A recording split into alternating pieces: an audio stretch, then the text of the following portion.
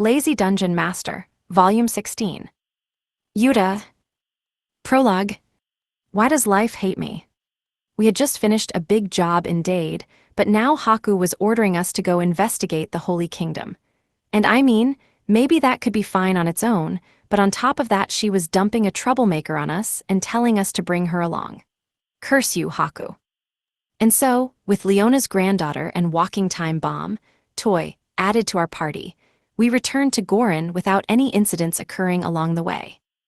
Okay, first up is figuring out how to deal with Toy, I said to myself, electing to gather all of the dungeon's higher-ups in my office to discuss matters. And that's how we ended up with this pain in the neck, I said. I am called Toy. It is a pleasure to meet you, everyone, Toy said with a bow of her head. If not for the meaningful smile she had inherited from Leona, she would have looked like Niku's identical twin. Especially since she was wearing the inn's uniform, a maid outfit, as well. If she had fallen silent with a blank expression, the only way to tell them apart would have been to look for a collar on their necks. Nice to meet you, I am Rei. Woo, you look just like Niku. Oh, I'm Narani. I am Kinu, Master Rokyuko. Where will she be staying? Once introductions were finished, we got right into discussing how to deal with her. Personally, I would be fine with staying in a tiny doghouse built beside the inn, Toy suggested. That is a brilliant idea, Master. A whipped dog like her is not fit to stay inside the house, Niku agreed.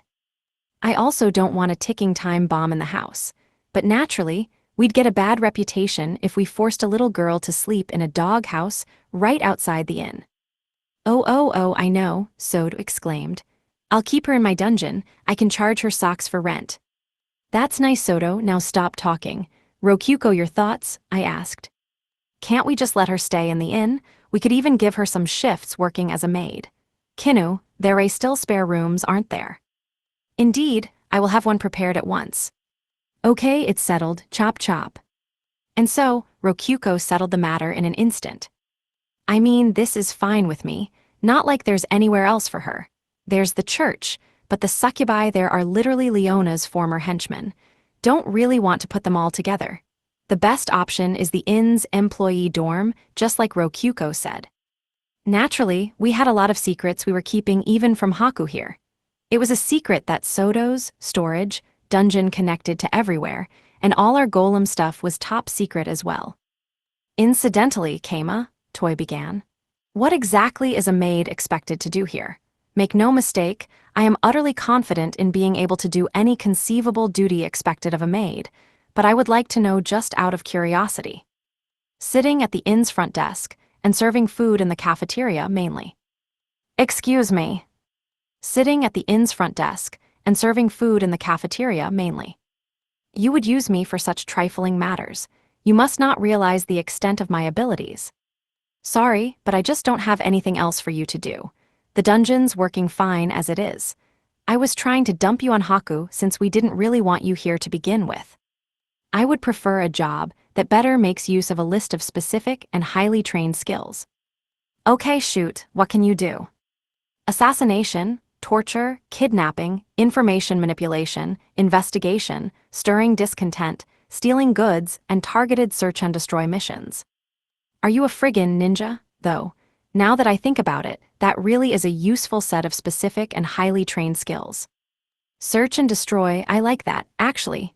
Keima, let's talk about Haku's mission too. It'll be easy since everyone's already here, no? Rokyuko asked. Master, was there another job from Haku? Rei asked. Unfortunately. Seems like we gotta find the plant making artificial dungeons in the Holy Kingdom and destroy it. It was hard to imagine a more annoying job. We'd need to leave our dungeon on its own again, and we risked dying there. Geez, just let me go home and sleep already. Lord Keima, should I be allowed to hear this? Toy asked. Well, Haku brought it up in front of you, so yeah. That was probably her signaling that we should use you to solve this in the first place. This kind of thing is your specialty, no? I see. In that case, I shall say my piece without hesitation. And so, we discussed the job Haku had given us with Toy present. Guess I'm gonna have to go again, huh? Fear not, Master. I shall protect the dungeon in your absence. Rei exclaimed, full of confidence, with Narane and Kinu nodding in support. Yeah, they handled things well when we were in Dade, so I'm sure the dungeon will be fine. No way, Ray, that's not it, girl. You really don't get master at all, like seriously. HRM, what do you mean, Ikika? Master just finished a big job, so he's gonna want to chill at home. Am I right? Ikika winked at me. Whoa, yeah, can you read minds or something, Ikika? Ahaha, course not. Let's just say I've got sharp eyes. I can read you like a book, master. You've got no secrets from me, teehee. Those were pretty sharp eyes. I had to kneel before Ikika's might. She really would be the perfect maid if not for her crippling gambling addiction. Couldn't we just have Toy go and handle it? Rokyuko asked. That is your specialty, right? Rokyuko, I mean. It is my specialty, but would you truly trust me to do it alone? No, absolutely not. And even if we did send Toy, it would be unthinkable to send her alone. She would need someone to keep an eye on her. It would be better for us to go than such a new recruit, Ray said. Just say the word, master. Nah, I mean, none of you three are exactly search and destroy specialists. Ray had 0 attack power, Kinu was a maid, and Narine was a researcher. Ikika was an average adventurer, and while Niku was strong, she wasn't exactly a search and destroy specialist. Rokyuko and Soto were out of the question. Ooh, in that case, why not summon a new monster and have them keep an eye on the newbie? Narine suggested. But this is a direct request from Lady Haku, no. I would be concerned about trusting it all to a new person. Narine's idea had seemed genius at first, but Kinu's concerns made sense. This was a job from Haku, and it would probably be too much for a newbie to handle alone. Even if their only job was to look after Toy, the only thing Toy would listen to was my own direct instructions. But just as I was thinking I would indeed have to go again, Toy suddenly raised her hand. I may have an idea that will neatly solve all of these problems. May I speak? Toy asked. All eyes gathered on her. All right, spit it out, we're listening. Very well. There's a way to leave your home base, this village, without truly leaving. I imagine that you and Lady Rokyuko in all your wisdom are aware of the method already, but have simply not noticed it can be used here. Leave without truly leaving, huh? Elaborate.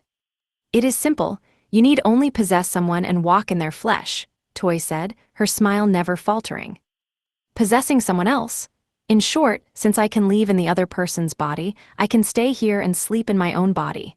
Do I have that right?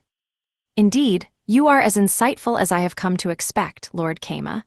It is ideal to erase the mind from a healthy body, as they will then provide no resistance. And subsequently, a Holy Kingdom native would be ideal for invading the Holy Kingdom, but do you have any candidates in mind? Why, indeed I did. There was an assassin sent from the Holy Kingdom, still chained up in the hidden jail at the bottom of our well. But there was no reason to tell Toy about that. I didn't want her to know any potential weak points of ours. No one perfect comes to mind. Should we search for a slave from the Holy Kingdom? I asked. Oh no, if you do not have one, we need merely pose as travelers. As you are a dungeon master, you can simply prepare a monster, then perform humanification.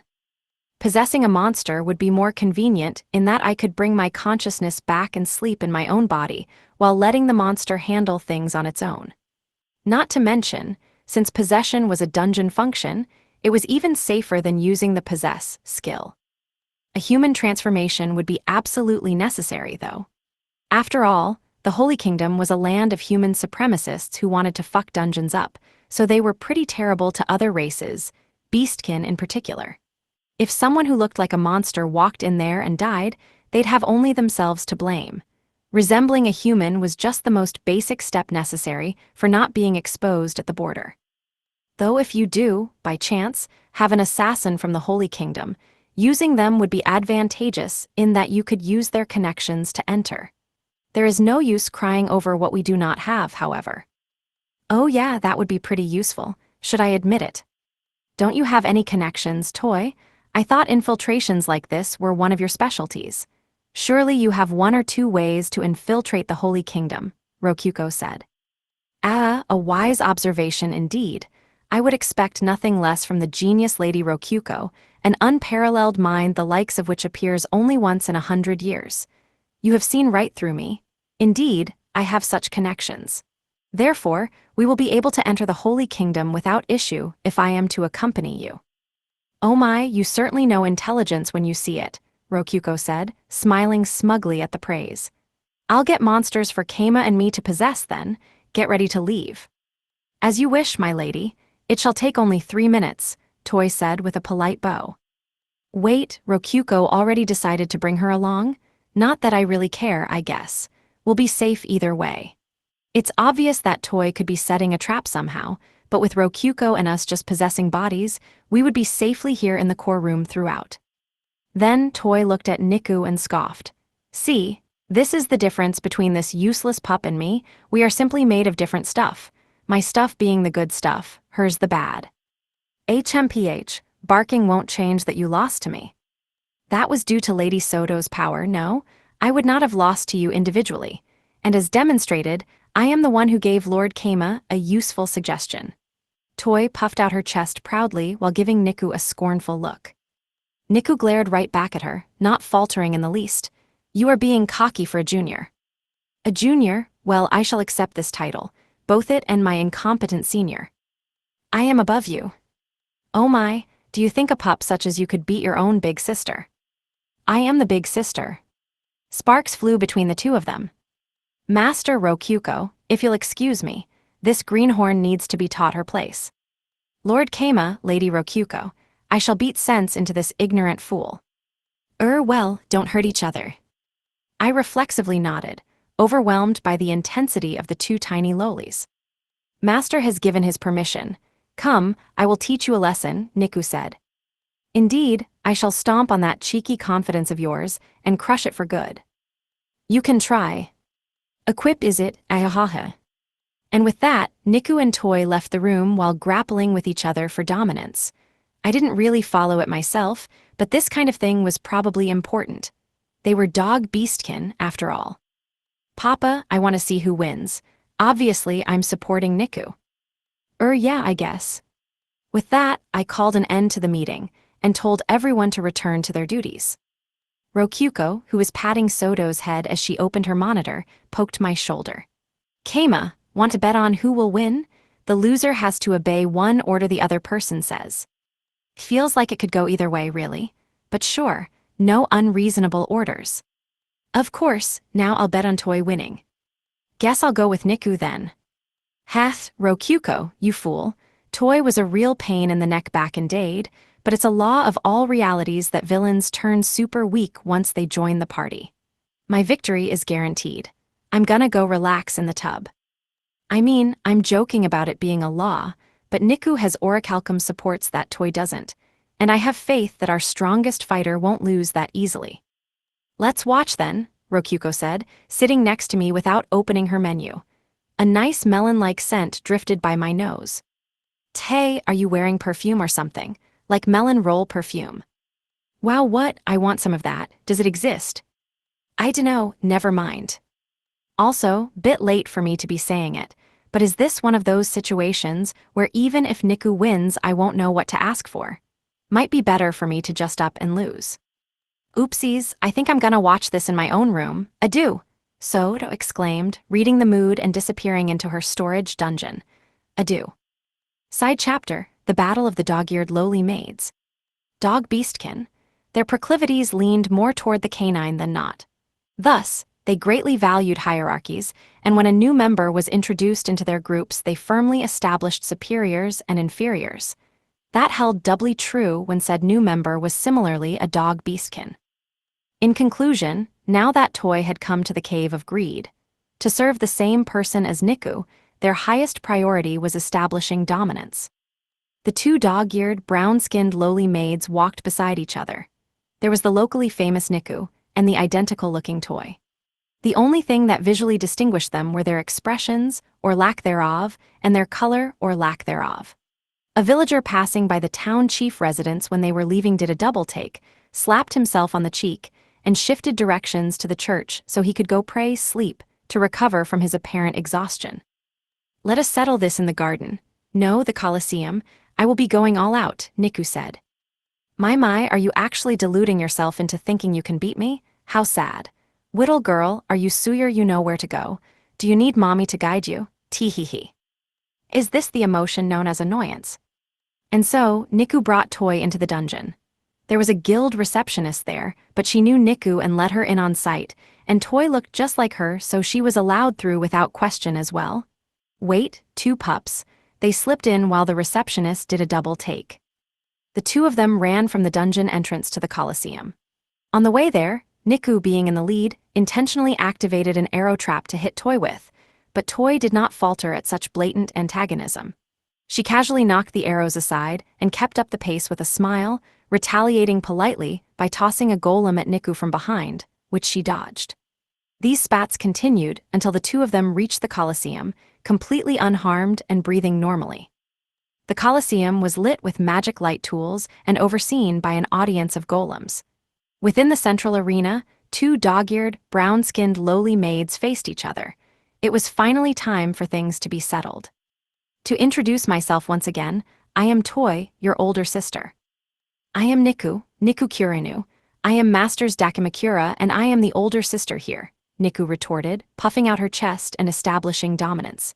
Incidentally, the hierarchy of power within the Cave of Greed began with Keima as far as Niku was concerned, and was followed by Rokyuko, then Soto.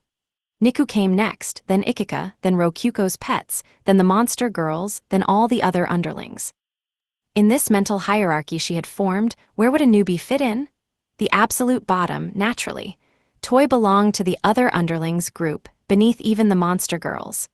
If she could crawl her way up through sheer grit and strength, then, well, Niku would permit her to join the monster girls. But at the start, she was at the bottom. That was just how things worked. At the very least, no way would Toy be above her. Dakimakura, my, what a noble duty. Perhaps I shall join you in this noble endeavor. Ahaha, there is nothing of failure like you can do that I cannot. In fact, I believe I shall get your master addicted to my body and make your life easier by replacing you entirely, Toy said, giggling with a hand on her mouth. Toy wished to join Keima's flock here, although Leona would forever be in a position of utmost authority within her hierarchy, and would not have complained about any position suitable for her strength. If he had assigned her to the monster girls, a fairly low but nonetheless administrative position, she would have been fine. However, all of that humility was scattered like dust in the wind before a failed experiment. Niku, being the dungeon's number 4 in authority. Toy, with all her skills, found being beneath a useless failure intolerable, even if it was on Leona's orders. Oh, but she had lost before? That did not count. It hadn't been a one-on-one duel. Toy considered herself highly competent after all she had done in Dade, and if one wished to contradict that, they only had the right after bringing a country to its knees as she had. Naturally, she would never recognize someone less skilled as her superior. She felt it was her right to either be given the rank of number 3 in the dungeon or alternatively knock the failed experiment down to the bottom so that she would be on top. Incidentally, pup, just to be sure, how far may I beat you? I feel hesitant to completely eradicate Lord Keima's Dakimakura without his permission. Let us not go so far that we trouble Master. That is fine with me, he did say not to harm each other. Niku took 2 wooden training knives out of her storage. Toy, in contrast, took out a wooden club from her storage. It was large and octagonal, just thick enough to be gripped with 2 hands. Oh, you won't be using a knife? Niku asked.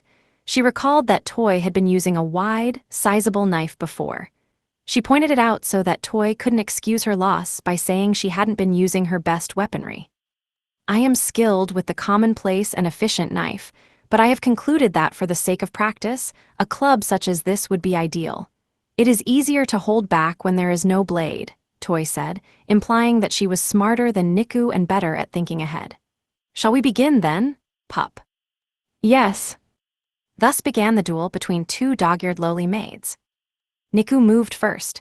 She dashed into Toy's melee range and swung both her knives in an X, but Toy dodged it by slamming her club into the ground and jumping over her. She launched her foot down to stomp on Niku's head, but Niku rolled and kicked her own feet up to block it. They both stepped on each other's feet, and Toy jumped with her club to make some distance. Ahaha, now the clothes you so gratefully received from Master are dirty. Do you not feel ashamed? I can just use purification. It's not a problem.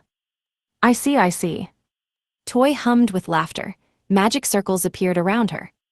Black black black black black black black black black black black black square, fireball. NN. Niku dodged the incoming fireballs by rolling to the side. Naturally, she didn't want her clothes to actually burn up. Mai, if you don't want your clothes to get burned, why not just take them off? Don't be dumb, I just have to not get hit. I see, you're a big strong girl, aren't you? Teehee. Toy snapped her fingers. This time the fireballs appeared and launched themselves without any chant. NGH. Goodness, that was a simple double chant with a delayed chant, the oldest trick in any mage's book. But I suppose Lady Soto defeated me before I could use any magic back then. Lady Soto, that is, Toy repeated, emphasizing that she had only lost to Soto while Niku deflected the fireballs with her wooden blade.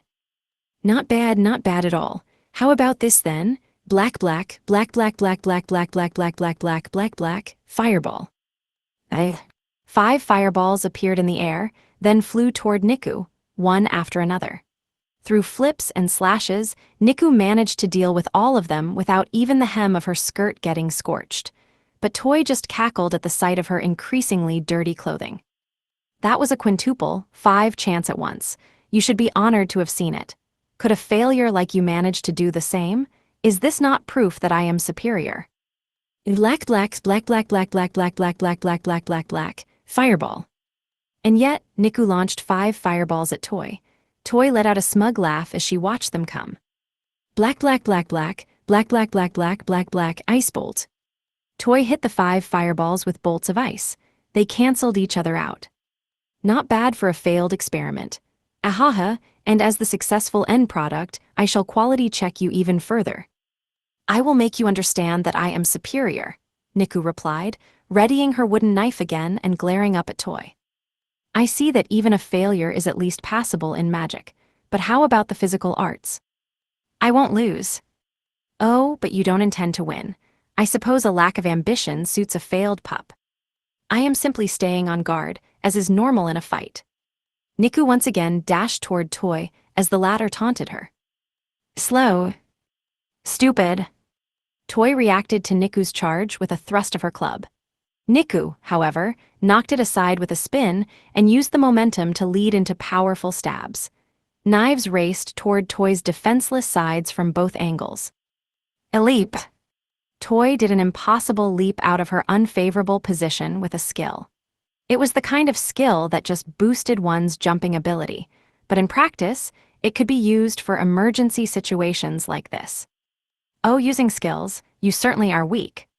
Hugh, why not use things so convenient? Ignoring tools is the act of a fool. Oh, but I suppose you are a fool, Toy said with a scoff. Niku looked at her with cold eyes. However, both of them were actually searching for openings in the other's stance. Black black black black black black black black, black black black black black, black black black black black black black, cursed lance. Black black black black black black black black black black black black black black, fireball. Niku knocked down the multiple pitch-black lances Toy created with 5 fireballs. The spells collided and exploded. Aha, wait, is that the only spell you can use? I suppose as a failure, you don't have many cards in your deck. I am just keeping my cards hidden. Why should I show them to you? Fair point. However, I need to display my cards to Lord Kama and indicate the full extent of my usefulness, so I will continue using them. Black square, black square, black black black black black, black black black black, cursed pillar. The ground split, and a pillar as thick as an adult man shot into the air.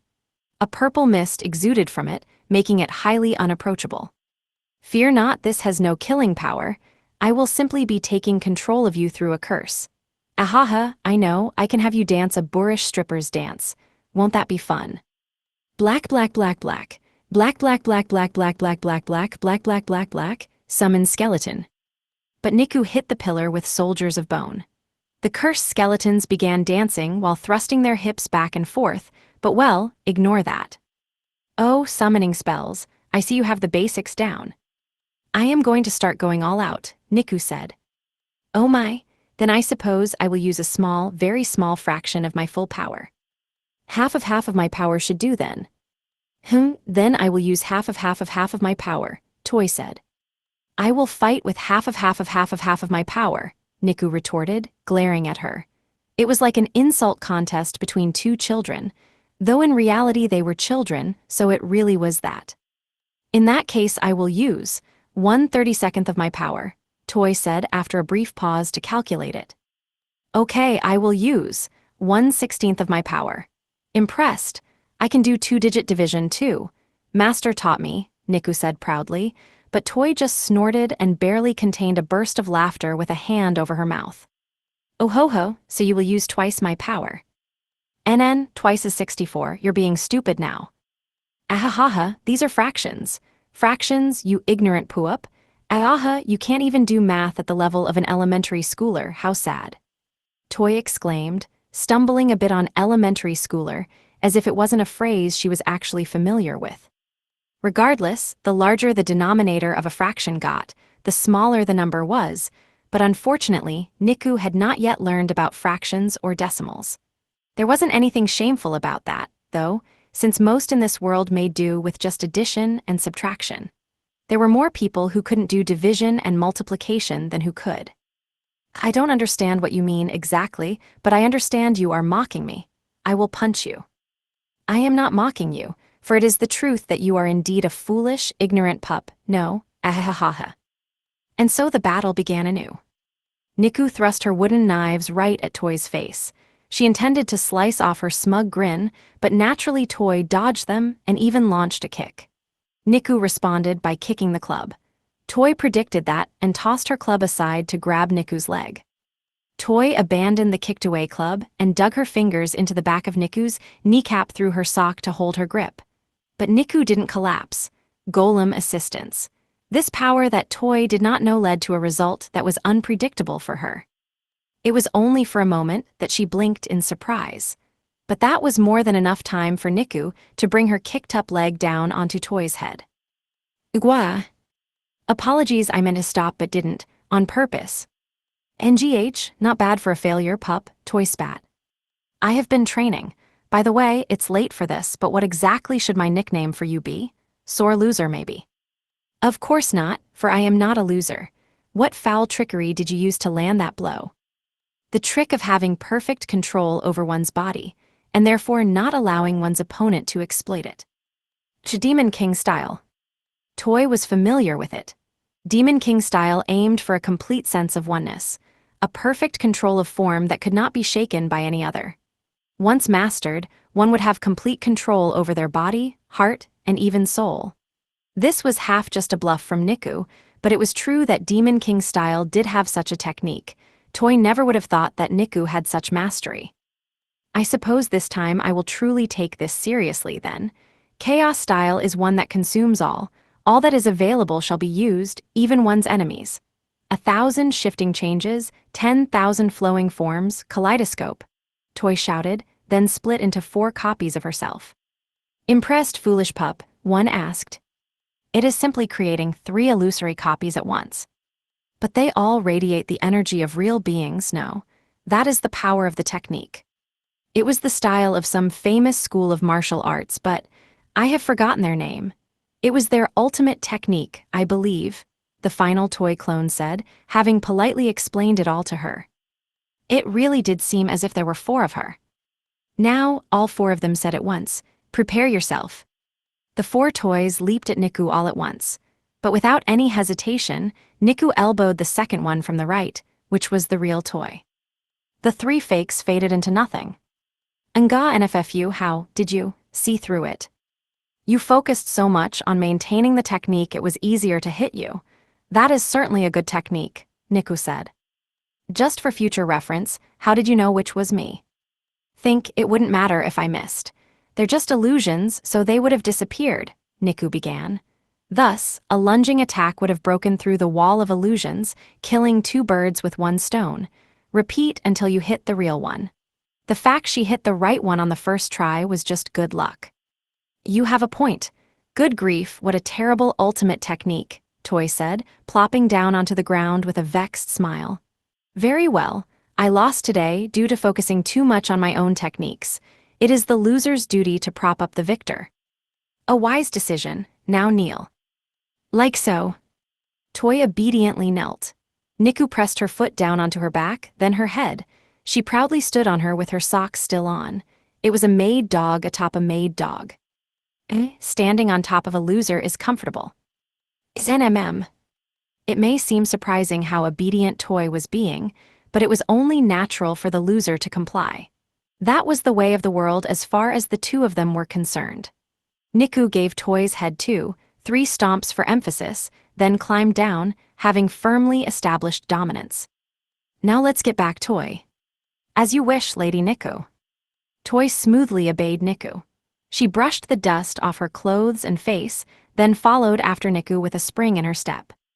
Thus concluded the battle for dominance, with Toy ending up beneath Niku. Chapter 1. I watched the dog lolis have their catfight on the monitor, which included Niku's victory. But when did Niku learn the chant for my quintuple, fireball spell? I really didn't think she could just blast it out like that now. Oh, I remember her borrowing one of those sound recording golems from Narine, Rokuko said. Ah, those things I gave Narine as a reward. She's lending them out.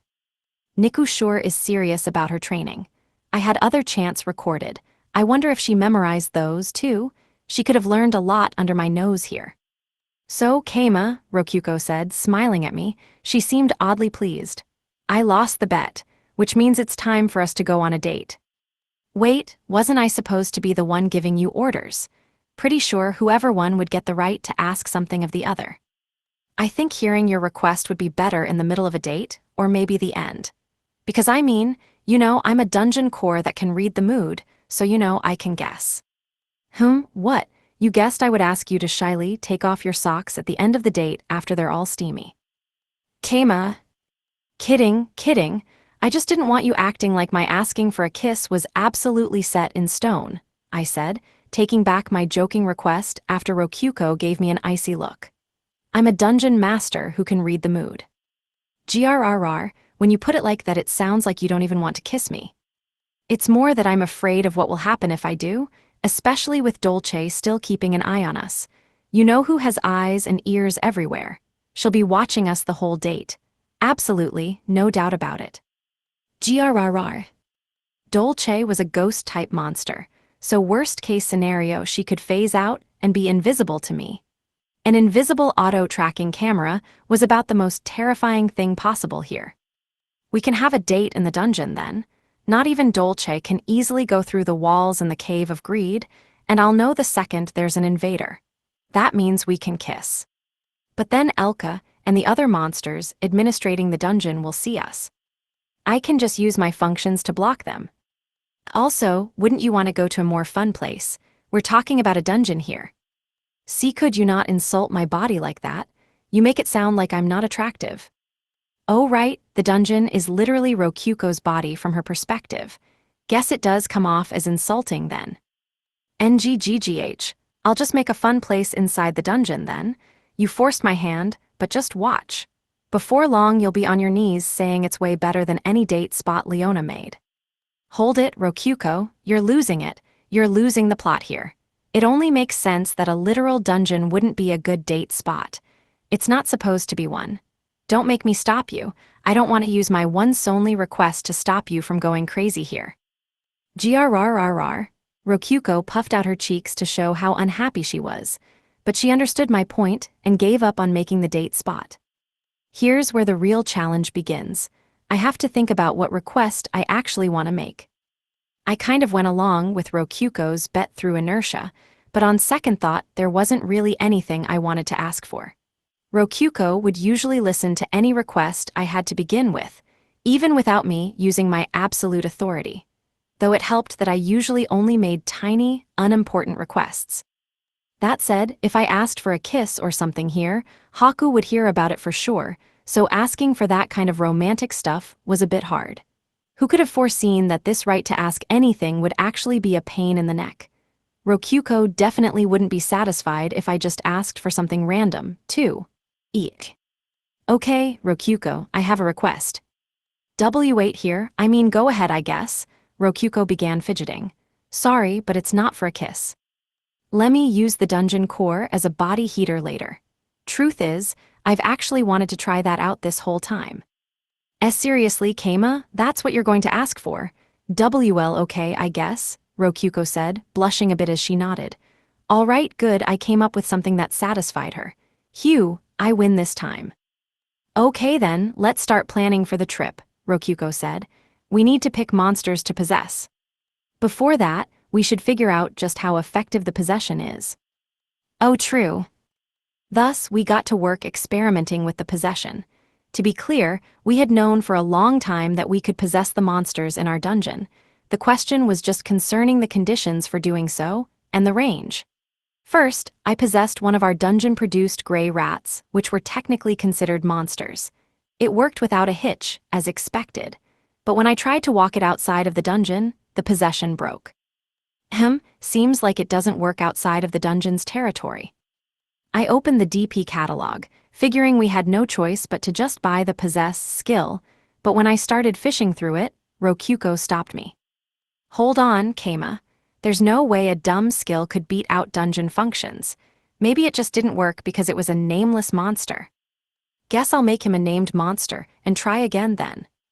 I named the rat Hectaro, then tried again and successfully possessed him outside of the dungeon territory. It seemed that Rokyuko was right. To possess a monster outside of the dungeon, we had to name them. I'm a dungeon after all. It only makes sense I would know this. Well, yeah, I suppose. We didn't know how far the range went, though, and if it didn't reach all the way to the Holy Kingdom, I ran the risk of having to go there myself. The worst-case scenario, we had Sodo's, storage, dungeon to use as a shortcut. And then I realized that it was possible that Leona could possess any of the Bedis church succubi at any moment. They were all named. Sister Suilla, the apprentice Mikaru, etc. The others naturally were not working as nameless nuns. Haku's keeping an eye on the succubi too, so it should be fine, probably, Rokyuko said. Yeah, for sure. No way would Haku overlook it. Not to mention, Haku currently has Leona in prison, so keeping the status quo would probably be for the best. I elected to investigate this further later, and focused instead on getting monsters with human forms for Rokyuko and I to possess. Given that the Holy Kingdom was home to human supremacists, it would be best to find a monster that looked human even if their human transformation wore off. The cost of the humanification skill would shrink the closer they were to human. I had seen that it would cost 500,000 DP for Feni the Phoenix to get humanification, while it would only cost 10,000 for Narine since she was basically human already. So, with that in mind, let's dump 300,000 DP on each, Rokyuko said. Are you including the humanification cost in that? We had the DP payment Haku gave us for the Dade job, and with our savings, using that much didn't seem too extravagant. Considering they would serve as bodies for Rokyuko and I, dumping a lot of DP just seemed logical. Rokyuko and I opened the catalog and began looking for candidates. I think a bunny-eared Keima would be nice here, Rokyuko said. Like a war rabbit or something. A Kate Sith looks good too. You would look so cute with cat ears, Keima. So cute. Sure, but we're going for humans here, all right? We want them to look as human-like as possible.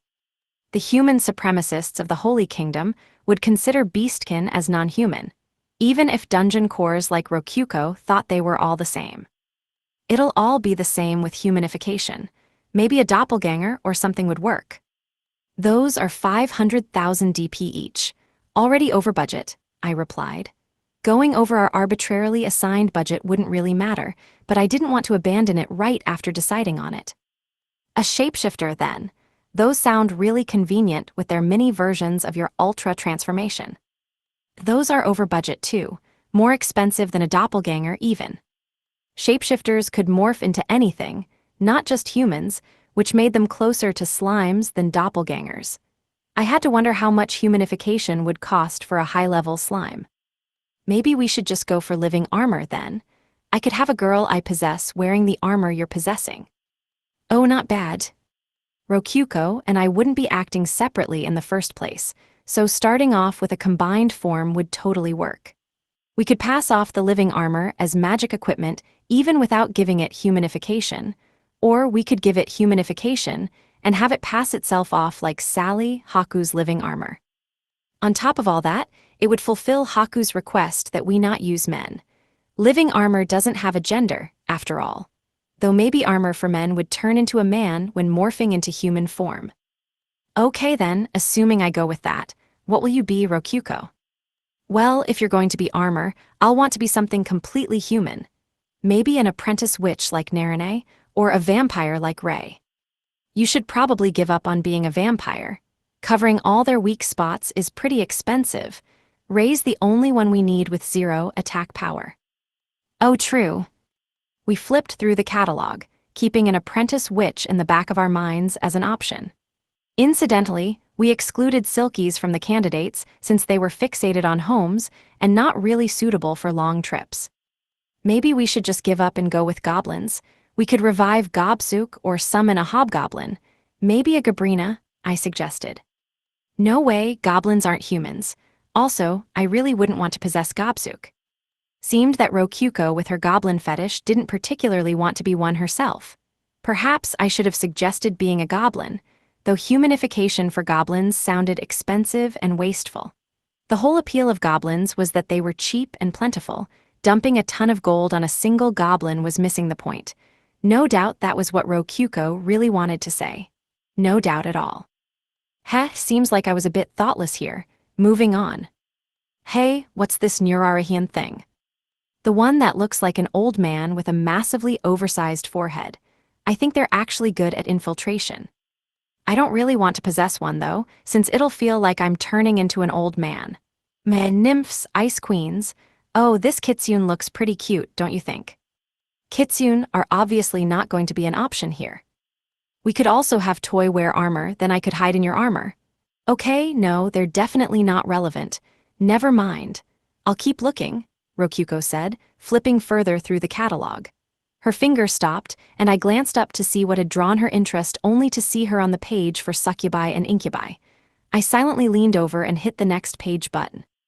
From there, Rokyuko kept hunting and eventually found something that amused her. Suo, the Holy Kingdom, is the home of the Church of Light, right? How about an angel then? She suggested. An angel, that's an option. Seems so. Look, Rokyuko said, showing me the page she had up.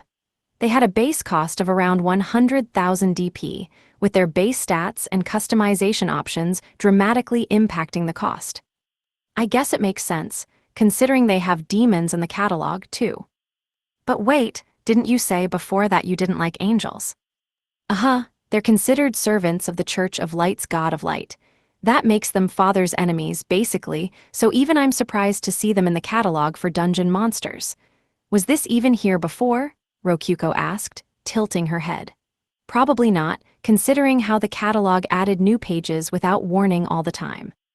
Putting that aside, an angel seemed perfect here.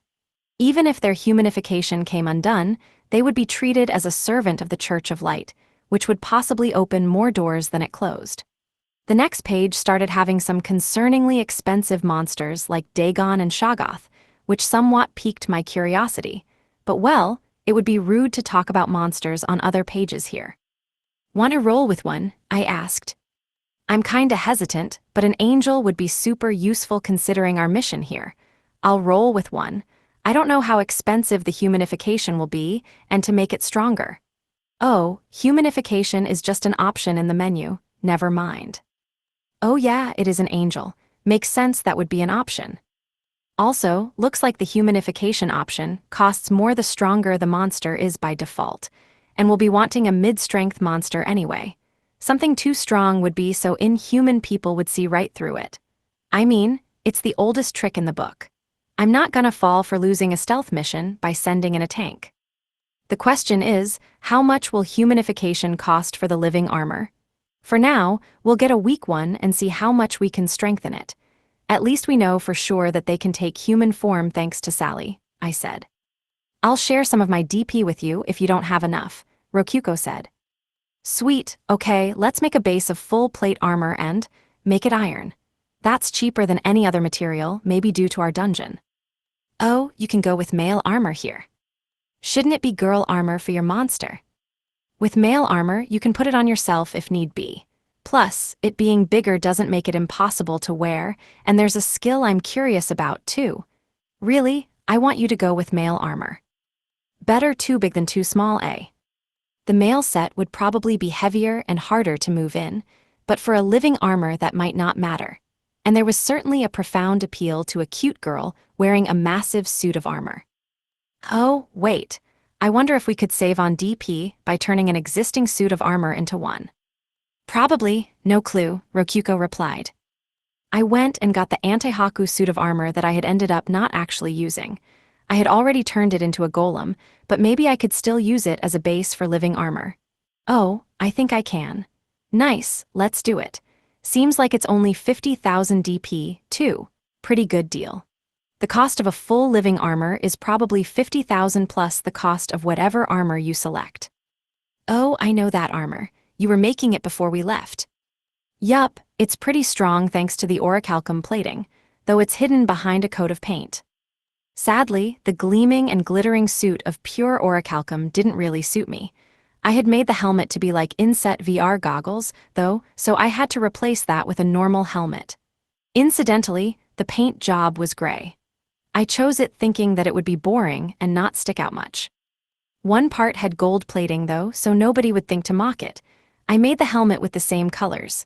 Splash, splash, dry, create golem, and done. I set aside Rokuko, who was deep in thought beside me trying to figure out how to distribute the rest of her 300,000 DP, and turned the armor set into living armor. The armor had been my size to begin with, so possessing it would probably be the most natural thing in the world. The now living pieces of armor formed together in front of me, then knelt with the sound of clinking metal.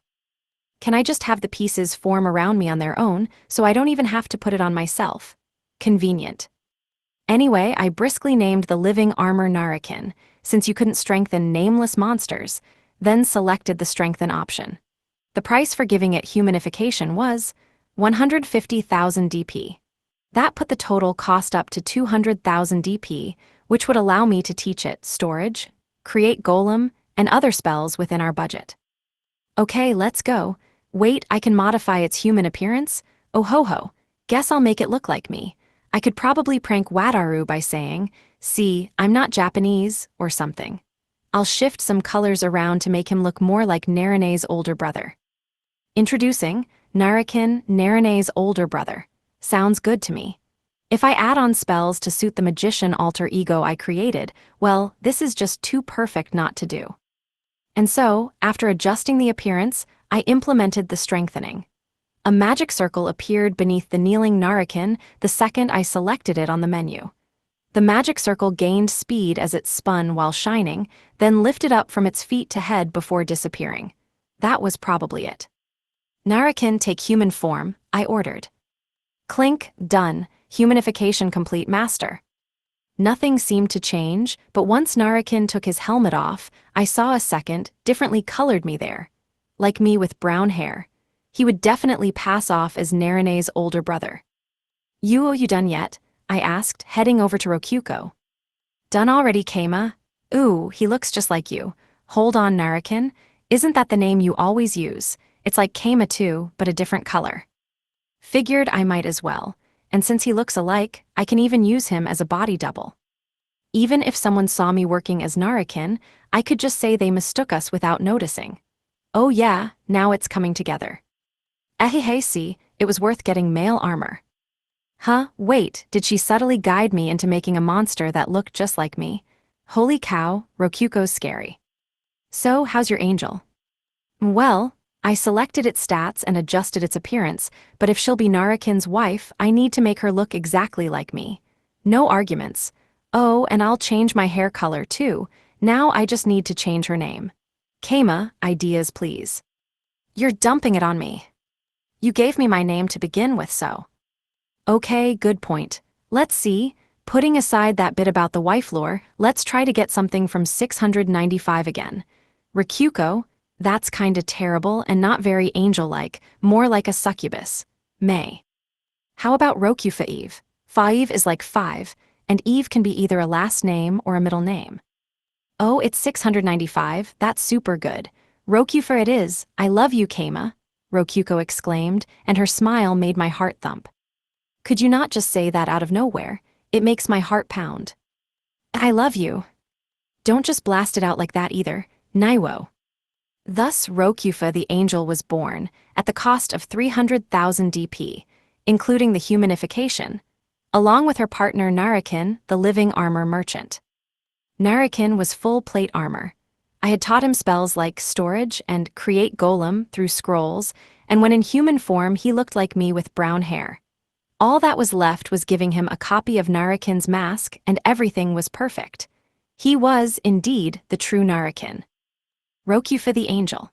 She looked like Rokuko with blue hair and had faintly glowing rings alongside her angel halo. She was floating slightly above the ground, as if ignoring gravity. Her wings, too, were floating slightly behind her back rather than growing directly out of her back. Seemed like there was no need to open holes in the back of her clothes or armor. Both the wings and the halo disappeared when she went into human form. By the way, Rokuko, did you fiddle with anything? Tenno, everything is one-to-one with me. You fiddled with the settings, didn't you? Rokuko fell silent.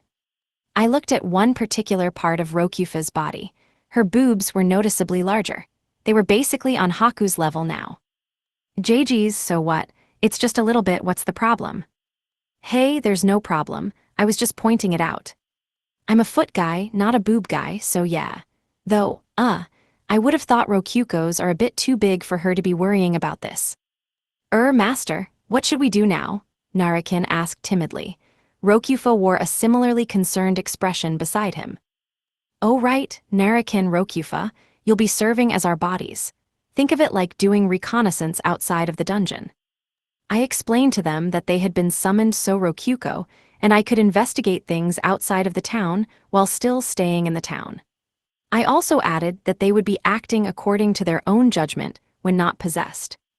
Yes, sir, our bodies are yours to command as you will, Narakin said. Understood, Master. Mayor and Rokuko's will be done, Rokufa said. Oh, by the way, you two are married in your cover story, or rather, you're actually married. Got it, Rokuko said. Rokuko, I began, but Narakin and Rokufa just gave diligent nods. Well, if they were fine, I was fine. Is it fine, though? Like really, are you sure? Okay. We went right ahead and tried possessing them. We selected our respective monsters from our menu and possessed them while they were in human form. Oh, it worked, Rokufa, how's it for you?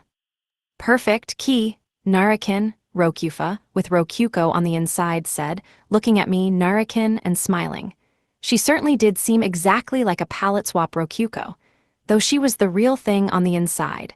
Incidentally, our real bodies were resting in futons. Yep, it sure looks like we're just sleeping normally. Still, this is pretty impressive. It feels like this is actually me, I said. I saw everyone controlling the rabbits in the rabbit dungeon, but, wow, it's really like this is my own body. It helps that the body is basically the same size as yours. Apparently it feels a lot different if you're not the same size at all, Rokuko said, canceling the transformation and spreading out her wings. Wow, this is amazing. I've never felt this feeling before. Also, I'm levitating. What the heck? This is so fun. Oh, let me try, I said, canceling Narakin's human transformation. And, basically nothing exchanged except my vision. Apparently this was how it felt to see without your eyes. Living armor didn't have eyes, after all. And I didn't have a mouth to chant either, but I didn't chant in the first place. I shot out an experimental fireball by focusing my mind on the phrase fireball, and out came a ball of fire. It seemed using magic would be simple. As for storage, it wasn't my storage. There wasn't anything in it, and it didn't connect to Soto's storage dungeon. It was completely, absolutely normal storage. But I couldn't talk in this form, so I went back into human form, after trying to talk once, just to see what would happen. Clink, clink, clink, clink. Keima, that's extremely annoying. Yeah, figures. Guess I'll try using telepathy then, like what I used to talk to Kasaki and Siesta.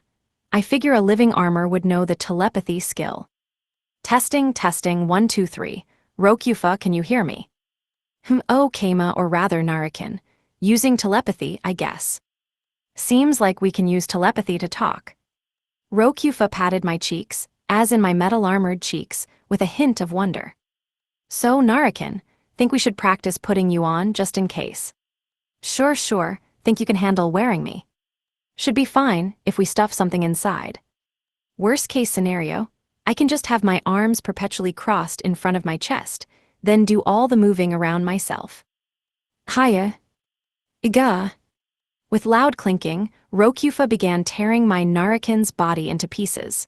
It didn't hurt, but I could feel myself falling apart. Whoa, wooa. Feels like I've been pinched and I'm stretching out into infinity. There's this bizarre, otherworldly itchy feeling. Yep, never felt like this in my life. Rokufa stuck her hands beneath my arms and hefted me up. Now that I looked at it, those gauntlets sure did go up to my shoulders. Ah, you're lighter than I thought. Can you move even with this many of your parts taken off? Seems like I can, yeah. Oh, neat. One of my detached hands wiggled around. Rokufa smacked it around and rubbed it all over, but if she was going to put it on, I would have liked her to hurry it up. That tickled. Combine, this feels kinda nice and chilly. It's extremely hot for me. She only had the one arm on, but it was as loose on her as expected. Maybe I should have gone with a female set of armor after all. My body's kinda shaking. Wah. My arm rapidly shrunk like a wool sweater carelessly thrown into the washer. It continued until my gauntlet perfectly fit Rokufa's arm. The law of conservation of mass had apparently taken the day off work. What the hell? Oh, looks like it worked out, Rokufa said. Rokufa, did you do that? The armor just randomly shrunk on its own. That's probably my angel skill, full body equipment aptitude. I thought we would have good compatibility since you're a full body suit of armor, but I didn't think it would do this much.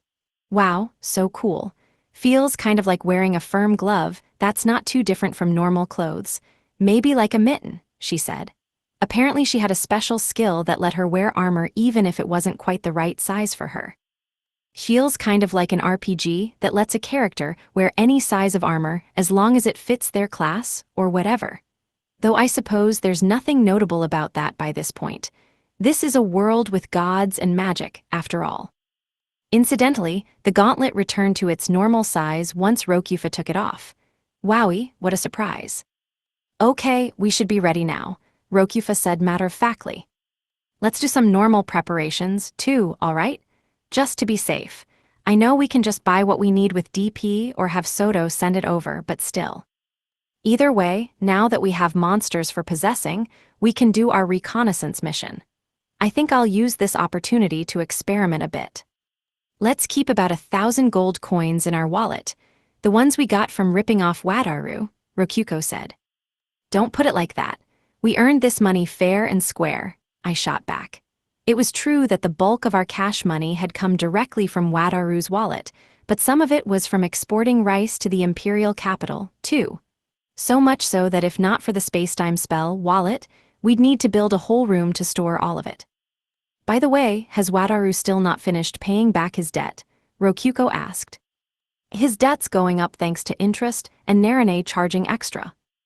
I had promised at the time not to charge interest on the debt I tricked Wataru into, but when I saw Narine pushing a contract into his hands saying, "But I never said I wouldn't charge you interest," I thought she looked less like an apprentice witch and more like a demon. Though perhaps witches were associated with evil acts regardless. I'm impressed he bothers to pay, Rokuko said. Let's just consider it his betrothal gift once he finally manages to seduce Narine, I said. But wait, isn't that usually something brides pay grooms or something? Never mind. It would be best to send Haku word of our plans, since this was in reality a job we were doing for her. Thus, I went to speak to Dolce, who was currently on duty standing at watch in Gorin.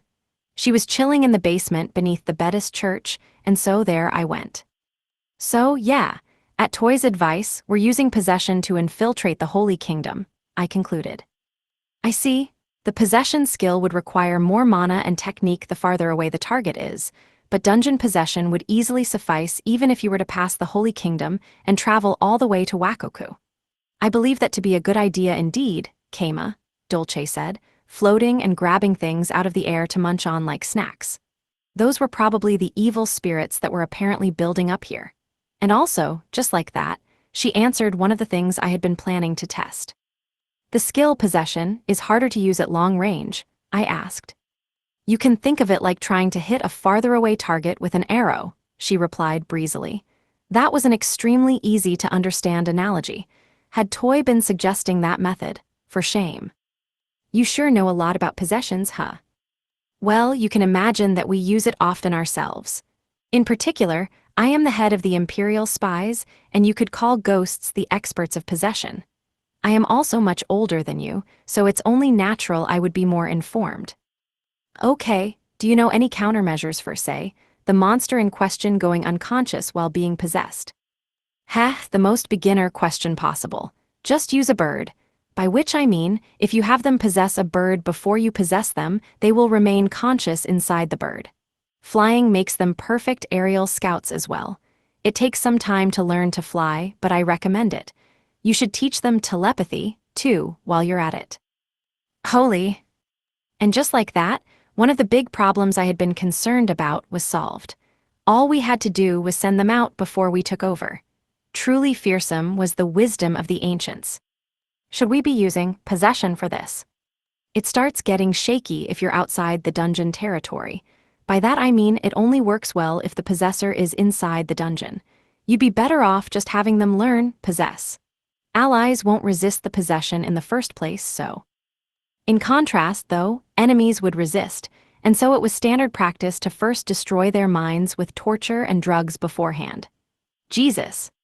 Also, you want to minimize how much time you spend watching the monsters through your monitor once they leave. It drains a surprising amount of DP, Dolce added. Wait, it uses DP. Yes, it will drain a lot once they're far enough away from the dungeon, so be careful. Exchanging information should generally be done wherever you're possessing them. It seemed there had once been an incident where she had accidentally drained all the DP given to her and ended up in tears. I had no idea that was even a thing. Thanks for all the help, Dolce. No problem. This is a job from Haku. It only makes sense I'd help. Oh, yeah. Since we're doing a job for Haku right now, we may as well be Dolce's coworkers. Though I'm not about to call myself the fifth of the 4 heavenly kings. Do you think our enemy will be on guard against possessions? I asked. They'll probably be on guard against spies they sent having their minds wiped and then sent back while possessed. But in general, there's no point trying to be cautious about possessions, so no. They won't have much in the way of anti-possession defenses. Oh, well, okay. The fact of the matter was, an outsider sent to be a spy would be a spy regardless of whether they were in the process of being possessed or not. The most effective method would simply be looking for spies in the first place. Also, I'll send word for Narakin to be awarded the title of Baron. Commoners and nobles are treated very differently in the Holy Kingdom. We can call him your younger brother, with you granting him some of your peerage. Will Narakin Gorin do as a name? Oh yeah, thanks. Rokyuko will be accompanying you now. It should not be surprising that I would offer my assistance. Narakin's background lore just got Baron tacked onto Haku's associate, and a magician skilled in construction magic. Baron Narakin? Yeah, alright, that's a pretty awful name. What with Narakin being a shogi thing where a piece gets upgraded to a stronger piece, which over time became a reference to people suspiciously and suddenly coming into wealth, this Baron thing just turned his name into an awful pun. I suppose I was asking for it when I chose to name him that. Feel free to ask if you need assistance with anything else, by the way, Dolce added. Wait, really? Of course. I can even arrange up to 1,000 golds for you, under the name of business costs. This is a bit too convenient. She's basically throwing herself at me and trying to do every possible thing she can. I mean, it was Haku who gave us this job, so it's not unthinkable that she would help, but up until now she's always avoided work and made it clear all this was just being forced on her. Something's going on here. All I can say is, this job is just that hard, Dolce said. We've been looking into them too, so be sure to tell us if you learn anything. Don't try to keep all the credit to yourself, okay? Okay, I get it now. Right, absolutely. I'd want you to take the credit even. What? It's as simple as the fact she knows the job's hard. It all makes sense now. Oh, by the way, Dolce began, taking out a collar. It was a slave collar, like the ones Niku and Ikika wore. You'll be bringing that dog with you to the Holy Kingdom, right? She'll stick out less as a slave, so go ahead and put this on her. Actually, Haku gave me this specifically to give to the dog, but I forgot. Don't tell on me, okay? Teehee. That seemed like the kind of thing one should really not just be carelessly forgetting, but either way I accepted the gift. If not for this, I would have forgotten about collars entirely and just brought toy normally. Gotta get it on her fast.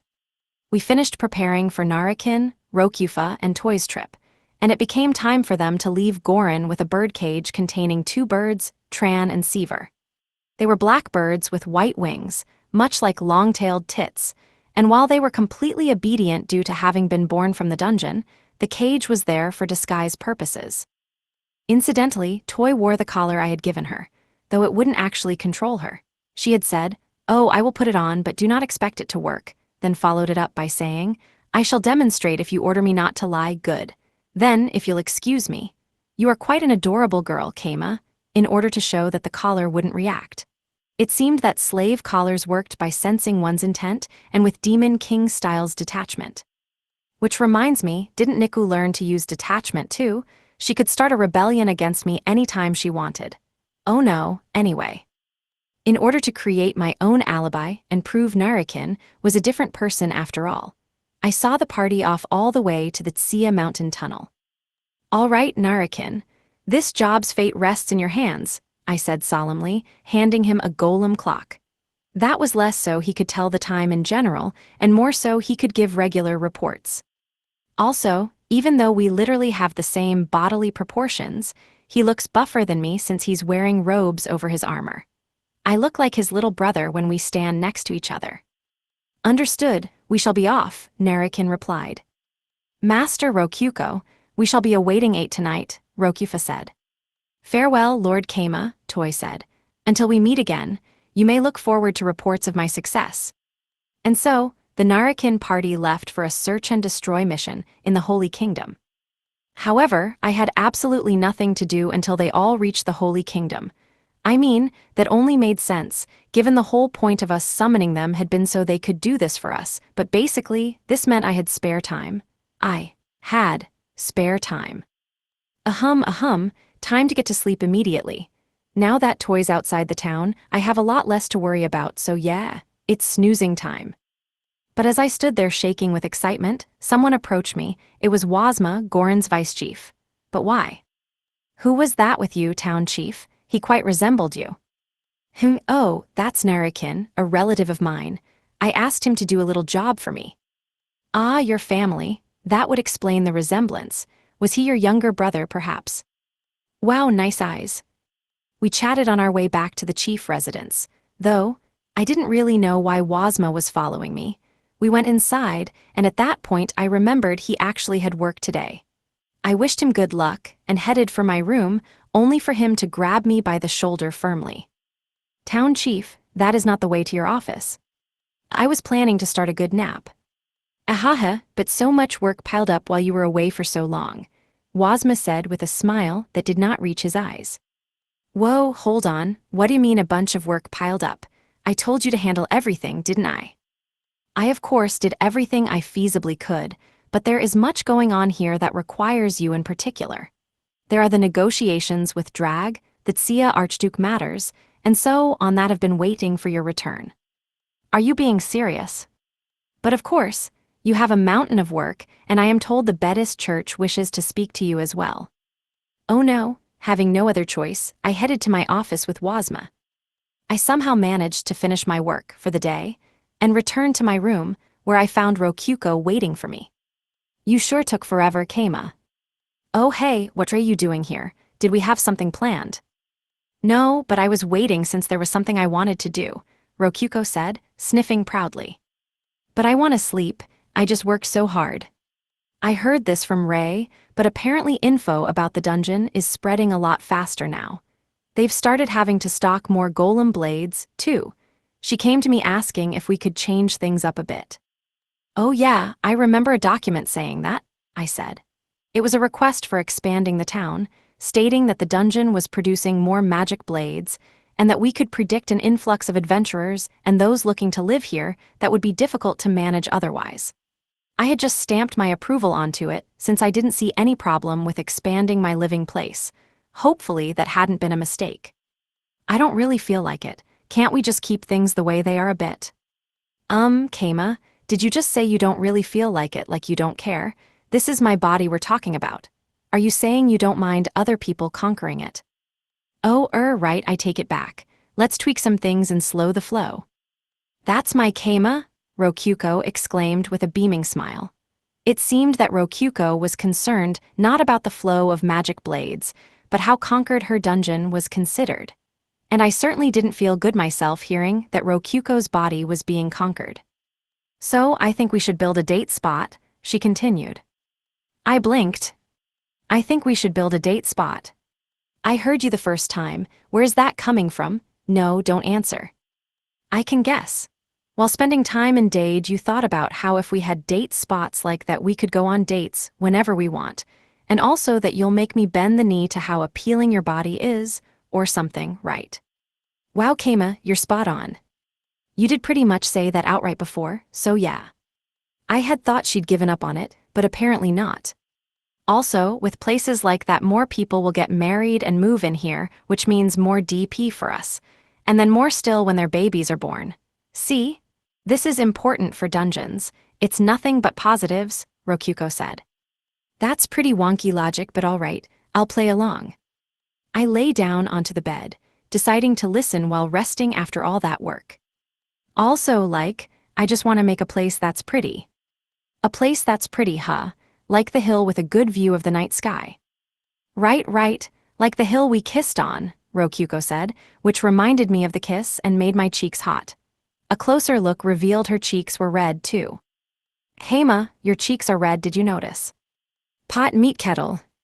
We were both in the same predicament, so we cordially elected not to discuss it further.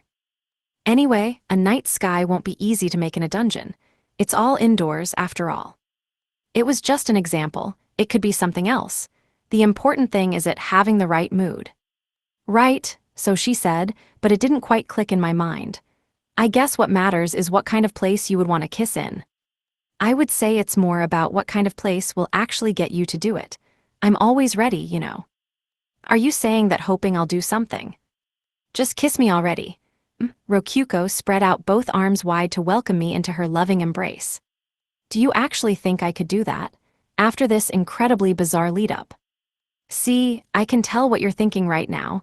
I want something to give you that final push. It's settled, we need a place inside the dungeon Dolce can't see. Maybe I should go with a room with walls that close in to actually push us together. A final push is supposed to be metaphorical. Do you want to make a Kama sandwich? That said, I understood what Rokyuko was getting at. In short, she wanted a moody place that we could be alone in together that would motivate me to kiss her. Maybe a planetarium? Nah, we wouldn't need to go to the dungeon for that. Goron's a country town, and the stars are beautiful at night. Also, don't you think the mood would be improved with some deadly traps around? I think that would be called the suspension bridge effect. I'd be more focused on survival than kissing. Though, well, using some traps to stave off adventurers and keep the place pretty might be an option. Right, that's what I'm talking about, Rokyuko exclaimed, smacking my back while grinning. All right, I'll think about it. To be safe, though, I would fulfill the actually important objective, too. That being to lessen the flow of magic blades. Kama, it's almost ayite, came the call. Whoa, so it is. Can't believe it's so late already. It ended up time for the daily report while I was fiddling around with things. That wasn't a problem, though. I would take my time with this construction. It wasn't anything urgent to begin with. Today we were both getting the report and double-checking the process for possessing Narakin and Rokyufa. Rokyuko and I moved to the safety of the master room, then contacted Narakin's group. The two monsters weren't on our map. Normally that would mean they were out of our purview, but since they had names, we could contact and possess them through the named list. First, I displayed Narakin's vision on the monitor. Seemed like they were in an in-room. Rokyufa and Toy were there, too. It took a second to realize, but he was actually looking at the pocket watch I had given him and was probably waiting for me to contact him at any second. I promptly did just that. Testing, testing, we'll be performing the possession 30 seconds from now. Nod if you understand and prepare as discussed, I said. Narakin's vision bobbed as he nodded. He then briskly got into bed and shut his eyes. 30 seconds later, Rokyuko and I performed the possessions, while similarly resting in futons within the master room. The next time I opened my eyes, I was in an unfamiliar room lit by a fishy-smelling lamp. Narakin was on a hard bed, so I could guess we were in a Pavella inn. Beside me was Rokyufa, sitting in a chair beside the bed. She was blinking rapidly. Whoa, seems like it worked, I said. Hooray, Ki. Narakin, Rokyuko said, having successfully possessed Rokyufa as well. She was basically just Rokyuko with blue hair on the outside, so when she was Rokyuko on the inside too, it was fair to say she was just outright Rokyuko, with two big exceptions. Welcome, my lord and lady. I am glad to see the possession was a success, Toy said, wearing a maid uniform and a suspicious-as-hell smile as she stood near the door. Toy, what's with the clothes? I asked. Toy's maid outfit was one more commonly seen in this world, a simple arrangement of clothes with few frills or decoration. When she left, she had been wearing simple travel gear, however. I purchased these here in Pavella. It was more convenient for me to serve as a bodyguard and servant. I can change if this displeases you, however. Nah, it's fine, unless it sticks out. Also, why are you calling us lord and lady like that? I have elected to drop your names so that I do not mistake them. And is the story not that they are married? In which case, it is only logical that as a maid I would call you such. I see, that's true, I replied. That would mean less incidents like her calling me Lord Narakin and me not responding, which would be suspicious. Lord and lady? Ahaha, I'm his wife. Yes, go with that, Toy. You'll go with it too, right, Kama? Oops, I shouldn't call you by your name, right? As your wife, it wouldn't be wrong for me to call you dear or darling, right? Rokyuko asked with a tilt of her head. I guess. I knew you'd understand, darling. In which case, well, I'll be calling you darling while on this mission. What will you call me? Rokyuko asked with a grin. It was a grin that made it clear that it was Rokyuko on the inside, blue hair or not. Here we go. You want me to call you my wife, huh? All right then, you asked for I. My thoughts were interrupted by Toy tapping my shoulder. Incidentally, my lord, Lord Narakin addressed Lady Rokyufa as my beloved wife when speaking to the locals. That's gotta be a lie, some kind of joke.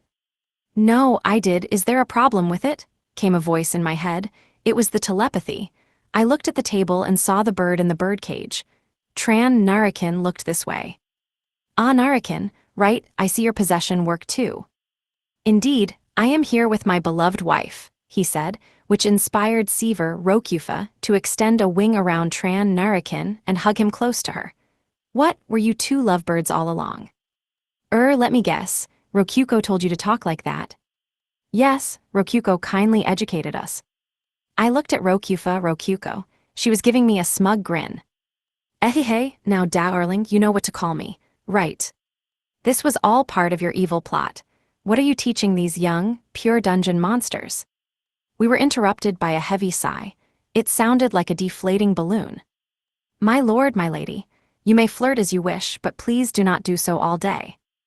Right, anyway, we'll be doing possessions like this from now on too. Keep up the good work. Understood, Toy and the birds nodded. Now darling, out with it, my beloved wife. Can we at least cut out the beloved part? It's honestly just, kind of embarrassing. Fine, but you owe me a favor. Why do I owe Rokyuko a favor for this? Why? After that, we performed some more detailed checks, and then ended the possessions. Going on a trip in someone else's body is surprisingly fun, Rokyuko said, stretching atop her futon in the master room. The fairies we had summoned to manage the dungeon, Elka's split copies, brought us cups of water, which I chugged in one go. Phew. We should make some space in the master room just for the futons. Maybe set up some folding screens. It's a bit too spacious in here for me to really relax, I said. Oh, I guess we can, since we'll only be sleeping here for the possessions anyway. Or how about we make a room that only you and I can enter? Wait. Oh, Rokyuko's eyes suddenly widened. It seemed her own words had made her realize something important. Keima, that's it. This is exactly where Haku can't see us no matter what. I mean, it's inside me, so even Dolce and the others can't spy on us like you were worried about. Well, I guess that's true. On top of that, if we tell them we're here so we can do the possession in perfect safety, we can even have an alibi for hiding away in here. In fact, right at this very moment, we're alone together in a place where Haku absolutely can't see us. What do you think about that, Keima? Rokyuko exclaimed, shooting up close to me such that her face was right in front of mine. It's true.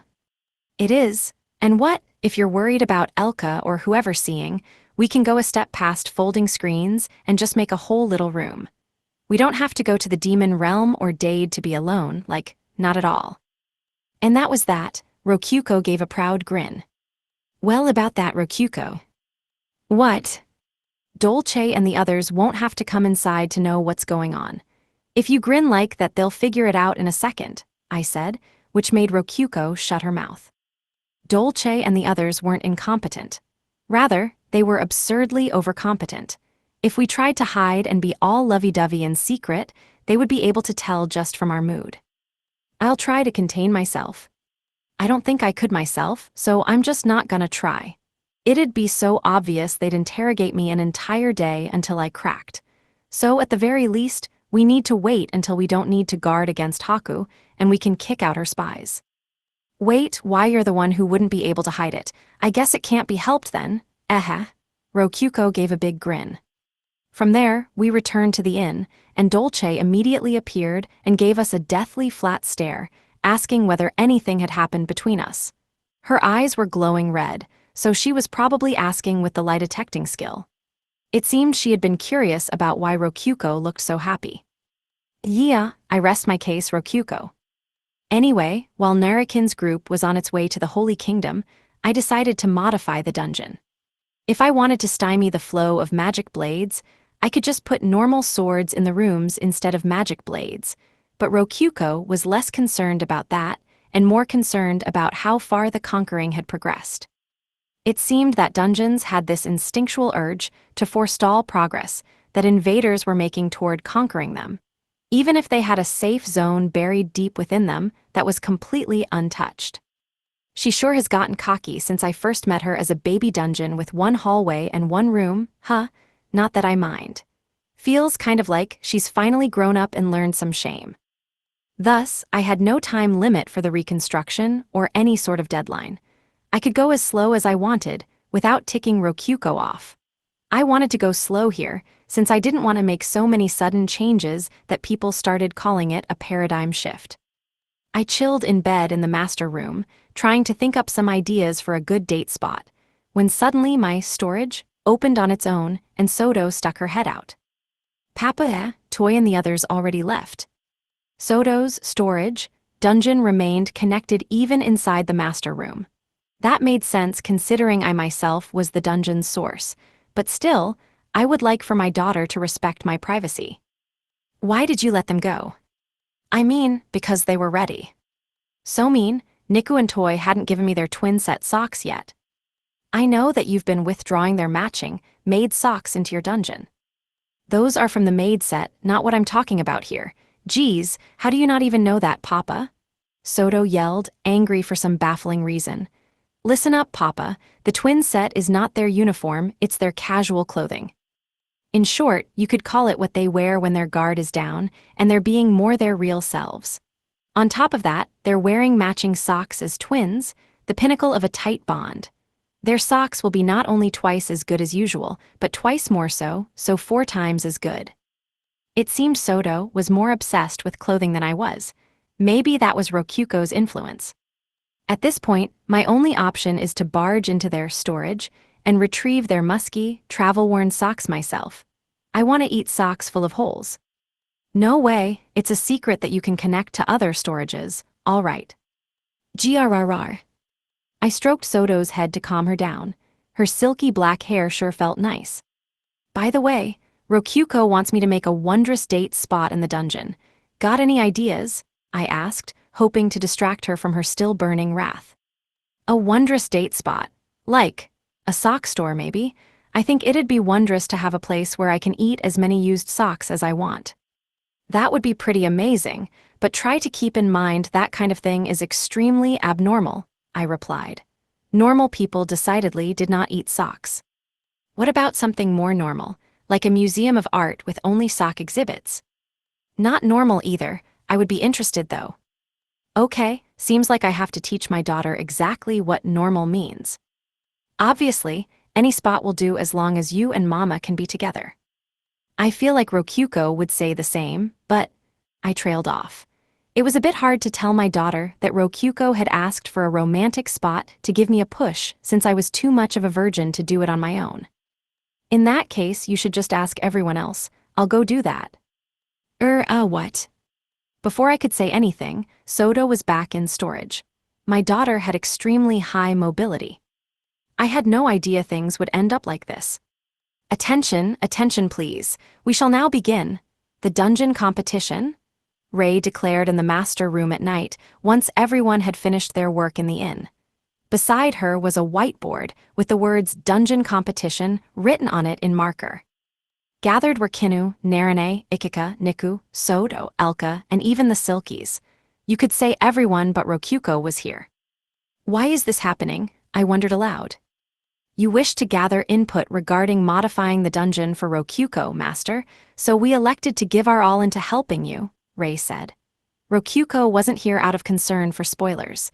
It wouldn't be fun if she knew what we were making beforehand. Instead, I would be taking her there once it was ready.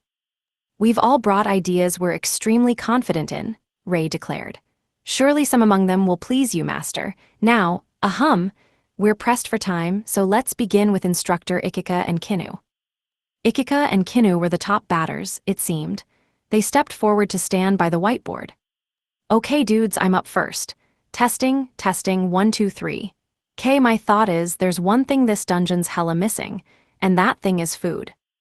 Ikika wrote food on the whiteboard, the marker making a thumping sound with each stroke due to the sheer force with which she wrote. What are you talking about, Ikika? Kinu's got plenty of food, I said. Ikika shook her head with exasperation.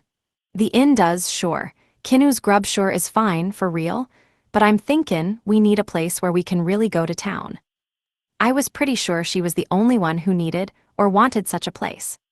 Of course, I get that a buffet's not exactly fitting with our dungeon's gimmick. That's why I'm sayin' we should buy a mountain of grub, then make it so a door only unlocks if you eat all of it. How's that, huh?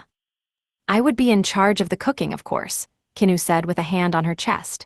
I see. Ikika's lust for food and Kinu's lust for chores are unifying their goals into one. What about the ingredients? Sounds like we'll just be paying for the adventurer's food, I said. Cheech, I already thought of that, duh. 2 words, rabbit spawner. Remember the ones in Micken's place? We can just spawn hella rabbits through it and eat them. Then we can spawn plants, veggies, the works.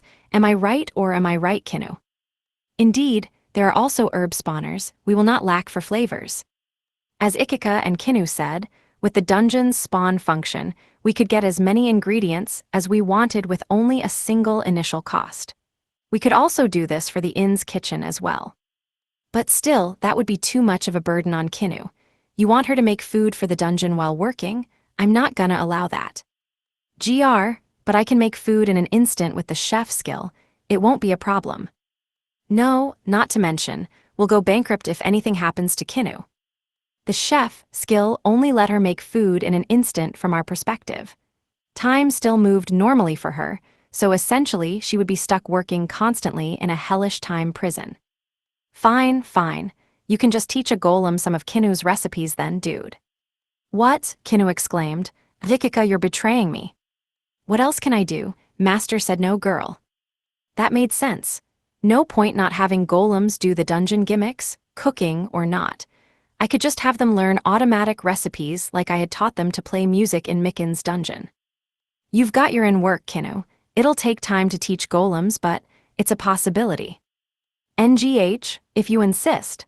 Your wish is my command, Master, Kinu said, accepting my decision despite her vexation. It's a good idea that fits the cave of greed. I'll keep it in mind. Also, If we start slow cooking more food and trap them in so they can't leave until they finish eating everything, it might actually buy a lot of time. I see, thorough slow cooking could last over half a day, Kinu nodded. Brutal master. It's legit painful to have to sit still for half a whole day, Ikika shuddered. Ikika sure is merciless when it comes to food. Not many people would suggest devouring rabbits by the thousand after seeing the cute ones in Miken's dungeon. Oh yeah, maybe I could make a trap where someone has to kill a minotaur and make food out of its meat before they can advance. Call me for the test.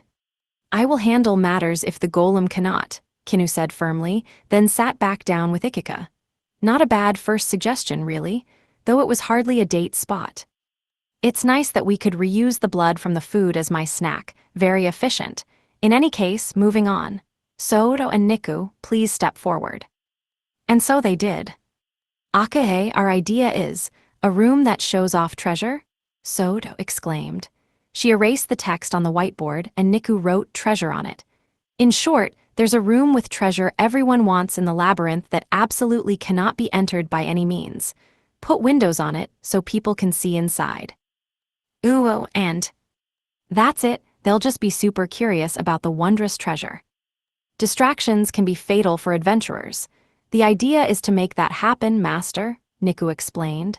It was true that idle minds could kill adventurers. Not a bad idea, but there are two problems. First of all, what exactly is something that everything wants? I asked. Why, socks, of course. We can decorate the room with the socks everyone is wearing right now. Sodo, I said something that everyone would want, not a small group of fetishists. Master, Ray said, raising a hand. I do have one idea. The dwarves reacted very strongly when they saw the orichalcum alloy holy symbol, didn't they? Oh yeah, that was a thing. Back when I first made the Buddhist church, I think. Gazu and Kantara actually tried to quit their original religions just to join Buddhism over it. Nice memory, Ray. Oh ho ho, yes, please do shower me with praise. Still, I get the feeling the orichalcum alloy was an enormous deal. I feel like we might end up swarmed with dwarves and smiths. Things might get out of hand fast. Is there anything a bit less extreme? I asked. If you're looking for something simple, dude, how about a huge frickin' pile of gold? Ikika suggested. Oh, not bad. Money is equally loved by all, so yeah. And if they were just for show, I could even use copper coins with gold paint or something of the sort. That way, it wouldn't hurt our pockets even if someone managed to bust through the walls or something to get them. Putting aside the orichalcum alloy for a second, we could also put a bunch of colored glass gemstones around. Okay, first problem settled. The second problem is the possibility of them breaking the walls, windows, or something to get inside. Not to mention that they could possibly use teleportation to get inside since they can see it. Could we not just use the monitor to show them? Niku asked. That wasn't terrible, but it wouldn't feel three-dimensional. Pictures could work, but well... Oh, wait, hold on. We could bore 2 peepholes and make it into, like, a VR goggle kind of thing. That seemed actually feasible, though it'd take a bit of finesse and testing. Akae, what a buat making the entire room a pitfall trap, Narine said, flipping common sense on its head. So if they use teleportation to get in, they'll fall for the trap. Oh, not bad. It'll end up baiting and taking out people who know teleportation. Individuals capable of using teleportation were extremely rare, to the point I only really knew of Haku and her subordinates, excluding Misha, who could do it without a massive team, but that was exactly why a trap targeting them would be so powerful. If we could take out even a single high-level teleporter with it, well, it would be a cheap investment. Wonder if we could use strengthened glass on the walls? Acrylic might work here. I think I saw the materials for that in the catalog. Oh, but instead of a pitfall, I might as well just fill it with carbon monoxide and make it a closed room. A vacuum would work too, but getting rid of all the air sounds like a pain in the neck. Yep, that's a pretty good idea. I'll keep it in mind, I said, stroking Niku and Sodo's hair. I still think socks would be better than gold coins. Sodo, we can just add socks to the pile, can't we? You're a genius, Niku. Let me just make it clear that the whole room is going to be a trap, so even if you try to drop by, you won't be able to get inside, I said. So hung her head sadly, but I was unmoved. She could make her own dungeon a sock paradise without infecting mine. All that said, the trap felt like it would be very in character for the Cave of Greed. Treasure you could look at safely, but which attempting to get close to would kill you instantly. A truly excellent idea. The only problem was that, once again, a mountain of gold coins could hardly be considered a romantic date spot. Okay, moving on, Narine, your idea, Ray prompted. Akile. Seemed like it was finally Narine's turn. My idea goes basically like Thies, Narine said, writing eroticism on the whiteboard. What I have here is bodily liquid harvested from the succubi nuance. We'll make scented perfumes out of it and fill the room with them. Wait. I've got a bad feeling about this, I said, cutting her off. What was with the jar? What succubi liquids? Ooh, what's wrong? First of all, what's with basing your idea on eroticism? Ooh, I checked with Rokuko what these modifications were about, and learned this was all to make a date spot that would push a virgin like you to make the first move. But was that wrong? No, but what? An expert move by Narine. To think she would speak to Rokuko directly, Ray said. Oh, so that's what's up, Ikika said. That's just like you, Papa, Soto said. NGH, now everyone knows, this sucks. So in short, I acquired bodily fluids from the succubi nuance. And, just so you knew, succubi bodily fluids are aphrodisiacs. I don't really want to be pushed, in the sense of being put into heat, okay. Lady Rokuko approved of it too. Why would she ever do that? This is so obviously not good. Well, even without making perfumes, if we dye a pervy statue with it, the effects should still take hold. This is saliva, so it's fairly strong. Rejected, not doing this. I shook my hand, shutting the idea down. Haku would slit my throat if we had something that perverted in the dungeon. You know, gotta say, my dude, I think this might be the perfect thing for a turbo virgin like you, Ikika said. Shut up, Ikika. Anyway, since the succubi owe us, they said they would be willing to provide saliva whenever we need it, you can go ahead and have eyes, Narine said, handing me the jar. By which I mean she grabbed my wrist, wrenched it around so my palm was up, then forcibly pushed the jar on top of it. Can I just throw this away? Okay, team, let's forget that just happened, Ray said. Silkies go.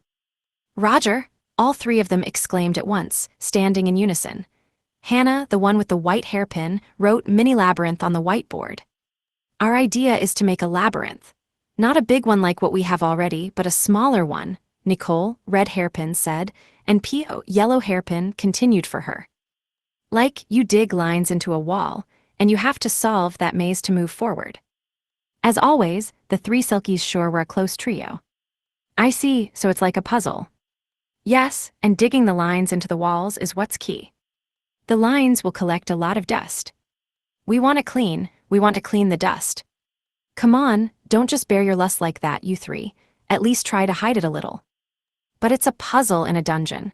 You wouldn't need to clean it to begin with. Say, what, Nicole, what do we do? Calm down, Hannah, we planned for this. Right, Pio? Right, we'll ask for the rights to clean just this one room and live out our dream of cleaning the dungeon. Our ambition stays strong. I can hear all of this, you know. It was then that Kinu interjected with a composed smile. The right to clean the dungeon is mine. I will not hand it over. Please, Commander, let us just have one to clean. It's no fair for you to get the whole dungeon. Boo, boo. NGH, we talked about this, Commander. Please give your subordinates some work too. Do you all seriously want to clean that much? Fearsome are the instincts of a Silky. I mean, surely one room would be fine, I suggested. NGH, if you insist, Master. Kinu trailed off, seeming unsatisfied. Look, I'll add extra rooms to compensate. I hope that's enough. Still, solving a maze to unlock a door could work. Only problem is that the difficulty would be a bit low. Might want to modify it a bit. Anything with dugout ridges will work, Hannah said.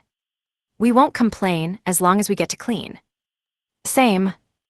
I'm getting the impression that you three exclusively care about the cleaning part of this. Well, I'll add a gimmick that takes dexterity. Like maybe, you have to drag a stick from the start to the finish line, but if you hit a wall on the way you're out, or something. I recalled seeing a variety show back on Earth that did something like that, except with electrically charged walls. The contestants had to get through it to unlock treasure. That seemed possible to recreate with some high-level use of Create Golem. Of course, I couldn't have it spark that much, but maybe I could have monsters attack when they failed, or something like that. Wow, that seems fun, Hannah exclaimed. Sticks on top of the ridges, please give us more to clean. Also, please light the room with a chandelier. Why a chandelier? Because it has so much surface area to clean. Okay, I understand completely. Well, this all sounds fun and kind of like a game, so I'll keep it in mind. Thank you, Master. When it is complete, please grant us the right to clean it all ourselves. End the maid commander's tyranny. And so, the Silkies finished their presentation. Now then, to finish things off, Elka and I will announce our ideas, Ray said. It seemed that her subordinate Elka would be filling in as her assistant here. She flew up with her fairy wings pattering and wrote gate on the whiteboard. My idea is to create a gate, that is all. I see Ray making the smuggest grin I've ever seen in my life, but what a gate, that's all. Ray, I don't think they understood. You need to explain more, Elka said, whispering into Ray's ear. Oh, you think so? Indeed, we didn't understand at all. Gotta explain what you mean. In that case, let me try again. I suggest we make a gate. Except this gate cannot be opened. A gate that can't be opened. Indeed, it will be fairly ornate, the image of the divine, and one that speaks of hidden treasure and adventure waiting just beyond its doors. However, it can never, ever be opened through any means. Elka glanced at Ray, cheering her on. We were understanding. She was conveying her ideas. But in short, Ray's idea was just make a dummy gate. I see, so they'll put their all into opening the gate, but it never will, thereby buying time. Precisely, no doubt the foolish adventurers will waste their time exploring in an attempt to open the wondrous gate. But too bad for them, it will never, ever open. I see, that sounds pretty fun. The main problem is that nothing will happen if they just ignore it, and it ends up useless if they learn it can't open. NGH. It was a noob trap that, well, didn't necessarily trap anyone and only worked a single time before someone investigated it and figured out the trick. But I'll use it anyway. What, really? Yay, Ray jumped with literal joy. Master, why are you using Ray's whack idea? Ikika asked. Because it's the closest to a date spot out of any of the suggestions, and it'll be easy to make regardless. Ikika replied, nodding with understanding. Everyone else seemed to be in agreement as well. That said, the other ideas were good too, so I'll make them in order, excluding Narane's. Wyatt. As everyone rejoiced, Narane alone tilted her head in disbelief. It really wasn't that hard to understand. For today's report, I possessed the bird rather than Narakin directly. I looked around and found that Narakin was in a room made of wood, or, in other words, a room in a ship. It seemed they were heading to the Holy Kingdom by boat. I communicated with Narakin using telepathy. Testing, how are things? Must be going well if you're on a boat. Master, possessing the bird today, Narakin replied. Yep, probably won't be anything important to report today anyway, and this is easier for you, yeah. Narakin opened up the bird cage and let me out. He looked like me, but he was pretty considerate. I flew up and landed on Narakin's shoulder. Thinking about it, maybe we could have used magic blades for this instead of birds.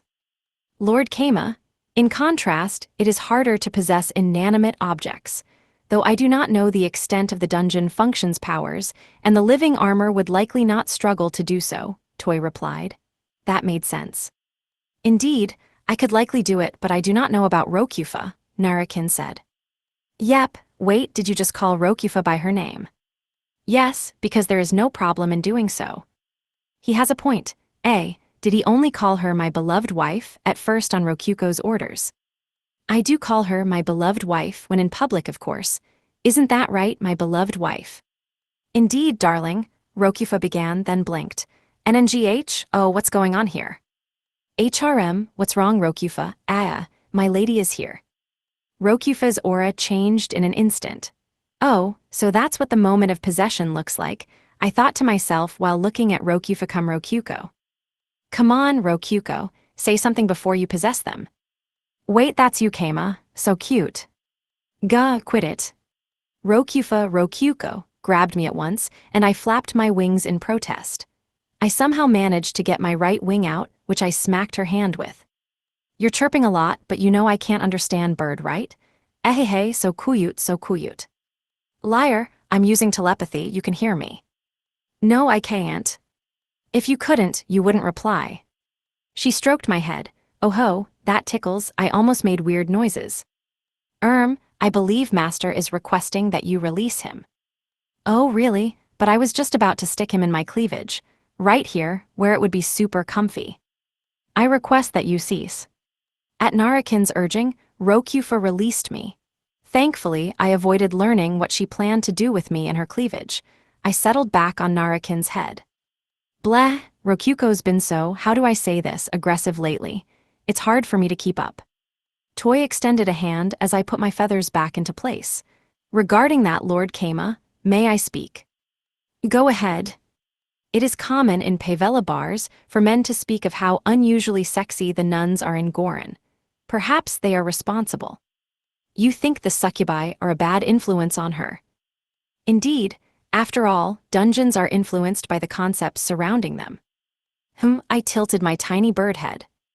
By influence you mean in that way, like divine influence. Indeed, after all, dungeons are demigods, and naturally they would be swayed even by their reputation. Were you unaware of this? And what? The gods of their world all had their own dominion. Since dungeon cores were demigods, you could say they ruled over their own dungeons. Yeah, okay, that made sense. Thinking back, I got the feeling her taste in wine, beds, food, and even her intelligence to begin with was under the dungeon's influence. Right, in our case, the whole town is part of the dungeon. I believe her own personality remains the dominant force, but she certainly is being influenced. Which meant, in short, Rokuko's aggressiveness lately was in part due to what? The dungeon, or rather the town, getting an increasingly perverted reputation. That was why I was suffering so much lately. I glanced at Rokuko.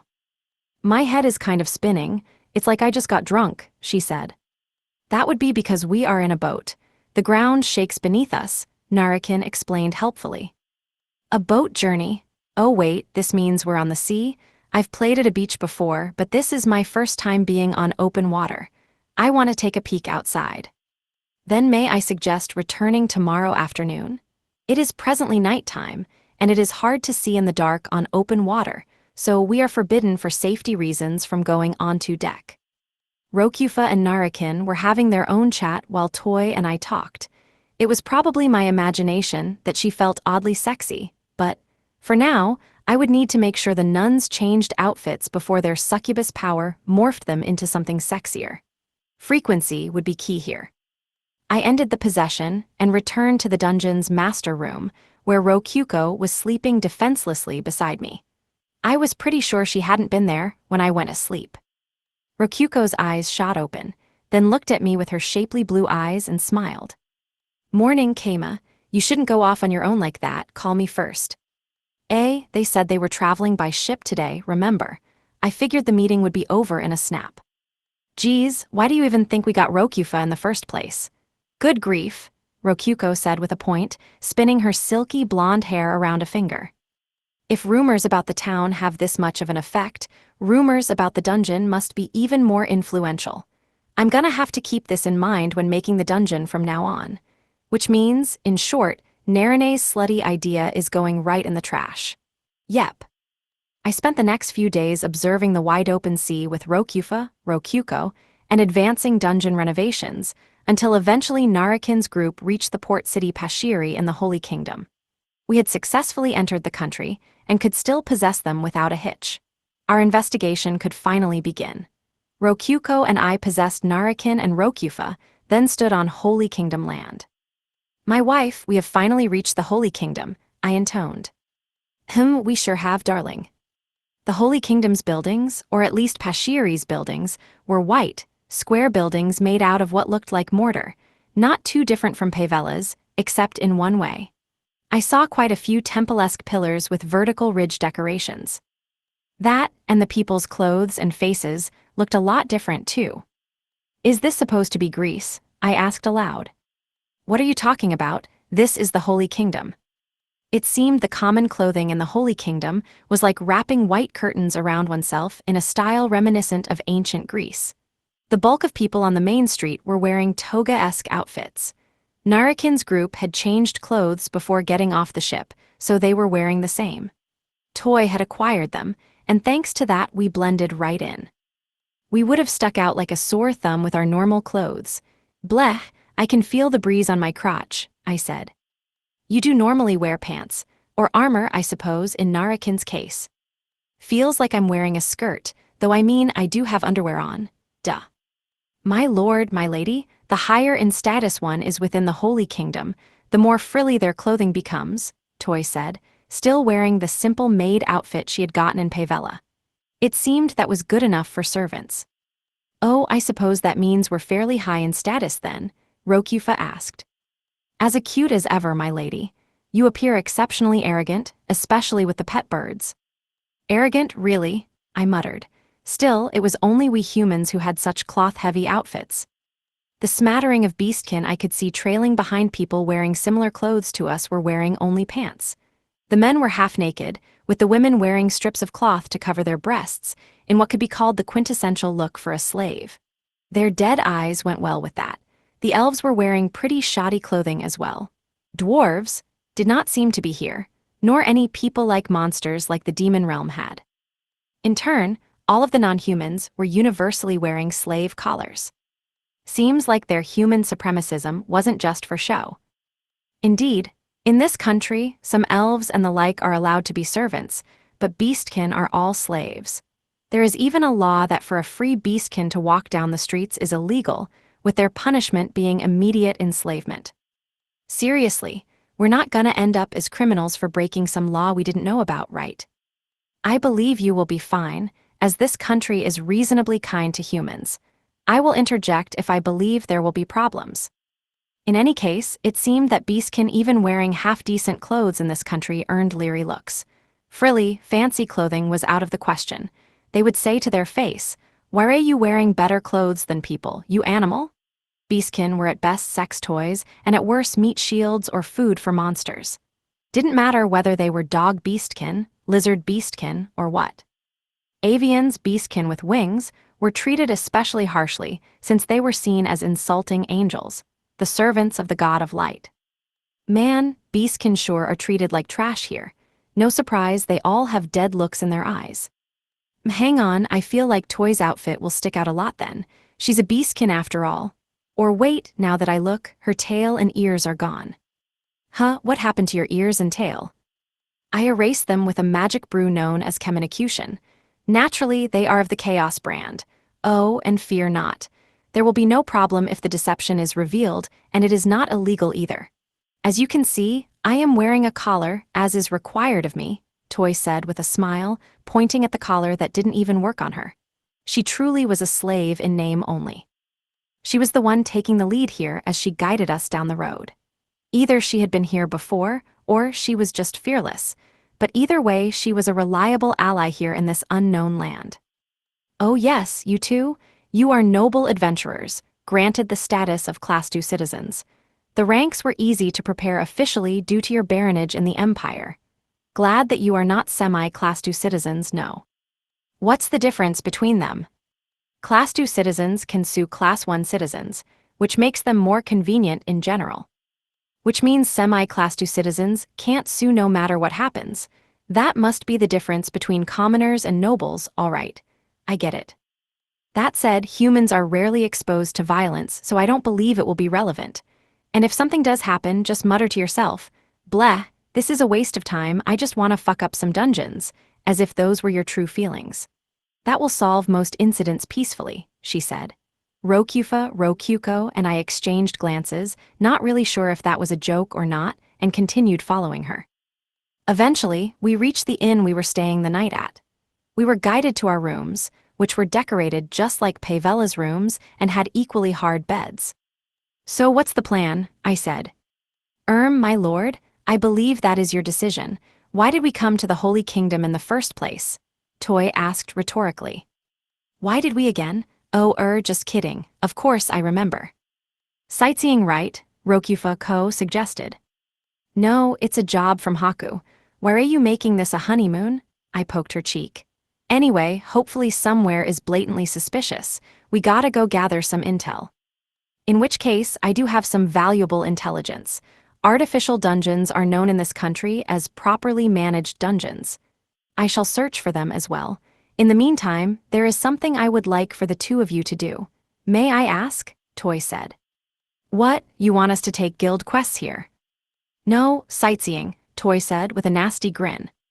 It was more efficient to gather information in places with plenty of people. In other words, it was important to go to places with many people, tourist spots, which meant going sightseeing, apparently. Narakin and Rokufa did both have adventurer credentials, so they could take work at the Holy Kingdom's Adventurer Guild equivalent, which cooperated with the empires to ensure equal ranks. But we didn't want to get injured while doing work unrelated to Haku's job, so even if we did do that, it would only be those on the easier side. Sightseeing it is, then? Well, we came all this way. Might as well relax and enjoy the Holy Kingdom a bit. We left the Holy Kingdom's Pashiri and returned to Gorin.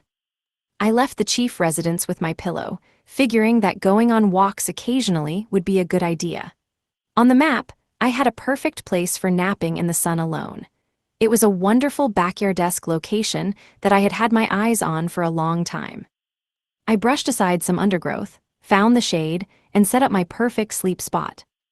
Another day of peace in Gorin. Time to sleep," I said aloud. "Do you really think so?" "Gah." I hurriedly looked up and saw Wraith, or rather Dolce. "What's the big idea?" "Nothing, just, you sure nap a lot. You forgot that the assassins are still coming, haven't you?" "And no, look, I'm heroically letting myself be bait." Then you should have contacted me first. Haku assigned me to be a bodyguard, you know." Dolce let out a heavy, exasperated sigh. Sorry. "But wait, no, I thought assassins hadn't come for a while." "Your pup just hunted one at home. She's a good guard dog." "Seriously? And Niku took care of them. Guess I'll need to send some words of congratulation." "Oh, by the way, Keima, how is your investigation in the Holy Kingdom going?" "My subordinates did safely reach the Holy Kingdom. No problems with possessions." "Good then. Oh, also, the assassins spilled a bit of intelligence," Dolce said, handing over some papers. "I would share the intel with Narakin's group at today's scheduled report or something. I will dispose of them on my own. Now then, if you'll excuse me, you may rest in peace as you were.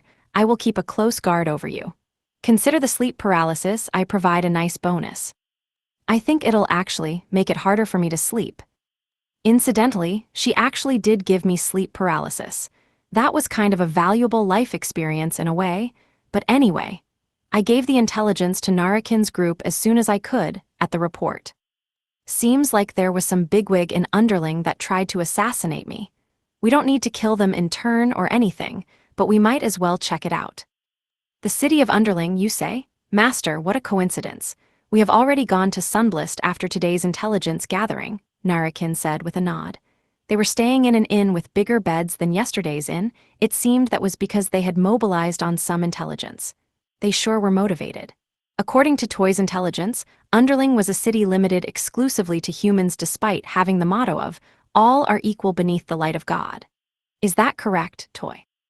Indeed, and as they say, the more one speaks of equality, the more suspicious they are. Yeah, they tend to be the most prejudiced. And on top of that, Underling was gathering people by extolling that Class 2 and Class 3 commoners could work equally there. They asked a bit further and learned that it was likely they had a hidden dungeon. I had thought we would first go to the holy capital Orkazeri, but it seems this might be more efficient, Toy concluded. All right, keep on heading to Underling then. Understood, Master. The three of them bowed at me, in my bird form. By the way, what's going on here? By which you mean? Rokufa, not wearing much and being so close. Indeed, I had been pointedly looking at only Narakin and Toy, but Rokyufa was, barely wearing anything and sitting on the side of the extra-large bed, likely sized for couples to sleep together. And beside her was Narakin.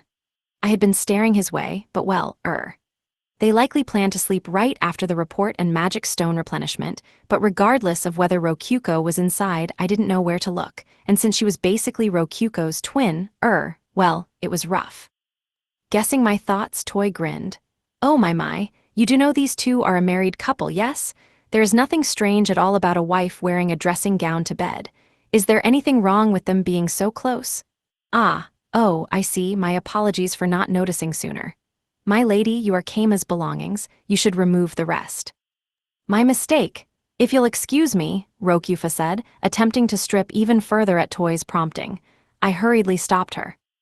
No, the opposite. I'm saying I don't want you to expose that much skin. Toy, if you mess around too much, I'll make you pay. Ooh, so scary, ahaha. Good grief, you sound like Leona, though Leona would be even worse about it. Narakin, you need to stop her from being so shameless too. HRM, I do? Rokyufa, put this on for now, Narakin said, taking a cardigan out from his storage, and placing it on Rokyufa's shoulders. Yeah, he looked pretty Chad there. He has my face, but he's a lot cooler right now. Bless. Shameless, but Lady Rokyuko said I may only show my skin to my husband, Narakin, and you, master. I considered myself to be quite a chaste wife, but was I mistaken? Dungeon monsters sure are a bit messed up in the head. Oh wait, or is Rokyufa's thinking more normal? I glanced at Toy. I believe her thinking would be fairly universal in the Holy Kingdom, and among followers of the Church of Light. After all, this is polyamory, and a wife that shows her skin to only 2 men would be quite docile indeed. Polyamory, like both ways. I think I might remember the High Priestess Alka saying something like that. As long as they have the resources, and all partners agree, the law says nothing against it.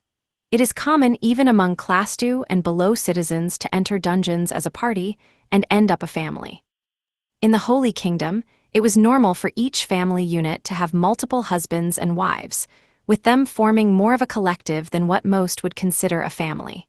And for those particularly skilled, they could even get a harem or a reverse harem. Feels like that would cause problems with succession.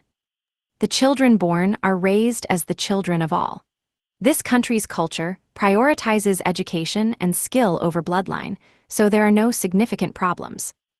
Although blood wasn't entirely irrelevant, successors tended to be the more skilled and educated children. Seemed better than just blindly using the eldest child each time. Furthermore, as for dungeon parties, apparently their coordination enhanced significantly once they became a family. No longer would parties split due to relationship issues. Raising a child was also easier with so many people. The children would be educated by each of their parents, each of whom would specialize in different areas due to their party role, and from there, the child would choose a role that fit themselves. There was a lot of good here, it seemed. I had thought this was all just a rule for bigwigs to make legal harems, but in fact it was logical. I dunno what to say. The system kinda makes it clear how determined they are to destroy dungeons. It might also be a byproduct of their desire to minimize conflict among human children to further feed into human supremacism. True, it was easy to tell beastkin children apart from human children regardless, and beastkin would be better suited to combat roles. If one wanted a party for conquering a dungeon, having better balance would be essential for fast progress. Okay, yeah, the Holy Kingdom is something else. Also, Lord Keima. The Empire similarly has a system for nobles to have multiple husbands and wives, although commoners are limited to just one. Now that's something I'm more familiar with. Rokyufa, don't get too infected by the Holy Kingdom. We're only here on an infiltration mission. I see. That is the problem, I understand. As you wish, Rokyufa said, bowing her head after firmly putting the cardigan on. You're pushing your boobs together and highlighting your cleavage as you do that, you know. Seriously, be more careful. I ended the possession and returned to Gorin.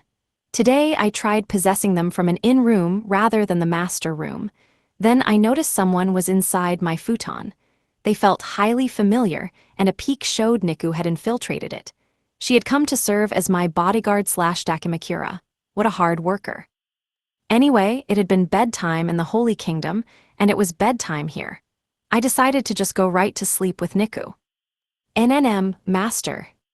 Oh, did I wake you up? My bad. No, I was already awake, Niku mumbled, but given how she was nuzzling her face against me sleepily, that probably wasn't the case. She clearly was just waking up. By the way, Niku, Dolce told me you captured an assassin. Good job. Yes, Niku said as I stroked her hair.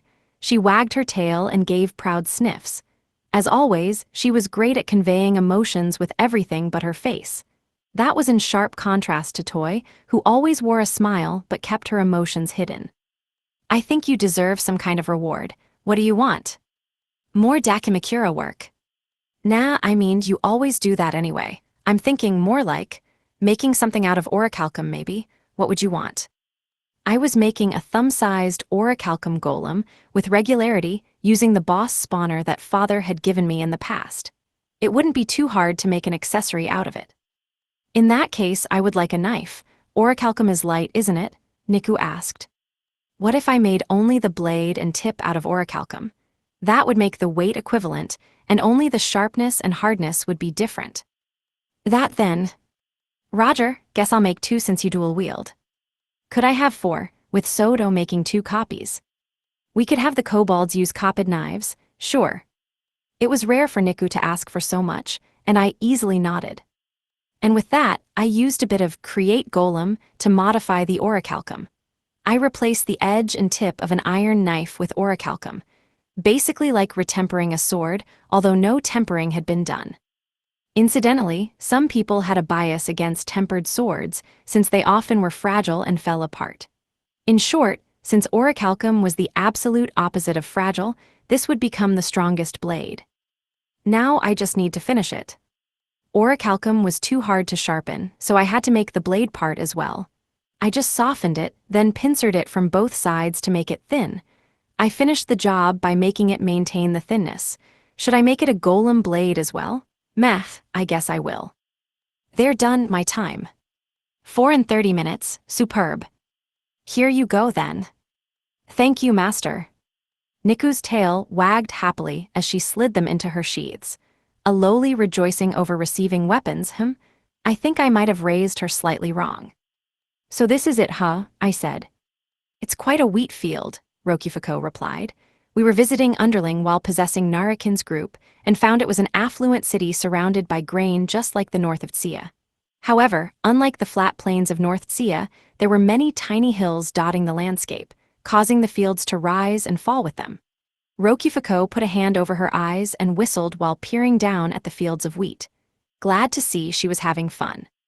But in any case, arriving was only the first step. I needed to think of how to actually start the investigation somehow. That reminds me, Rokifuko said. Dolce mentioned how the field sizes were mismatched with their exports and internal consumption. Maybe we should investigate that. Come on, if you know stuff like that, you gotta share it right away. Don't tell me that they're using how annoying it is to calculate field size as an anti-spy method. In that case, my lord, Toy said, stepping forward. Might I suggest visiting the Merchants Guild? I believe they might speak to you if you say you are investigating the possibility of importing Holy Kingdom grain. Not a bad idea, guess I'll actually do that. I entered the city, linking arms with Rokifuko, and followed the flow of people to the Merchants Guild. Toy, for some reason, knew exactly where it was. As expected, the Merchants Guild was a square building in a Greek style. It was about 2-3 times bigger than any nearby building. I went inside and saw golden vases, stone statues of macho men, and granite negotiating tables, among other things. My eyes kinda hurt from all the white. Time to stare at the green plants just to rest them. They sure are making a lot of money, Rokuko observed. I mean, they better. They're the friggin' Merchants Guild, I replied. It was better for everyone involved here that an organization of merchants actually made money. Better that than having no backup to help when you actually needed the money. Anyway, I went to the counter. I sent Toy instead. If I went there myself instead of sending a servant despite my status, I would just be begging for them to look down on me. Not long after, a guild employee came to greet me. Welcome to Underlings Merchants Guild. I am Sentaku, the chief clerk. I am told you wish to import grain from our humble city, they said. Indeed, I replied, with as much noble dignity as I could muster. I sat on the sofa offered to me, on the other side of a granite table. Toy stood behind me, while Rokufuko sat beside me. Incidentally, Tran, Narakin, and Seaver, Rokufa, were resting in the birdcage Toy was holding, which meant they would know everything we did. I do not like to waste time, I said curtly. What is the maximum amount you are willing to sell? The maximum, given that this is our first trade, I would say 100 bags, at a price of 1 gold. 1 gold coin should buy 200 bags at the least. Is it the way of this country to cheat business partners from the start? My, forgive my rudeness, my lord. And done, that exchange was just a normal merchant greeting here. A Holy Kingdom noble would generally purchase the initial offer without attempting to negotiate. It was a waste of money, but there was honor in helping the flow of money and goods, or something. Incidentally, Toy had explained all this to me ahead of time, as you might have guessed. I'm told you are a noble from the Lavirio Empire, my lord. You wish to do business with the Holy Kingdom. Not entirely. This is an aside as I travel with my wife for my honeymoon. I was a bit curious upon hearing that there was cheap grain to be had here, I said, hugging Rokufuko's shoulder to pull her closer to me. The way she squeaked and blushed was the very image of a new wife. Any outsider would immediately believe we were on our honeymoon. Naturally, if the quality is acceptable, I am considering regular imports. I see, though, you are on a honeymoon. Indeed, it will grow much more difficult to travel once we have born children. We simply wish to have what fun we can before then, though I understand marriages are different in the Holy Kingdom. And in reality, we already have a child in the form of Sodo. Indeed, in our humble lands you may travel even upon giving birth. There are many institutions for looking after children. Perhaps you could consider moving to the Holy Kingdom for your children's sake. I have no intention of doing so at the current moment. We are always tied to our homeland in one way or another, as they say. Though perhaps I may consider it if I find the Holy Kingdom particularly attractive. And just like that, we probed each other's intentions while sharing what seemed like pointless small talk. Rokufuko, why are you stiffening up and blushing? I stealthily tapped her shoulder with my thumb, prompting her to say the lines we had agreed on. Darling, I find this place kind of boring. I would like to go somewhere I can stand and move around. My apologies. Wait just a moment, my dear. Sentaku, was it? Give me 2 bags as a sample. 1 silver will do, yes. I took out a silver coin from my wallet and lazily dropped it on the table. Yes, certainly. Do you possess storage? Of course. Darling, isn't wheat alone a bit boring? Let's buy other things too. Right. Variety is the spice of dungeon conquering, no? Right you are, dear. Add in some local food to the order. The rarer, the better. I hear many goods flow through Underling. Spend these 5 silvers as you see fit. I added more silvers, under the guise of Rokufuko's begging. Sentaku smiled at the 7 collective silvers and slid one into his breast pocket. As you wish, milady Lord Narakin, wait just a moment. Do hurry now, Rokufuko said. Time is limited. A second wasted is a second that could have been spent in a dungeon. Yes, do hurry.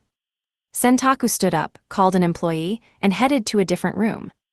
Incidentally, the random idioms Rokuko was saying about dungeons were taken from the Church of Light Bible. Toy had set this up for us. On paper, I was an imperial noble charmed by a devout Church of Light follower. That seemed fine to roll with if it meant smoother negotiations. A bit later, Sentaku returned with 2 bags of wheat, 1 bag of soybeans, 1 bag of corn, and a bag of assorted fruits. Oranges, bananas, apples, melons, strawberries, grapes. Really makes me question how all of these are in season at once. Maybe they have slaves learn storage, then use them as time-stop refrigerators. Woo, there's so much fruit, Rokufuko exclaimed. Does Underling have fruit gardens as well? I asked. Indeed, at the edge of the city. I looked between the melons and strawberries. Both looked delicious, but some of these fruits are out of season, I believe. Incredible, how did you raise them? The god of light's blessing, though they do not last long and are unsuitable for most trade. These are freshly picked. What do you think, my lady? They're amazing. Dungeons really are trash, considering this is what the god of light can do. Ooh, you certainly understand, my lady. Many of these fruits can only be eaten here. Please consider Underling as a location for a villa. Wow, you're really gonna bite that. She just had to call dungeons trash and you're kneeling. Anyway, he said they were freshly picked. Getting fruit out of season needed a greenhouse, and if not, then an artificial dungeon with fruit. Hopefully they weren't poisoned somehow. I see. I did hear of the Holy Kingdom having proper dungeons, run by human hands. Artificial dungeons, I believe. Might I ask where you heard that? Sentaku asked, his eyes narrowing as he gave me a searching look. Count Laudal in Pavella told me. By his word, he received an artificial dungeon from High Priestess Alka. I have not seen him for some time, but I hear the town he established has been quite successful. Ooh, I see, he said, lowering his guard a bit when I brought up Count Laudal and Alka. It was the truth that Count Laudal had received an artificial dungeon, after all. Though the dungeon was now destroyed, the town was flourishing thanks to Sid, and I didn't even know what had happened to Count Laudal. Really, the Holy Kingdom might as well have made their artificial dungeons public the moment they took them out of the country and gave them to a loose-lipped noble like Count Laudal of all people. Bringing it up was completely safe. These fruits were gathered from a garden within an artificial dungeon, no? There are dungeons in our land as well, but natural ones rather than artificial. We can never tell when they might become too much for us one day, I said. Indeed, I imagine so. My sympathy for your struggles. Incidentally, may I ask how I may obtain an artificial dungeon for myself? Sentaku rubbed his nose. I'm afraid I wouldn't know. But let me see, I might have. I feel I might know, if only there were something to jog my memory, he said, creating a ring between his thumb and pointer finger, which he was using to squish his nose. That was the hand sign for coins. In short, he was bluntly asking for a bribe. HRRRRM, would this perhaps help? I asked, placing a silver coin on the table. Ah, what a nice sound. I feel on the verge of remembering something important. I see, perhaps this will help. Clink, Sentaku smiled and slid the 2 silvers into his pocket. Aha, it's all come back to me. Why, yes, I know. If you take a letter of introduction and go to the church within the city of Mastermind, you will find it easier to learn more. Only trusted individuals give the letters of introduction, but between you and me, rumor is that Underlings Merchants Guild writes them at times. Or not. I find it difficult to say for sure, he said, rubbing his nose further. Good grief. You really could buy trust in the Holy Kingdom for money. Though, in this case, perhaps he was testing whether I had a big enough wallet to afford the artificial dungeon. In that case, would it be possible to have them write one right away? I asked, casually setting a gold coin on the table, as if indicating I was ready to go all the way. Sentaku nodded with a bright smile upon seeing its golden glitter. Indeed, of course it is possible, understood. Ahaha, you are quite the lucky one. In truth, I happen to have a personal connection here. Come again tomorrow at noon, I will have one ready. You have my thanks. And so, negotiations were completed. According to Toy, a smaller tip would have led to the meeting coming several days later. Maybe that would have been better, so we could have spent more time sightseeing. In any case, tomorrow arrived. We left getting the letter to Narakin and Rokufa until we had given a midway report to Haku. I thought that we could just send it via mail, but Haku strongly advised we give it to her directly so she could see Rokuko's face, so we set a table with a parasol in the Ivory Beach and had a tea party by the Blue Sea. It was a regal affair, with Chloe and Kinu serving our tea. Haku and Rokuko elegantly sipped their black tea. Oh, what about Soto? She was sitting this one out. It was impossible to know what she'd do, and Haku hadn't specified that she should come, so obviously I left her. Last time she saw Haku, she did eat her tights at the first meeting. It was fine, regardless. Soto said she would have her own tea party with her friends back in town. Here's a map of Underling. We think the artificial dungeon will be here, in the field of fruit trees, I said, showing the map we had recorded through the monitor. It was a method Dolce had suggested, and it was better than trying to redraw the map itself. Fruit tree fields, One of the people who hired the assassin to kill you is an investor for these fields, Haku observed. Wait, really? Though I have given the appropriate response, and so I suppose I should soon be using past tense there. Oh good, you can sleep easier now, Keima, Rokyuko said cheerfully. I mean, that's just one of them. That means there's more, I said. Indeed, there certainly are more, Keima. I will thus continue having my subordinates stay in Gorin to guard you, Haku said with a smile. I wanted to refuse, but I really couldn't, both in terms of them being useful guards and in terms of their real purpose being spying on me. So, how did you confirm they were using an artificial dungeon? I was suspicious of the fruit trees myself, but did not yet have everything put together. I directly asked if I could purchase an artificial dungeon. 1 gold coin bribe later, and we were in. A bold move, but not a bad one. Well done, Haku said with a satisfied nod. It seemed she approved of our results. We got a letter of introduction, and will be going to Mastermind later to learn more. If possible, do obtain an artificial dungeon. I would like to take a look at one. Got it. That felt kinda dangerous, but Haku probably wouldn't do anything too bad. Naturally, I will cover any costs myself. Do say so if your own money will not cover it. And, yes, we do not want you to lack an answer if they ask where to send their staff.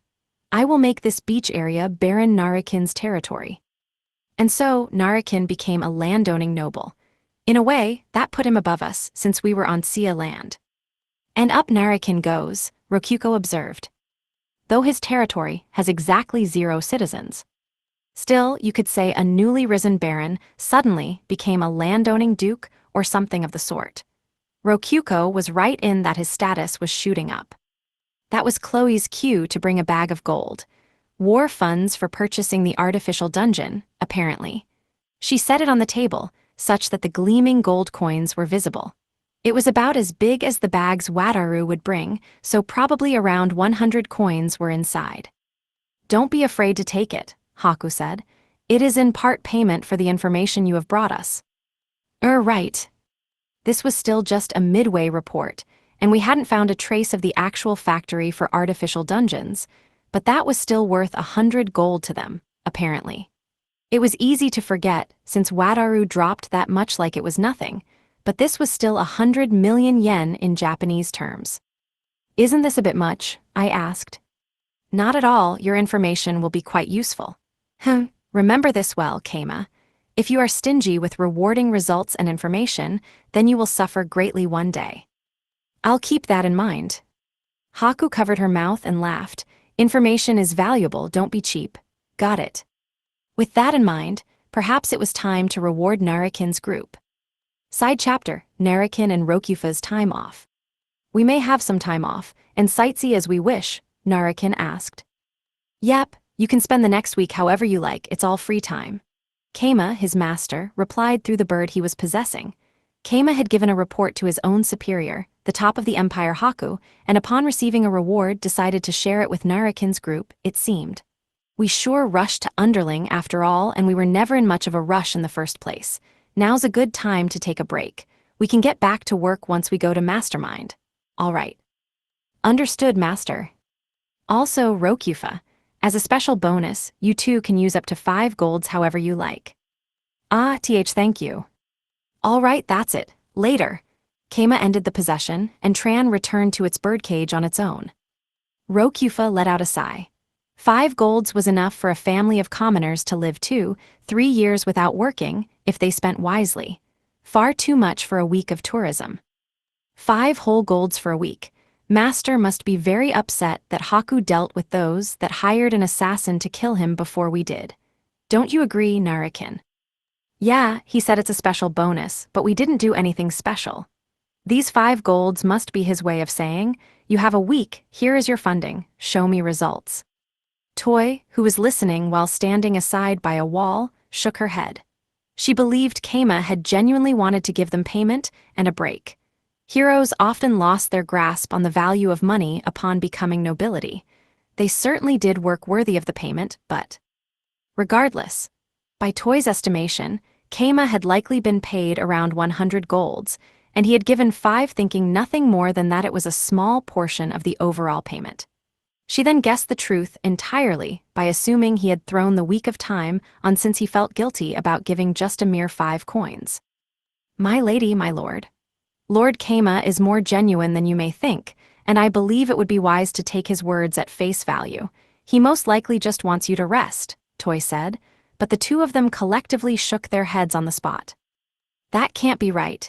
Master himself obtained the information about artificial dungeons he reported to Haku. We only listened as birds remember. Indeed, and you, too, simply stood back with the birdcage, Toy.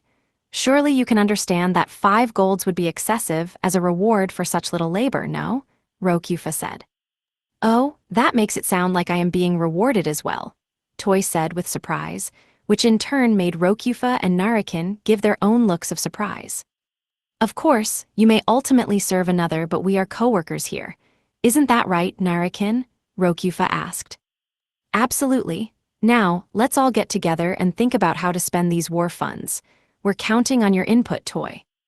Toy had thought for certain they were on guard against her, and that she was being used while they served as guards to keep an eye on her, but it seemed that was not the case. They viewed her as a co-worker, and at that she could only shake her head with exasperation. They were soft, just like a certain someone else. Keima was a bit on guard against her, but in the end he was still being soft. After all, he was letting her walk free and barely had any eyes on her. Toy scratched her head, deciding she would need to train both Keima and his servants for it to be worth it to serve him at all. She intended to put her all into these things, since Leona had directly told her to serve him. In that case, might I suggest we first explore how we can invest the gold to create more wealth from it? So you suggest we start a business? We would need permission for that, Narakin said. That would be useful for gathering intelligence, but we are not exactly merchants, Rokufa said. Non. In this world there is something known as gambling, and it exists even in underling. That said, large-scale horse races and the like were held only once every few months. The only regular gambling was dice in bars, naturally. Gambling? I'm not a fan, Narakin said. That runs the risk of losing money rather than earning it, Rokufa agreed. However, it's precisely in those sorts of places that information gathers. How about it? Perhaps it would be wise to consider it a part of the expenditures for this investigation. The two of them were stiff and formal, just like their master. Toy guided them into relaxing by framing it as a part of their work. Surely playing in a gambling den would serve as a good rest. Surely. Investigation. Ah, I see. I understand what you mean, Rokufa said. Did you realize something, Rokufa? Indeed, a gambling den would be a traditional spot to spend days off, no? Ah, I understand everything now. No doubt that's exactly what Master meant. That wasn't quite what she'd intended, but overall Toy's goal had been accomplished. Still, there was no way Haku hadn't already exhausted such an obvious source of information.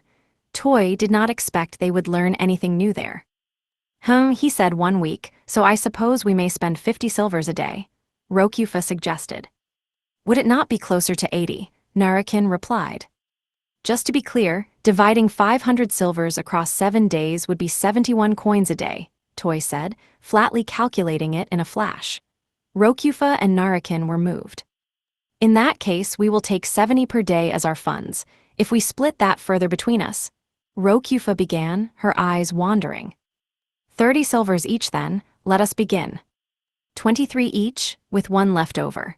However, I believe it would be more natural for the 3 of us to travel together.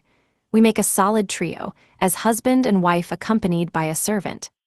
Really, Toy thought this was a good opportunity to have them learn more about math, and she was still a bit in disbelief that they actively wished to involve her in this mission. She looked at them, but their decision was firm. To think they had even planned to give her money and send her on a solo mission. They truly were far too soft. Fear not, we plan to have you bring Tran and Seaver with you, Narakin said. And what would you do if I set the birdcage down and ran away? Good grief. My, you would not run away when Master has instructed you to keep an eye on us, Toy. She certainly did not plan to run, but somehow these two were being so dangerously trusting that she wanted to anyway. But she wouldn't. Let us save any money we win or have left over to return to Master, Narakin suggested. Indeed, now Toy, show us where we might go to gamble, Rokufa said. Understood, my lady.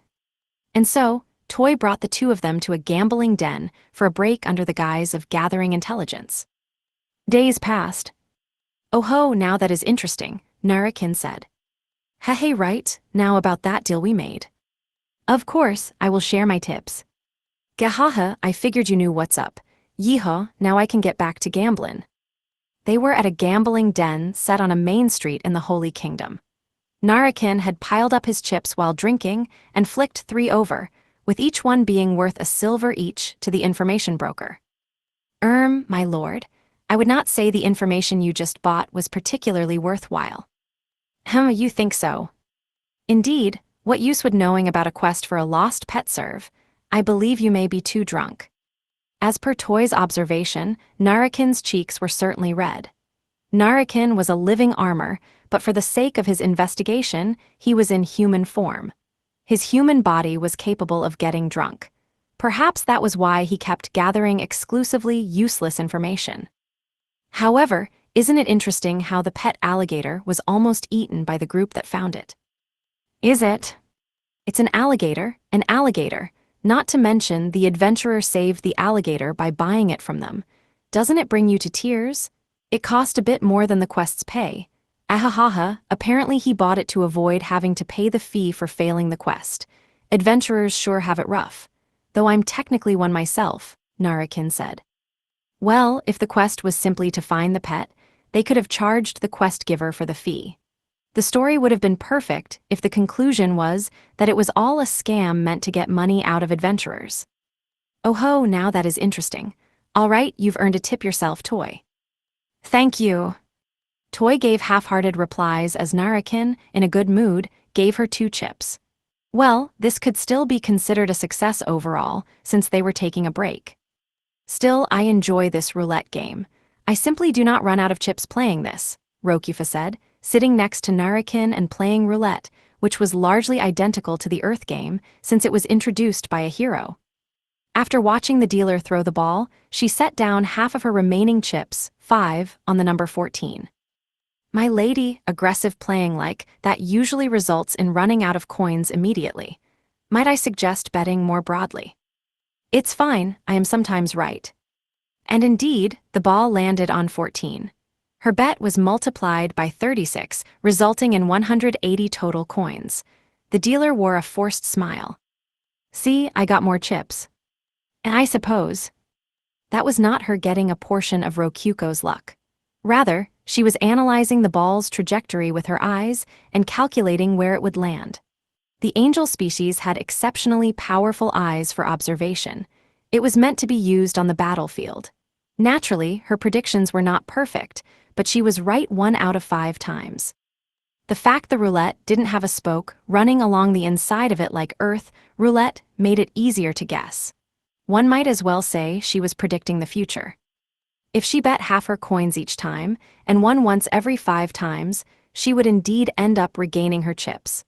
And sometimes she got a double, which made for a veritable mountain of chips. The rules are so simple. You just have to guess which hole the ball will fall into, Rokufa observed.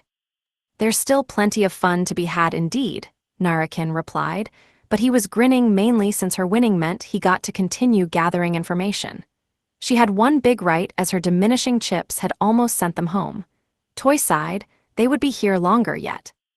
And indeed, all the information they were collecting was entirely worthless.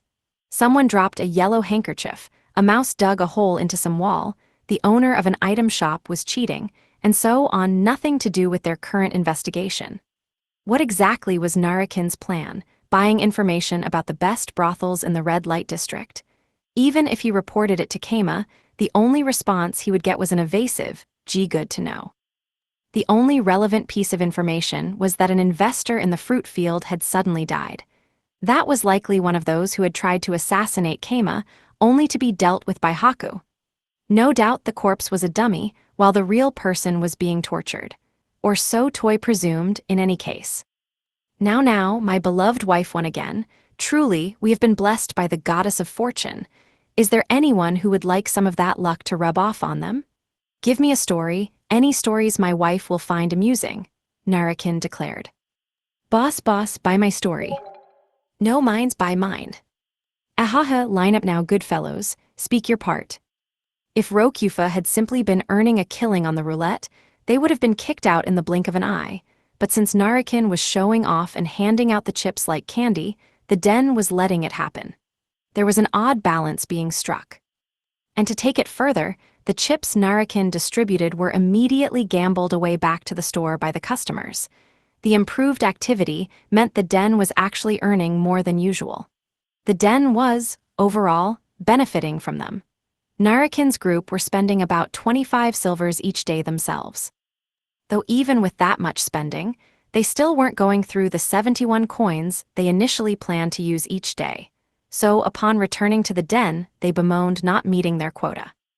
Good grief, what a ridiculous couple. Wait a second. Toy shook her head. Why was she getting so serious about information gathering when this was all just an excuse to get them to take a break in the first place? Sheesh. Spending time with those two truly messed with her head. I suppose I should enjoy this break as well. Excuse me, waiter. Fruits, please. Toy paid the chips she just received to a waiter, who gave her grapes. She popped one into her mouth and drank the sweet juice. Side chapter, Soto's tea party. Keima's daughter, Soto, had fit into the town of Gorin with no issues whatsoever. And now, she was having a tea party to increase her number of friends. It was being held in the Dancing Doll Inn's dining hall. If one avoided the lunch rush, there were plenty of seats and snacks free. A table had tea, purins, and local golem beets to eat lined up atop it. Participating in the tea party alongside Soto was the gang of Gorin's children. Niku, Mayodera, and Mikaru, as well as Sid, the town chief of drag. I'm Papa's daughter, Soto Gorin. Feel free to just call me Soto. So, exclaimed, introducing herself without a hint of shyness. Each word exuded excessive self-confidence. I am Mayodera Tsuya. Lady Kuro is my fiancé, Mayodera said, bowing her head. She was the daughter of Tsuya's archduke and had more common sense than anyone else there. I am Mikaru, an apprentice nun in the local church. I think we'll be great friends. Mikaru exclaimed in turn, smiling brightly. She was like a tiny, energetic sun and was immediately likable. Should I really be here? I'm Sid Pavella, town chief of drag, Sid said, feeling a bit awkward as the only guy there. I will introduce myself too. I am Niku Kirinu, Niku said. She knew everyone there, but would feel bad to be the only one not to introduce herself. Here, have socks as a symbol of our friendship. Don't worry, they're all new and from the dungeon. Oh my, thank you. Mayodera was the first to receive new socks from Soto. They were laid bare without any wrapping, but they were certainly high quality. I would sure be grateful if you put them on right away. Oh, and here's a box for putting your old socks. Soto, master said not to do that here. NGH sis, curse you papa. Niku smoothly stopped Soto from going out of control with her fetishes. Her bizarre behavior. That is, her fetish for collecting socks had been mostly permitted up until this point, but that was only true with family, Keima's subordinates, Niku and Ikika, the monster girls, etc. Naturally, going all out with outsiders was a bit much. Thanks to Niku, it seemed the tea party could safely begin. Lady Soto, you are Lady Kuro's little sister, correct? Mayodera asked. That's right, my. I'm her little sister, ahihei. Oh, and you're her fiancé. I guess that means I should call you Big Sis too. Be Big Sis? Why yes indeed. Oh my, how cute and wise and clever you are. You are certainly Lord Keima's daughter. And so, Mayodera was immediately conquered. Still, to think Keima had another daughter. How about you call me your big sister-in-law too? Wait, you want to be called sister even though you're a boy? That's pretty funny. Sode exclaimed, interested, but Mayodera stepped in. Lord Sid, do not be obsessive. Lady Kuro has already refused your engagement. Ahaha, I was simply joking. That's right, Sid is my prey. Mikaru. Oh my. Things have developed that much between you? Mayodera asked, putting a hand on her mouth and giggling. Mikaru finished changing her socks, then spoke to Soto. Soto. Yes, mechi. Are you a bedist? I'm a bedist. Yale. Soto and Mikaru high-fived. They were immediately in complete sync. And while Niku couldn't see, Mikaru took off her socks and gave them to Soto. I ask for your support in upcoming church-related business. Jehihei, what a bad girl, fear not, I will speak to Papa. It was quite a villainous-looking exchange. The fact it was an exchange of socks rather than adult candy did make it heartwarming, though, and they were just doing it for fun. They didn't have any actual evil plans. Probably. What are those two doing? Did they meet in secret before? It's like they're peas in a pod. Is this really their first meeting? Mayodora asked, exasperated. It sure is, Soto yai. Michi yai. Soto and Mikaru high-fived again. They were so in sync it was as if they had been friends from birth. Still, the purins in this are certainly high quality. I am using the recipe to make my own at home, but they simply can't compare, Mayodora said. Say what? When did you get the recipe? Sid shouted, so jealous he abruptly stood up. Oh ho, I am Lady Kuro's fiancé, you know. But you can eat them here whenever you want, can't you? Yeah, but going through the tunnel each time is kind of a pain, Sid said. But I can't eat them unless I do. It's been a bit annoying. Why not just use storage? Things put into storage had their time stopped. You could just buy them and eat them when you wanted to. That's an option, but when I have to go to the Imperial Academy, whether my chefs can make purins or not will make a big difference, no. The Imperial capital certainly is far away, Mayodora agreed. Hiring adventurers with storage, just to bring food is an option, but the costs are as high as you'd expect. What about asking Wataru? Niku suggested. Sid blinked. Wataru the hero wouldn't do menial labor like that, surely. He would, you just have to ask. Don't worry, big sis, Wataru definitely would, Soto exclaimed. One of Wataru's jobs was to bring rice from Gorin to the Imperial capital. They were actually using dungeon functions to dump a ton of it over there, but they were using Wataru to cover most of that up. Exporting rice through the Ivory Beach was one of the Cave of Greed's most important cash flows. HRM, the socks of Wataru the hero who travels across the empire, pretty hot. Soda. I know, not today. Niku put her foot down. Niku, I don't mind, Mikaru exclaimed. I accept Soto's love, that's what it means to be a Bedist nun, heck yeah. Michi, you're so cute, I love you. Soto and Mikaru hugged in a tight embrace. Were they really meeting for the first time? Excuse me, Mikaru, what did I say about calling Lady Kuro by that name? Mayodora barked. But I prefer that name. No, Lady Kuro, it's shameless. Oh, once we get married, I will call you by that name in bed, so. Until then, please be patient. Mayodora went red. It was easy for Keima's group to forget, but Niku did indeed have a sexual connotation when used as a name for women. Hey, Soto, my smell's super nice. She's uber cute, I love this kinda stuff. I really should be a second wife. Hey, what are you three talking about? Does anyone want another Purin? And so, Soto was accepted normally, as the town chief's daughter. Chapter 2. I gave Narakin's group time off and a bonus, but they spent that time gathering information. I listened to their report while possessing Tran. You sure are dedicated to your work, huh? Your praise is the highest honor. Why were all my subordinates so dedicated to work? Ray was the same way. All I wanted to do was skip work and sleep, so where was the dedication coming from? In short, we religiously attended gambling dens to gather information and learned much. I believe we have learned every rumor circulating the city. We have written everything in these documents. I see. Well, you sure did manage to learn a lot of different things. It is all thanks to Rokufa and Toy. I simply distributed the pay, Narakin said. Oh no, it is thanks to you and Toy, Narakin. I simply had fun with gambling, Rokufa replied. I suppose the credit all falls to me then, Keima. I am the one who encouraged them after all. Sure, good work you three. They might have dug out some info, so I recorded each sheet one by one to check later. For now, I would just skim over them. You know, you all should rest when you're given breaks. If you work on holidays, you'll be giving Buddhism a bad name.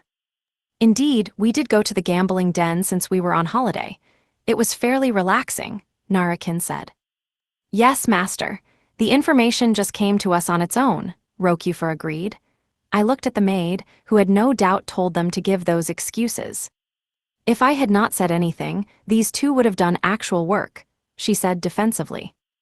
All right, sorry for the trouble. You should be, good grief. But this, too, is for Lady Leona's sake, so I will do it gladly, she said. It seemed she was doubling down and indeed congratulating herself for everything. I glanced at the notes, and the intelligence they had gathered really was all over the place. Adultery, dropped handkerchief, places to get fruit for cheap, etc. Oh, the owner of a fruit field died. Rest in peace, not that I care. Narakin, if you found any bombshells or things especially interesting, drop 'em on me. Ah, in that case, yes. This one, he said, pointing at a particular note. Let's see here. A female adventurer used a magic potion to become male and grow stronger. However, she fell in love with a man, so she returned to being a girl, gave birth, then returned to being male? That's certainly something, I said. Their gender flipped like 3 times in quick succession. When I heard the story myself, I could not believe what a bold man, woman? I don't know which to say, but they were certainly something indeed. I believe they are a celebrity that has conquered a dungeon before as well, Narakin replied. They were definitely using a chaos drug. Guess that means Leona's been here, too. Not that that means anything in particular, given how long she's been traveling. Still, to think they'd use sex-changing drugs that openly.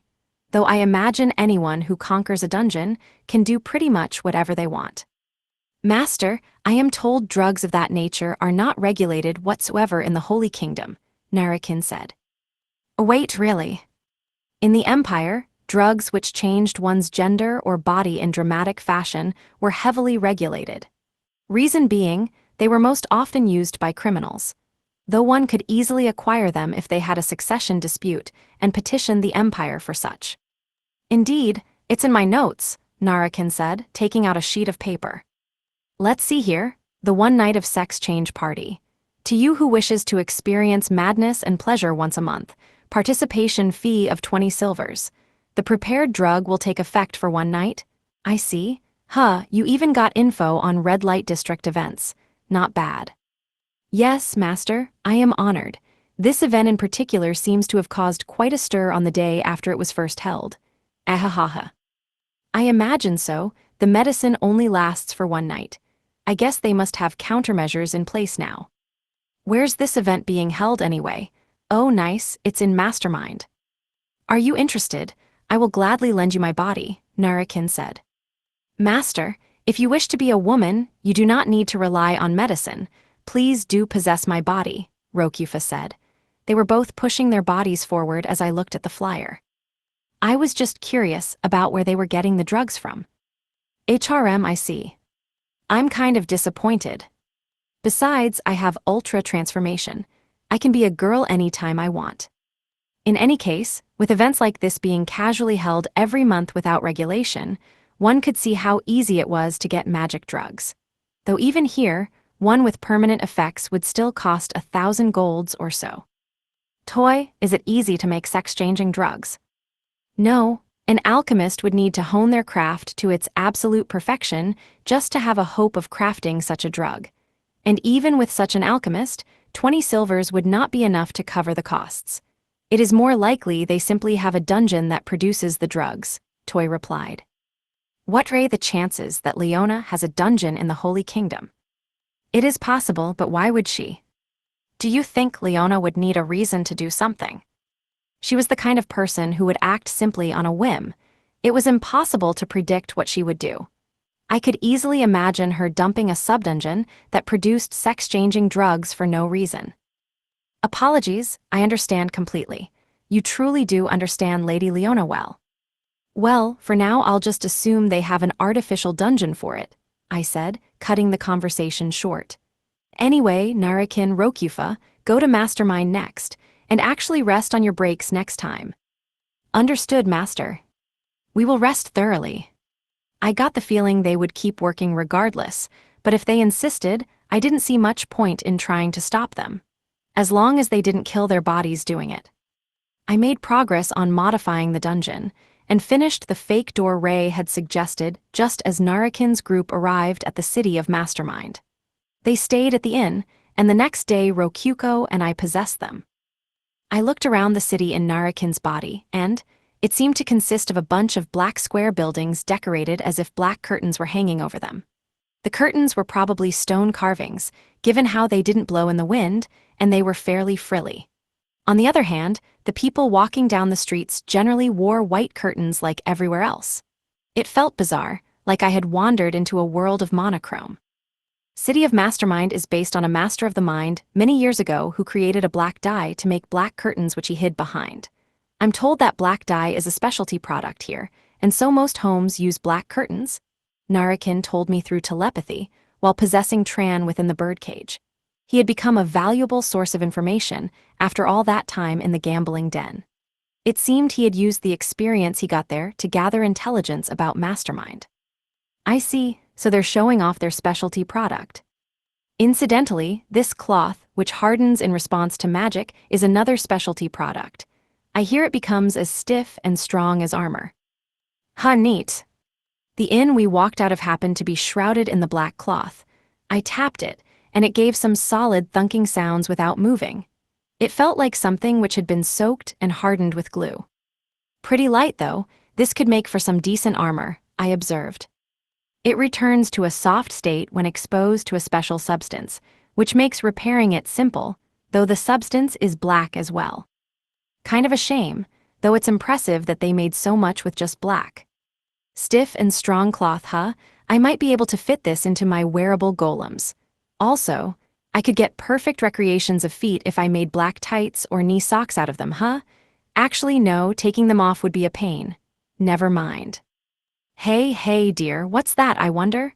Rokyuko exclaimed, pointing at a small tent covered in frilly cloth that really made it look like a fortune teller's hut. Apparently it was a store. Do they sell food maybe? Lady Rokyuko, that is a general store that sells accessories, Rokyuko replied through Seaver. On closer examination, the tent did have a board with an accessory-esque picture on it. Neat accessories, fashion is culture and culture is important. Let's take a peek, Rokyuko said. I had no reason to refuse, so I agreed to go check out what they had. Except, Rokyuko casually linked arms. I felt two particularly soft things pressing against me as I entered the tent. Welcome, came a voice. Inside the tent was a normal accessory store, with boxes wrapped in cloth atop a simple counter containing rings, necklaces, piercings, and so on.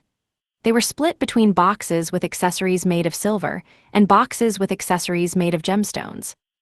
Let's see here, a silver accessory with no stone is a single silver, while one with a gemstone is 5 silvers. Easy to follow. Let me see what you have. Is there anything you like, my wife? This one seems kind of romantic. I like it, Rokyuko exclaimed as she began evaluating the merchandise. The mail store owner peered at my wife. Good sir, are you buying a gift for your wife? Right you are. Do you have any recommendations? Let me think. How many other wives do you have? Oh right, the Holy Kingdom practices polyamory both ways. None at the moment, one accessory will suffice. Is that so? Regardless, I suggest buying many, to prepare for the day you wed more.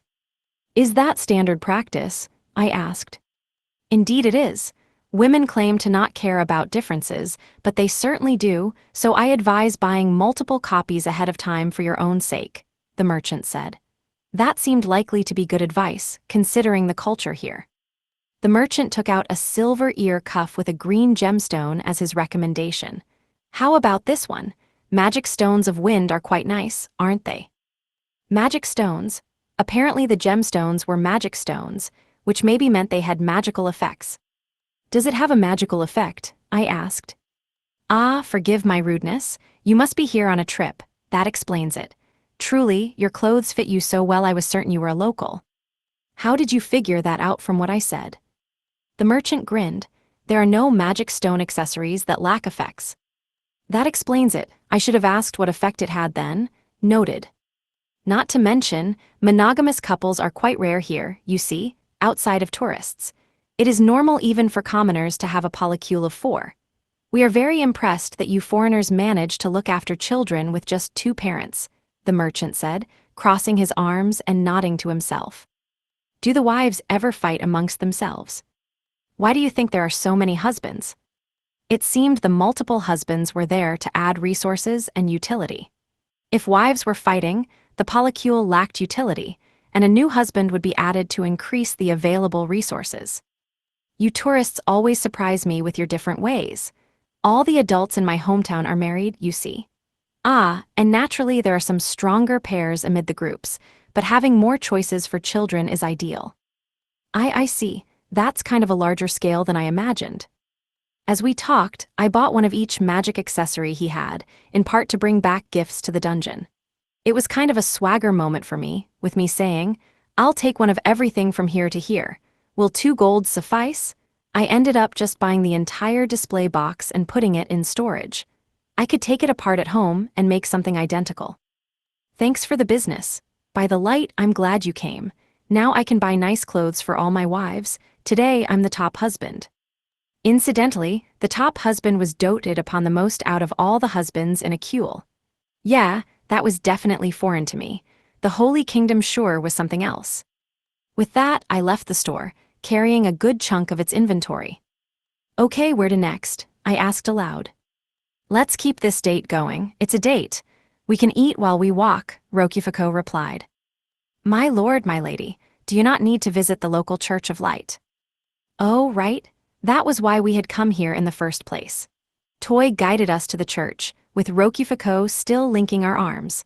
A look at the map showed that the church district was in the dead center of Mastermind and was big enough on its own to consume all of Gorin. Wowie, it's bigger than our own church, Rokufuko said.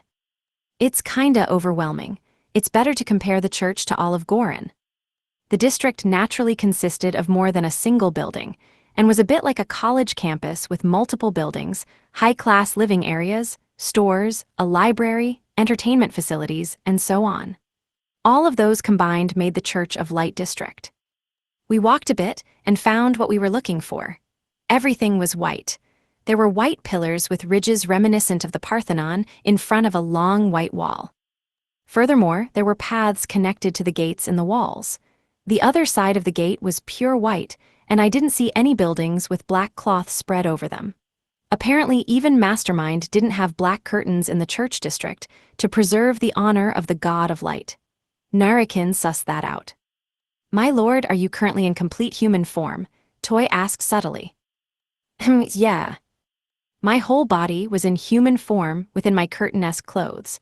I wasn't so slack that I would have armor instead of skin in the hidden bits. Very good. You will be investigated a second time when passing through the gate to the Church of Light district. Take care not to cancel your transformation. Rokufa, you watch out too. If I weren't transformed, my wings would be popping out. Also, don't call me Rokufa, call me my wife. Despite Toy's warning, the female soldier at the gate gave only a brief check-over. She asked questions with a lie-detecting tool, checked our pulses on our arms and necks, then checked inside our mouths. That was it. The question of why we came here even had a simple and honest answer in that we were given a letter of introduction and told to visit. There was nothing suspicious about us, and no criminal history. We were set. That guard sure had white armor. I thought the cloth armor had to be black, Rokufuko said. They just put white cloth over the black armor. Like a polar bear, I said. I was pretty sure polar bears had black skin underneath their white fur. As we spoke, Toy likewise went through the gate safely. She had taken a bit more time than us, because apparently they had stripped all her clothes and even drawn blood, with a needle that showed them the blood color immediately. It seemed our status as Class II citizens had been immediately useful. Apologies, my lord. I forgot to mention that servant checks take extra time if you do not pay a bribe. Though for subterfuge purposes, it was indeed better to do it properly for once. Oh, that's the system they have. Either way, I was just glad to have gotten through the gate safely. Though I had doubted Toy would get caught here, when not even a slave collar worked on her. We walked a bit down the white streets of the church district until we finally reached the Church of Light itself. It had an especially large gate as its entrance, and there were guards filling a nearby guard box. It was a massive structure akin to a palace, which put it on an entirely different level from Goran's church, like comparing dirt to gold. Our church really can't compare to this, huh? Ahua. The gate was open, but I wasn't sure if we could just go in or not. As I debated that question, Toy asked for the letter of introduction so she could go to the guard post.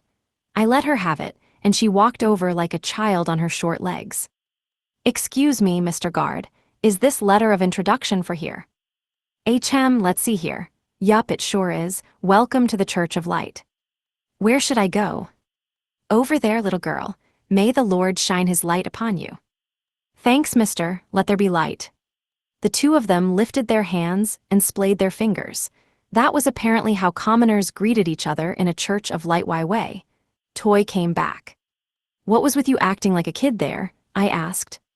I would have felt stupid paying a bribe over official papers like these, she replied. Wait, that's the kind of system this place uses. Either way, we could finally step inside the Church of Light.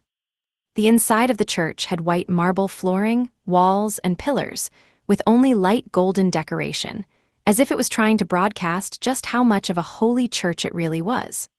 There were flower beds and running streams of water, despite being on the inside, and light rained down from the glass ceiling. It's rare to see water and plants on the inside like this. The glass ceiling is something else, too, I observed. Not bad at all compared to that Merchant's Guild, Rokufuko agreed. I believe they might be aiming for reactions like yours, my lady. There was a reception counter right by the entrance. We showed the white-clothed woman there our letter of introduction. She read the contents, then smiled at us. Lord Narakin, thank you for coming. Please follow me, she said. We were guided deeper into the church. In the opposite way, the water flowed and arrived at a white room. There was water flowing from a statue of a tiger's head. Inside the room, we were offered seats on a sofa. The woman then briskly left, saying she would call someone to meet us. Said person came before long. He was wearing frilly, curtain-esque clothing just like us. He had a golden ring with a crest on his finger. Apparently, it was the mark of a high-ranking priest, a so-called archpriest. Apologies for the wait. I am Santaku, an archpriest. Greetings, I am Narakin Goran, but do excuse me. Do you happen to be related to Santaku of the Merchant's Guild? Why yes, Santaku is my nephew. That explained why they looked so similar, and their names were so similar. In any case, the letter said that you may grant the power of the gods. May I ask the details? Why yes, certainly. And so, we successfully put ourselves in a position to ask the archpriest about artificial dungeons. Splendid! So you desire to crush wild dungeons with the artificial dungeons the God of Light has blessed us with. Indeed, at my wife's recommendation. Dungeons under no human's control may eat shit, if I do say so myself, oh ho ho. Ahaha, I see you understand well, my lady. We chatted, all smiles. Rokuko had used some pretty dirty language to diss dungeons, but as expected, the archpriest considered that a good thing. However, I see you two are not yet disciples of the light. Naturally, given how valuable artificial dungeons are, you will need to first join our faith. That does make sense. What must we do? I asked. Well, if you wish to do it as soon as possible, you will need to prepare for next month's group baptism. There are various customs and vows you must memorize to participate. From there, you will be an apprentice, and perhaps after a year or so of service you will be accepted as an apostle, our lowest-ranking clergy, the archpriest explained, scratching his nose. Just as I was thinking about how annoying and time-consuming that sounded, Rokufuko poked me in my side. Oh, right, he's making a ring with his finger as he scratches his nose. All right, I got it. I understand how this country works now. Unfortunately, we are travelers, as you can see. May I show my faith through another way instead? I asked, setting a gold coin onto the table. Your heart is certainly in the right place. I shall perform your baptism myself, so you may begin as an apprentice at once. Ah, do forgive me. I forgot to cover my wife as well. I set down a gold coin, and he still seemed unsatisfied. Fine, fine, I piled up 10 gold coins and slid them forward. I hope that this sum expresses our gratitude for you, Father. Does the God of Light accept our faith? HRM, let me see here. It would indeed be rude not to accept feelings of gratitude. I do believe your faith has been conveyed. A splendid showing indeed. Your faith is clear for all to see. Oh yes, and that reminds me, I do have a lay priest position available and waiting to be filled. You are truly lucky. This must be the will of the God of Light himself. Becoming a lay priest or whatever would apparently let us skip the whole apprentice phase and join the Church of Light right away. The power of money truly was something else. It could even distort time. Since it took 10 years of faith to become a priest normally, each gold here was worth 1 year of time. I gotta make sure Buddhism doesn't end up corrupted like this. And so, I Narakin became a lay priest of the Church of Light. Or more precisely, I would be given the official status of a lay priest once I came back tomorrow, since there was a bit of paperwork he had to do. Hooray! I slid on the ring that served as temporary proof of my status as a priest. It was a bit warm. Maybe it would be better for me to wear it on a string around my neck. But I'm just an apprentice, That's kinda sad, Rokifuko said. Being the wife of a priest makes you practically an archapostle, he said. In any case, as for our sleeping quarters, they had a place for traveling priests, that is, priests who had no set church and instead traveled to spread the faith, so there was no need for us to take out an inn. Okay, let's go on a date, Rokifuko said. We have the time, so. I feel like we're kind of forgetting why we're here. Then let's pretend we're gathering intel. I mean, aren't you just super curious about what kind of place that is? She asked, opening the map and pointing at a place called the Dungeon Ruins. It was a fairly sizable plaza. Dungeon Ruins, I asked. Oh, I have heard of them. It is the ruins of a destroyed dungeon, as the name implies, Narakin swiftly explained. It's been turned into a commemorative park, one of many tourist spots in the Holy Kingdom. I believe there are round, white jars shaped like dungeon cores for couples to smash together. There were some at Lackey and Underling as well. What the hell? For a second I was confused, but then I recalled that Church of Light weddings involved something similar when one cut the cake. Those are certainly an essential date spot in the Holy Kingdom, Toy said. They're outside of the church district, but that should not be a problem, as the priest ring will allow us to come and go freely. My lady, we do luckily have the time, so perhaps you should visit one with my lord. These priest rings give that kind of power. Sounds good, let's go, dear. Well, I suppose we don't have much to do until we get the official ring tomorrow, so all right. My lady, may I spend this time operating on my own to gather intelligence? It would be a pain for me to accompany you in and out of the district. You have my permission. See you tonight. Hey, hold on, don't just give permission on your own. Thank you, my lady, I shall do my best. Wasn't Toy supposed to be listening to my orders specifically? Meh, the intel Toy gets is always pretty useful, so whatever. Just bring Narakin with you. I can't just let you go off on your own completely unattended. After seeing Toy off, Rokifuko linked arms. Done, okay, let's go smash some pots. You know they're modeled after dungeon cores, right? In any case, at Rokuko's strong suggestion, we headed to the Dungeon Ruins. So, the Dungeon Ruins Park. It apparently used to be a dungeon. What kind of dungeon was it, you asked? It had supposedly been 12 floors in total, with an entrance on a small hill and a mob pool consisting of undead-type monsters. Or so it said on a billboard by the entrance anyway. This was probably before I was born, Rokifuko said. I wonder what number they were. That's obviously not written anywhere. All the billboards really drove it home that this was a commemorative park, or at least a tourist spot. There was a receptionist at the entrance, who charged an entrance fee, 10 bronze coins for adults, 3 for kids, after which one could explore the inside of the dungeon. In short, a former dungeon was now a tourist spot for those who wanted to see how it felt to conquer a dungeon. Wait, speaking of which, wouldn't that make this a corpse to a dungeon core? Will you be all right? I asked. It doesn't really bother me. Maybe if it had just died, or the core fragments were the real thing, but this is already just a normal hole without any dungeon powers. Well, she knew better than me. The plaza around the dungeon was something of a grassy plain. We went right to the receptionist's desk. "Welcome, a party of two. Will that light equipment suffice? We do have spare equipment of our own we can lend," the receptionist said, showing us a price list for the equipment to borrow. It really was like an attraction. "No need, we're actually adventurers. Our real equipment is in storage." "Oh, I see, my apologies.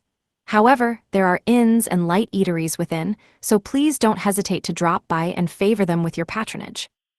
"Inns?" "Indeed, it is 12 floors after all." "Ah, right. This was a simple hole without the placing function, and it was 12 floors. It wasn't just a set of 12 stairs to climb down, each floor was wide and its own thing. It was probably the kind of place you came to intending to stay the night." "Excuse me, I want to do the pot smashing. Do you know where that is?" Rokufuko asked. The receptionist responded with a business smile. "Core smashing can be done here, but I suggest taking the time to do so in the bottommost floor's former core room, though smashing here costs 1 silver and 5 silvers on the bottom floor. HRM, the inside is 4 silvers more expensive." "Due to the transportation cost, yes." That made sense.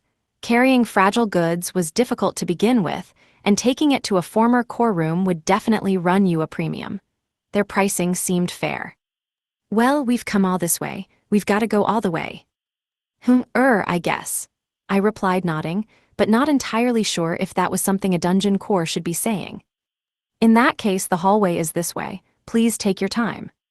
We paid the 20 coppers to get in and entered the former dungeon. It was a cave-type dungeon with light magic tools lighting it up. However, it was reinforced with bricks, wooden pillars, the black cloth, and so on. Destroying the dungeon core made the walls and floor unstable. These supplements were in place to strengthen them. There was a billboard on the wall right by the entrance. "These dungeon ruins really have turned into a tourist spot," Rokuko mused. "There's even a map of the whole floor. Let's see here. Keima, the stairs are this way." "Oh, whoops. I'm a bit curious about all the staff-only sections, but playing things straight seems smart for now. I can investigate in secret later if I want. Guess I could summon a spider or something with DP and send it in." Still, I didn't get tired no matter how much I walked. My clothes were just normal clothes, so I didn't have golem assistance, but Narakin's body likely didn't get tired easily to begin with. He was living armor, after all. Rokufuko, on the other hand, was swiftly tapping out. Hey, can we take a break?" she asked. "Sure, there's a rest spot nearby anyway." One of the rooms had been turned into a cafe, where one could grab a bit of food. I peered inside and saw that on the wall was a green paper shaped like a safe zone symbol. It was kind of poorly done, but the thought was there. A tea shop right where someone with an adventurer's stamina would start getting tired. We must be falling right in their hands. There's a ton of people inside, too, I observed. "We're going inside anyway. I'm tired," Rokufuko said. "Sure." We went into the cafe. The inside was more like a normal cafe than you'd expect, and between you and me, it made me start questioning whether this really was the ruins of a dungeon. After our break, we resumed our tourism. The waitress said most employees stay here overnight. I figure, yeah, the commute would be crazy otherwise. Upon leaving the cafe, we followed the path down on our way to reach the bottom floor. The dungeon wasn't a one-way path to begin with, though, so there were many branches in the road.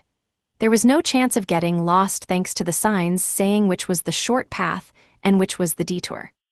Taking the detours would probably lead to our needing to stay in the dungeon's inn. That would end up leaving Toy alone overnight, and we had plans for tomorrow anyway. Guess we're taking the short path today. I'm tired. And so, we speedily progressed through the dungeon, taking the shortest routes. Along the way, we came across other groups of customers, each wearing adventurer clothes and each being in a party of 3 to 5. They all seemed to generally take the detours. Conquering mazes seemed to be a trend, and we came across people shouting, "This way next," while boldly charging forward. Still, there were no monsters, making it a fairly safe dungeon. Oh, and just as I thought that, we came across full-sized cardboard cutouts of undead-type monsters. Naturally, we couldn't cut them down. There were stamps on them, which probably made it some kind of checkpoint. Maybe they were doing a stamp relay, where if you got all of the stamps you got a prize. These kinda displays really make this feel more like a museum than anything. Look, don't I look cool? Rokufuko asked, picking up a papier-mâché sword and pointing it at the skeleton. It was a fancy broadsword made of light, white material. Oh yeah, super cool. I went ahead and recorded this on the monitor for fun. This would be a photo moment if I had a camera. What would a normal person do here? I doubted they'd bring a canvas and paint to sketch out a portrait. Okay, you go next, she said. You want me to do it too? Duh. And so, I ended up readying the sword myself. I was just glad to see Rokufuko having fun. With just a few more detours, we finally reached the 12th floor. At our speed, it seemed reasonable to make it back to the top by the end of the day. Incidentally, the 5th or 6th floor had been turned into a hotel section. There were a bunch of small rooms lined up like there had been in our own dungeon storage area, and they were used directly as in-rooms and such. Some people slept in them overnight, like the cafe staff. Still, once you get rid of environmental modifiers and stuff, dungeons really do just turn into a big box. I'm learning a lot, Rokuko said. It makes sense when you think about it, but yeah. The environment effects were all just being produced by the dungeon, so without it, they'd be gone. That said, they didn't actually run any extra cost once they were set up. Personally, I liked that more. I preferred buying things flat out to paying monthly installments. Still, this is really trying. Do we really have to go back down the exact same path? Lady Rokuko, shall I take your place? Oh right, me leaving earlier is an option. Oh yeah, I forgot about Seaver Rokufa entirely. Right, Rokuko's real body is just chilling in the Cave of Greed's master room, though Narakin's busy looking after toy elsewhere. I could use teleport if I wanted to, but... Oh, wait, Narakin doesn't know it. And he probably doesn't have the mana for it either. Anyway, here it is, the core room. Former core room, but yeah. The core room had a receptionist counter in front of it as well. The guy standing behind it gave us a smile. Congratulations on your successful descent, adventurers. Behind this door rests the core room. Indeed, I said, putting on airs once again. A conquest of this level is trivial to me, though it seems to have been a bit hard on my wife. Oh dear, that is not good at all. The basis of adventuring is maintaining strength, after all. Our first-generation high priestess once said, by the time you are reassuring yourself that you still have the strength to keep going, you are already in danger. The high priestess he meant was clearly the high priestess of light, and I was pretty sure I had heard a similar phrase back in Japan. Maybe the first-generation high priestess was also a hero. Might as well use my lay priest status to look it up. So, given that there's a desk here, I suppose it costs extra to go through. Yes, this is also the pot-breaking desk, of course. Rokufa, still got it in you to break some pots. Of course, totally. We don't need to run out of a collapsing dungeon like normal, right? We can just chill after breaking it. And with that, we paid the 5 silvers. It was the same price we had been told about up above ground. Now then, please wait as we prepare the pot. When it is ready, you may break it however you like. We will handle the cleaning. Some bring back pieces with them as souvenirs. Oh, but do take care not to destroy the stand. And while there is normally a 10-minute limit, we are rather free today, so you may take your time. So some days are busy, huh? Guess that's a hot tourist spot for you. Anyway, the receptionist guy carried a wooden box from a nearby room into the core room. Inside was no doubt a white jar shaped like a dungeon core. After a bit of waiting, he came back out. Enjoy yourselves. Rokufa and I walked into the hallway leading to the former core room at his prompting. The former core room itself had nothing but the stand and the white vase shaped like a dungeon core. Guess I can't say much, since our core room is like the exact same thing. At least their stand functions as a light magic tool and makes the orb shine above it. That's clever. Ooh, it does look kinda like one, Rokufuko exclaimed. Not a bad recreation, so wanna go ahead and break the pot. Alright. Rokufuko, feeling a bit shy, picked up a white mace that was resting nearby. Yeah, this is supposed to be something that couples do together. Apparently, if you break it while saying a wish, it'll come true, she said. Oh, like, I hope I finish work early, or something. Nah, not like that. May we be blessed with children is a popular one. Yeah, this is supposed to be something that couples do together. We just had Soto, didn't we? True buet, long term, you know. Think you'd have a better chance of your wish being granted if you asked father. That's different. Is it?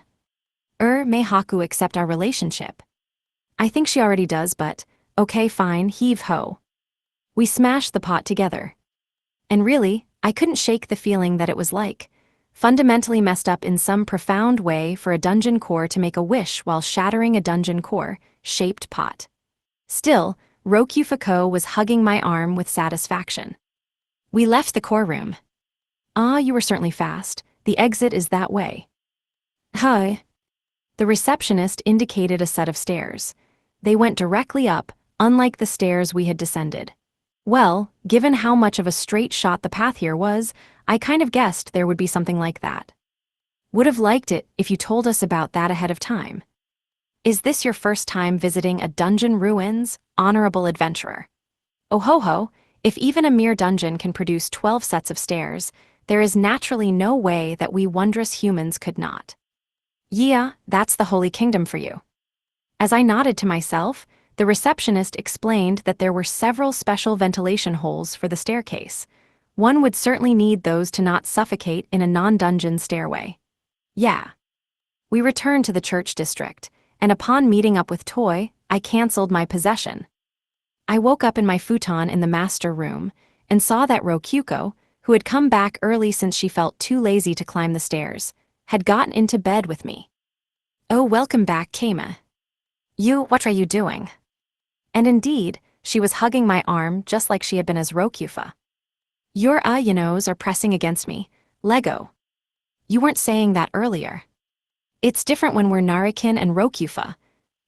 It's kind of embarrassing when you do it yourself, as, the real you. Rokyuko peered at my face, then smiled. Well, okay. It's not that you want me to stop because you don't like it, so I can accept it. Would you have kept doing it if I didn't like it? I would have stopped then too, but I would have been in a bad mood about it, she replied, which meant she was in a good mood now, though it was hard for me to tell. Akile darlying. I do want you to stick to only using that when you're in Rokyufa, just saying. But we have a kid, we're pretty much married. Don't whine. Rub, Rokyuko said, rubbing her body against mine. She felt kind of like a cat, so I rubbed under her chin. She let out a meow sound just like a cat and relaxed her body. Enfu, what was that? Geez, when did you learn to counterattack? Hess, I won't be on the losing side forever, Rokyuko. I peeled off Rokyuko and got out of bed. After a bit of stretching, I realized how stiff I really was. Man, it sure is weird to be tired, but not actually tired at all, I muttered. It really was bizarre. I had been reasonably tired when possessing Narikin a second ago, but as soon as I was back in my own body, I had all my stamina. Though that was pretty natural, since I had been asleep the whole time. I was still psychologically tired enough to fall asleep immediately, but anyway. At this rate, my muscles will probably end up atrophied. What about having Elka possess your body while you're away and having her exercise for you? Elka, could you do it? Rokyuko asked. Me? Elka asked, tilting her head at the conversation suddenly being thrown her way. You're already in the master room all the time, so who else would be better? I suppose. Her doing workouts for me while I was asleep. That would definitely be convenient, but I felt a bit nervous about letting anyone use my dungeon master body, even a monster under my command. Guess I could just invent one of those tools that electrocute muscles to work them out, or something. A golem electric massager.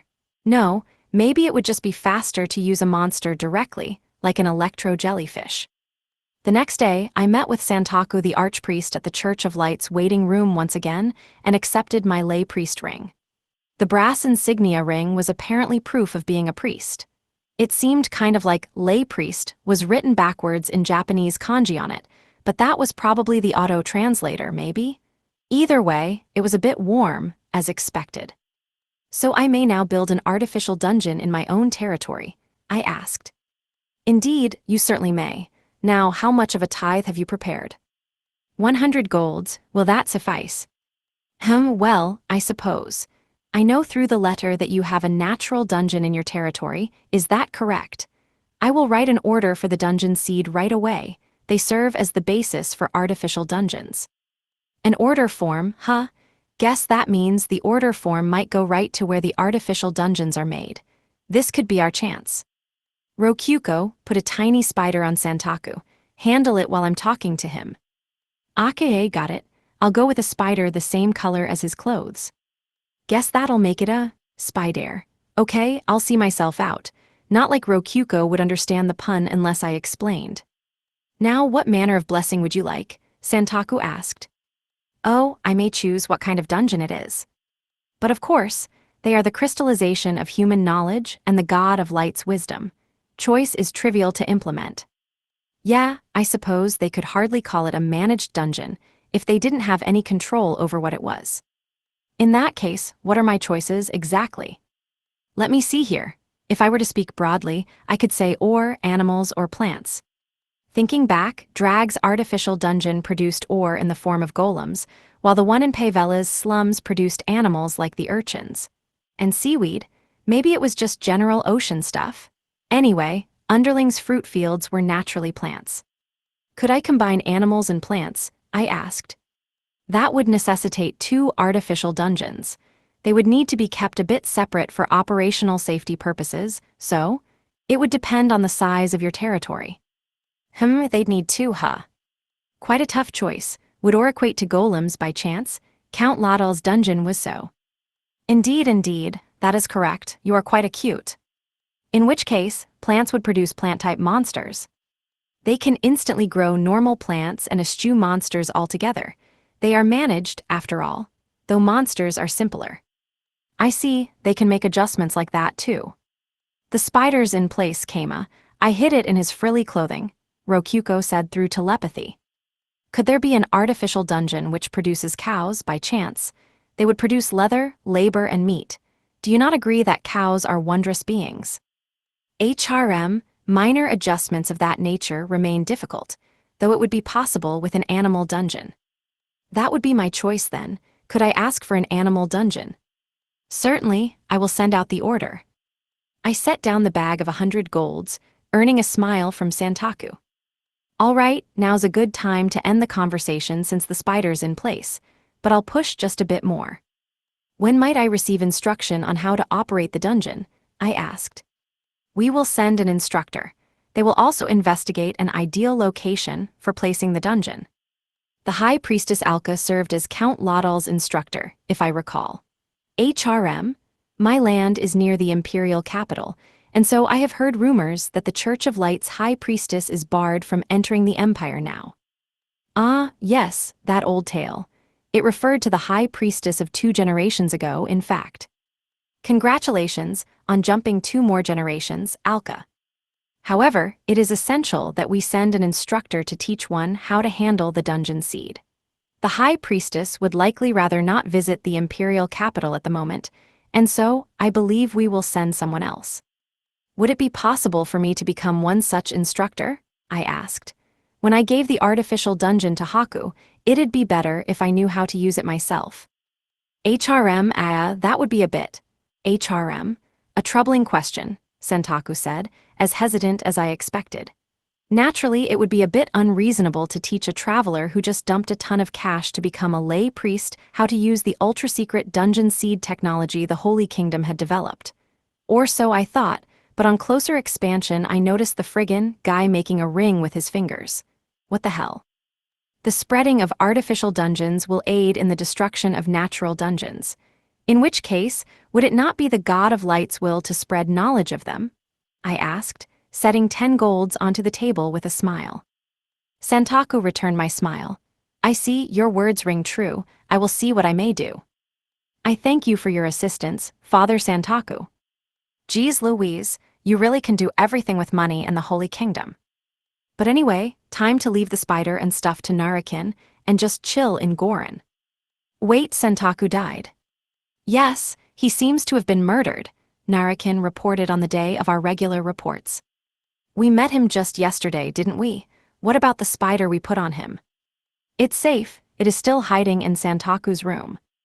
According to Narakin, Santaku the archpriest had summoned someone to his room, and then that person killed him. The spider hidden in his clothes had survived, however. They were saying something regarding the Pope's seat just before it happened. I believe that has something to do with it, Narakin said. All right, I get it. He tried using the money I bribed him with to hire an assassin.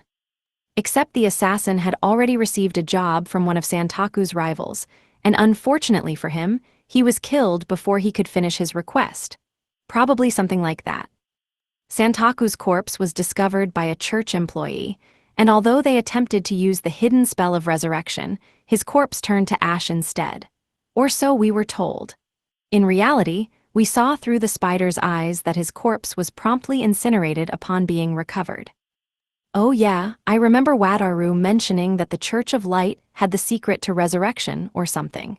It was pretty suspicious, costing a ton of money to use despite only having a 25% success rate. I hadn't heard that it turned bodies to ash when it failed, either.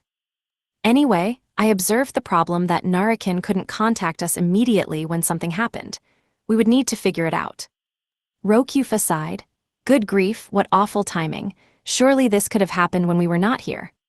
Oh dear, but it is no coincidence. It is precisely because of my lord giving him money that this happened. 100 gold coins is certainly a large enough set of funds to cause problems in a snap. This could hardly have been avoided, Toy said, with a bemused smile. Right, this is less bad timing, and more us causing it indirectly. Oh well, guess we should go show our letter of introduction to the receptionist again. About that, Master, we were told our letter of introduction is no longer valid. Why? It seems this was a letter of introduction specifically to Santaku.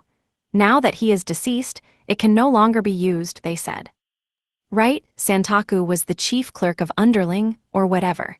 He probably was in a position to write that letter thanks to that job. So in short, we have to go get another letter of introduction. So it seems. That was annoying, but whatever. I shook my head with exasperation, still possessing Tran the bird. I decided to walk through the city of Mastermind to decide on our next move. We could bribe the Merchants Guild for another one, or we could go after another guild. We could gather intelligence in bars and gambling dens. We had many options, which I considered while traveling through Mastermind, using my lay priest ring to pass barriers. I was borrowing Narakin's body, which meant Rokuko had insisted on possessing Rokufa's body. You didn't have to come, you know. No whining, I'm your wife, remember. Right. Someone whistled behind us. Boy, so this is true love, huh? It was Toy, and I ignored her completely.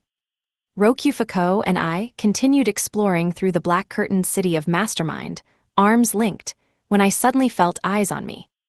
Mama, came the deep voice of a middle-aged man. Shivers ran down my spine, and when I turned to look, I saw a familiar muscle man. Mama, Aya, it's really you, Mama. I think you've got the wrong person. A bearded man calling me Mama. It was unmistakably the former number 2 of the last commune that had ruled Sia's slums. Hugo. He had identified me before even when I wasn't in Sakuma form, but how the heck did he know it was me when I was possessing a monster? I mean, Narakin did look exactly like the normal me, but still. M.A., Hugo exclaimed, barreling toward me with a broad smile on his face. He leaped over Toy when she got in between us. Her eyes widened at his unexpected acrobatics, and although I readied myself for a collision, Hugo stopped right before impact. Hugh, that was close. I nearly broke my promise to you, Mama, he said, sounding entirely like a young child despite being an older muscle man. Oh yeah, I used the contract magic treaty to forbid unapproved touching. Wait a second, isn't this the kidnapper from before? Rokufa exclaimed, looking at Hugo with guarded eyes. Mama, who's this, your friend? My wife, I answered, after debating it for a moment. Mama's wife? Okay, hi, new Mama, but don't get cocky, you little brat. I'll beat the shit out of you if you make Mama sad. Okay, hi. Hugo and Rokufa shook hands, with multiple question marks appearing above Rokufa's head.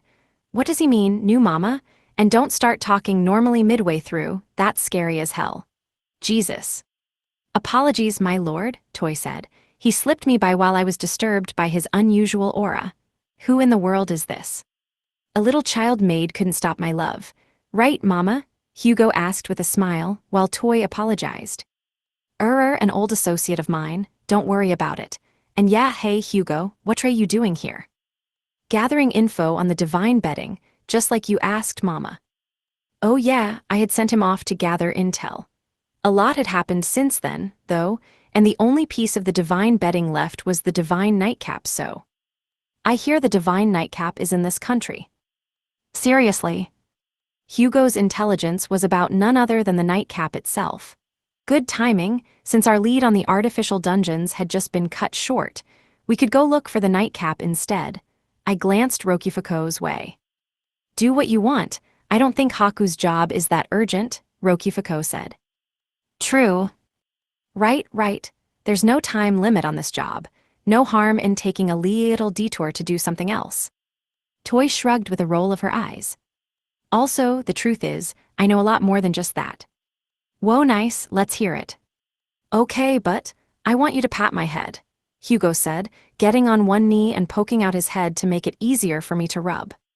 I was a bit hesitant to do so, but this information was valuable, and head pats for information like this was basically free.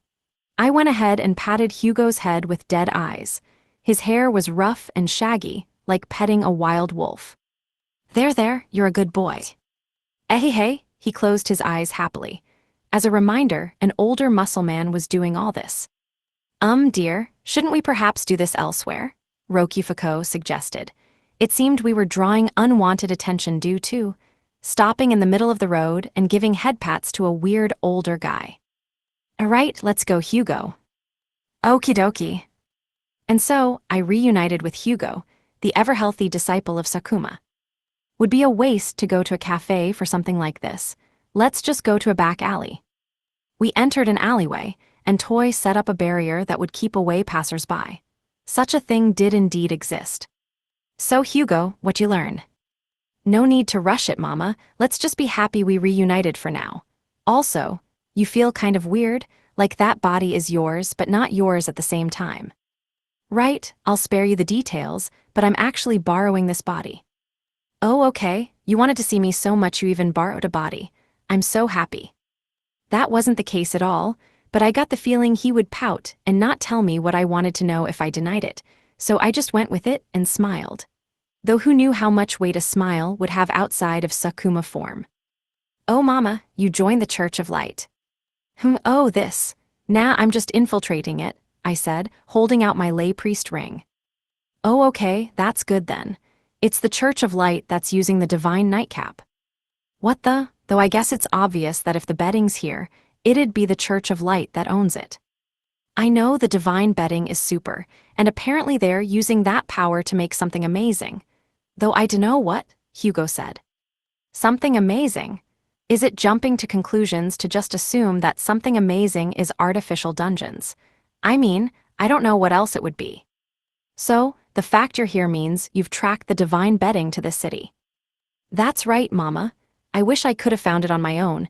I was planning to come back to Tsuya and surprise you. I see, now I really need to investigate this divine nightcap. One could truly call this a work of fate. Wait, does that mean you have a way to get the bedding? It's in the district. Will you help, mama? I'll be the one stealing it. Stealing, huh? There's the rule about absolute ownership for the divine bedding, but given that the Church of Light is using it for something important, it'd probably be impossible to get it normally. I could probably just steal it and use GP to ask father to change the setting.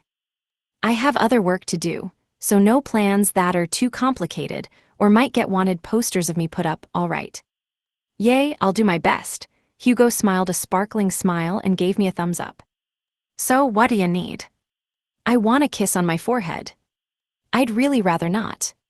Surely that would be worth getting the divine nightcap, Rokifuko said, a hand over her mouth to cover her grin. Hey, do you just want to see me kissing a dude's forehead? I've kissed Haku before, so what's the problem? Go ahead. Go. That's obviously way different. Haku's hot as hell and your sister. This guy calls you his mama, which makes him your son, no? Plus he's strong, so most girls would probably think he's hot too in that way. It's basically the same. What the? No way, girls would find this toddler role-playing weirdo hot. Toy, back me up here. Putting aside his unusual behavior, I believe my lady is not incorrect. Although I was disturbed, he did manage to pass my guard, which would make him fairly strong. Even Toy recognizes his strength. On second thought, Haku has weird fetishes too, and no way, they're literally all the same. NOOO. Seems like you fucks understand. Glad that Mama has smart companions. Now, Mama, kissy on my forehead. Wait. I thrust out my hands, stopping Hugo from pushing out his forehead any farther. What I'll help with is what you need me to do to get the divine nightcap. A kiss on the forehead would be a reward for finishing the job, not starting it. Sometimes you need to pay in advance, Mama. Plus, this body isn't mine, so, how about I pay you with something else? Right, like a new bandana or something. I definitely would rather the kiss be from your real self. Okay. Negotiations successful. For now, just tell me what you need to get into the church district. I am technically a lay priest, so with enough money you should be able to get in without any checks. Thanks, Mama, but that's okay. There's an underground passageway that connects the outside to the church. I even have wanted posters here, so I couldn't pass through the gates. I knew Hugo had been the number 2 of a crime syndicate in Sia's slums, but he hadn't done anything that would earn him a criminal record here in the Holy Kingdom, I was pretty sure. He must have done something here, too. The heck did you do? Nothing bad, I just assassinated a bad person for work. I worked in the church last night, too. Guess I can't blame you then. The Bedist church had nothing bad to say about those who killed for work. What else would we do? Belittle the fine soldiers, guards, and dungeon masters of the world? Far be it from me, too. Wait, last night. Did you kill the archpriest Santaku by chance? I asked. Why do you? Oh no, sorry, was he a friend of yours, Mama? NGH, this guy cut me off from the artificial dungeons. Though even if he weren't here, some other assassin probably would have done the job. Wait, no, I need to think about this another way. If he was the assassin, he knows something about who made it happen. Normally he would be tight-lipped, but well, this is Hugo. If you want my forgiveness, tell me who ordered Santaku's death and why. Okay, it was the head archpriest of the Pope faction, Rajal. He didn't say anything about why, but I think it's 'cause Santaku was part of the Reform faction and was making moves. All right, well, no helping that then. It was your job. Rajal, I'll remember that name. Also, today I learned there's different factions in the church.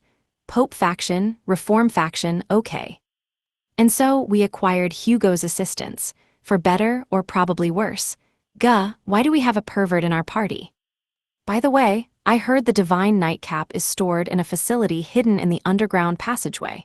We can go sneak in tonight. Man, you really are useful, albeit perverted. Partially out of spite, I summoned a snake pet with DP and gave that as his reward, though he ended up not hating it that much. He said, "It's so cute I want to eat it up just like you, Mama." NGH, don't eat it, seriously, drop it.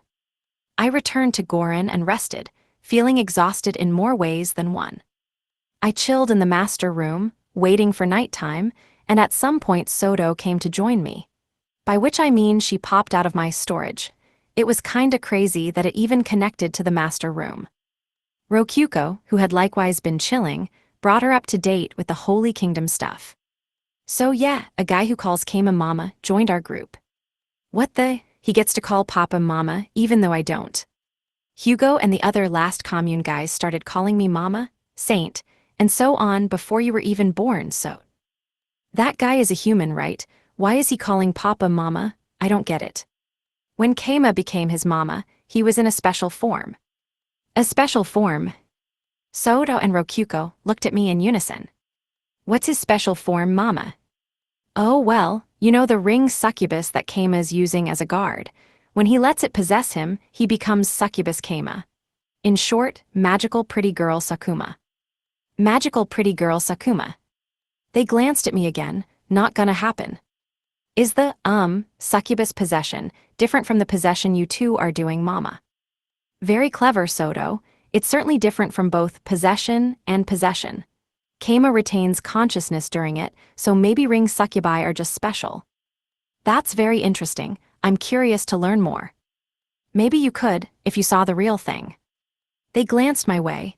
Glance all you want, it's not happening. Well, I guess it's more like a fusion than anything. Maybe a fusion possession, Rokuko ventured. Fusion possession, okay, so it's like synchro. Fusion possession, synchro, okay, I'll start using that now. Oh, you're motivated, Kasaki. Maybe we should celebrate this naming by having him show us the synchro. Not happening. Kasaki getting motivated was not about to change my decision-making process. You won't do it, even after getting us so excited. Papa Yusuak, no fire. There's no fair or not fair about this. You lot got excited all on your own. Good grief, I really need to ask Atetsu about some tricks to being a dad. Wait, have I even told Atetsu I have a daughter now? Oh crap, I forgot to tell our neighbors about Soto. Don't worry, I'm on top of it. I already introduced her to Core 219 and Redra, Rokuko said. What the wend?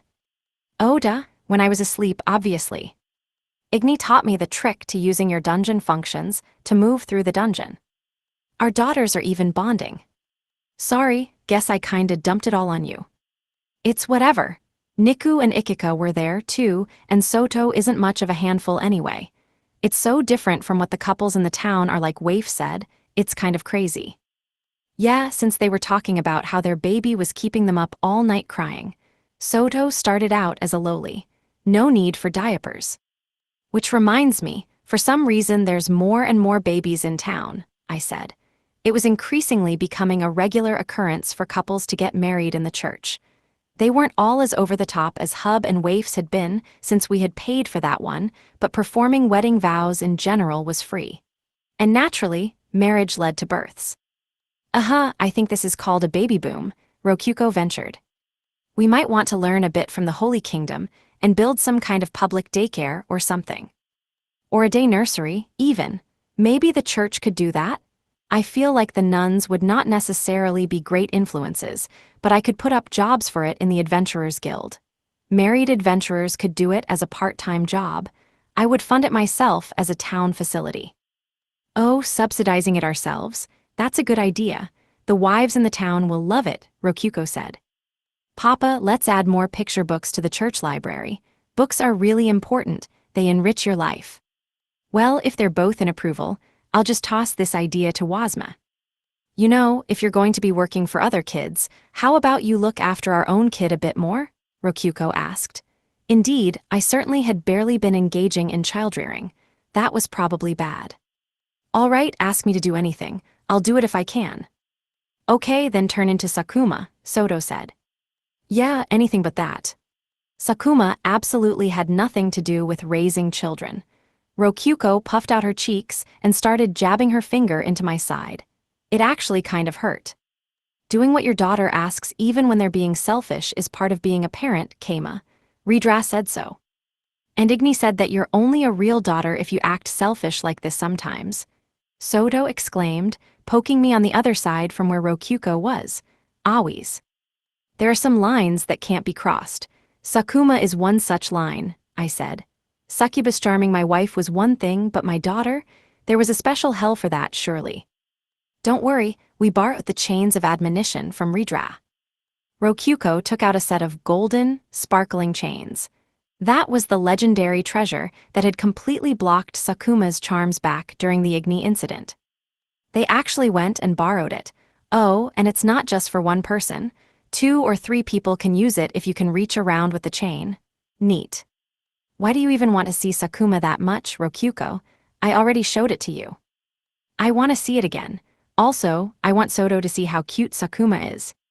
Mama's made me curious. Sakuma must be something else. All right, I'm starting to think Sakuma might have an addictive quality on the level of illegal drugs.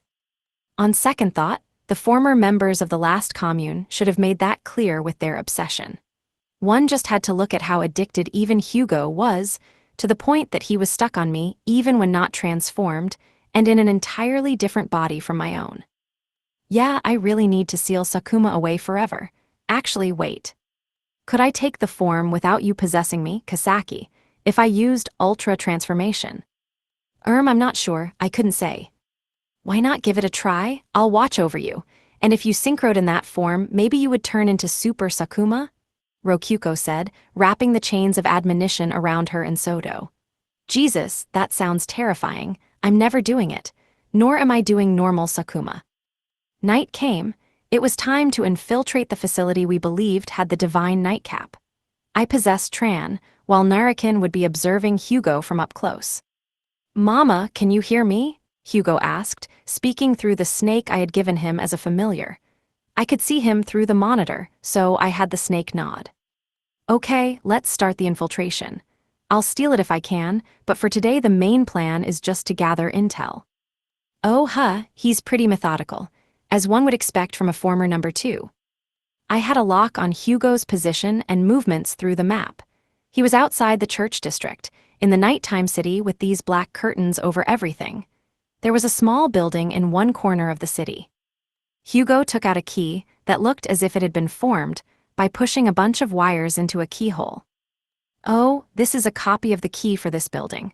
I made it when I was given a key for my job the other day. He can even make copies of keys, huh? Impressive. He opened the door, and inside was nothing but a stairway built into the floor heading down. There were weapons on the walls, but I didn't see any tables or seats. The stairway was just there, in the middle, as if to say the building itself existed only to hide the stairway. This leads to the underground cellar. We'll reach the church if we go straight ahead, but there's a branch midway through. The stairs led to an underground hallway with white walls. Incidentally, the fact we could see despite there being no light source was a very distinctive trademark of dungeons. HRM, could this be a dungeon master? Narakin asked. Yeah, this might just be an artificial dungeon. We had made tunnels in our dungeon, too, and they were pretty convenient. You didn't need any support structures, and they were always bright. There was no fear of collapse, and even if you tried to break it, you could repair it immediately. They were just about perfect for underground passageways. Hugo walked for a while, and eventually there was a steel grate blocking a passageway to the left. Apparently that was where the facility was. He naturally didn't have a copied key for this one. Or so I thought, but Hugo pulled out a key ring. There were 5 keys on it that all looked like a bunch of wires. I thought this would happen, so when I was in the church, I snuck into an office and copied all the keys. Hopefully one works, he said, trying out each key one by one. The third one got the gate open. This guy really is skilled. If only he weren't a pervert. Well, I guess it was me who made him one, and he wouldn't be working for us otherwise, but still. Oh, good, that makes this easier, Hugo said. Apparently he had been planning to pick the lock otherwise. Oh, you want to know how I made these keys, Mama? Hey, I don't mind teaching you. I can use my skills to move needles. Keys work as long as you have the shape right. Apparently he had a metal manipulation skill. He told me how to make the copy keys even though I hadn't asked. He was a reliable guy, but that kinda sent shivers down my spine. This man is quite the valuable tool. How did you bend him to your will, Lord Kama? Toy asked. I used one of my forbidden techniques. Please don't ask for details. Further down the side passageway was a small room without a door that was the spitting image of a dungeon room. We peered inside and found a black dungeon core. Several cables were attached to it, connecting it to the ceiling, walls, and stone slates in front of it. I recognized that. Master. Yep, that settles it. This is an artificial dungeon. But we could put that aside for now.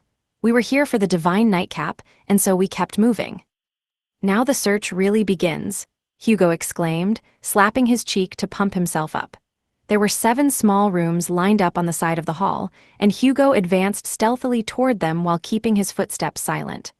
Mama, can you help? I want you to shake the snake's head to tell me if people are there.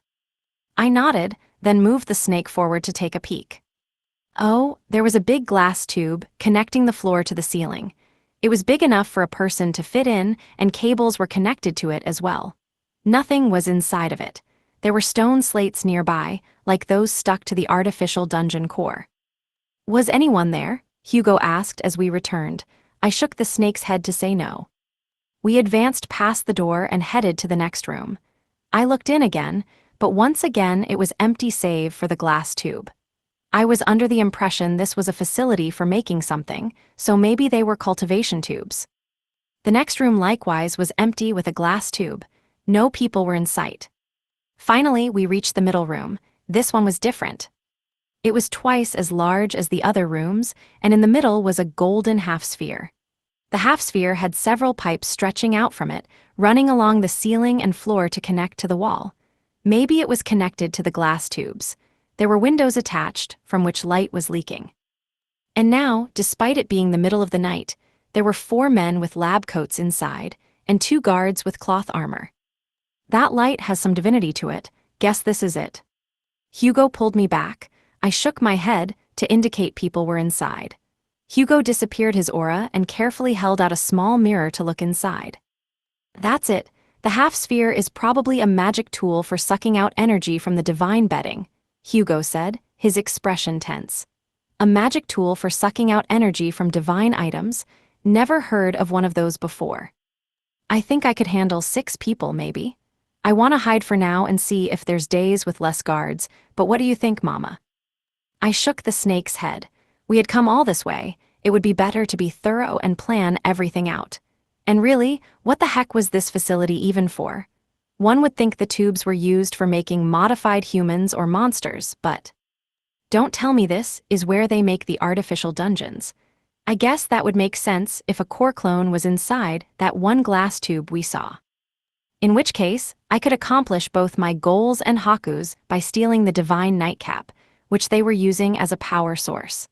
That was 2 birds with 1 stone, and doing a bit of prep work to make sure it went smoothly made complete sense.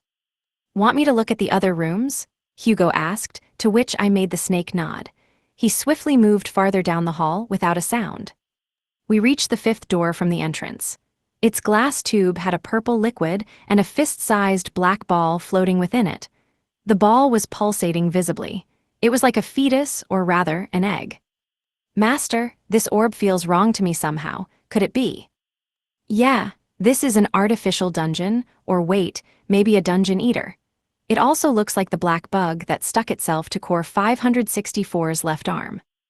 There was nobody inside, so we went into the room with Hugo.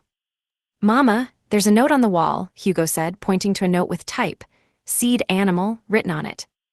That sounded familiar. Actually, it was probably the artificial dungeon seed I had ordered.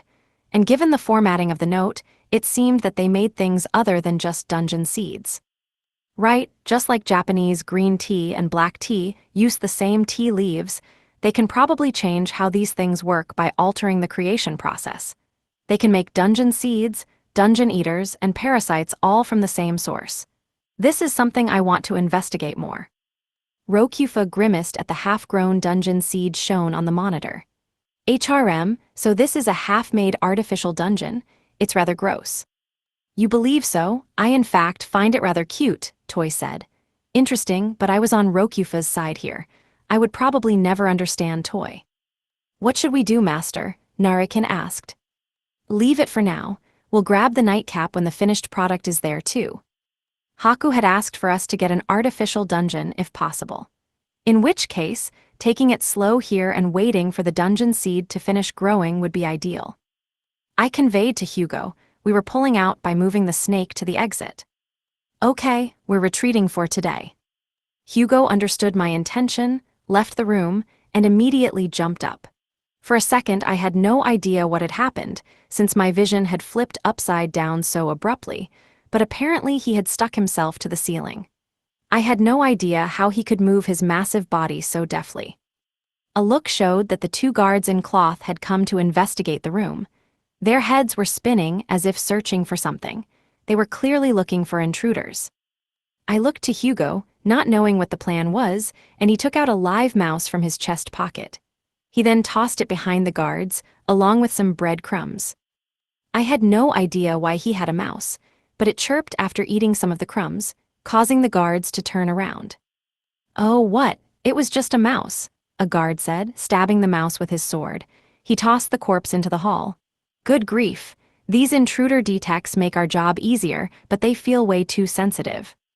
Agreed, we don't get any time to rest with it.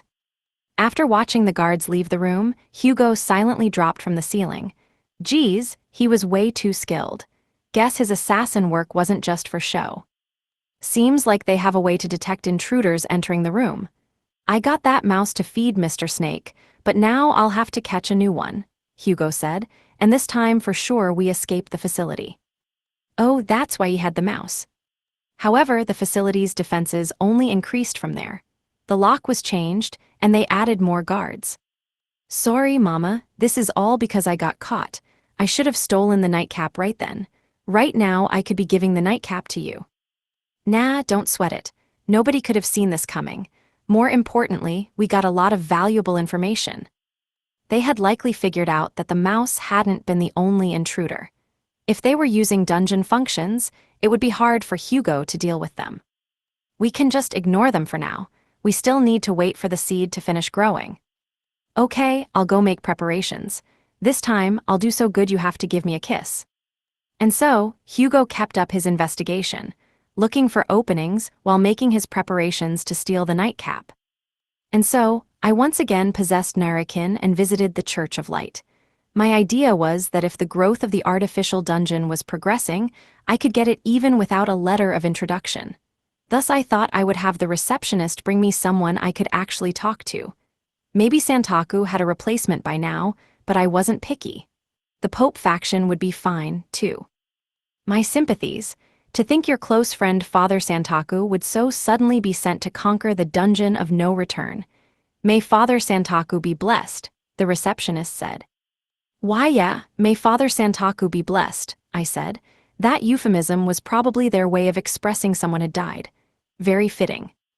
In any case, Medprius Narakin, we have been waiting for you. Wait, sorry, but wasn't I a lay priest? I asked, holding up my lay priest ring. The nun receptionist smiled softly. I am told you were promoted for your good deeds just the other day. Good deeds, the only thing I remembered doing here at all was give a bribe. What was going on? You came today to receive special training, no? Oh yes, that's right. Where might they be held? The phrase special training did remind me of one thing, that I had paid to be trained to be an overseer for an artificial dungeon. Indeed, no doubt Santaku had made the arrangements before he died. He even promoted me to med priest. Wow, the power of money was something else. Thanks, Santaku. Hopefully the money I gave you is useful in heaven too. Please wait in the room at the end of the hall.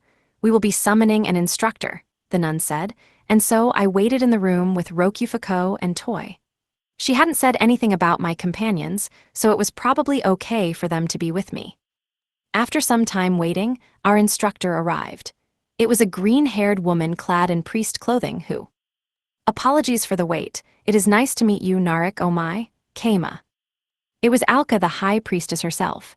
The sweet, flowery scent of a lily tickled my nose. Crap, I can't believe I met someone here who knows me. I mean, it just happened with Hugo, but to think that the high priestess herself would be assigned to teach me. Greetings, high priestess. I am Narakin. It is an honor to be taught by the high priestess herself. Oh my, I understand everything. It is nice to meet you, Narakin. I am Alka Ru Bipolar Red, but you may address me as Alka. Alka smiled. Her cheeks were flushed ever so slightly. To think you even brought Rokuko with you. Ahaha, this is truly a blessed reunion. It is an honor to meet you, High Priestess. I am Rokufa, his wife. Yes, greetings, Rokufa. I hope we may continue to be good friends, Alka said, giving a pleased, knowing smile. She probably casually changed her name there to go along with the cover story of her having passed the torch to a new High Priestess. She probably thinks we're peas in a pod for doing the same thing. She definitely does. Changing the color of your hair is certainly an orthodox strategy. However, to think that you would become a priest with 10 years of experience and one of the Reform faction as well. That would explain why you are so familiar with the Church of Light, Kama. Kama is my older brother, and unfortunately, he does not worship the god of light. I see, Alka said, nodding while smiling. Damn it, I shouldn't have gone with the same face, but it's too late for that. I'm just gonna stick to claiming I'm my own little brother. And also, is she saying I have 10 years of experience as a priest because that's what the paperwork says? I won't correct her, since that's probably convenient for me. The recently deceased Santaku's paperwork was so unbelievably convenient, I came to see what falsehoods lay behind it, but I see my suspicions were not mistaken, Alka said, nodding to herself as she concluded that coming had been the right call. My apologies, but may I ask what Santaku's report said? Certainly. A traveling priest beneath me has returned home from dungeon duty and succeeded in offering one of the Empire's dungeons to the God of Light. For his accomplishments, I would like for him to be awarded with the status of special priest, on par with a medpriest. Right, this is the Church of Light. Offering up a dungeon, that is, swapping a dungeon with an artificial dungeon, would be a pretty huge accomplishment here. It is unfortunate that Father Santaku passed away so suddenly after his disciple made such great accomplishments. May he find more honor across the Great Bridge. I certainly agree. I can only say, may Father Santaku be blessed. That must be another Church of Light euphemism. I went ahead and agreed, since it sounded like she was blessing him using the same language I had just learned from the receptionist. Ahaha, you certainly are strong, Narikin. What do you mean? Oh, nothing. Oh yes, your medpriest ring. Here you are. I took the ring with medpriest written backwards on it from Alka. Incidentally, Rokyuko had confirmed that the text was written in Japanese, which she could do thanks to having the Japanese skill. It was probably obvious that a church worshipping the God of Light would have deep connections to heroes. One might as well call heroes the muscle of the God of Light, after all. Also, I had to immediately return the lay priest ring I had just gotten the other day. Oh my, this seems quite new. That is rare for a traveling priest. You must have been taking very good care of it, Hem. Indeed, I performed purification upon it every day from the day after Father Santaku first gave it to me to now, I said, evasively. That was only one time in practice, since I had dropped it this morning and cast purification to clean it, but it wasn't a lie. Every day was still every day. How wonderful. Now then, I will distribute this ahead of time, in respect of your dedication. It is the ring of a specialty priest. This is normally something delivered after training, but here you are, Alka said, giving me a ring with specialty priest written on it backwards. Is that wise? I asked. Certainly, it is no problem at all. In the first place, excuse me, Narikin, in the first place, I trust and value you highly. However, do take care to not display this carelessly in public, Alka said, staring fixedly at me. Oh yeah, she trusts me as Kama since I had saved her life before, despite the fact she would just revive anyway. But I'm a different person. Don't forget that, it's important. Alka, excuse me, High Priestess Alka, could you not gaze upon my husband so? Oh my, Rokyufa, but what harm is there in doing so? May the glorious be admired, I say. No, I don't want him getting more wives. My, that is truly an alien opinion to have in this holy land of the light. I'm not from this country, so yeah, Rokyufako said, puffing out her chest. Apparently she wanted to monopolize me so much she would drop the stealth act. I kind of didn't see why she'd get jealous when this was Narikin's body, but it did make me a bit happy. Speaking of which, where is Ikika? I see you brought your beastkin slave instead, but oh my, I see no ears or tail. Did you perhaps cut them off? Alka asked, looking at Toy. Apparently she couldn't tell Niku and Toy apart. No surprise there, since they looked identical. A beastkin slave, you say? You must be thinking of someone else. Isn't that right, Toy? If you will permit me to speak, High Priestess. No ears or tails have been cut off my body. There would be no need to do so. You are certainly thinking of someone who looks similar to me. I will not deny looking similar to my lord's dog, but naturally many would be displeased by one with furry ears and a tail serving a priest, no. That was some deceptive wording if I had ever heard it. She certainly didn't need to cut off her tail, since she was hiding it with magic, and she was indeed a different person, and indeed Niku was a dog, and indeed people would be displeased by a priest having a beastkin made. But if you combine those, it makes it sound like I was the kind of guy to have a lowly cosplay as a dog girl for purposes best left unsaid. Toy smiled. You did that on purpose, you little fuck. For the sake of my lord's honor, there is much I must keep secret, Toy said, putting a finger over her lips in a cute fashion. I mean, it's good that you're not telling the high priestess everything about us, but phrasing. Come on. Oh my, I see. I was truly deceived. Your acting is something to behold. Oh ho ho. You have quite stimulating taste, Narakin. All I could do was smile. Since this was too top secret for anyone but members of the clergy to hear, supposedly, Alka had Rokufuko moved to a separate room while giving me my special priest training. No taking notes, incidentally.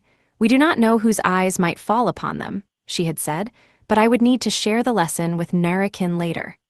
I elected to use the email function to stealthily write notes.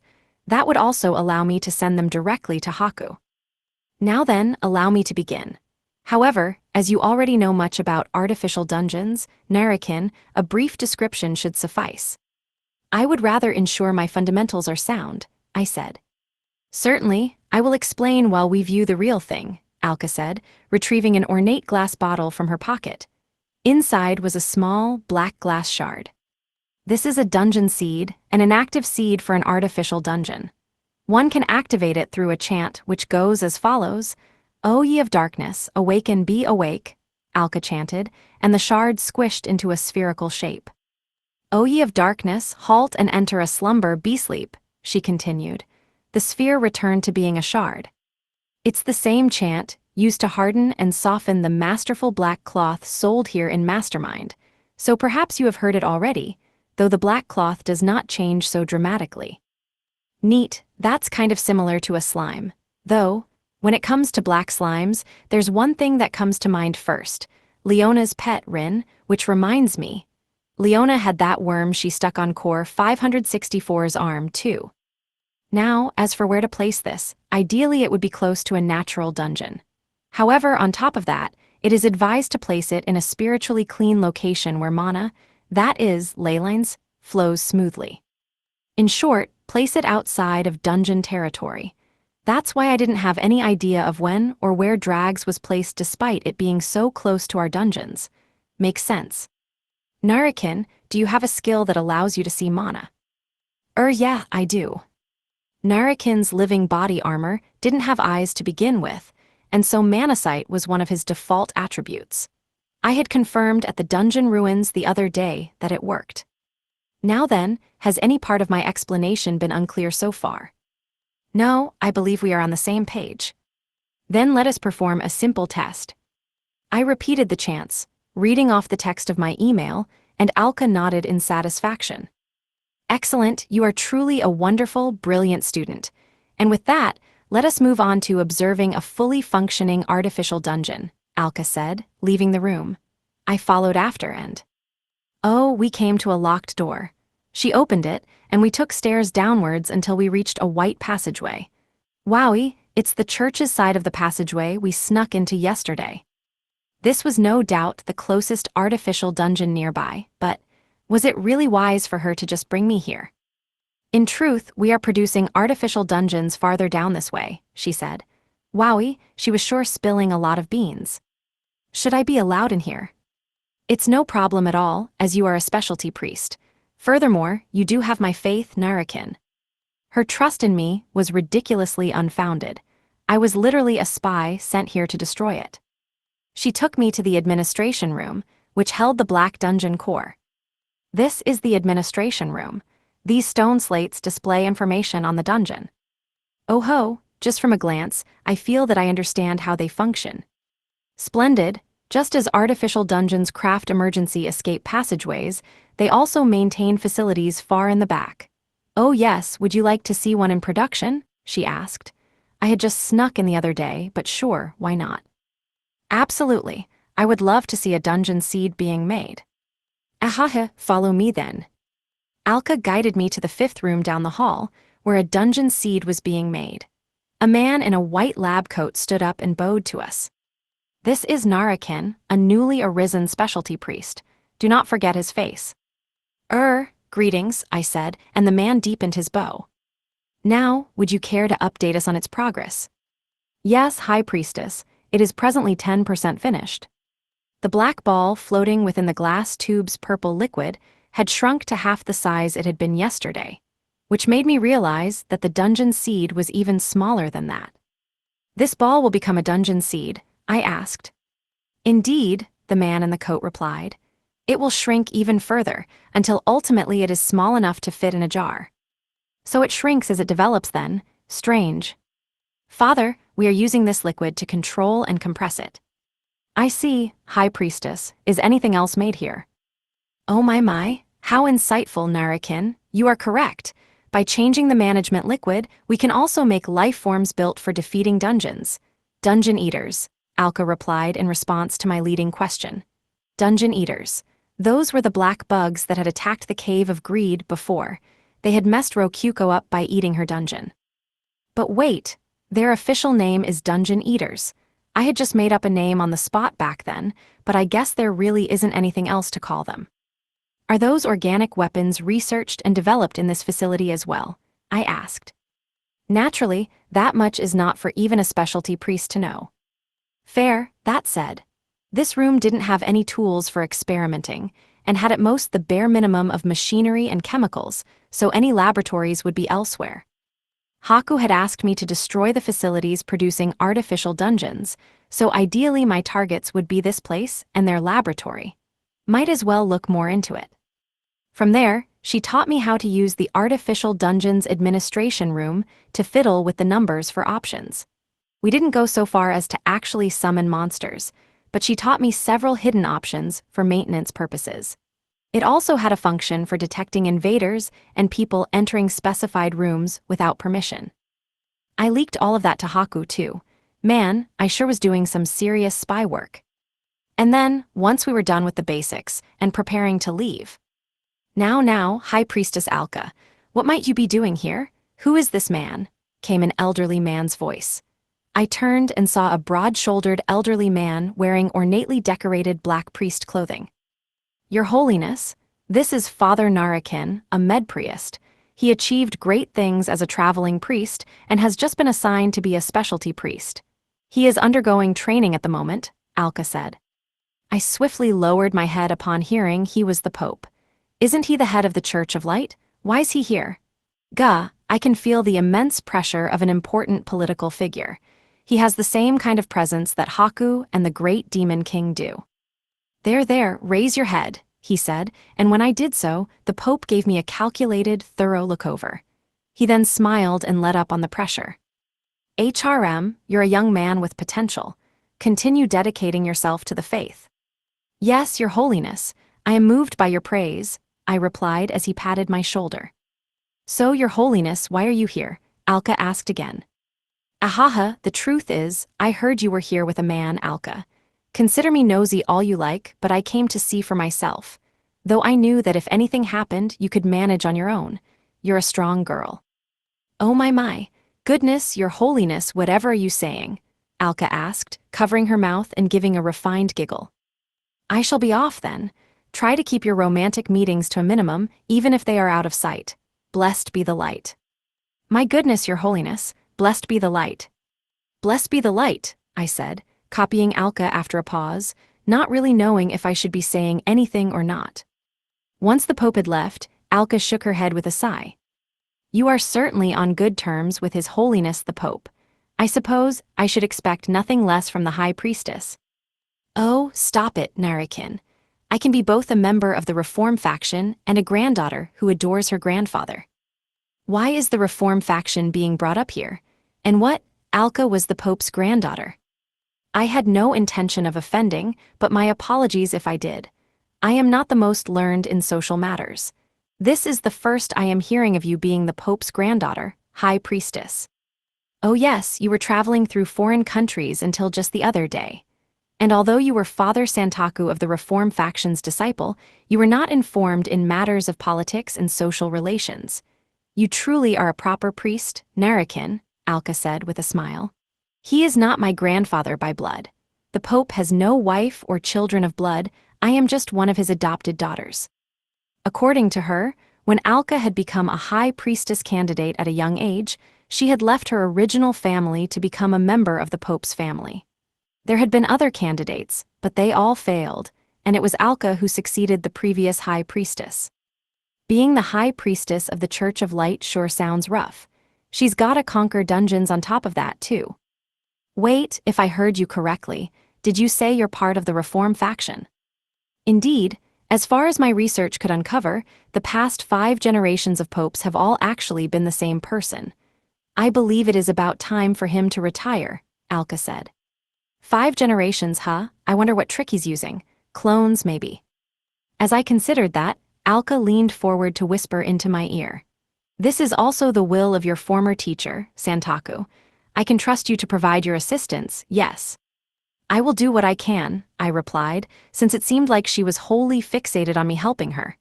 Worst case scenario, I could simply run away. And so my training finished safely, despite the higher-up barging in like that. The Pope visiting those facilities means he knows all about artificial dungeons, huh? And man, that pressure. It's pretty clear he's no friendly old man blissfully unaware of anything that's going on. He's got his hands firmly on the reins of this beast. I safely reunited with Rokifuko and returned to the room I had been given as a traveling priest.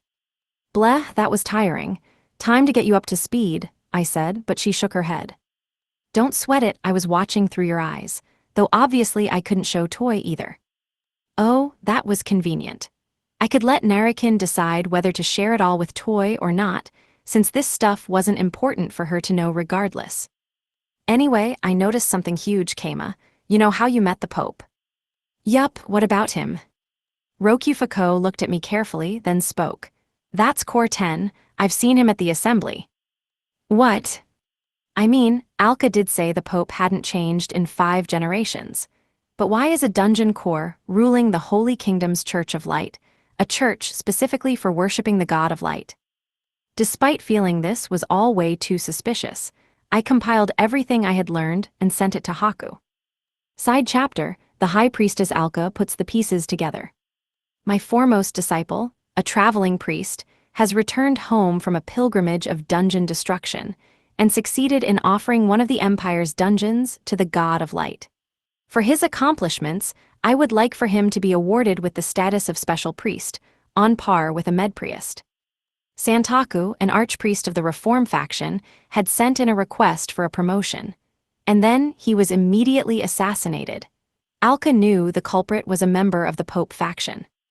Which makes this an archpriest's dying message, she mused. It was her duty as the High Priestess of Light to move to grant his final wish. However, she did not recall Santaku having had a traveling priest as his foremost disciple. She needed to investigate this to ensure everything was in order. At the very least, it was certainly a splendid accomplishment in the Church of Light to offer up a dungeon, and a dungeon from the Lavirio Empire, no less. It was such a splendid accomplishment that Santaku would be highly rewarded himself as the disciple's master, if it was true. The ascension to medpriest itself was no problem in the slightest. A noble from the Empire truly had come and offered to turn his local dungeon into an artificial dungeon, without asking for anything in return, despite the fact that offering a dungeon would put one in a position to make many demands of the Church of Light. It was set in stone that they would be rewarded with a completely free dungeon seed. However, there would need to be some checks before training him as a specialty priest. Some functions of the artificial dungeons were still secret, and so the instructors' personalities were carefully considered before they were trained. Even if this was Santaku's final request, Alka could not just grant it willy-nilly. And so she made her decision. She would grant this person the position of mednoble, see whether they were truly Santaku's disciple or not, and then decide from there whether to make him a specialty priest. With that said, all this talk of imperial dungeons reminded her of Gorin, and subsequently, its town chief, Keima. He was a wondrous man she had met while serving a tour of dungeon-destroying duty in the Empire with Sento. He had been well learned in the ways of the Church of Life, and although she tempted him with excellent offers so that he would return to the Holy Kingdom with her, he rejected all of them. And when she attempted to purchase Ikika, a slave, but one of significant competence, he had not faltered for a moment, even when presented with an absurd sum of 10,000 golds. Most of all, he had risked his life to save hers, despite the fact that Alka revived upon death. Alka knew no other man as pure and noble of heart. Just remembering it made her heart throb. She wanted to meet him again. To make that happen, she had changed her name and was preparing for another trip to the empire which had barred her entry. This time for sure, she would destroy that dungeon, purchase Ikika, and make Keima her own. Her thoughts were interrupted by a report that Narakin had arrived at the church. The archpriest's letter of recommendation had showered this Narakin with praise, saying he was highly skilled, dedicated to the church. And while he had a nondescript face perfect for infiltration missions, he was a fine man skilled in both intellectual and physical warfare. Good grief, as if such a man could exist. Santaku surely showered him with praise out of favoritism and nothing more, Alka said to herself. Since in the Holy Kingdom, families were decided by education more than by blood, one's disciple might as well have been one's child. Alka went to see Narakin, believing the letter of recommendation to be filled with nepotism and favoritism. Apologies for the wait. It is nice to meet you, Narak. She had entered the parlor wondering what he would look like, but the moment she saw the traveling priest's face, she couldn't help but let out an "oh my" of surprise. Keima. Greetings, High Priestess. I am Narakin. It is an honor to be taught by the High Priestess herself. There was no mistaking that nondescript face. His hair was different, but this was unmistakably Keima, the town chief of Gorin. Oh my, my. So that is how it is, Alka said. He did not falter even when she, the High Priestess, appeared unannounced. There was no room to doubt it. Keima, or rather Narakin, already knew Alka. Reason being, he, too, had multiple names. If he was a traveling priest, it made complete sense that he would be infiltrating the empire and using multiple positions of status to his advantage. It is nice to meet you, Narakin. I am Alka Ru Bipolar Red, but you may address me as Alka. She greeted him while indicating she would keep up appearances alongside him. It took all she had to not outright grin at their unexpected reunion. She could only hope her smile appeared natural. To think you even brought Rokuko with you. Ahaha, this is truly a blessed reunion. It is an honor to meet you, High Priestess. I am Rokufa, his wife. Yes, greetings, Rokufa. I hope we may continue to be good friends. They all understood each other completely. Nothing could feel better than that. Alka was becoming exceedingly pleased. Narakin claimed to be Keima's little brother, but there was no doubt they were the same person. For him to be a lay priest, it must have been at least 10 years since he joined the faith. Considering Keima's age, he must have joined the faith and become Santaku's disciple not long after being born. In which case, all of the praise written in Santaku's letter of introduction suddenly seemed a lot more realistic. He was skilled in both intellectual and physical warfare, naturally, and Alka could only nod in agreement to the idea that he was an honest and wondrous man. Then there was his face, suitable for infiltrations, and his dedication to his work. All of them pointed toward one truth. The town of Gorin had developed rapidly over the span of a few years. Its town chief, Keima, was a man with no history. And in his town, a religion without a god was being spread, with more followers joining by the day. Where did he learn to run a town? Where did he develop the skills necessary to establish himself as nothing short of a pope? Why did Buddhism have no god to worship? All those questions had the same answer. Keima, the town chief of Gorin, was actually a church of light priest infiltrating the empire. No doubt Santaku the archpriest had trained him in all the skills he displayed as town chief and pope. Buddhism had no god to leave a space for the one true god, the god of light. I see, Alka said. Ah, it was like a glorious shiver running through her brain. All the dots were connecting so wonderfully. Now it all made sense why Keima had so flatly refused her invitations and was so well learned in the ways of the Church of Light. Indeed, he certainly was dedicating his entire life to this infiltration, all for the Church of Light. He was even willing to exploit dungeons to his end. The recently deceased Santaku's paperwork was so unbelievably convenient I came to see what falsehoods lay behind it, but I see my suspicions were not mistaken, Alka said. It was beyond obvious that his spirit was pure as well, considering the numerous factors including his connection to the Great Spirit Salamander. Would a spirit bind with a human whose spirit was impure? Absolutely not. In short, Keima, Narakin was an honest, talented, and dedicated priest. My apologies, but may I ask what Santaku's report said? Narakin asked. It was then that Alka realized she had misspoken. Her words had not been right for Narakin, who had just lost Santaku, who might as well have been a father to him. Anyone would be devastated after the loss of a parent, but Narakin had hidden his sorrow so well that Alka had not even realized her mistake. This was the act known as solicitude in the Church of Light.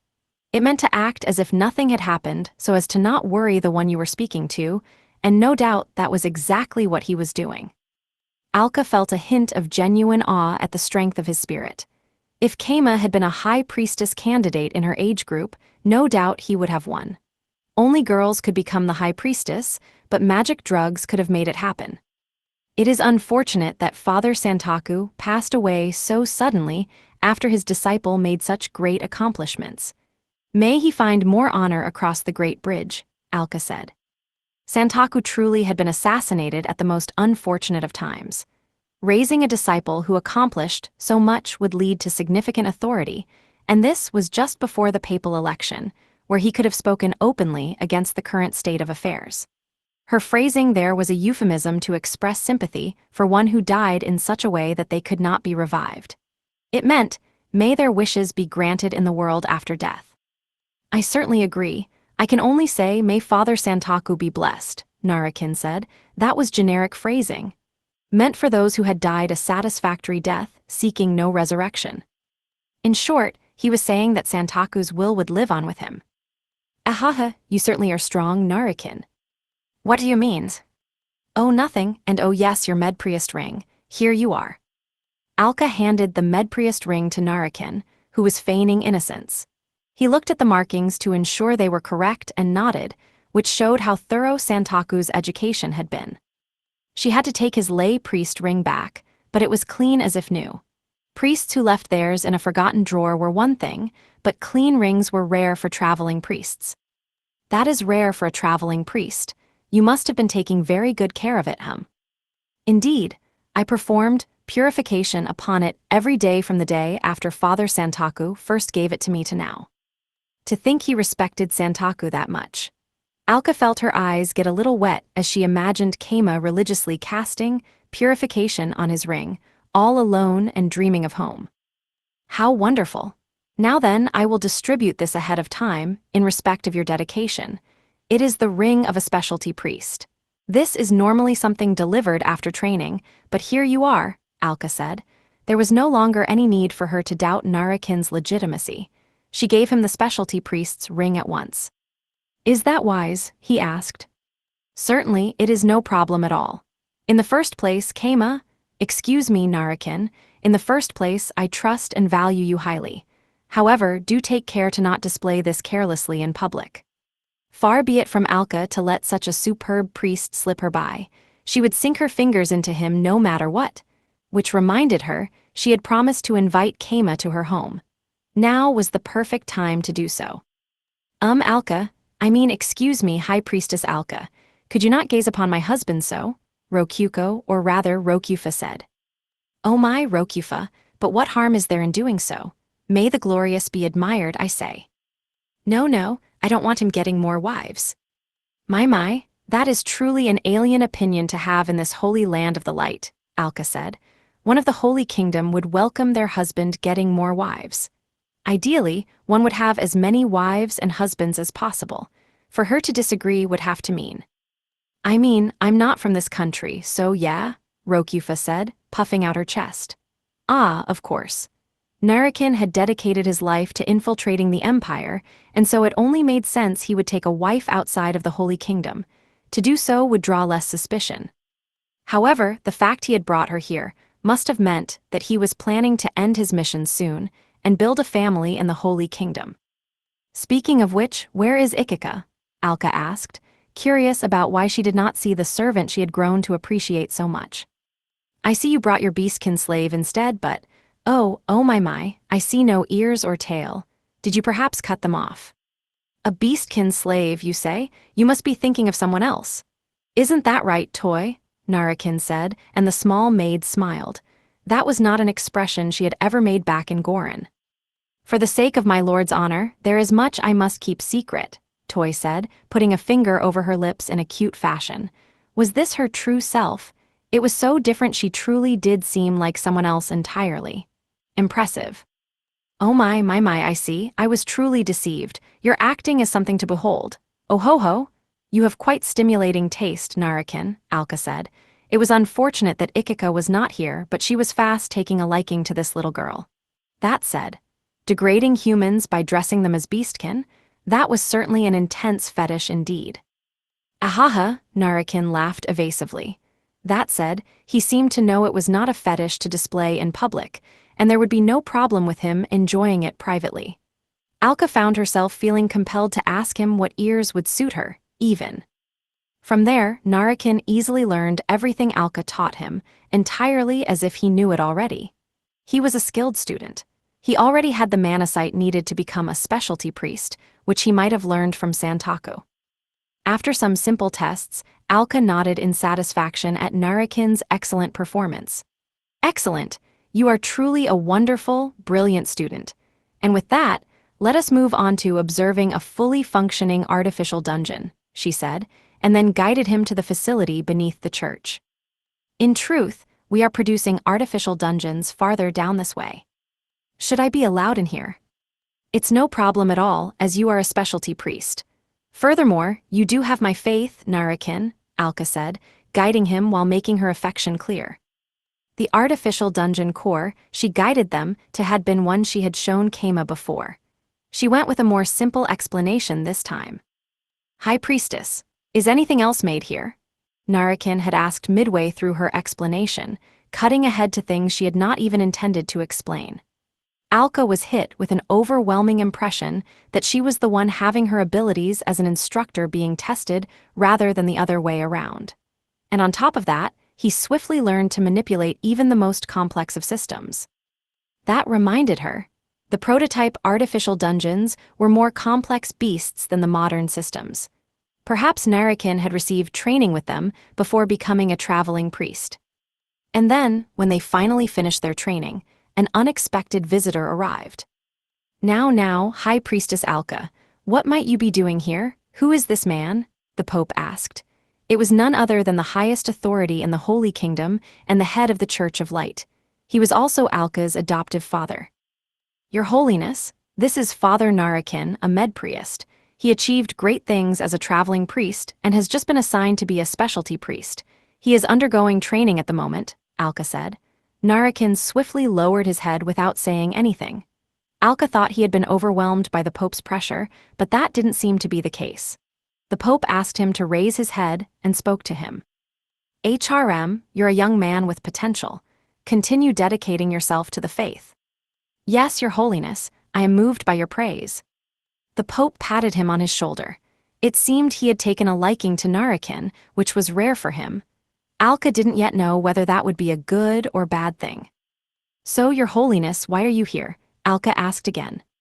Ahaha, the truth is, I heard you were here with a man, Alka. Consider me nosy all you like, but I came to see for myself. Though I knew that if anything happened, you could manage on your own. You're a strong girl. Oh my. Goodness, Your Holiness, whatever are you saying? Alka asked. She was too thrown off by being teased in that way in front of Narakin to give a proper response, and so simply gave a refined giggle. I shall be off then. Try to keep your romantic meetings to a minimum, even if they are out of sight. Blessed be the light. My goodness, Your Holiness, blessed be the light. Blessed be the light, Narakin said. Alka felt it was strange that he would say only the bare minimum in reply to the Pope. This wasn't just him being too nervous to speak either. Was Narakin, with all his knowledge of the Church of Light, conflicted about the Pope in some way? Well, of course, it was the Pope who had killed his father figure Santaku. Realizing that made Alka feel conflicted. You are certainly on good terms with His Holiness the Pope. I suppose I should expect nothing less from the High Priestess. Oh, stop it, Narakin. I can be both a member of the Reform faction and a granddaughter who adores her grandfather. I had no intention of offending, but my apologies if I did. I am not the most learned in social matters. This is the first I am hearing of you being the Pope's granddaughter, High Priestess. That felt off to Alka. However, after a moment of thought, it all made sense. Oh yes, you were traveling through foreign countries until just the other day. And although you were Father Santaku of the Reform faction's disciple, you were not informed in matters of politics and social relations. You truly are a proper priest, Narakin, Alka said with a smile, explaining to Narakin the High Priestess candidate system. Candidates were taken in by the Pope while young and put through a rigorous education system. That said, this practice was not part of the Church of Light's Bible. It was done to preserve the Pope's power throughout the generations. Indeed, the power of the Pope. Alka fit the puzzle pieces together within her brain. Santaku, a priest of the Reform faction that opposed the Pope. Narakin, his disciple whose existence he had kept hidden. The thorough education he had received, his abilities running a town, his knowledge of a church's internal structure, and his experiencing leading one. If one put the pieces together, Alka saw that the completed picture could only mean one thing. Narakin was an illegitimate child of the Holy Kingdom's royal family. The final piece to prove this was within Alka's memory. On second thought, Keima did in fact have black hair. It was not rare for people in the Holy Kingdom to have black hair due to the country's deep connection with heroes. In particular, much of the royal family residing within the holy capital of Figurehead was of hero blood. Narakin currently had brown hair, but there existed magic potions to change the color of one's hair. However, potions to change one's hair to black were forbidden to all those but the royal family, since it was a color which reflected the divinity best represented by heroes. And on closer inspection, Narakin's facial features did somewhat resemble that of the royal family. That made all the pieces fit together perfectly. The lines connected and formed a complete, brilliant whole. There was no doubt about it. Narakin was a member of the royal family. She had no way of confirming this with Santaku, who no doubt had known the truth, but the fact Santaku was killed as soon as Narakin returned made it seem all the more likely. And most of all, there was Narakin himself. He was a man of extraordinary talents and abilities that would change everything. Whether his impact would be for better or worse was up to how Alka handled him, but she recalled the words of the first-ever High Priestess. When a tidal wave approaches, we have no choice but to ride it. Wait, if I heard you correctly, did you say you're part of the Reform faction? Narakin asked. Had he not already noticed? Or no, perhaps he only considered people allies when they expressly named themselves such. In which case, her answer here would change everything. Alka the High Priestess steeled her resolve. Indeed, as far as my research could uncover, the past 5 generations of popes have all actually been the same person. I believe it is about time for him to retire, Alka said. 5 generations. Upon hearing that, Narakin gave a small look of surprise. The Pope was, using some unknown form of magic, turning his back to the natural way of the world and extending his lifespan. In public events, he would always wear a veil, and with each generation, he simply changed his name to give the appearance of being replaced. He was an unnatural existence that had no place in the proper Church of Light. Narakin's appearance was a perfect opportunity to do something about it. This is also the will of your former teacher, Santaku. I can trust you to provide your assistance, yes. I will do what I can, Narakin replied. His answer was cautious, but one had to be cautious to do battle with the Pope faction. Alka felt herself smile. He was proving to be a reliable ally indeed. Side chapter, Soto killing time. While Keima was off in the Holy Kingdom, Soto had her own job to do, or not. As Keima and Rokuko's daughter, she was treated as a princess in both the town and the dungeon itself, meaning she was waited on hand and foot. Biwi, I'm bored. She had tried to help with the inn, only to be told that wasn't something for the owner's daughter to be doing, and to get the town chief's permission first, only for him to naturally refuse.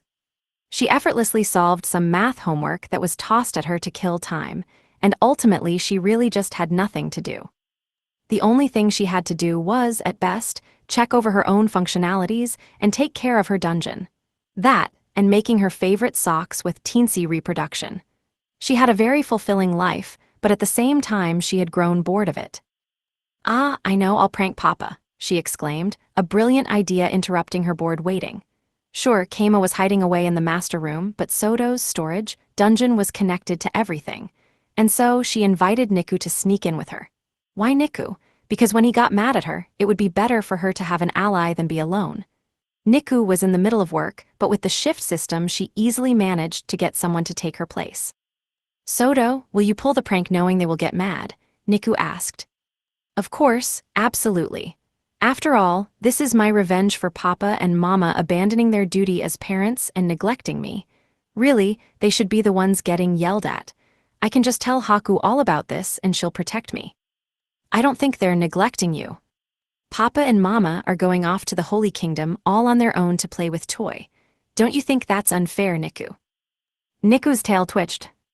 Also, I know that while they're playing in the Holy Kingdom, their bodies are totally defenseless. How could I not prank them? We can even smell them as much as we want, you know. Niku's tail twitched repeatedly. What an alluring proposition. Just this once. There we go. Niku succumbed to the devil's sweet temptation and nodded. They went through the storage dungeon to get to the master room. There was a small room built in the corner of the room away from all the busily working fairies. Inside, Keima was sleeping soundly within a futon. There was a separate futon for Rokyuko, but it wasn't being used at the moment. Soto confirmed Keima was in the middle of using possession and wouldn't wake up, then gave a nasty grin. What is the plan? I will stop anything too dangerous, Niku said. Jehehehe, take a look at this, Soto said, taking out a pair of loose socks. They weren't recreations of socks, but were rather socks she had bought with her own DP from the catalog. Perhaps due to having inherited Keima's genes, or perhaps due to her profoundly honed love of socks, Soto could buy a portion of Japanese goods with DP, that portion being exclusively socks. I will make him wear these. I see. It was such a minor prank Niku did not know what to think of it. She decided to let it happen. Niku, you can go smell Papa's armpit or stomach or whatever. I'll be putting these on his feet, so those are off limits. Oh, wait. Smell him. I order you to smell him. That's more convenient for you, right? Niku swallowed hard. She had no choice but to obey an order. Niku fled down the path provided to her and slid into Keima's futon as if being sucked in. Akae, and now time for prank 2, Soto said, taking out a certain potion with a grin. It was the potion for changing one's sex. TEs. She had found it in the DP catalog and thought it looked funny, so she bought one.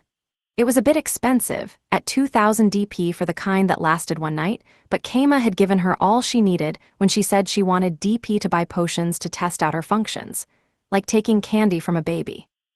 And after buying one, she could recreate it infinitely with her teensy reproduction. Thus, she could use it for pranks without ever feeling any pain in her pocket. Excelsior! Soto mercilessly splashed the TEs over Keima. His body morphed into that of a girl, without him waking up due to being in the process of possession. His hair grew down to his hips, and his chest puffed out. His Adam's apple disappeared, and his body shrunk, looking a bit more rounded. Incidentally, she had already confirmed that when using duplicated potions, the effects continued on even after the 1 hour had passed and the potion would have disappeared. Which meant, in short, the potion would still take effect all night. He would doubtlessly wake up and be shocked to see himself as a girl. Soto, what did you do to Master? Niku asked. I was experimenting to see if Papa's smell changes when he's a girl. What do you think? That is a good experiment. Niku buried her face in Keima's newly grown boobs. They were as large as Ikika's and extremely soft. But she could only smell the scent already steeping in his jersey. The smell must not be strong since he just morphed him. Niku, get under his clothes and smell him directly. This is an order. Directly, understood. Niku slid under his clothes as instructed. There was plenty of room for doing so thanks to his body having shrunk.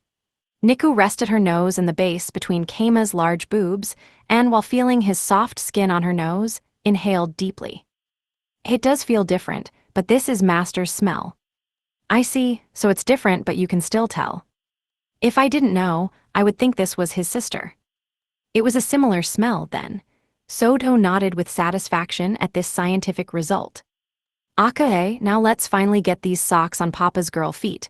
Hey, these will be ultra rare for sure. Sodo exclaimed, digging into the futon and getting her hands on Keima's cute, bare feet. Oh, ultra rare, huh? Well, yeah, wait, what? Sodo had reflexively responded to the cute-sounding voice, but on second thought, it wasn't one she remembered. She swiftly looked up and saw Keima, now awake, staring at her with narrowed eyes.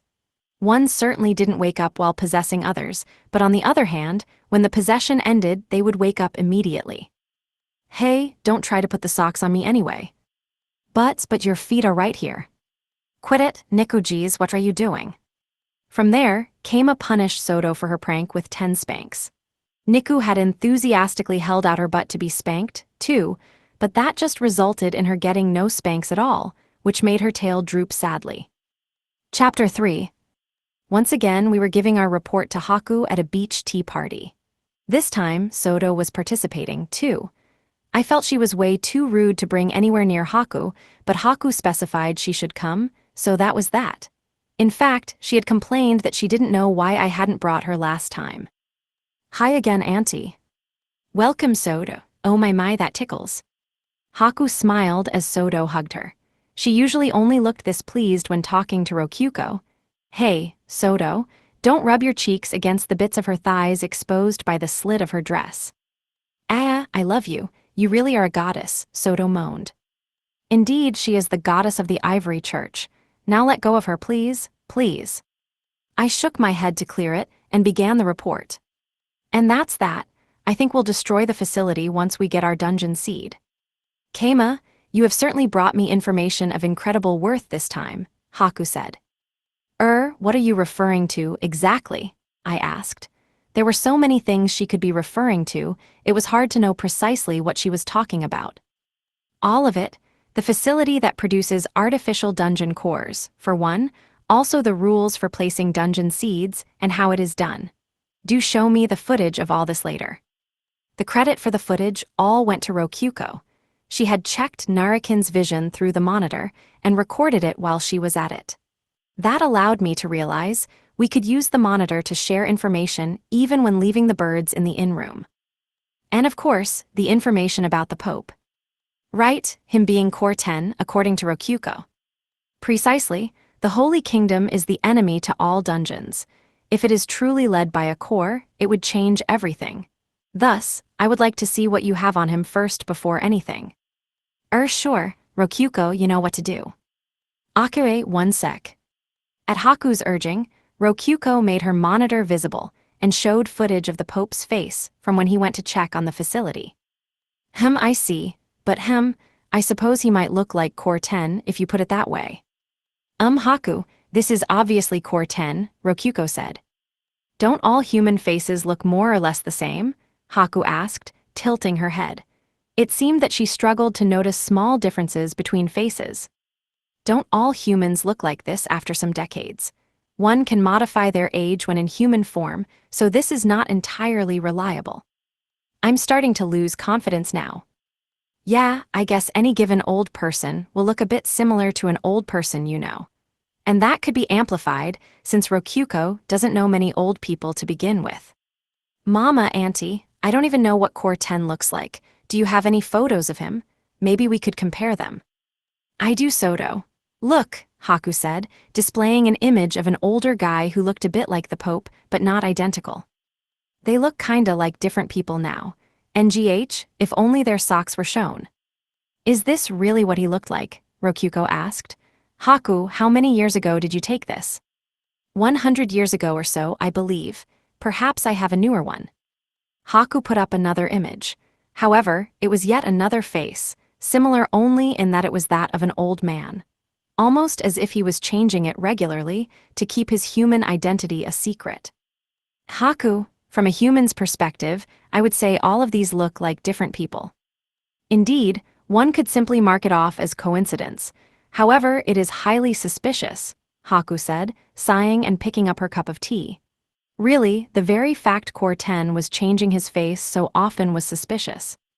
Leona might know something about this, I said. I will interrogate her, but do not expect much. She had already extracted all she could from Leona. Apparently she had copied the parasite she stuck on Core 564's arm from the Holy Kingdom. Incidentally, isn't the Pope the head of the Holy Kingdom?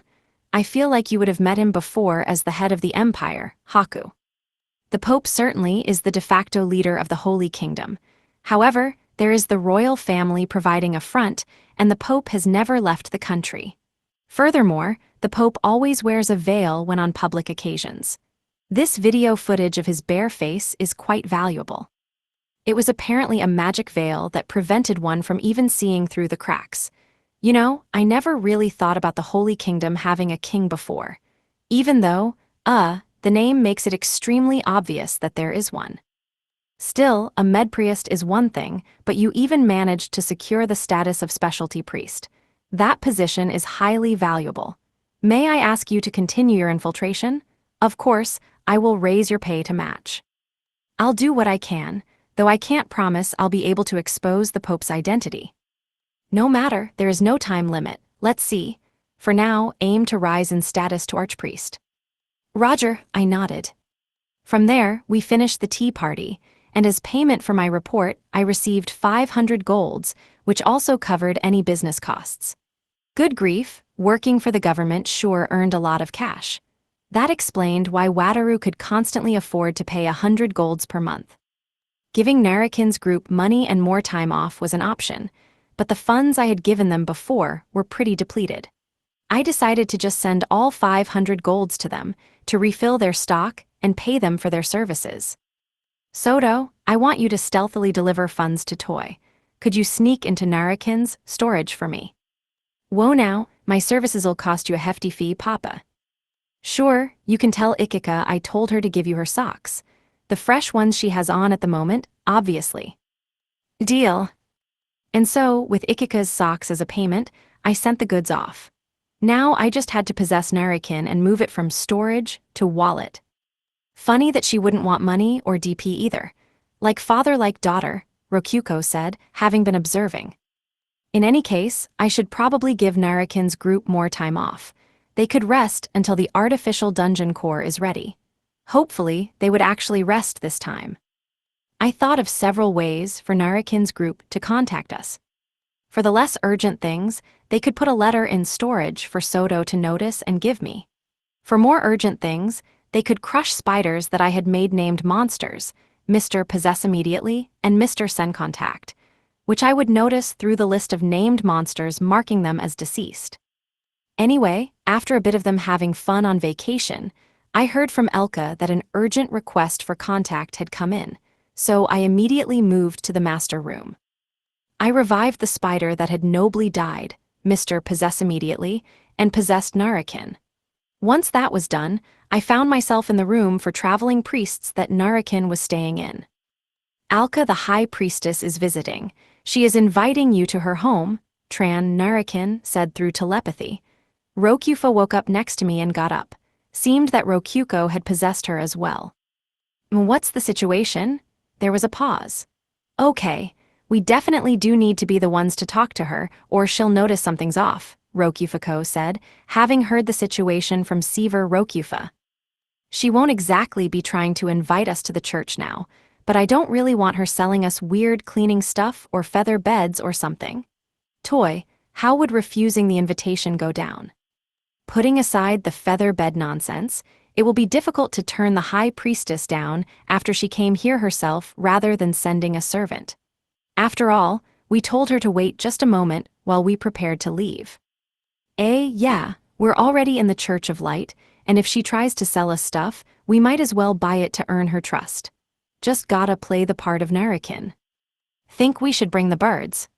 I believe that will be fine. I will accompany you, my lord, Toy said, respectfully bowing her head. Waiting too long would be suspicious, so we swiftly went out to where Alka was waiting. Apologies for the wait, High Priestess. Ahaha, it seems I must be the one to apologize, Narakin. Were you in the middle of something? Alka asked, watching Rokyufa comb her hair straight. Not at all, we were just sleeping a bit. So, it seems you are inviting us to your home. Indeed, did I not once promise to invite you to my humble abode? In truth, I was waiting for you to bring it up yourself, but it became apparent you would never come, so I did so myself. Was that promise not with my older brother? Oh yes, I suppose. Regardless, will you accept my invitation? Alka asked with a bright smile. Ha ha ha, screw you. That said, it would benefit our mission to talk to the High Priestess, so I decided to roll with it. I wanted to ask about what I needed to do to become an archpriest regardless. We went to the High Priestess's house, with Rokufuko locking her arms with mine and Toy following from behind. A tea party was held in the garden of her estate within the church district, a roofed garden made of white stone with streams of water like the church. I sipped the high-quality tea, while ignoring the feeling that I had been doing nothing but attending tea parties lately. It didn't seem to be poisoned. I see you are used to drinking black tea, Alka observed. Indeed, an associate of mine drinks it often, I replied. I was pretty sure Haku drank black tea produced in the Holy Kingdom. This tasted the same. I mean, I don't have the most cultured taste, but it's pretty obvious. Like, even the smell is the same. Apologies that I could not bring any gifts of my own, I continued, this having been too sudden for any of that. Oh, think nothing of it. I am just glad to have you here, Narakin, and Father Santaku was just sent to the Country of Light. I heard that. You did not even attend his funeral and gambled in an outer district to distract yourself. That's how Narakin spent his time off again. Verily, I had my fill of rest, came Tran's message from within the birdcage, obviously. If there is anything I can do for you as the High Priestess, no, as Alka, then please say so. No, I wouldn't dare put a burden on. I paused mid-sentence. Actually, this was a good opportunity. I could ask about how to become an archpriest, which Haku had instructed me to do. In that case, could you tell me how I might become an archpriest? Ah, you may count on me, Narakin. I will do all I can, Alka said, a radiant smile blooming on her face for some reason. Well, I suppose she and Santaku were both from the Reform faction. Archpriests must be pretty big deals, and it makes sense she'd want to fill the whole Santaku left with me. That must be it. Even if there were only a limited number of seats for archpriests, one just happened to have opened up. The High Priestess began her lecture. To become an archpriest, you must receive approval from an archpriest or above and complete a trial. I will provide a recommendation for you, which should certainly solve the approval process. But to receive the trial, you must put forth a 100 gold donation. If you do not have that much, I shall lend it to you. Or better yet, I will buy that much shortcake and whipped cream off of you. No need for that. I can pay with my pocket money. Though as thanks for all your help, I will look into bringing whipped cream over. Wonderful. I didn't want to owe the High Priestess any debts, and Haku was covering our costs regardless.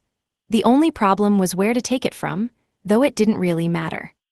As for the trial, it is actually 3 trials, which will be arbitrated by an archpriest selected to serve as overseer. However, one of those trials is, without fail, to show a miracle. Thus, this entire process will be predicated on the fact that you can perform a miracle. A miracle such as, in my case, I have inherited the miracle of revival from the previous High Priestess. As another example, the Pope can perform the miracle of resurrection. One individual in my care performed the miracle of bodily amputation using restoration skills. Bodily amputation? I asked. What came to mind with that was the old magic trick wherein someone got in a box that got cut in half by an assistant. Indeed, by using restoration while their body parts were amputated, they could fight even while their limbs were being cut off by immediately reattaching them. The person in question was a candidate for High Priestess in the previous generation. I see. Isn't that just the work of a pain-resistant skill, or just guts? Skills and abilities far above an average human will all be considered miracles. Especially rare skills are recognized as miracles. After all, skills are one form of miracle the God of Light has blessed us with. This all originated from the fact the archpriest position was meant for heroes, although not a single hero was an archpriest at the moment, with hero skills being treated as miracles. In which case, worst-case scenario, my ultra transformation should pass the test immediately. Not that I would actually use it here. Incidentally, Father Santaku performed the miracle of mind reading. Oh, such a skill exists, I asked. Core 50 of the demon realm had that too. Indeed, he could identify which of 3 cards the target selected. 10 times in a row, no less. Wait, cards, this is starting to sound like a parlor trick. And that is not all. He could continually make his target select the only card of 3 which had a red X mark. Yeah, that's gotta just be a parlor trick. Let me see. Father Ragil of the Pope faction was able to perform the miracle of using teleportation without a chant, all on his own. As a large group of priests watched, he teleported from one box to another. Oh ho! I could do that as Kama, but unfortunately Narakin didn't have teleportation, nor the mana for it. But either way, a priest knowing teleportation didn't seem too unreasonable. At the time, the box Father Ragil entered was locked shut and covered in chains, such that it was sealed completely. Okay, it's another trick. Furthermore, I am told he can teleport things other than himself. He once teleported a ball from one cup to another. I don't think I need to even say anything at this point. I asked about the other archpriests, and about half of them seemed to have passed the trial with blatant sleight of hand. I ended up getting the feeling that the word miracle was used very lightly in this world, even in the Holy Kingdom itself. Maybe I should just perform some sleight of hand myself. That thought made me notice the hand-sized oranges served with the tea. I picked one up, stuck my thumb into the soft side, held it to the high priestess, and opened all of my other fingers wide. Flautation, I said. I wiggled the orange up and down, causing Alka to jump out of her chair with a clatter in sheer shock.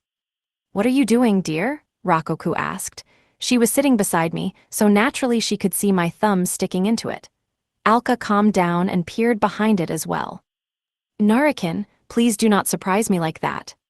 Master, if that's enough to work, I can show you how to pop off your thumb, Narakin said, having learned the trick at a gambling den.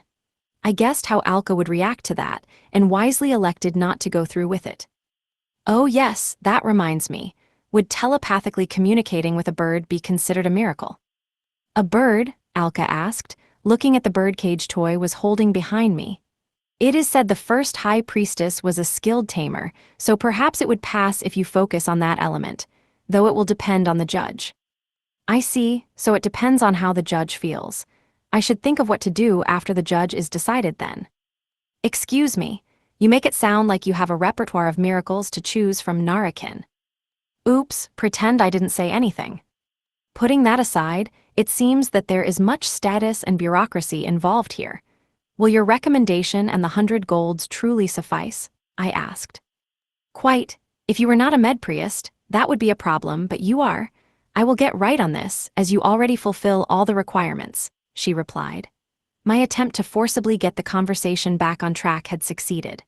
Under normal circumstances, I would need to more thoroughly lay the groundwork while you achieved various accomplishments, but I will force it through, with Father Santaku needing a replacement to serve as a shield.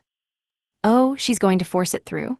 I'm not in a big rush, but I suppose faster is better when it comes to filling the whole Santaku left. I gave Alka the 100 golds and accepted the trials. Incidentally, I had Narakin show me the thumb trick after she left, and he actually just pulled off his thumb. Come on, they'll figure out you're a living armor. They might treat you like a zombie, all right? Don't take it out. Don't even pretend. Tomorrow came. Narakin went to the church to take the archpriest trials. This time, I was watching over Narakin while possessing Tran. Because I didn't know the Church of Light's formalities and such. If Narakin hadn't studied the proper conduct of a priest with toy in case something like this happened, we might have just lost the game then and there. Alka had said this would be fast, but it really was way too fast. Thus, I was watching through the monitor while waiting in their room. If something happened, I might need to temporarily return and possess them. They were taken to the Pope's audience chamber in the church with the high priestess. They bowed to the empty throne, at which point the Pope with his veiled face slowly walked forward from behind it and sat down. Raise your heads, he said, and Narakin did.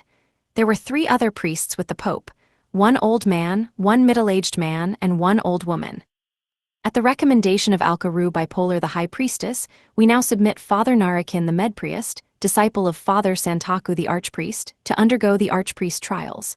Serving as arbitrators shall be Rajal, Barakt, and Magni. Santaku's light fading has left a hole of darkness, but we must not repeat the errors of Zahan. May Aaron's eyes guide us down the proper path. May the God of light be blessed, the Pope stated, and with that, everyone lowered their heads again. He stood up and left through behind the throne again. I had to question what the point of him sitting at all had been, then asked Rokufa about what I hadn't understood. What was that about Zahan's errors and Aaron's eyes? They traced the legends of the Holy Kingdom. Zahan was incompetent and dragged his party members down to their deaths, while Aaron saw her friends' hidden talents and brought the best out of them.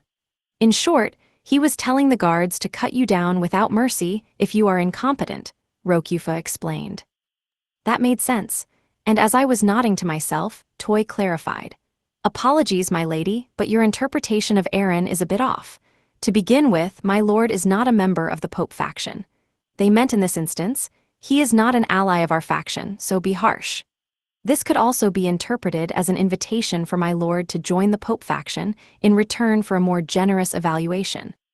Apparently, Aaron had only been able to identify the talents of those she was close with. What the hell? That's such a pain in the neck. But they used this phrasing precisely because one could also understand it with your interpretation, milady.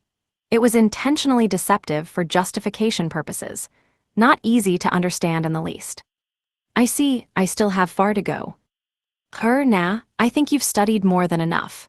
I couldn't really tell her not to study during her break, though, because their work ethic was really saving my bacon here. In any case, Narakin would be able to start his trials without issue. Once the Pope left, the three priests, Rajal, Barakt, Magni, stepped before him. From the Pope's previous statements, one could tell Rajal was the old man, Barakt was the middle-aged man, and Magni was the old woman. Magni gave Alka a friendly smile, but the two men just wore sneers. Why, hello, Alka. I did not expect you to recommend anyone for the Archpriest trials. We were just about to find a replacement for the Honorable Father Santaku ourselves, the old man said. Is that so, Father Rajal? Then there should be no problem at all, for who better to serve in Father Santaku's place than his disciple Father Narakin? About that, despite my long relationship with Santaku, he never once mentioned anything about some disciple named Narakin. Not a single time. Now isn't that something, Barakt? Indeed, it is as Father Rajal says. Is there a disciple who would not attend his master's funeral? It is hard to imagine. And so, we would like to test their relationship as well through these trials, Barakt said with a grin. I was pretty sure Rajal was the head of the Pope faction and the one responsible for assassinating Santaku, so that would make these two Narakins enemies. Not that I would really mind joining the Pope faction, honestly. Enough of that, you two, Magni said. Apologies for all of them, Alka, but I too will be strict in this exam, expect no favors. Of course, I would ask for nothing else, Mother Magni. Judging by Alka's reaction, that was a fairly friendly greeting. Now then, Medprius Narakin, I will cut to the chase and present to you your first trial, Barakt said. Yes, Father, Narakin said, kneeling as Barakt took out a piece of parchment.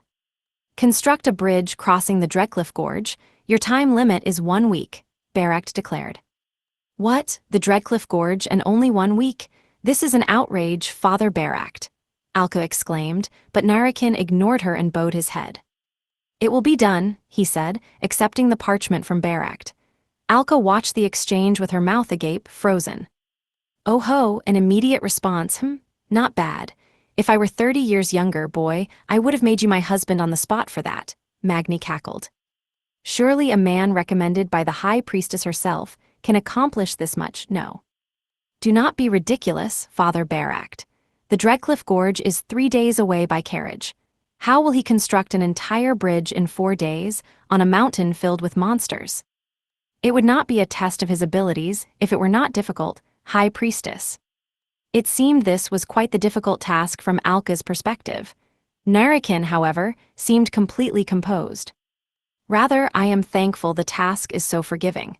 It is like drinking a barrel of wine for Mijua, Narakin said, which meant it's extremely easy. Barakt raised his brows. To be clear, it cannot be considered a bridge unless carriages can cross it, understood? Of course, Narakin bowed his head deeply. Alka watched on with a conflicted expression, not saying anything.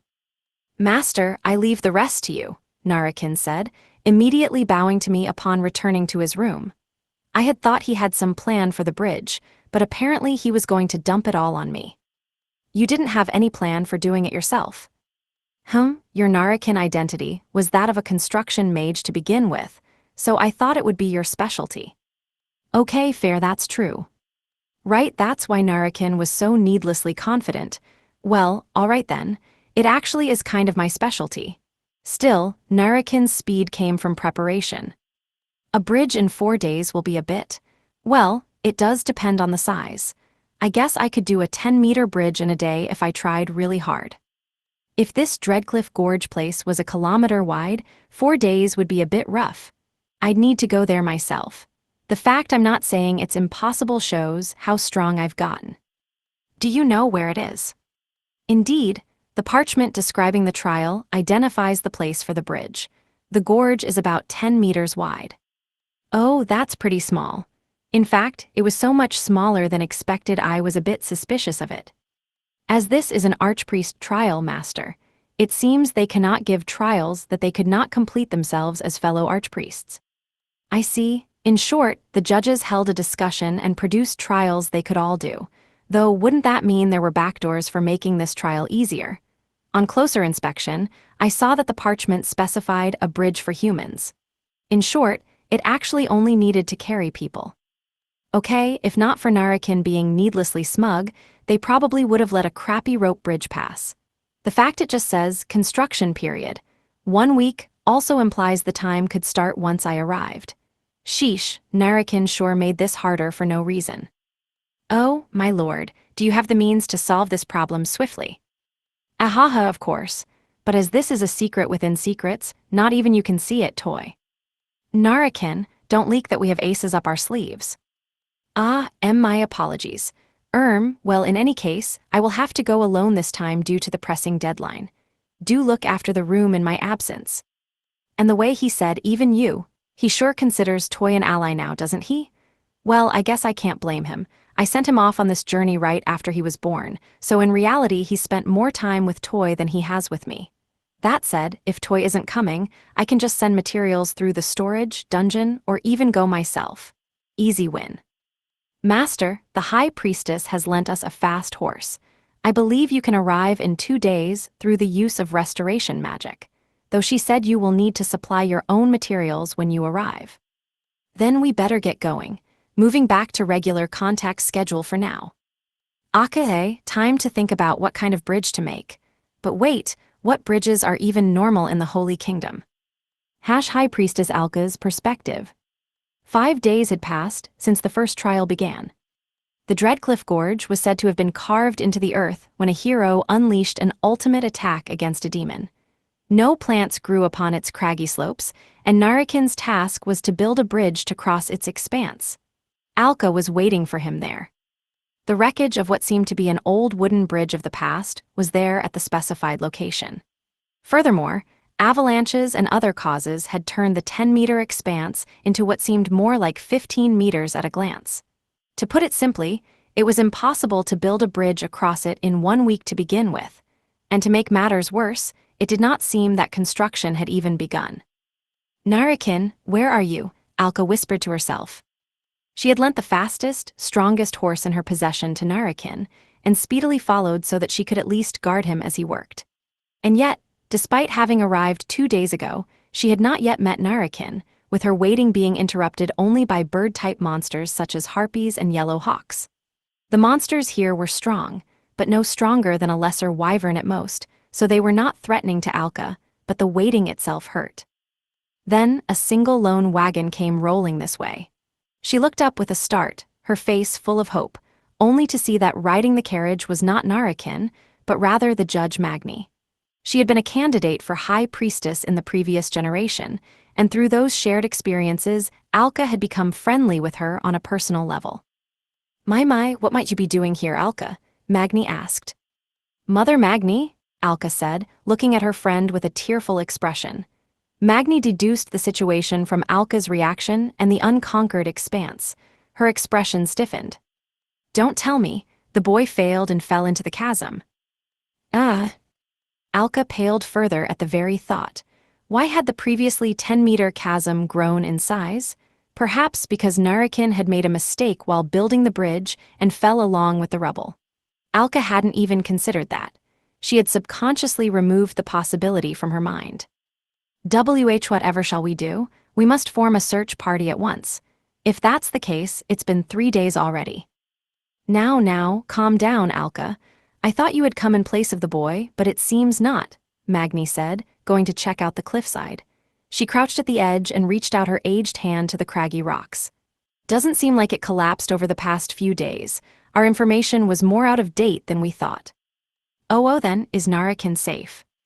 No doubt. You said you expected him to have arrived 3 days ago, no? Well, assuming he didn't turn tail and run, he must have noticed the loophole in the trial's rules. And between you and me, he didn't look like a quitter, and Santaku might have told him the trick before he died. Suppose I can tell it to you then, Magni said with a cackle. Alka tilted her head. Loophole? To what do you refer, Mother Magni? It's simple, girl. The trick is, the trial has a limit of 1 week, but nothing says when the week has to start, Magni said. Alka blinked rapidly. So what does that mean exactly? It means you can hire people and prepare to build the bridge for as long as you like. Once you've got the materials and people all here, you can say, let's get this done in a week. And, well, that wouldn't be too hard to do. The boy could also say the week starts once he actually comes here himself, so he waits until the bridge is done to visit. That'd be an easy pass, too. But that is not. Ahaha, bit too much of a dirty trick for a pure-hearted saint like you, huh? The tension drained from Alka's shoulders. Indeed, if Narakin had noticed the loophole, he must have seen the crumbled edge of the cliff and left to prepare more thoroughly. It wouldn't even be strange for him to have erased evidence of him having come here. Though the bridge only had to carry people, so it's not hard at all. A simple, business-like bridge just for getting from one end to the other. Why, you could simply place a fat log down and that'd do, though we would have complained if he actually did just use a log. Right, from the very start, the trial had tons of leeway.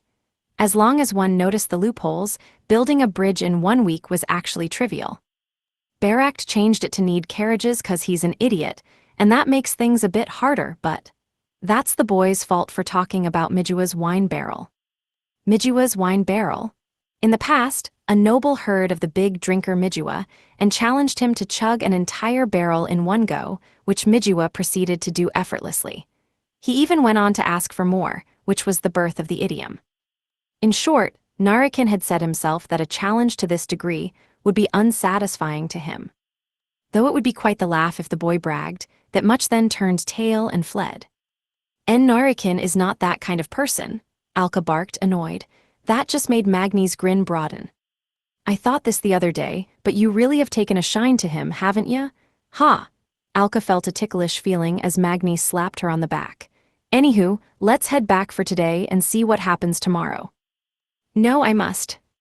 Don't tell me you're planning on meeting up with the boy looking like that. Hearing that, Alka recalled that she had been waiting here for about 2 days. She had been cleaning off the blood from monsters and whatnot with purification, but this was a dungeon, so she wasn't wearing her best outfit. Understood, I will do as you say, Mother Magni. Alrighty, let's head to the city. That's where he'd be hiring, so maybe now you'll be able to meet your lover boy. I will get changed immediately. Ahaha, come on now, Alka, change inside of the carriage. You're a woman. And with that, Magni left the gorge with Alka. They went to the nearest city and met someone unexpected, Father Barak. Oh my, High Priestess Alka, what might you be doing here? Barak asked with a nasty smile.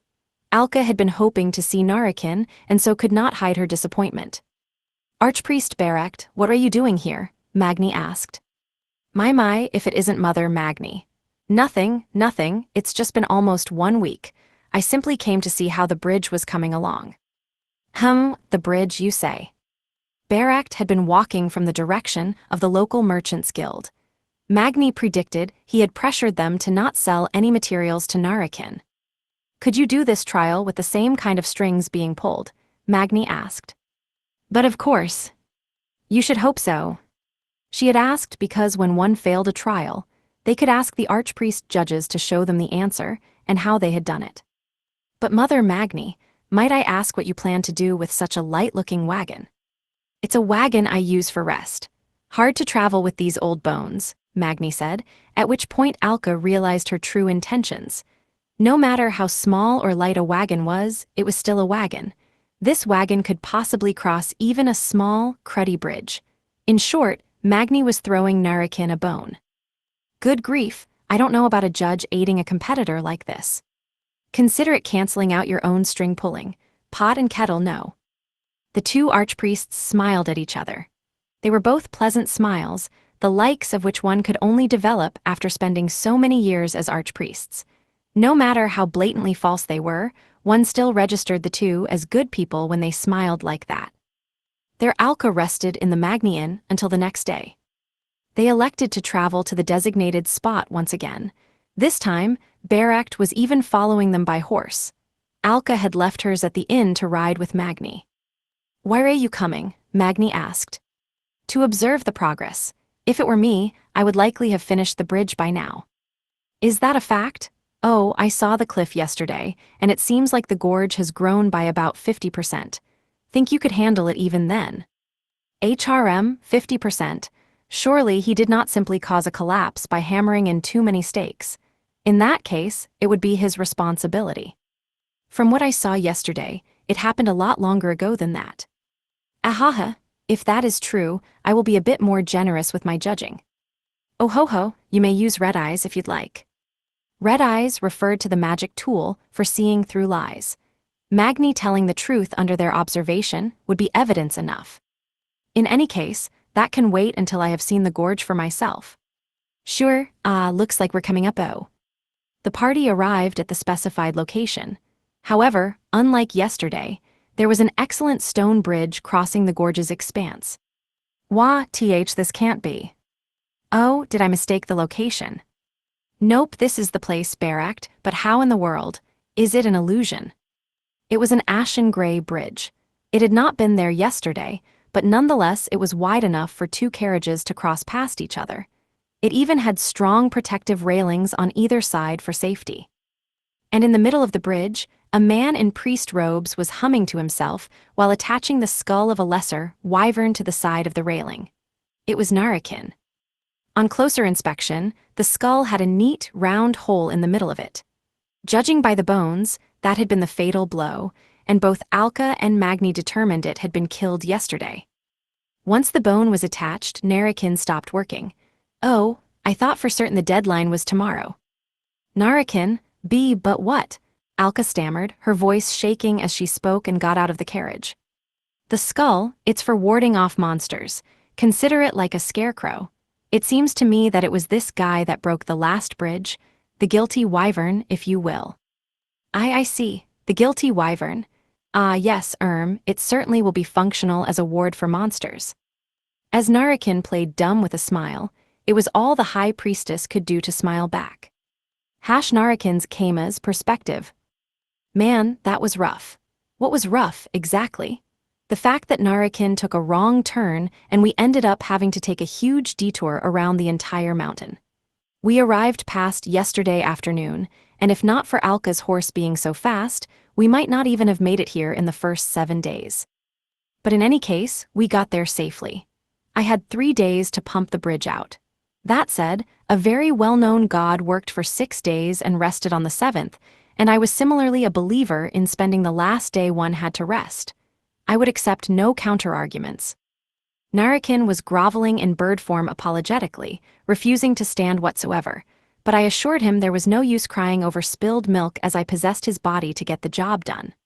The horse was in the way, so I stuck him into storage, then set the mana potion barrels into place and spammed Stone Pyre and Create Golem to get the bridge done. When possessing Narakin, he could use all the spells I could use. And since I was using them, I could use the modified chance and lack of chance the same way I did normally. He needed mana potions for this while I wouldn't have, but that was just a necessary cost. The gorge was a bit wider than I had been told, but I was just using stone pyre to make a long stretch of footing, so it was no problem at all. I also put in place a safety net in case anyone fell. Perfect. It was all safe. Thus, I completed a bridge wide enough for a carriage to cross. That was yesterday afternoon. As you can imagine, the situation changed. A child wyvern flew from the sky and smashed the bridge. Luckily, nobody was hurt since nobody was at the bottom of the gorge, but curse you, wyvern, that was 3 hours of work. I realized he would keep destroying the bridge if I left him alive, so I blasted out an element shot. I could even use that while possessing someone as long as they had their basic magic spells. Incidentally, I didn't want the wyvern's parents coming for revenge, but apparently it was no child at all.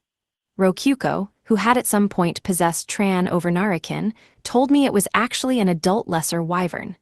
Thanks, but give Narakin his bird body back. Still, to think a wyvern that small could destroy the bridge just by smashing into it. Making a bridge is harder than I thought. Let me try again and use stone pyre to form support pillars. Alright, done. Let's see how it holds up. They wanted a bridge that could carry carriages and stuff. No doubt a platoon of golems marching across it would be good enough. So I used rocks from the cliff to make stone golems, but the bridge shattered once 5 of them were on it. That sucks. Those stone golems were crazy heavy, so I'm not that surprised, but I think I want the bridge to at least be able to support several full wagons crossing it at once. It was the middle of the night. I recalled a bridge building game I had seen once and started building a truss support structure beneath the bridge. It was a highly resilient structure with a bunch of upside down and normal triangles. Then I put a gentle arch supporting the center. That would dissipate the load and increase durability.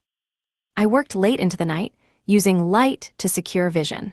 Narakin's body was slow to tire to begin with, and if I kept chugging mana potions, I could keep working hard. Monsters came midway through construction, but fled after seeing the lesser wyvern corpse. I decided to put its skull and magic stone on the bridge to stave off monsters when I was done. And so, when morning came, I was finally done. I sent out the 5 golems that had crushed it before to see if it would survive. Ooh, it has. I made it wider so 2 carriages could pass each other, so this should about do it. People could probably even do gymnastics here, honestly. Let's see what happens when I have the golems try it. Ah, they broke the road itself and fell down. Funny. I guess this truss structure did win every single map in the 2D game. And so, I made the road itself thicker, and repaired the parts of the truss structure that had been smashed by the fallen golems. It was a bit unreasonable to test it with golems doing gymnastics, so instead I had 6 of them form a pyramid on it. The bridge proved more than strong enough to hold them, so I cleaned up the golems, the stone pyres I was using for footing, and the mana potion barrels. Thus the bridge was completed, more or less. That was noon today. All I had left was attaching the lesser wyvern's magic stone and skull, so it was time for some dissection.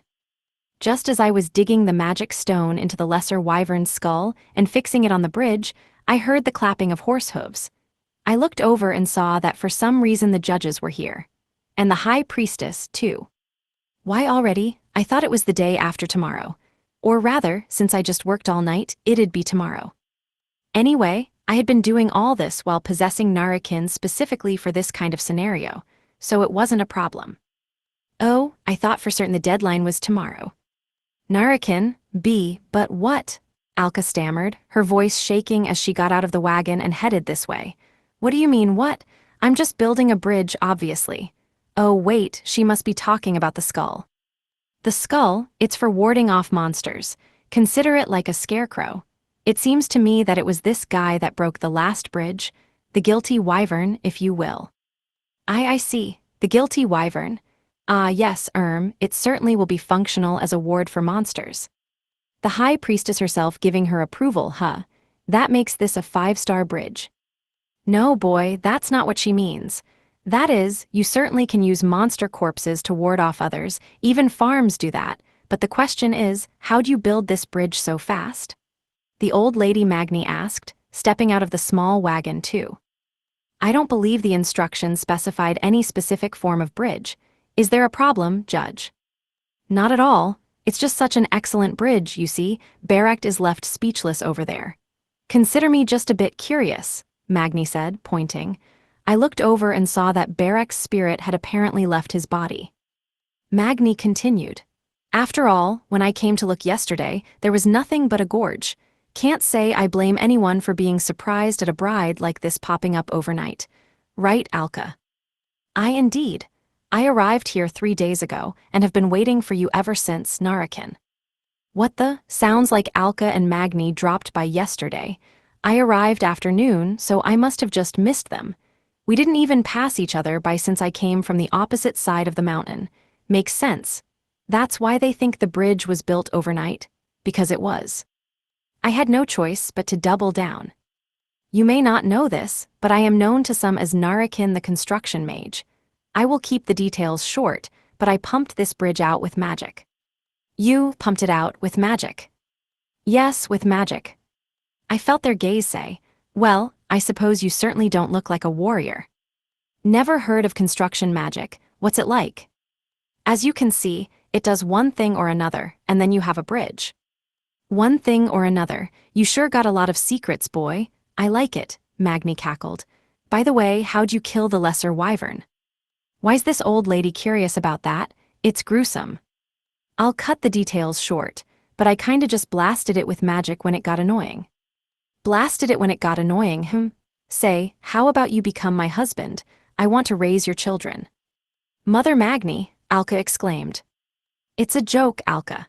And anyway, boy, were you hiding your true self yesterday? You feel different today, on some kinda deep level. Oh crap, did she detect the difference between Narakin and I? Guess that's an archpriest for you. I'm a bit shy, and yesterday was nerve-wracking. Also, I spent all night building the bridge, so the sleep deprivation doesn't help. All night, To think you really built this in one night? Impressive. Magni gave an impressed look at the bridge. Well, no point being suspicious when the bridge is right here. Still, poor Alka here was waiting 2 whole days here for ya. How about you say something? 2 days, my apologies, High Priestess. Truthfully, I took the wrong road and ended up coming from the opposite side of the mountain. Ah, no, worry not. I came without informing you after all, Alka said, visibly displeased even after I apologized. Nothing I could do here but try to butter her up and fix this. I owed her for the horse, and there were still 2 trials left. High Priestess, I do not know if this will suffice as an apology, but I grant you the right to be the first to travel across the bridge. Ah, you would not mind. Consider it an expression of gratitude for the horse as well. Fear not, it is quite durable. I see, as thanks for the horse. Very well, I will accept, Alka said, her grumpy frown twitching as she tried and failed to hide her happiness. I didn't really care about crossing the bridge first, so yeah, perfect. In that case, she continued, may I ask for you to escort me? Certainly, High Priestess, I said, taking her outstretched hand and guiding her to the bridge. Stop, not on my watch, came a barking shout. Berekt, failing to read the mood, rushed forward on his horse and crossed the bridge first. What the hell? Did he really want to cross the bridge first that much? Berekt, what's wrong you? Magni shouted. HMPH, they wanted to emulate the God Bridge, but I will not let that happen. What, the God Bridge? Let me just ask Narakin what that means. Good thing I kept him in my pocket. Excuse me, I was asleep, my sincerest apologies. The alluring spell of sleep was too strong to resist. So, is the bridge complete? Yep, you were asleep, huh? Well, can't blame you. Anyway, what's the God Bridge in Church of Light lore? The God Bridge? I believe it's one of the Church of Light's fables. A man led a war charge on his horse to win a battle and save his wife. But unfortunately, an earthquake split the earth apart. The God of Light then formed a bridge between the chasm, giving him the choice to either go fight the battle with his wife or flee alongside her. There was no right answer, and both are seen as correct. It is a fable that questions how a married couple will choose to live together. A fable about married couples? Holy crap, I almost just locked myself in as being Alka's husband. I couldn't even back out of it, the parallels are too strong. My apologies, High Priestess. I was not considering the parable, and in my sleep-deprived state offended you at the mere proposition of performing it. Father Berekt, thank you for stopping it. I bowed my head deeply to Berekt, expressing the most sincere gratitude I could. I was impressed that Narakin remembered that too. Thanks, I was one step away from disaster. Oh ho, you sure are forgiving, boy, I like that. Barracked meanwhile. Can't say I'm impressed, Magni said.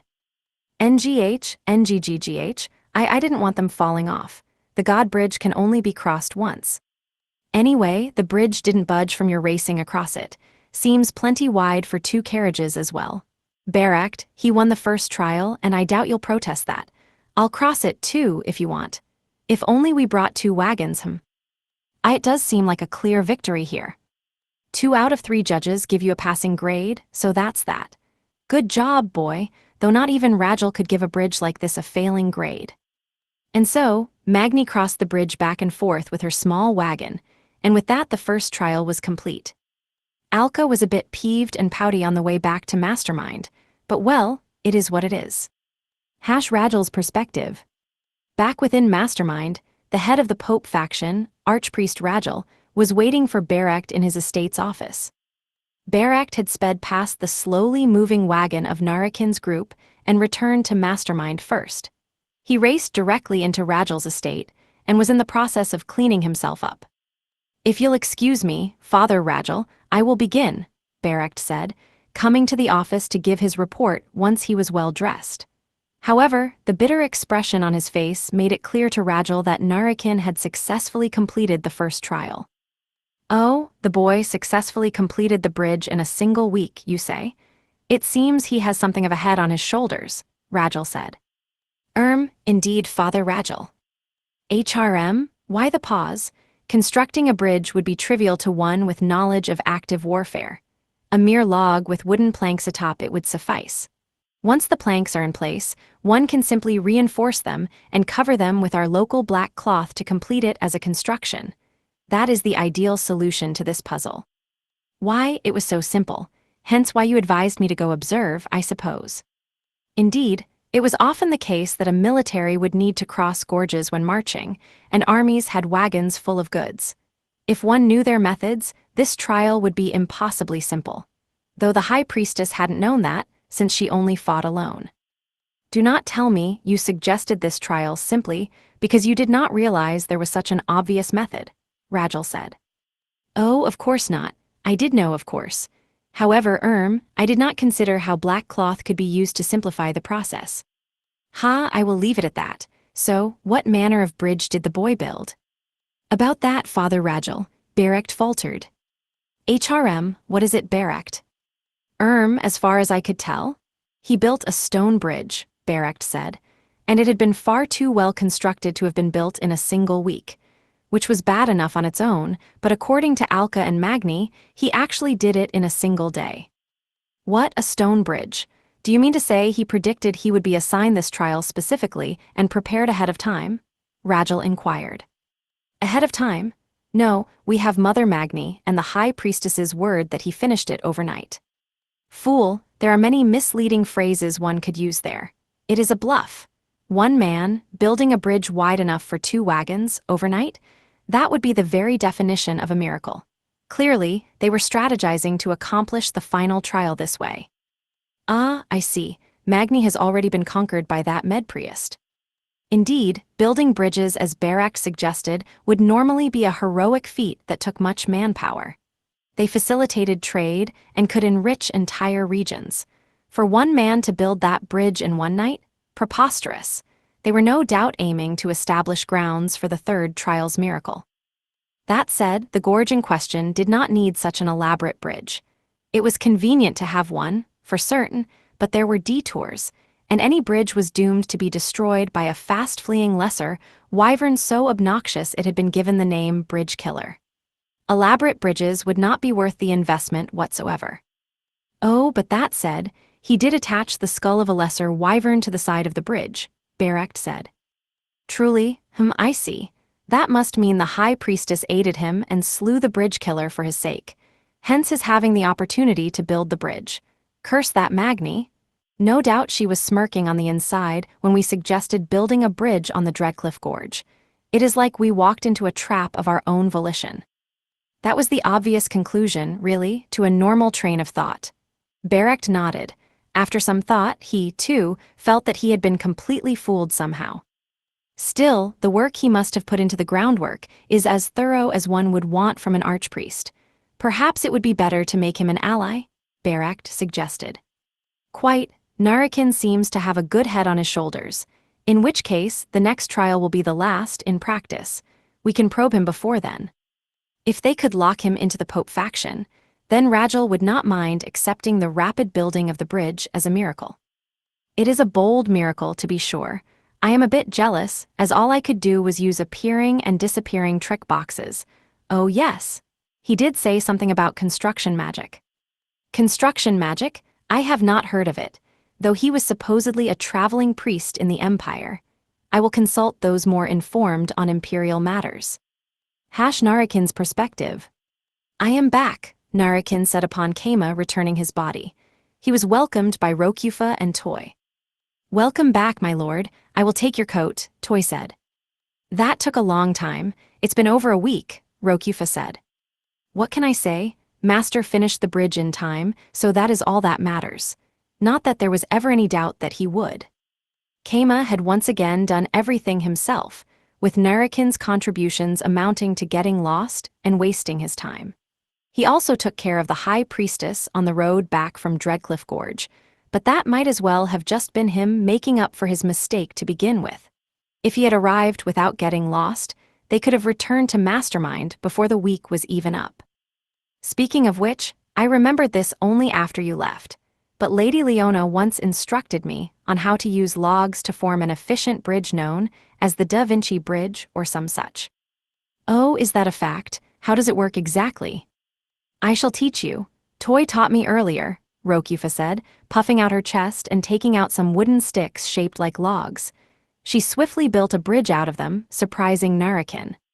From there they casually passed the time, until some knocks came at the door. Who is it? I have a delivery for Narakin, came a voice. Narakin blinked. He didn't remember asking for anything to be delivered. I shall handle this. Judging by the voice, I believe it is Hugo, Toy said, and upon opening the door, there was indeed Hugo on the other side. For some reason, he was striking a pose that showed off his muscles, and despite not having entered the room yet, it felt as if the humidity had risen. Well, thank you for coming, Hugo. You have a delivery, I will accept it. I was told to deliver it directly. Out of the way, damned pup. Heya mama, I came to play and deliver the… Hugo rejoiced at the sight of Narakin behind Toy, but swiftly narrowed his eyes at him. Hey, pup, that's not mama, who is it? A body double. Oh my, you can tell. Fuck you for doubting it. Mama and I are bound by soul, I wouldn't mistake her for anyone. Toy reevaluated her opinion of Hugo, not knowing how competent he was when Kama wasn't around. However, seeing that he refused to deliver the letter until Mama was here, she elected to request an emergency possession from Kama. I revived Mr. Possess immediately and possessed Narakin, only to find Hugo had arrived. Yeah, okay, that was certainly an emergency situation. So, what are you here for? Mama, I have a letter from Archpriest Rajal to you. Here. I took the folded letter from Hugo. His energetic child act was as tiring as ever. What, did you start a part-time job as a mailman? I asked. Nah, actually, the idea is to intimidate you by having the assassin that killed Santaku give the letter. So take a good look at me, Mama. And here, the letter. What the hell, a newbie torturing delivery? Whatever, I'll just read the letter. Let's see here. Ye who would succeed Santaku, before you are two paths. One is the path wherein you serve us and live. The other is where you follow Santaku on the long journey to the country of light. So basically, join us or die. A choice but not a choice. Oh, there's another page. Reading on. Your teacher foolishly attempted to betray us out of greed and was cut down by the one you see before you. Do not forget that fact. Yeah, okay. Hugo, will you kill me if I turn down the offer? They told me to, but I won't. I figured. Unfortunately for them, Hugo was on my side, so this threatening message was not particularly threatening at all. Still, they say Santaku betrayed them, huh? That would make Santaku a spy for the Pope faction that had infiltrated the Reform faction. Though, wait, a third letter. A postscript, If you listen to what we say, I will tell you the answer to the next trial. Prepare yourself for kissing feet. Hugo, did you hear anything about the next trial? I eavesdropped by the door after leaving, and they said they were gonna make you talk about your teacher's research. Wowie, you sure are skilled, Hugo. I'm glad you're on our side. Next up, look into what that research was about. Hey, I got a compliment. Okay, I'll go investigate. Also, kissing feet is a ceremony for swearing obedience, as I recall. I remember Alka talking about it. All right, how to answer this? I'd like to keep Ragel thinking you're on his side, Hugo, but I'm not into kissing male feet. If I don't kill you, they'll figure us out, and if we act like you fought me back, it'd be weird that you spared me. This is tough. Maybe I should just go and kill Ragel instead. Could you do that? Easy, he trusts me a bit 'cause I killed Santaku. Want me to do it? Anything you tell me to do is a good deed, Mama, Hugo said with a toothy smile. Nah, don't worry about it. He's a highly important judge for me right now, after all. For now, just go tell him I asked for time to think while shaking in my boots. That should buy some time. You'd be super cute if you shook in fear, Mama. Okay. Technically speaking, I did have the High Priestess backing me up here, so it would be more strange if I just accepted immediately. Mama, they told me to destroy the letter after I read it to rid of the evidence. Makes sense. Could you write the letter I got from Ragel on this? Hugo carved the words onto a wooden board for ye oldie medieval writing. Hand it over. Okay. All right, I got the letter. And this sure has the letter I got from Ragel on it. You can have it back, do whatever you want. Now I can say I destroyed the letter I got from Ragel. Very clever, Mama. That's the idea. Glad he was quick on the uptake. I put the letter away into storage. I would probably not use it, but always good to have blackmail. By the way, Mama, I kinda want a gift for doing all these things for you, Hugo said, poking his head this way and glancing at me. All right, I'll rub your head. Fine, rub. Look, Rokufa, that monster of a man is acting like a baby.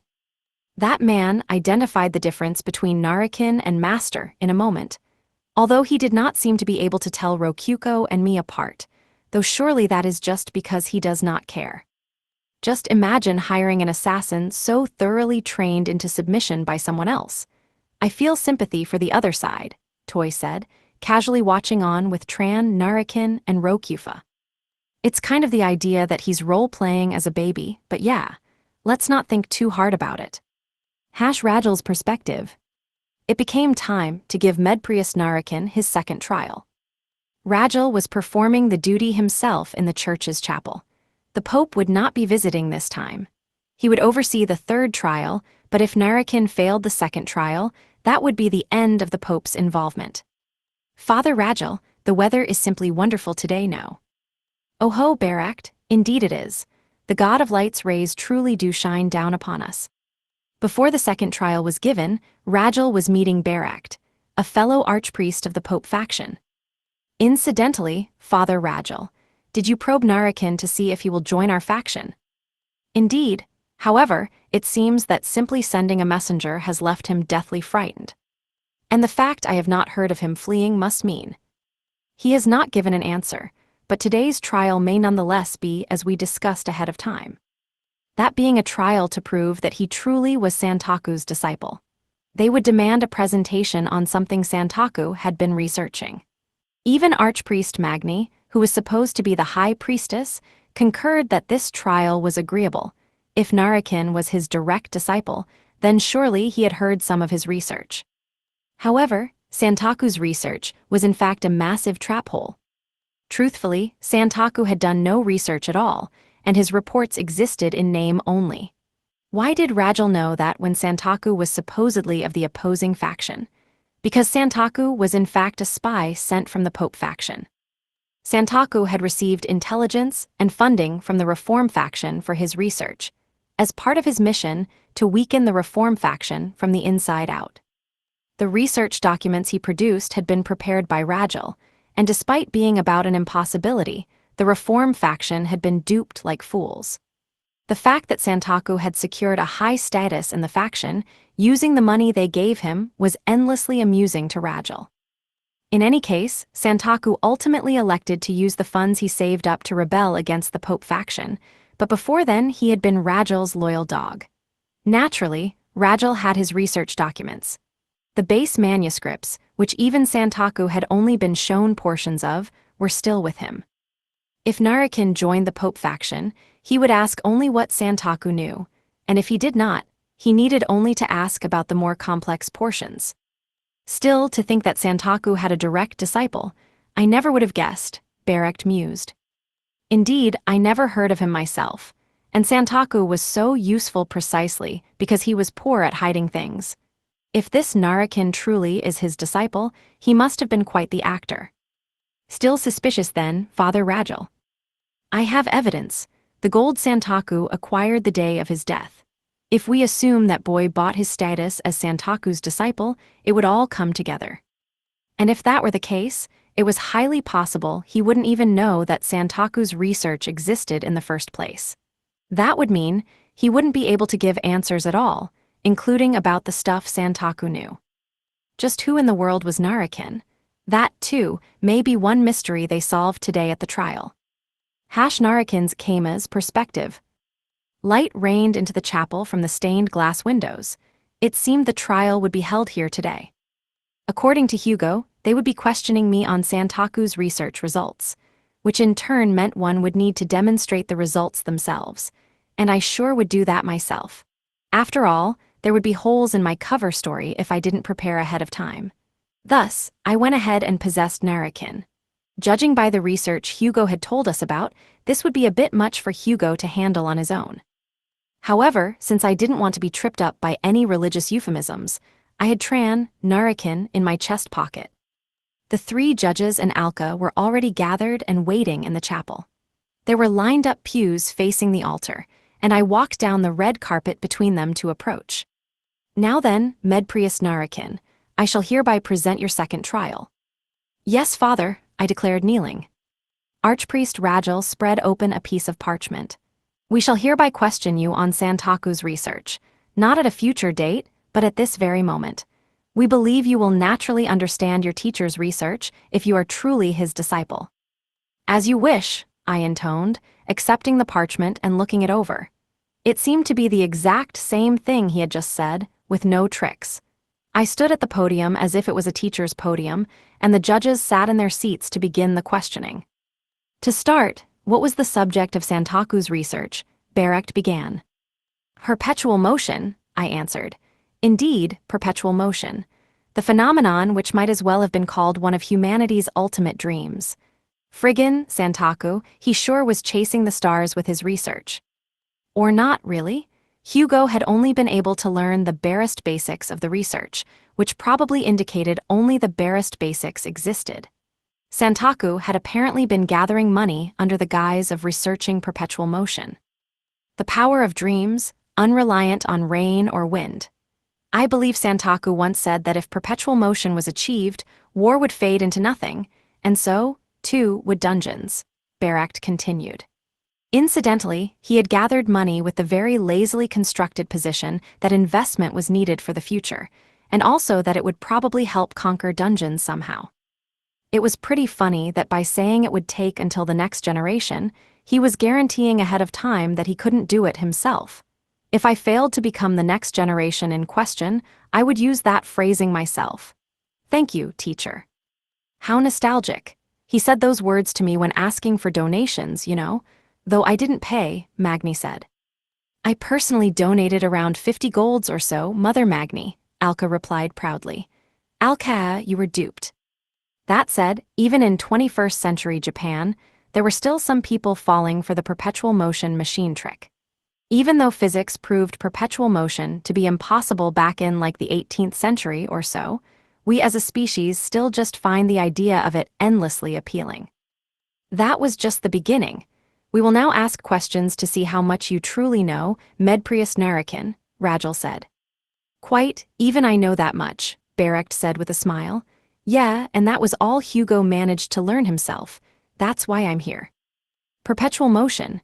Care to explain what that entails exactly? Rajal asked. It would be a bit hard to explain through words, I said.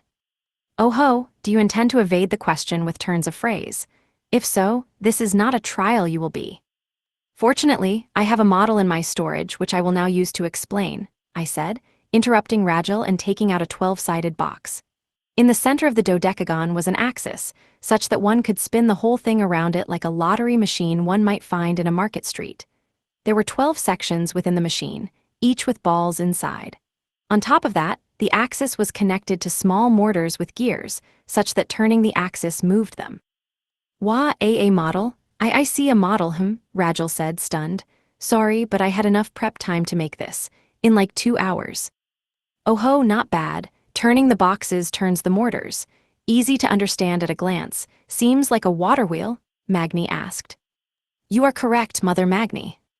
I touched the boxes and spun them experimentally, causing the balls within to clink around while the mortar began pumping.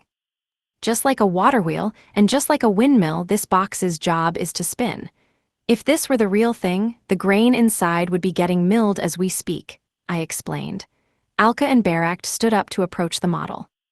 Narakin, this is my first time seeing a model with so many moving parts, Alka exclaimed. Allow me to see as well. Oh ho, every part plays such a clear function. This is quite the model, Barak exclaimed as well. They were both having the time of their lives here. You sure you should be over here, Barak? Rajal looks pissed at you. Attention, I would like to continue my questioning of Medprius Narakin, if I may, Rajal coughed, trying to get things back in order. What, Rajal, isn't this enough? Santaku never showed us anything like this, Magni said. Not at all, the principles. Narakin, you must explain the principles upon which perpetual motion is founded. Can you do it? Yes, father. Allow me to use the model to explain, I replied, gripping the triangle formed from the center axis to the edge of one box and opening the top to reveal the inside. Naturally, it had a lid. I made it specifically for explanation purposes. We can see inside. I see the source of the sounds are these balls, Alka observed. Indeed, furthermore, there are bumps and ridges within each triangular section that determine where these balls can move, I explained. But now for the principles. There is a law of reality wherein holding the same thing above your head and close to the bottom feels different in weight. Perpetual motion uses this principle to function, I said. When on the right side, a ball would roll down the smooth surface to the outside, away from the central axis. When on the left side, the bumpy insides of the section drive the ball to the center. Can you see how despite the left and right being of the same height, the balls have different weights? They certainly do, Alka said with a nod. This wheel spins with its right side being heavier.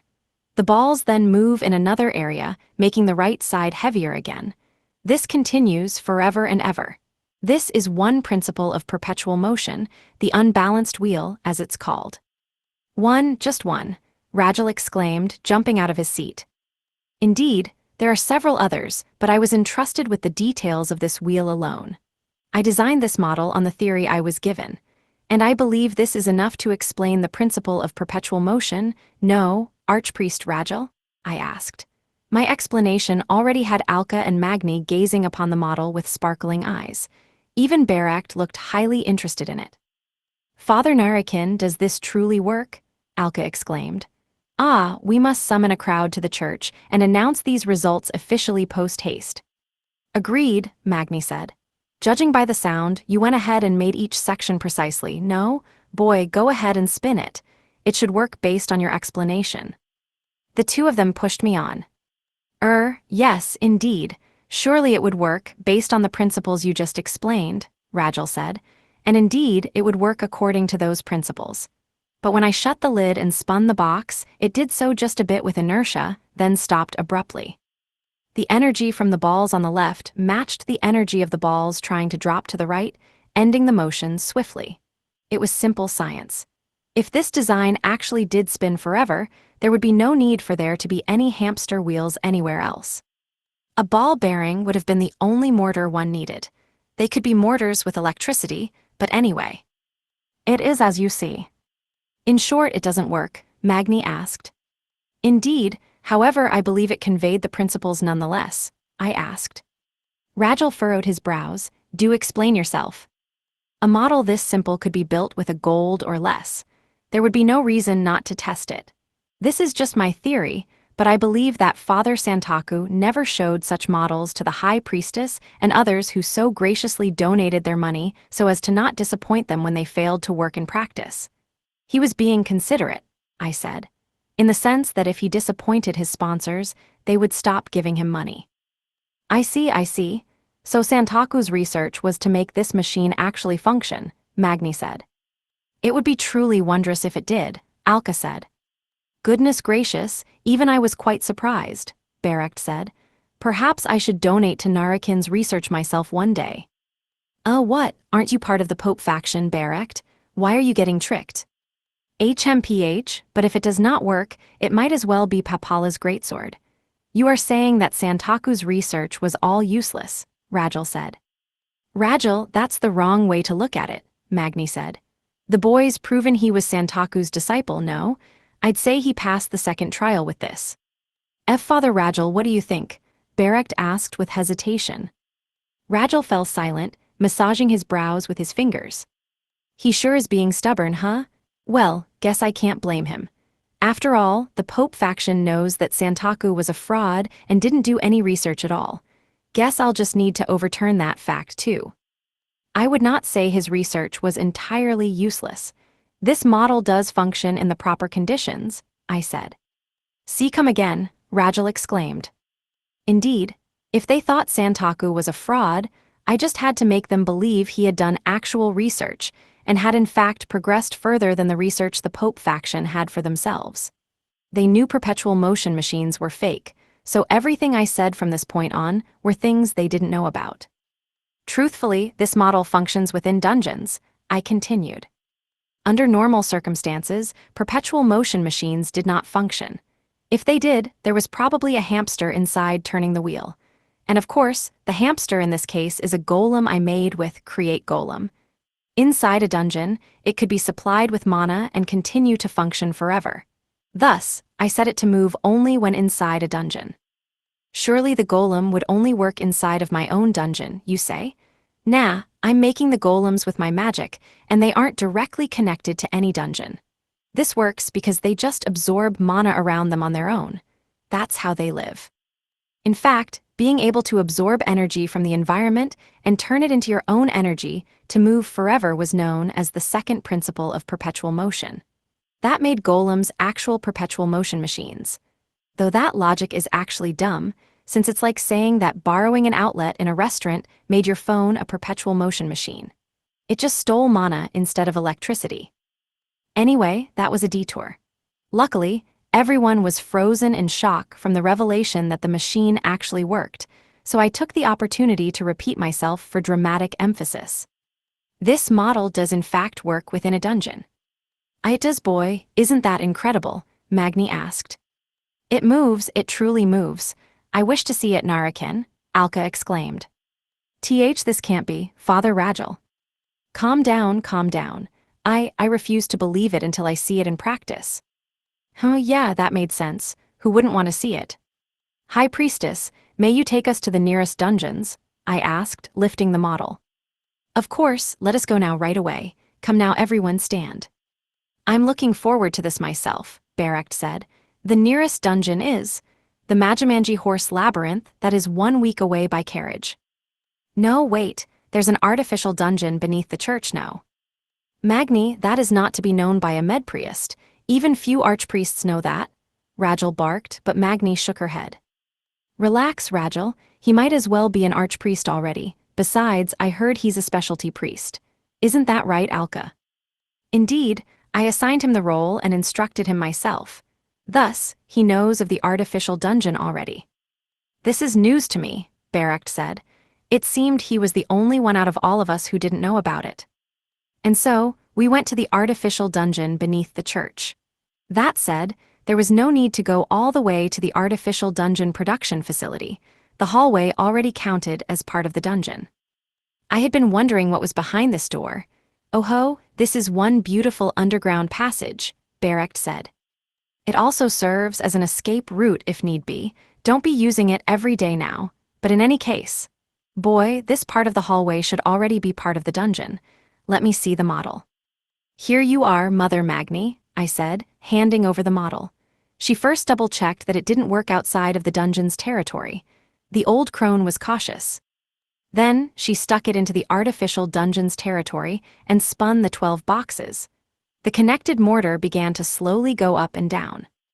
It works, as you can see, and inside an artificial dungeon as well. I do believe this is a new discovery, I said, to which Barak clapped. Wonderful, absolutely wonderful, Father Narakin, I'm simply moved. Father Narakin, Aya, my heart is pounding so hard it aches.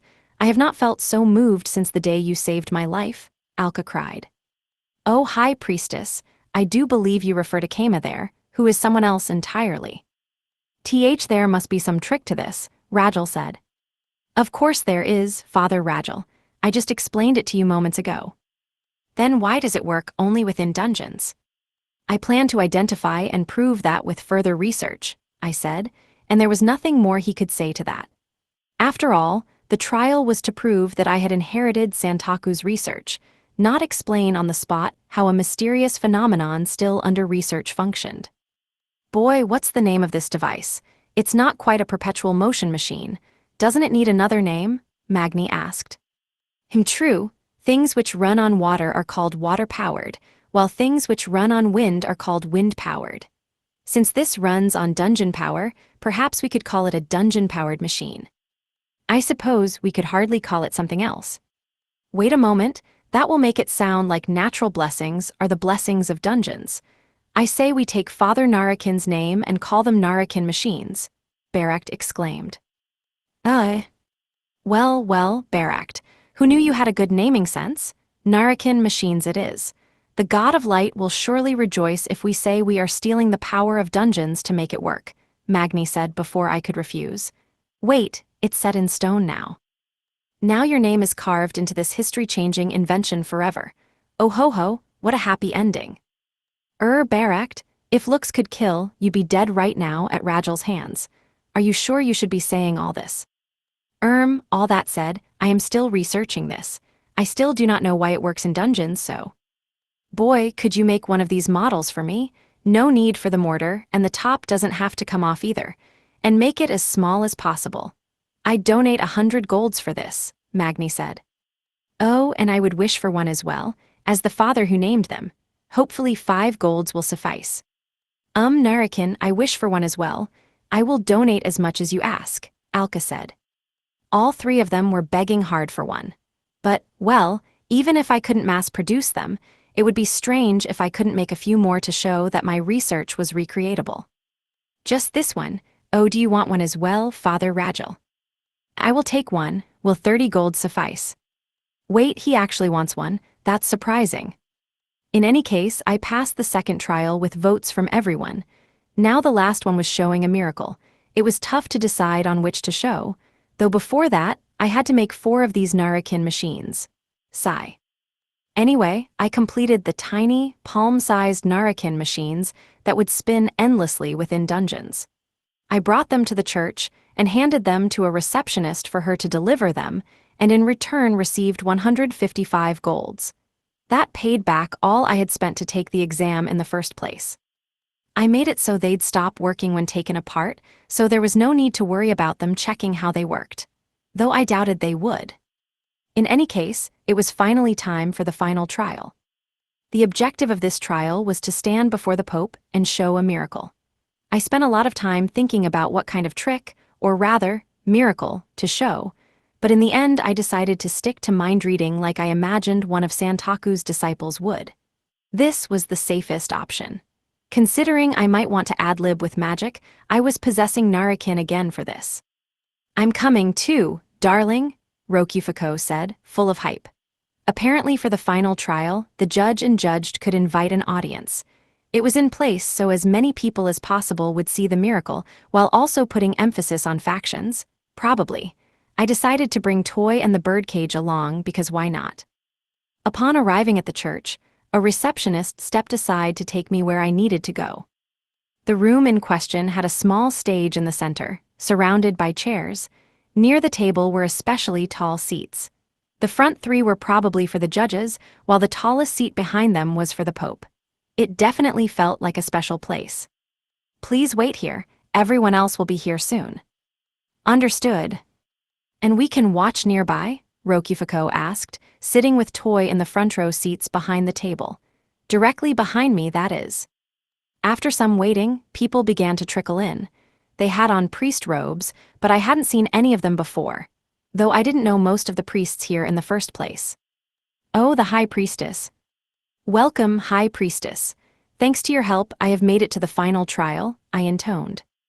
Narakin, thank you for delivering your wondrous gift to me the other day. Still, to think they would select this as the trial room. They must be planning to bring quite a few people, Alka said. Apparently they invited people ahead of time and selected the location based on that. The Pope faction, I presume. I, too, invited the Reform faction, and I believe Mother Magni invited the Moderate faction as well. The three main factions of the Church of Light will all be gathering today, Alka said, sitting directly beside me. And I was going to demonstrate Santaku's dumb magic trick, out of respect for him, to all those people.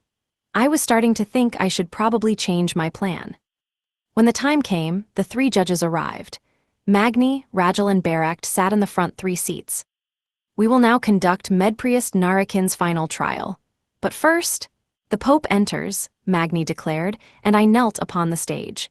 The veiled Pope entered and sat in the tallest chair in front of the stage at the back. Magni continued leading the event. Thank you for coming, on this blessed day warmed by the God of Light's gentle rays. Today we will give Narakin, the Archpriest candidate, his final trial. He splendidly passed the first and second, arriving before you here today. Now then, Medpriest Narakin, as for your final trial, she began, only to be interrupted. No, came a voice, echoing throughout the quiet hall. It wasn't Rajal, nor was it Barakt. Your Holiness, what do you mean? Did you not hear me, Magni? I said no, I object, the Pope said. He was indeed objecting to this trial. As the crowd stirred, the Pope took out a gavel from storage and slammed it against his desk. The room quieted once more. Narakin is henceforth on trial on suspicion of being a heretic, the Pope declared. Uh-oh, I had no idea where this was coming from.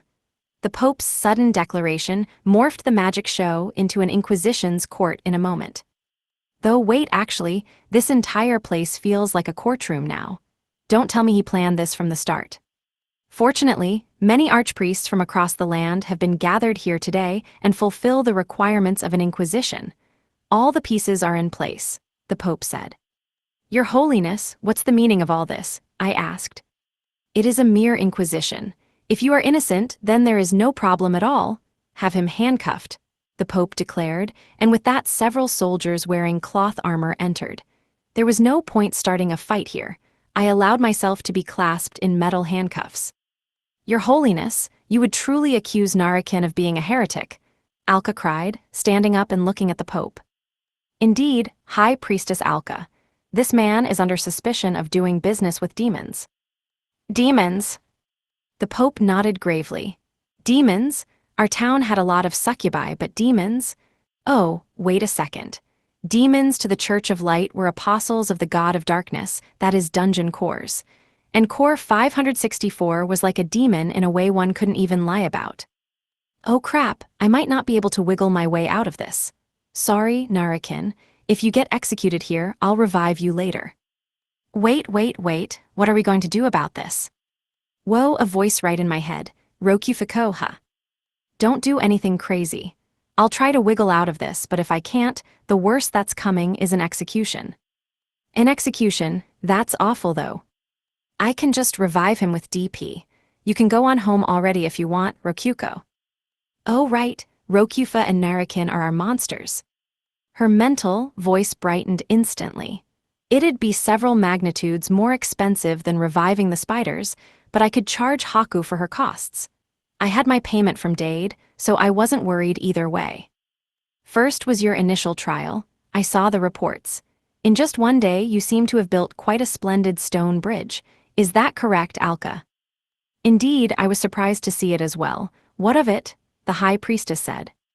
The Pope nodded gravely. I was so curious about it that I sent a familiar to see it for myself.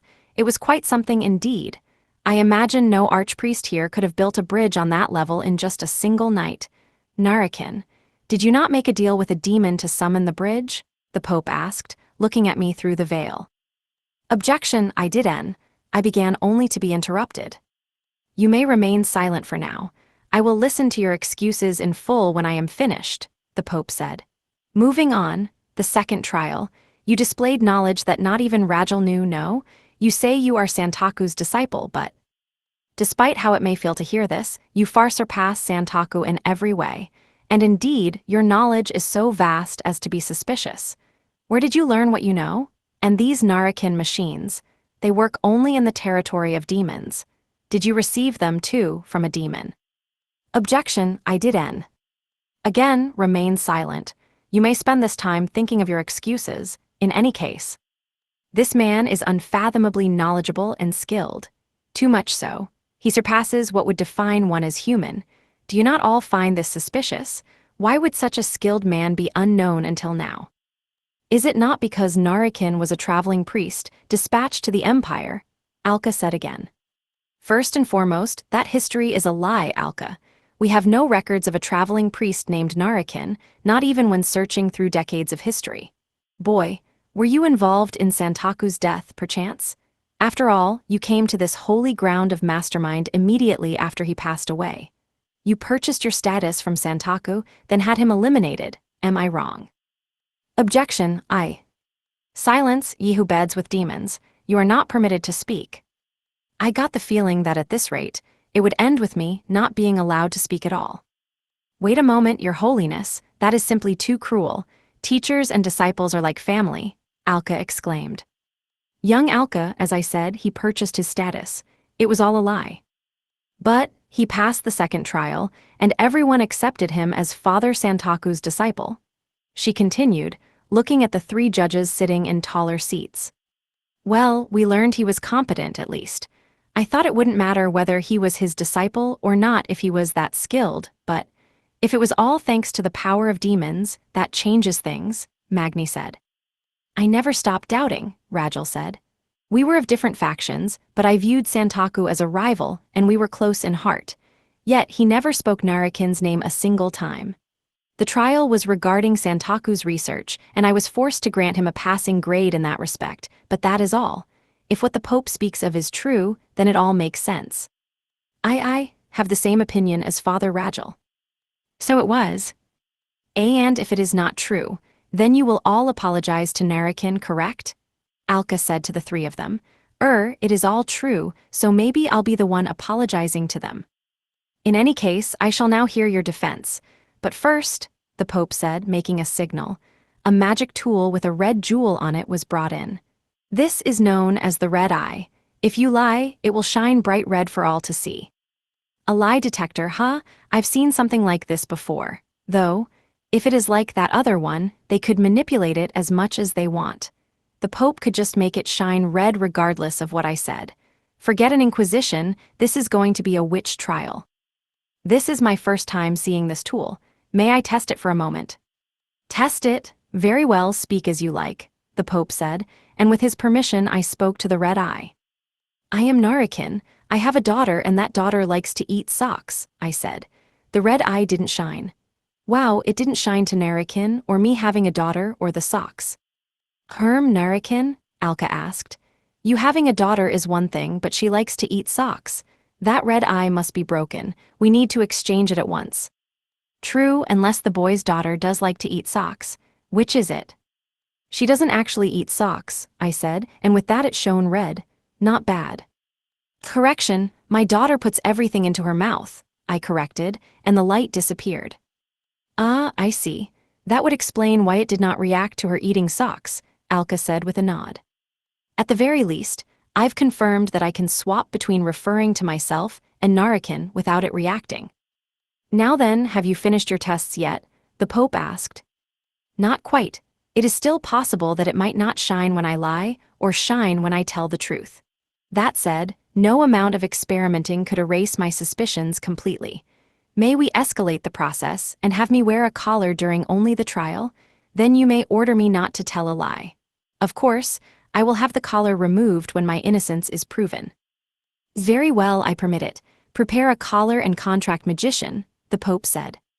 Well, there was no reason for him to refuse if I was going out of my way to show I wouldn't lie. This would at least stop them from arbitrarily deciding what was true and what wasn't. Though him agreeing so readily might have been an indication that he really had prepared the tool just to see through lies. "If possible, I would like for the High Priestess to be the one to put on the collar," I added. "Wa Narakin, my slave," she exclaimed. "Indeed, anyone else might squeeze the collar on their own. I trust that you would not do the same, High Priestess." "Very well, I shall allow it." And so, a slave collar was prepared post-haste, with the High Priestess signing a slave contract for me to be her slave in this room alone and attaching a slave collar to me. There were no downsides to the collar, and on the plus side it wouldn't shine if I did lie. Not to mention all the time I managed to buy while waiting for the collar. "Narakin, Ahamasate, shall you kiss my feet?" "That shouldn't be necessary, you can just give the order," I replied. Rokufuko was watching after all. Indeed, Narakin, you must not lie during this trial." And so, my defense could finally begin. I decided to start out a bit on the offensive. First, let me say this. I was not the one responsible for Father Santaku's death. Since I have this opportunity, I'll say that Father Rajal ordered the assassin, I said. "What are you talking about? Do you have any proof?" Father Rajal asked, looking completely unfazed. The red eye didn't shine, and so a stir went through the crowd. I had thought they would have made it shine here, since it's a scandal for the Pope faction, but maybe the collar trick is paying off here. Though, no, he wouldn't have sent the letter without a plan in the first place. I do have the letter with me, but it would be hard to say if it would actually be meaningful evidence. I received a letter from Father Rajal the other day. It was brought by the assassin that killed Santaku. The letter was a threat saying that if I did not obey him, he would have me killed as Santaku was. The fact I'm telling the truth should be proven by this collar, and the fact the red eye isn't shining. Nonsense. He has no proof that I sent such a letter. Either the letter was a forgery or the one who delivered it lied, Rajal said, denying it. Surely that was a lie, but the red eye seemed to have been set on me alone and didn't shine. What is the meaning of this? Father Rajal did, impossible. But the red eye remains dark. Rajal would certainly pull something of that sort. As a stir filled the room, the Pope slammed his wooden gavel down onto his desk. Rajal's words hold weight and Narakin seems to be telling the truth, but there is no point arguing about this here. I will set the matter aside. "Speak of your trial, Narakin," the Pope said. He just brushed it aside. Having little other choice, I rolled with talking about the trial. I did the first trial without making any deals with devils. I built the bridge with my own magic. I'm skilled with that kind of magic, and I'm also known as Narakin the Construction Mage, I said. No need to think about any lies here, it was all true, not a single lie. For the second trial, I managed it through trial and error while thinking back to my talks with Father Santaku and documents I had seen in the past. In the first place, isn't it normal for students to surpass their master? I don't think there's anything unusual about it. Naturally, I made the Narakin machine with my own 2 hands. Those documents were the ones I had seen in Japan, and I had thought about talking with Santaku while making it, so that, too, was no lie. Oh, and all that about disciples was just speaking generally, not about me in particular. Moving on, I entered the Church of Light right after I was born. I became Father Santaku's disciple around the same time. I was in the Empire until just recently, and if there aren't any records of me here, it must have been Father Santaku's doing. Thinking about it now, I think Father Santaku might have been planning something, but I don't know what he was thinking. This was a bit tricky. It was true that not even a year had passed since Narakin's birth, and that he was registered as Santaku's disciple. Thus, neither the collar nor the red eye reacted. I thought maybe it would shine here, but maybe in a shocking twist the red eye literally only detected actual lies. I think that settles all the charges against me. Have I proven my innocence? I asked. The Pope put a thoughtful hand on his chin under the veil. You do seem to have a clever mouth. What? He took out a mirror. Ah, you see. All the pieces of this puzzle fit together if you are not a human. Your phrasing, you joined right after you were born, you can use special magic. Certainly, you have the techniques to fool the high priestess and judges. It would explain, too, why you may evade the collar and red eye, he said, directing the mirror my way. Yep, it sure showed Narakin's face. This is a divine instrument granted to us by the god of light, the mirror of truth. Those basked in its light return to their true form. With this, it will be obvious whether you are truly human or not. What the hell? Use that to turn a queen cursed into looking like a dog back into human form. And then break. The mirror shone before I could say anything. I was basked in its light with no time to avoid anything. Clink, clink, clink, clink. I tried defending myself, but my mouth just made clinking noises. My human morphing had been forcefully cancelled, returning me to living armor form. Behold, you are an inhuman monster. Feast your eyes upon the creature, those gathered here today. Okay, it's over. But just as I was about to give up. "An angel," came a voice behind me. I turned without thinking and saw that Rokufuko, who had been sitting directly behind me, had likewise had her human form forcibly cancelled. She had wings and a halo floating above her. "My lady, you are out of human form," Toy said, as she casually put on her hood to cover her ears. "Oh, that's weird, what's going on?" "It must be because the light shone in our direction." "That must mean, oh, Narakin's human form is reversed too, he can't talk now." "Correct, my lady." Rokufuko seemed pretty relaxed as she remained sitting. The people near her had all hurriedly prostrated after seeing she was an angel. "An angel? Why is an angel here?" Is she here to punish the heretic?" "That's right, she must be, oh wondrous angel." Assurance spread through the crowd, and they all called for Rokufa the angel to punish me. "Silence, silence," the Pope roared, slamming his gavel down, but the priests were too taken in by the sight of an angel. "Lady Rokufa is an angel, and Lord Narakin is a monster, whyat," Alka cried. "I'm surprised that the boy's a monster, but isn't that girl supposed to be his wife?" Magni asked. I am seeing an angel with my own eyes for the first time. But I am looking down upon her from this height. Is this not disrespectful?" Barakt stammered. "An angel, ooh," Rajal moaned. The high priestess and the judges had been thrown into a panic. I shrugged with a clink and looked Rokufuko's way. "Oh, wait, is this one of those situations where I have to do something to settle it?" she asked. "That appears to be the case, my lady. What will you do?" Hey, just wait and see." Rokufuko stood up smoothly. That alone sent moans of approval from the gathered priests. What do you intend to do?" "Like I said, just wait and see." Rokufa stood beside me, hovering in the air. She then wrapped her arms around me and hugged me close. "This is my husband. Wonderful, isn't he? I'm not giving him to you, High Priestess. Got it," she declared, pointing at Alka out of nowhere. Okay, Lady Rokufa." "There, you said okay. I'll complain to the God of Light if you lie to me, got it?" "All right, I swear it by the God of Light." Hearing that, Rokufa exhaled triumphantly. "Just wait," she said, then pulled off my head to get the collar off. The contract. "Removing a collar like this is a miracle, no? You can have it back, High Priestess." "Okay. Pope, might I borrow that mirror of yours?" "May I ask why, oh angel?" "Oh, is it my responsibility to explain myself? I am an angel, and I am telling you to give it to me. Will you defy me, human? Or is there a reason you would ignore an angel's wish? This is a divine instrument, granted to me by the God of Light. Do you think that gives you an excuse to not obey my orders?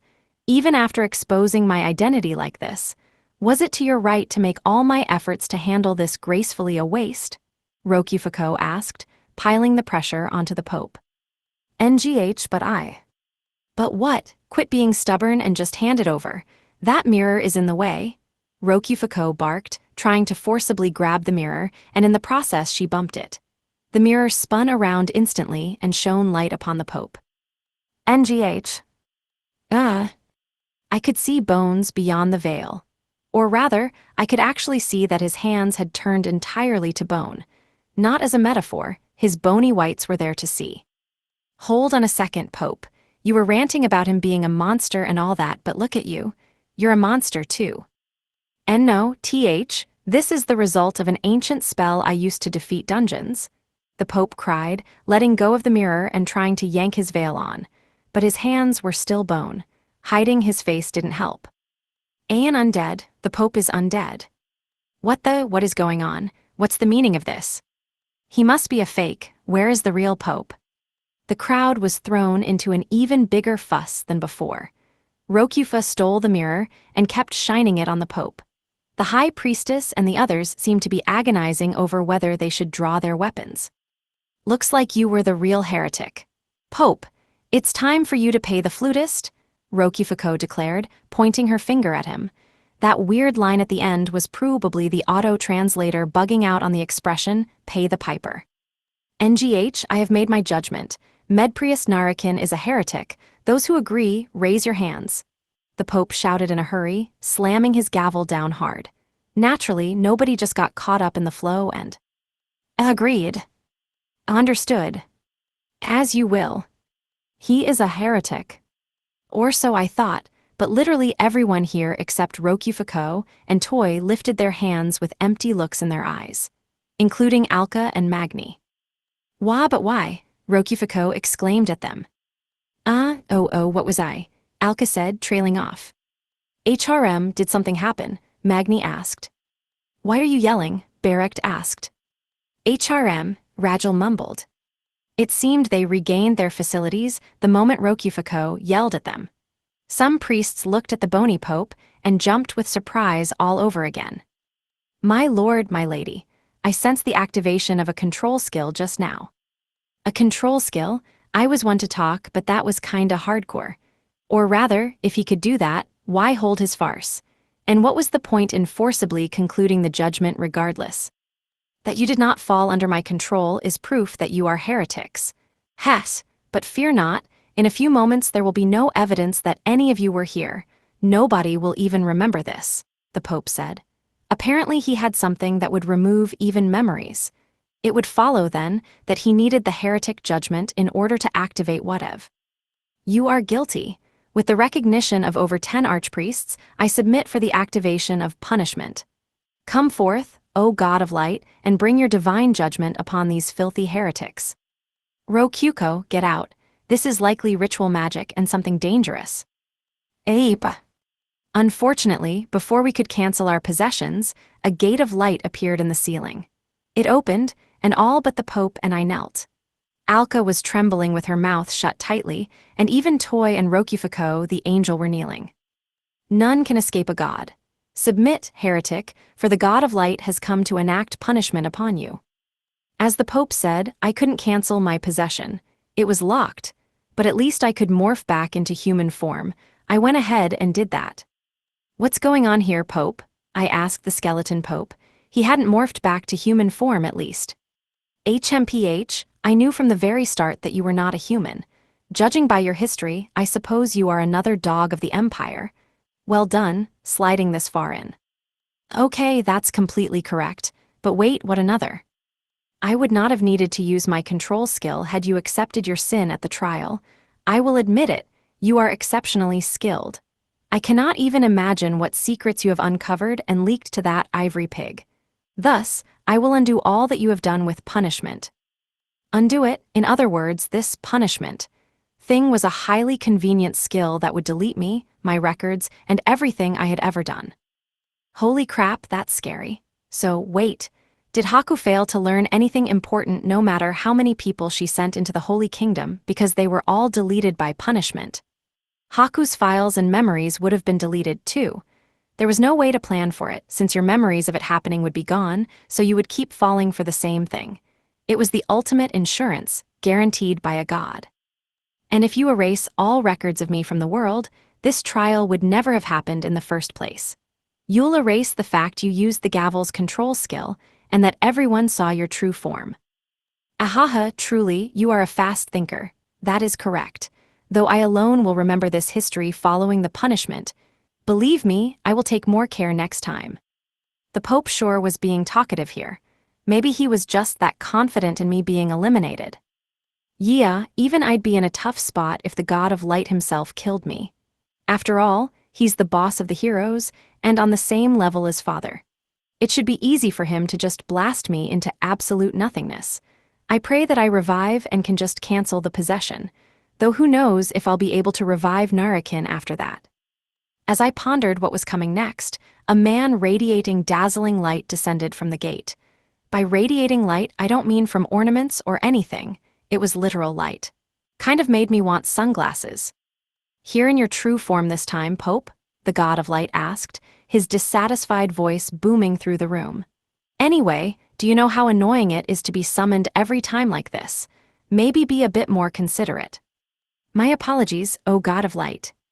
Good grief, you do know it's this very reason that I can't let the Holy Kingdom summon any heroes to maintain the balance, right? And it's already been 100 years of this. Learn to handle things a bit better. Anyway, who do you want punished this time? Indeed, please punish the rude man you see before you, Narakin. In exchange for our memories of him, please do erase his existence. Good grief if you insist. Behold my divine Puni, oh, the god of light paused, looking my way. Oh, it's you. Been a while, I didn't recognize you at first due to that body. Ha ha ha, you said all that about being lazy, but look at how hard you've been working, huh? Hey, been a while, you remember me? I asked without thinking, so surprised by him chatting with me all friendly-like. Of course I do, who could forget someone like you? So how have you liked your hero power? It can turn you into trees, stones, anything. It was the closest thing to what you asked for, so I hope you've liked it, he said. Oh yeah, I vaguely remembered talking about something like that. Also, I started you off next to a dungeon that'd be easy as pie to destroy, so you must have awoken to it right away, right? In your world, you call that a tutorial. Right, you've been a big help, thanks. It was less that I was put close to it, and more that I was summoned by the dungeon, but my being summoned by Rokuko was his work, huh? Keep up the good work, just keep on doing what you're doing, the god of light said, no doubt smiling brightly. Though the light was literally brightening to the point I couldn't see his face. Anyway, let me just finish what I came here for. Wait, You're the one he wants punished. Hold on a second, why would you need divine punishment? And now that I'm looking closer, those fancy armbands are actually handcuffs, aren't they? Come on, who would wear armbands like this? God of light, that man is a heretic, a monster. You must destroy him with your divine punishment. What are you talking about, Pope? No way is he a heretic. Nobody's getting punished this time, the god of light said, casually snapping my handcuffs off. Wowie, I'm getting off scot-free. I did it. But that won't do, oh god of light. It's a violation of our contract. You're complaining about technicalities when using a different name and working me to death. Well, I am glad I get more opportunities to appear in the world thanks to you, but you're the one getting far too much from the singular wish each pope gets, the god of light said with a shrug. But no, the contract I made with you, excuse me, the contract I made with the pope of 7 generations ago had a special clause for this, so I am not violating it. A special clause, the pope faltered, likely realizing what clause that was. Did you think you could trick me with that wrongful judgment a second ago? Try that again, and I'll remove your existence instead. My apologies. I shall grant a penalty. Spend some time in that form and do not try to hide it, the god of light said, snapping his fingers and causing the pope's veil to fly off, revealing his skeleton face. He almost covered his face with his bone hands, but stopped due to the god of light's warning. Also, if you want to keep being pope, I'll be questioning your faith again soon. Understood. Yes, oh god of light. Okay, I'm about out of time. Time really does fly when you're having fun, geez. Bye-bye. The god of light waved my way, flew back up the gate and was gone. The room remained silent, even after the gate of light closed. Welp, I sure am innocent, I said. Impossible, this can't be, the Pope groaned. Unfortunately for him, he had made several errors. First of all, he considered me affiliated with dungeons. That wasn't wrong in and of itself, but he must have convinced himself I cleared the trials through the power of dungeons. It certainly would have been possible for me to just buy the bridge and stuff with DP, but I ended up just using my own power instead, just out of habit. Next, he didn't realize that Rokufuko was actually an angel. Revealing my true form was a good call to begin with, since indeed I was just a dungeon monster. However, never in a million years would he have thought that an angel, highly worshipped within the Church of Light, was right behind me and ready to mess things up. And to be fair, I didn't expect my true form to be revealed here either. Most of all, he didn't realize I was a hero. I had met the God of Light before, and thereby evaded punishment. That was his biggest error. Nobody would have ever thought a living armor was actually a hero inside. The God of Light probably overlooked it, partially thanks to my hero skill being Ultra Transformation. There was nothing odd at all about me transforming into a living armor, then using human form. Yeah, I'm glad I was slow to run away. If I had just ended the possession, Narakin probably would have been erased from existence. In any case, the Pope had gotten cocky and done a lot that he thought would be erased through the punishment, but it was all still here. Phew, that must suck. Let's see if he can take responsibility. So, is there anyone here who wants for the current Pope to remain the Pope? Rokufuko asked with a grin, still in angel form. That was a cruel question. There was the blatantly undead Pope, and then there was the angel, floating with wings and a halo, shining a bit brighter due to basking in the God of Light's radiance a second ago. Pretty sure an undead Pope like this won't look good at all. This form is the result of using an ancient spell. You all witnessed that the God of Light himself did not reproach my form. Oh my, but he did scold you for brainwashing everyone to overturn the results of a heretic inquisition, no. I have already been punished for that, it is not an issue. The Pope obstinately fought back against Rokufuko's questioning. It was true that the priests were hardly in a position to punish the Pope after their God had already done so. However, they hadn't been told not to lose their faith in the Pope. The mood in the room was blatantly one of suspicion toward him. The Pope himself was trembling a bit, no doubt sensing that. Those who wish for the Pope to step down, please stand, Rokufa said. Alka the High Priestess stood first, then the priests began to stand. You lot, who will you believe here? Me, the one who has supported the country for years, or that medpriest from nowhere? This country would have been swallowed up by the Empire years ago if not for me, the Pope roared. But over 10 archpriests had already stood, even Baract was standing. Why do you defy me? I and no other am the symbol of this country. I have led you foolish humans for centuries. Have you forgotten the debt you owe me? You're being a sore loser, Pope, Rokufuko said, crossing her legs confidently in the air. 300 years. I spent 300 years building the country up to this point. All the pieces were in place, and I was finally about to move. If not for you lot. Fine. I did not want to do this, but you've left me no choice. What, you have another trick up your sleeve. Just quit mumbling and give up already. The Pope speedily took out a small vial from his clothes. Inside was a small black shard, a dungeon seed, and with it he. Oh, my subordinate, rule this land. Wake, undead core. Wah!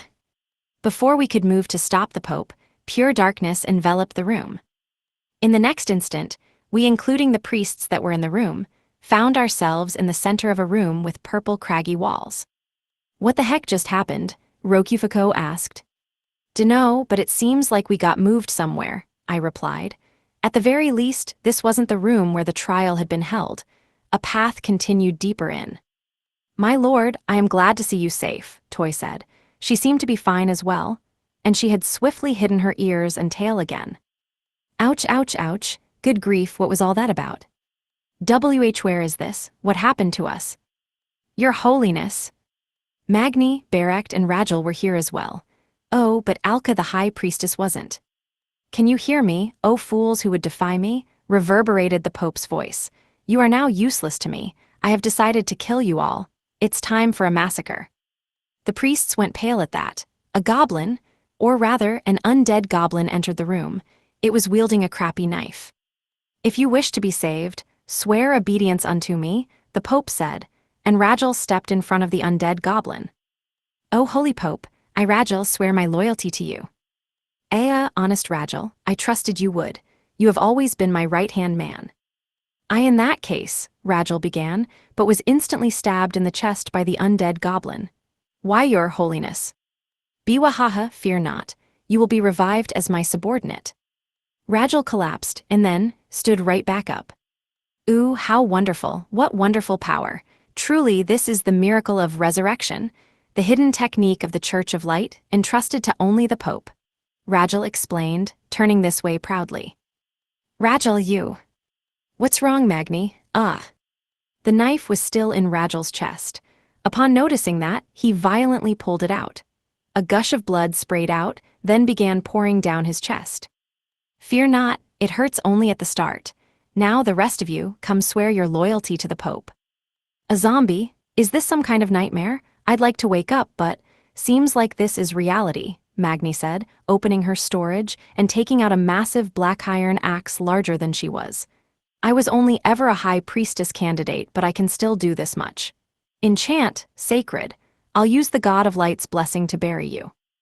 Wah! With her axe glowing bright white with holy power, Magni sped forward faster than anyone could have imagined an old woman would, and cut both Rajal and the undead goblin in half with a single slice. Their undead corpses immediately turned to ash. How cruel, Magni! Was Rajal not your disciple? We went our separate ways a long while ago. Not to mention, it's my job as his teacher to take responsibility and bury him. Enough.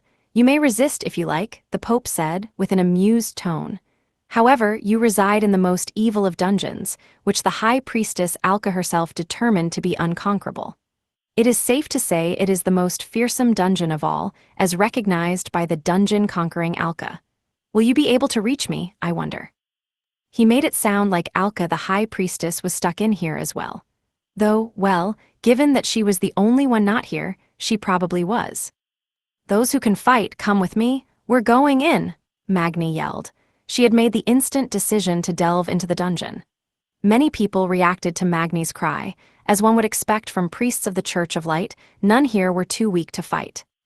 That said, there were several priests frozen with fear after seeing Rajal turn into a zombie and get cut down.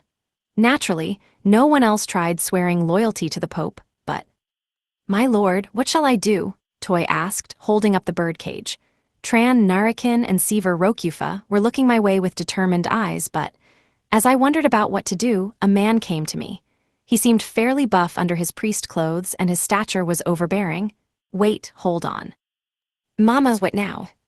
Hugo, really? What are you doing here? It was Hugo. I hadn't been able to tell at first since he was wearing proper clothing. I heard you would be on stage, Mama, but well, Rajal invited me. Friggin' Rajal, did he plan to assassinate me if it came down to it? Well, whatever. Anyway, I'm gonna go with Magni and beat the crap out of the Pope. I'll go too then, I want to help you, Mama. I wanted to say he'd be a strong ally, but to be honest, it was impossible to say how strong the Pope was. If we assume that the Pope's real identity was indeed Core 10, it would put him on the same level as Haku, the Great Demon King, and even Core 50. I'd be cautious even with heroes on my side. Rokufuko tugged on my sleeve. Dear, let's go alone. Where's this coming from? If we want to use the tricks up our sleeves, Toy and Hugo will just get in the way.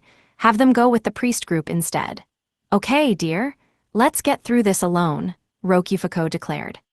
Seriously, this is a dungeon Alka thought would be impossible to beat. We can't go alone. We can. Or really, if we don't go soon, we might not be able to ever. We're the best for this job, you and I, no doubt about it. Rokufuko said with a wink, her expression brimming with confidence that came from who knows where. I blinked, trying to figure out why, when suddenly I felt an unusual sense of déjà vu at what I saw at the end of the hallway. Oh, I get it. With that, I noticed. Rokufuko was certainly right here. Sheesh. Either the Pope was just the unluckiest guy in the world, or the gods actually had abandoned him. Toy and Hugo, go help Magni. We'll go on ahead. Understood, my lord. Okay, if you insist, Mama, I will, but will you be okay? Don't worry about it, I know this dungeon well. More than anyone, Rokufuko added. And so, we took the lead to conquering the dungeon. That is, this copy of the Cave of Greed. You contacted Niku and the others, right? Okay, let's go. We'll show them how strong we married couples can be, Rokufuko said. We've gotta win before he changes the layouts, yeah, I replied. Rokufuko, the angel, was wearing a full set of living armor. The previously male set of armor fit her perfectly thanks to her full-body equipment aptitude. The priests had been shocked at the sight of her putting it on, saying it was a miracle. The reason why Rokufuko could wear me was simple. This body had a coating of orichalcum, which made it as strong offensively and defensively as could be. Then, using her angel's flight, she could ignore all the traps on the ground. In other words, we could just force our way to victory. We should be able to advance quickly, since angels didn't seem to get tired while flying. Okay, let's go, Rokufuko exclaimed. Yeah, wait, what? Whoa, you can fly this fast. Rokufuko kicked off the ground and walls to accelerate. She completely skipped by the entrance area, flying through the proper route before the goblin zombies could even react. The impossibly hard dungeon that even the high priestess couldn't conquer. That's right. Ahaha, go ahead, praise me. You sure are in a good mood. I feel better than I ever have, obviously. Well, yeah, nobody would feel bad about their dungeon being complimented. We didn't get lost in the labyrinth area. She used the golem heads as platforms while charging through. Wait, what? Was there always a wall here? She asked. I modified this part in the past. Pretty sure this wall was here when Alka came. I see. We've added on to the dungeon by now, so it's even more evil and devilish, Rokufuko said proudly, punching the wall to break through. It may have only been a coating, but the power of orichalcum was still to be feared. We advanced farther in, taking a shortcut through the spiral staircase area by jumping down to the bottom. So, there was a black wolf we crossed a second ago. Maybe he's recreating Rin. Or maybe. The storage area was recreated pretty well, too, though we didn't have the time to see what he had done with the hallway leading to the flame cavern. That said, this artificial dungeon, or rather, undead dungeon, it was pretty close to the real thing, which was impressive, though maybe that was the Pope's power. Thus, we made it all the way to the Colosseum without stopping. Or, wait, at the time this was still just the boss room. This was where the arm-loaded Haniwa golem had fought Alka and the black wolf slime, Rin. This was as much as Alka knew about our dungeon, so in short, we had gotten to the end. It was a purple, rocky room, wide enough for a horse golem to run along the walls. In the center was a headless knight wearing a headless horse Dullahan and the skeleton pope. They were the undead dungeon's boss, it seemed. You too, an angel wearing a living armor, how interesting. The armor morphing to suit its wearer is a clever solution. Still, to think you came right this way without getting lost. Is that some angelic power? It hardly seems fair, the Pope said. Something like that. Now give up and surrender, Pope, Rokufuko said, jabbing her finger at him. Well, regardless, you are all on death row. All I need is Alka, the successful product of my artificial hero plot. I will need to take my time thoroughly retraining her, but I suppose it will be amusing and effective to show her the bones of the man she was so smitten with, the Pope cackled, bones chattering. You sure like to talk, don't you, Pope? Correct, this is me we are talking about here.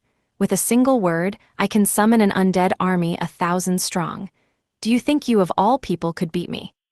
That's our line, summon, call kobold, Rokuko declared, opening her storage. A kobold launched out of her storage, wagging its tail happily with 2 golem knives in hand. Go. Ha, what can a mere kobold do? The kobold trotted over, then suddenly took a sharp step forward and slid up close to the Pope. However, the Dullahan smoothly got in the way. Its sword blocked the golem knives. Oh ho, I almost let my guard down. Deal with him, Dullahan. Not bad, we'll both start with our subordinates then. Take care of him, Niku. The headless knight and the kobold, or rather, the Niku-possessed kobold, faced off. The kobold readied its knife, then charged. It slid under the horse and chopped at its feet. Before long, it crumpled down. Kneel before me, 10 gravity. Black mana shot out of the Pope. The kobold collapsed upon the ground, then exploded. Dullahan likewise was crushed into the ground. To think he'd attack his ally, too. I did not expect a kobold to be so destructive. I suppose an undead core's monsters can only do so much, the Pope said with a shrug. It then looked our way. Why can you stand? The gravity in this room has increased tenfold. Hi. Rokufuko tilted her head. On second thought, he had a point. The kobold got crushed, but we didn't feel the weight at all. Ah, I see, that's how it is. How could I forget? Angels are like ghosts and can cancel gravity. It's a conceptual effect, and one that extends to the armor. Angels didn't fly, they floated. In other words, they operated outside of gravity. The armor was probably fine since the angel's skill made the armor change to suit their floating. I extended a hand to the Pope and launched Elemental Burst without any chant, and he dodged it. Judgment Ray, not bad, Angel. It is not easy to cast King Tier magic without a chant. Apparently he mistook Element Burst for another kind of light. Couldn't really blame him, since both were beams of light. Though unlike that light spell, my spell was mana efficient. I could blast out a ton like it was nothing. HRM, so you can cast it in rapid sequence. You have an incredible mana capacity, despite it not seeming so. Or is it due to the God of Light's remnants? Now I wish to capture you and do some research. Perhaps you will be useful for God killing, the Pope said, while lightly dancing around in his skeleton body to dodge the bursts, sometimes using short-range teleports. Still, dodging meant that it would be bad for him if one hit. I shot out a burst from my knee, hoping to land a surprise attack and... HRM, you can fire from there as well, I see, the Pope said, knocking aside my beam of light aside with the Kakara-esque Pope staff in his hand. The beam of light was clearly larger than his Pope staff, but when struck it bent its angle and avoided him. Ahaha, this is an adamantite staff made with all the technology the Holy Kingdom has to offer. My mana flows through it well. What do you think? Our technology surpasses that of the dwarves surrounding the Empire by decades, he continued, pausing. I tried shooting several more blasts, but he knocked them all aside with his staff with some inhuman parries. Rokyuko clicked her tongue. You're a slippery one. What, you make it sound like you could beat me if they hit. Very well, see what happens, the Pope said, standing in place. He definitely had a counterplan in place, but not taking the bait wasn't an option. I hit him with an especially big one, but as expected, the Pope didn't even budge, even after getting hit directly with an element burst. Ha, too bad. It has no effect on me, he cackled. That had been a direct hit, too, and it hadn't passed through him to the back. But why didn't it work? Element Burst was strong enough to work on even Leona. As expected, that spell is something else, but it is not enough to overcome my magic defense. NGH, what trick are you pulling? Unfortunately for you, unlike the miracles of those fools, there is no trick or deception here. This is simply the difference of our experience, our existence. I am an elder lich that has lived over 500 years.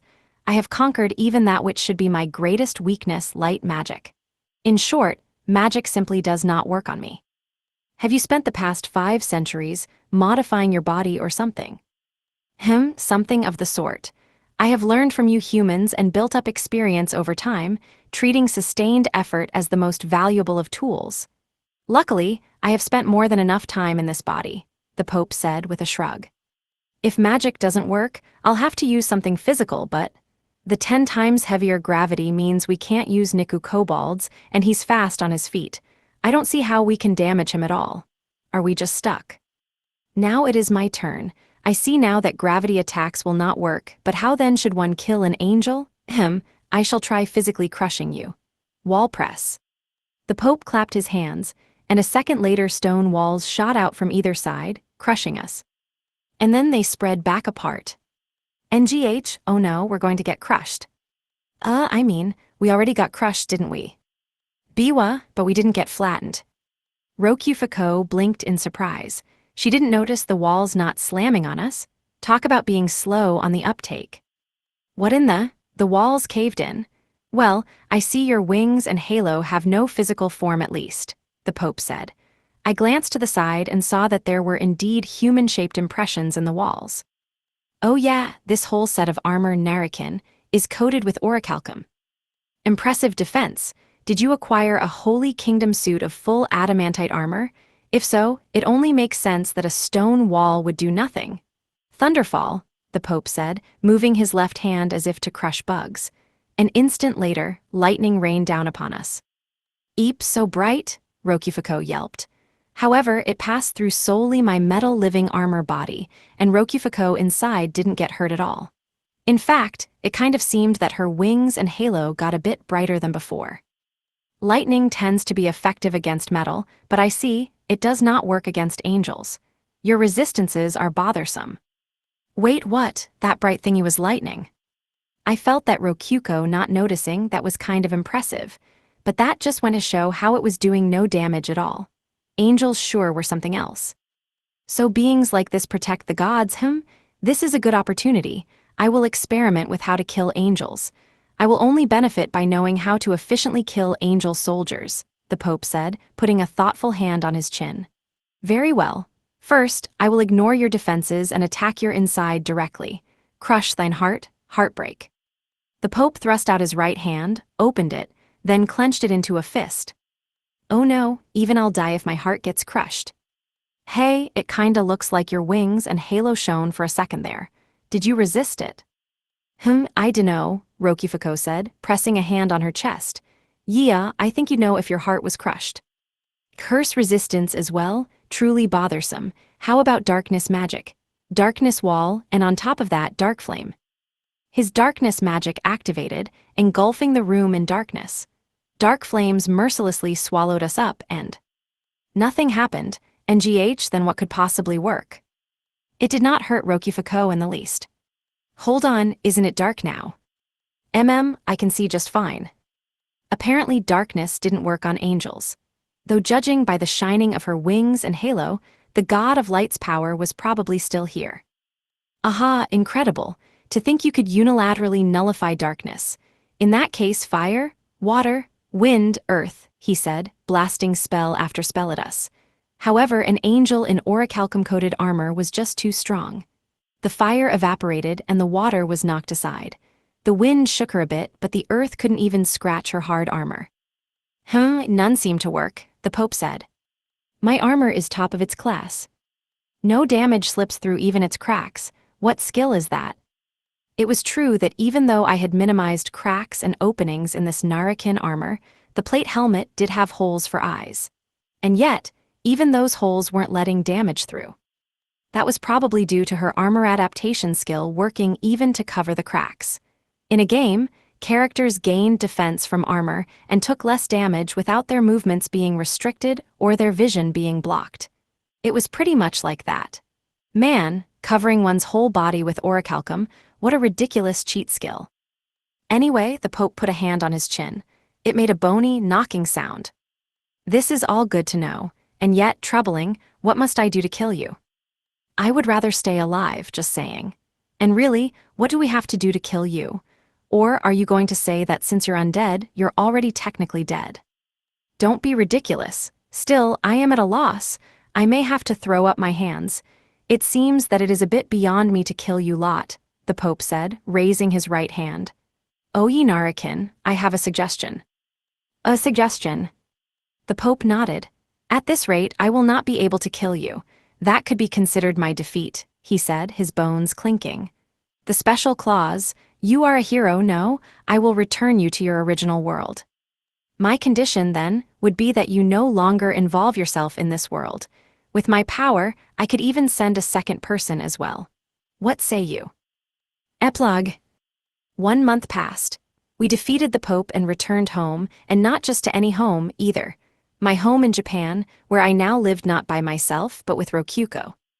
The Pope kept his promise and sent Rokyuko and me back to Earth. He asked who I would bring with me, and I chose her without a moment's hesitation. He couldn't send back more than 2, so I had to say my goodbyes to everyone else. I did in fact go back to town and throw a farewell gathering. I entrusted all of Gorin and the Cave of Greed to Soto, then left the rest to Niku and the others. Even putting aside my parental bias, Soto was a skilled girl, and Rei and the others would support her.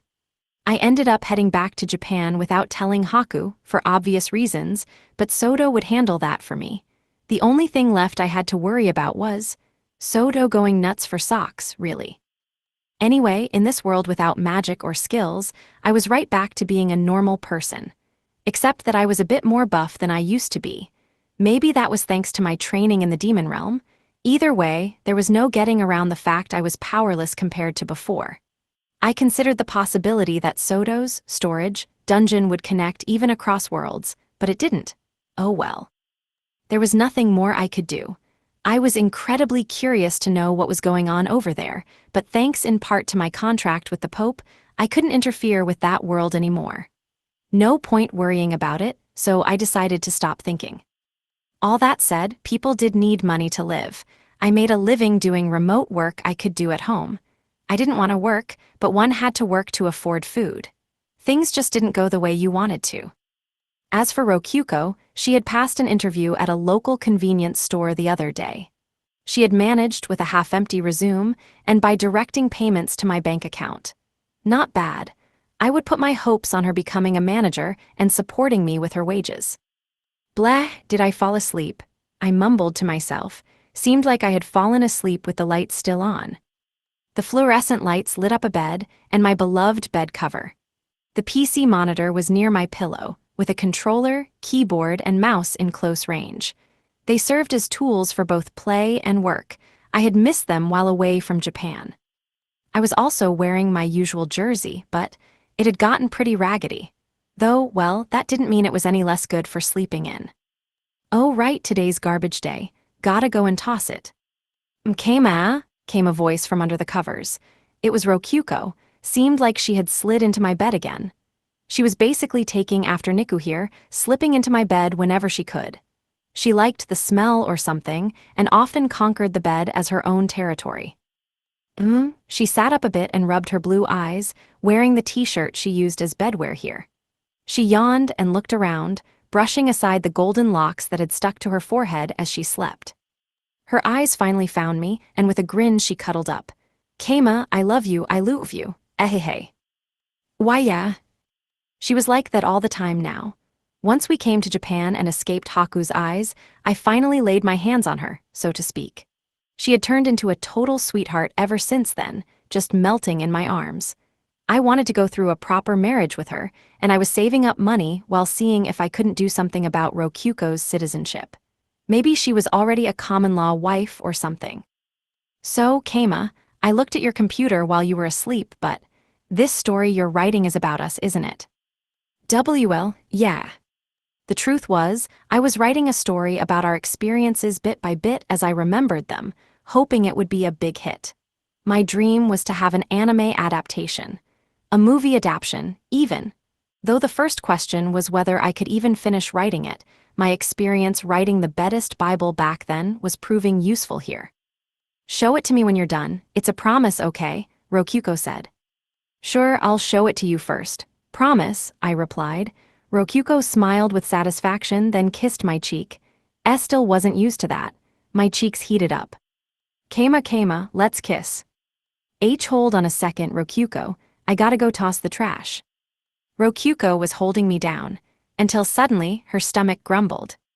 So you plan on eating me? And no, I'm just so hungry.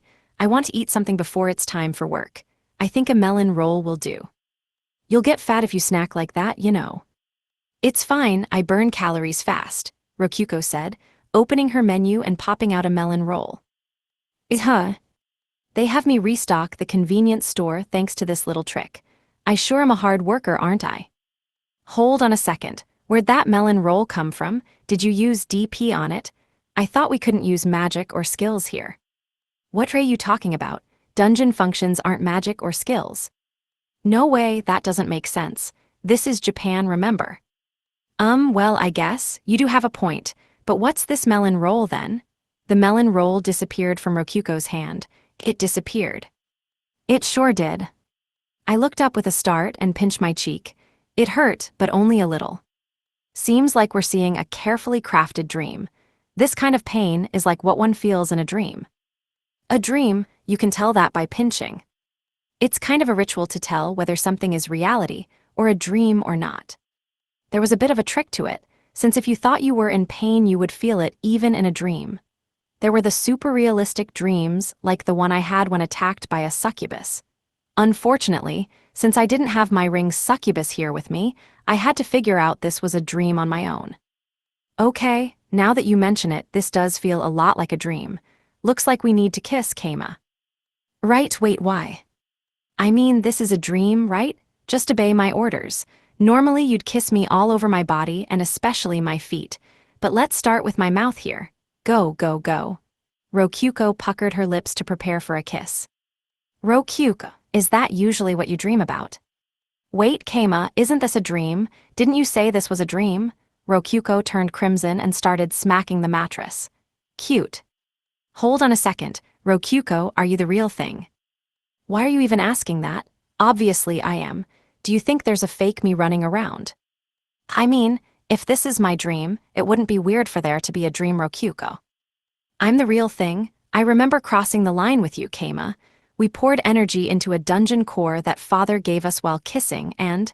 Wait, there's obviously no dungeon cores here. Seems like you are the real thing. Your memories are clearly different from mine. Dreams wouldn't have inconsistencies like that, and if they did, you wouldn't really notice them in the dream. That held true even when one was lucid dreaming, which was the state of dreaming while being aware it's a dream. In which case, it was highly likely that this was a dream that wasn't actually a dream. Got it, this is a psychological attack from the Pope. Wait, a psychological attack. Isn't it a pretty common trope to freeze someone in place by making them have happy dreams? That happens enough to be a trope. Really, given how he controlled the priests at the trial, the Pope was probably skilled in brainwashing and psychological attacks. They didn't do damage despite being attacks, so this happy dream thing had probably slid right through Rokyufuko's angel defenses. It was like restoration magic. Did I get sent in since it was an area of effect thing? Pretty lazy. Thanks to that, we saw through it right away. A happy dream, I really am happy to be with you, Keima, Rokyuko said, looking my way. But Niku, Ikika, the monster girls, and our cute daughter Soto, none of them are here. And we were in the middle of renovating the dungeon, remember? I'm the cave of greed. This little dream is way too little to satisfy me. Haha, well said. That's what makes you my partner. And with that settled, we just had to smash through the attack. Okay, I understand the situation, Rokyuko said. So what do we do? Nothing fancy to it. We just gotta wake up. We do it every morning. What's the problem? Every afternoon for you, Keima, Rokyuko said with a giggle. The world blurred and began falling apart. My consciousness rose to the surface. In front of me was the skeleton Pope. Apparently I had returned to reality. But we were not in the boss room we had been in. There was a black sphere, meaning we were in the room with the artificial dungeon core. We had apparently been put into glass tubes. There was another glass tube on the opposite side of me, and inside was an unconscious Alka. She had her hands bound above her head just like us. Oh, you've returned? You could have avoided suffering had you stayed in the happiness prison and enjoyed your happy dream, the skeleton Pope said, looking at us through the glass tube. Good grief, to think psychological attacks would work on both angels and living armor. Thank you for the valuable data, you two. Also, you have awoken too late. I have already removed the remnants of the god of light from her, he said, holding up a divinely shining crystal. It was a close shave, but she has lost the protection of the gods. I find it unlikely your remaining mana will be enough to cast spells strong enough to destroy the capsules. I will be using the remaining scraps of it for my own purposes as well. Now that he mentioned it, I realized that about half of my mana had left my body. That was still more than enough to cast Element Burst. It was a combination of bottom-tier spells, after all. The Pope had mistaken my magic attacks for Judgment Ray, and that it was Rokyufuko shooting them. I had cast them chantless for that purpose, after all. You are now captured rats. I must now go deal with the rest of you lot, so wait quietly for my return, the Pope said, moving to mess with the slate in front of the artificial dungeon core. But that was him letting his guard down. Time to fuck this skeleton up. Or so I thought, right as Rokyufuko asked, what next? Through telepathy. Well, I may be in the perfect position for a surprise attack, but it'd be pretty stupid to just do some kind of basic attack on him when even Element Burst didn't work. Worst case scenario, I could revive both Narakin and Rokyufa, so maybe I should just be a total dick here. What then would be so dickish that it would make me feel like I had one instantly? We'll wait for an opening, then mess with the dungeon core. Let's throw Toy and the priests outside the dungeon so they can expose the Pope's crimes. The Pope seemed kind of obsessed with his position, so that would probably do more damage than anything. Faith in him would plummet, and he would lose for sure in the next election. That sounds good and super fun, but can you do something that specific? Judging by how he's fiddling with that panel, it's probably not much different from the artificial dungeon I learned to use. In the first place, the slates were kind of like simplified menus. I could handle it. Also, shouldn't you save the High Priestess? She has a skill to revive, she'll be fine. Really, it'd probably be faster just to kill her. She would just revive at some altar or another. On second thought, I can probably guess why the High Priestess was the only one kept separate. If she died, she'd revive outside the dungeon, so he couldn't risk killing her. Sue, putting aside how you'll control it, how will you even get the Pope away from the panel? Hopefully, there's something we can do to distract him. Maybe we could just summon a monster with DP. That was one option, but a normal old monster would just be obliterated instantly with the Pope's magic. A monster that could survive would be… Wait, hold on. It's a bit of a gamble, but I just thought of something good. Let's split into two for a second, Rokuko. Pope's perspective. Things had looked spotty for a moment, but everything had paid off in the end. The shining crystal before the Pope was radiant with energy from the god of light himself. If he thrust this before them, even apostles of light would be forced to kneel before him. Even the captured angel would be useful for his further research. The Pope couldn't help but cackle, his face bones chattering. On top of that, the High Priestess was in the palm of his hands, and the rest of the priests were in this dungeon. He could neatly kill them, revive them as fresh zombies, and then regain his status as a trusted Pope. Perhaps he should say that henceforth one needed to undergo a special ritual to become an archpriest, and thereby turn all archpriests into zombies. That way they couldn't defy him. He would allow them free as long as it was not problematic to do so. Still, what is with this dungeon? Did Alka truly determine it would be impossible to conquer? Although the group Magni was leading did have Rajal's assassin and Narakin's servant, the group of priests had suffered almost no harm whatsoever.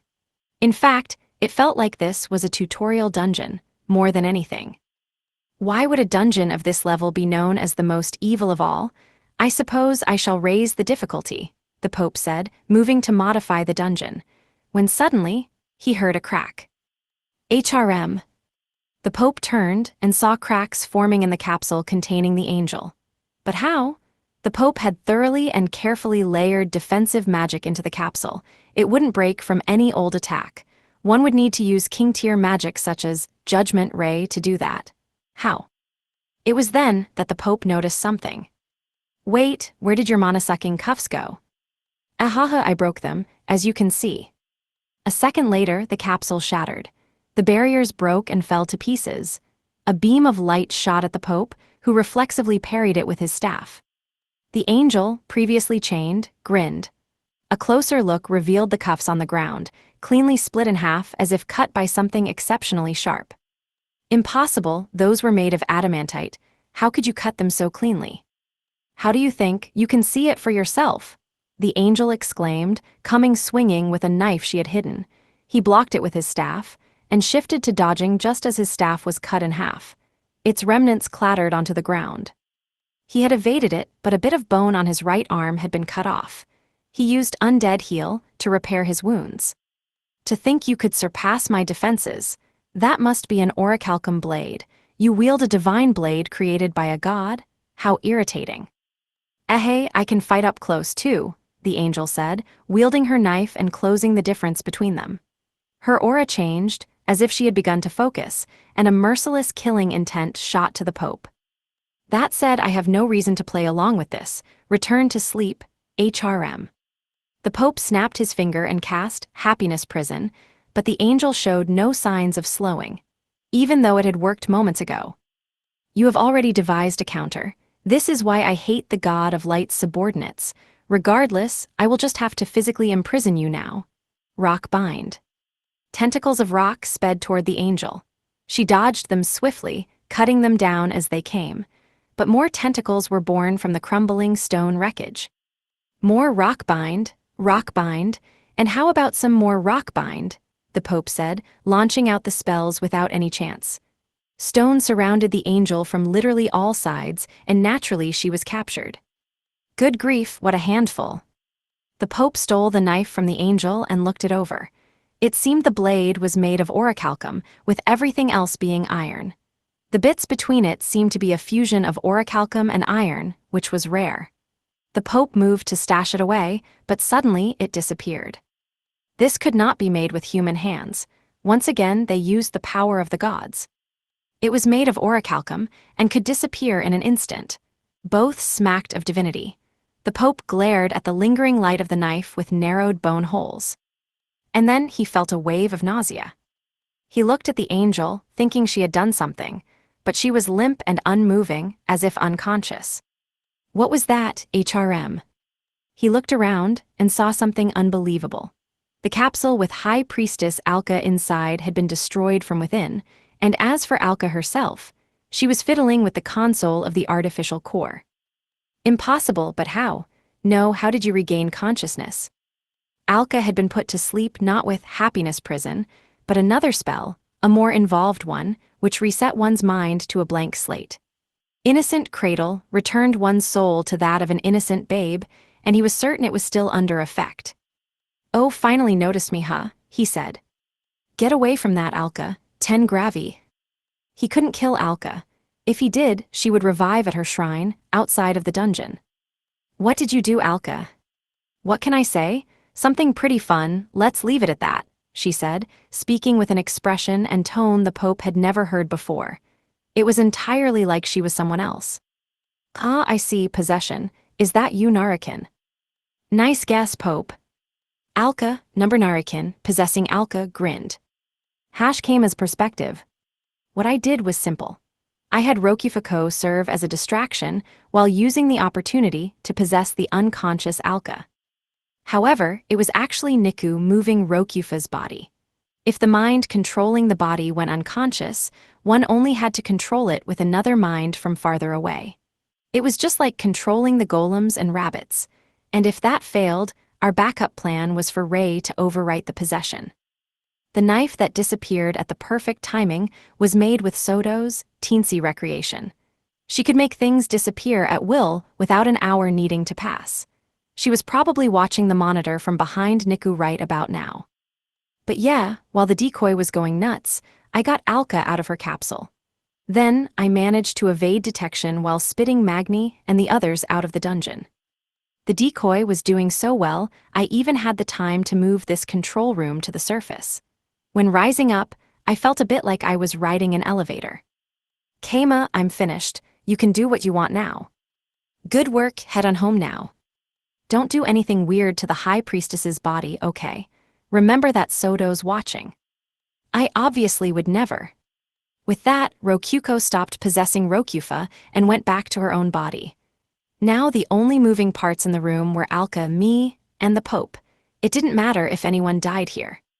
Alka would revive, and we could revive the two monsters with DP. It was hard to say whether Narakin could even die to begin with, which meant we won. The only question was whether we could make it a perfect victory by returning home safe. Also, Alka's body was something else. She could already move around fine, even though her mana had been sucked while she was imprisoned. She probably had a bunch of auto-heal skills on, but she still had enough mana for me to blast out a ton of element bursts while it was in the process of being sucked out. She probably had a bunch of resistances that activated right before death, too. It's over, Pope. How does it feel to let go of the power you've stacked up over years of effort? You bastard, I'll kill you. The Pope's skeletal face twisted with rage, and he stabbed Narakin's body with the jagged top half of his staff. However, Narakin was a living armor and coated in orichalcum, too. Despite his rage, he could not even scratch him. Thanks to Rokufa's armor skill, he couldn't even scrape some paint off. Ghostler, Dark Bomb, Gravity Vortex. Ahaha, it's all pointless. You'll never be able to kill me with that. Even when he launched all the magic he had, the orichalcum-coated armor didn't budge. Rokufa was safe on the inside, too. I had to be impressed with my own sturdiness. But anyway, after buying some time, I glanced back at the artificial cores console. We were almost on the surface. Ms. Woe now. I shook on my feet. That was probably Alka's consciousness trying to surface and push through the possession. I felt a lot of resistance. As thunder break, the Pope's body scraped my Alka's body. Whoa, that was close. You trying to kill me? I tire of this. I care not for what happens here.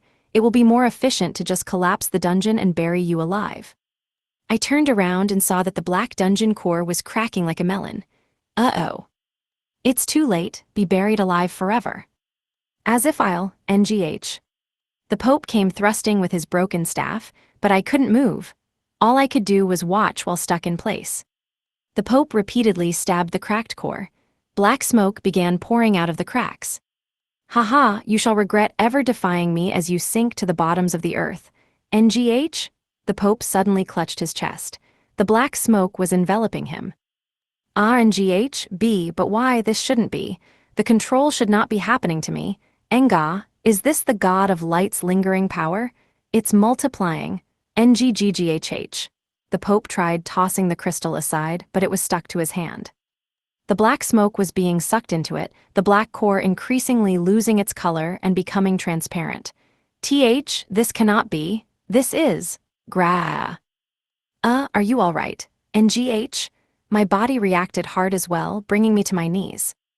Enga, ONGH, I in the depths, of my mind are memories of distant lands. Teleport. The cloud-enshrouded Pope disappeared into a teleportation circle.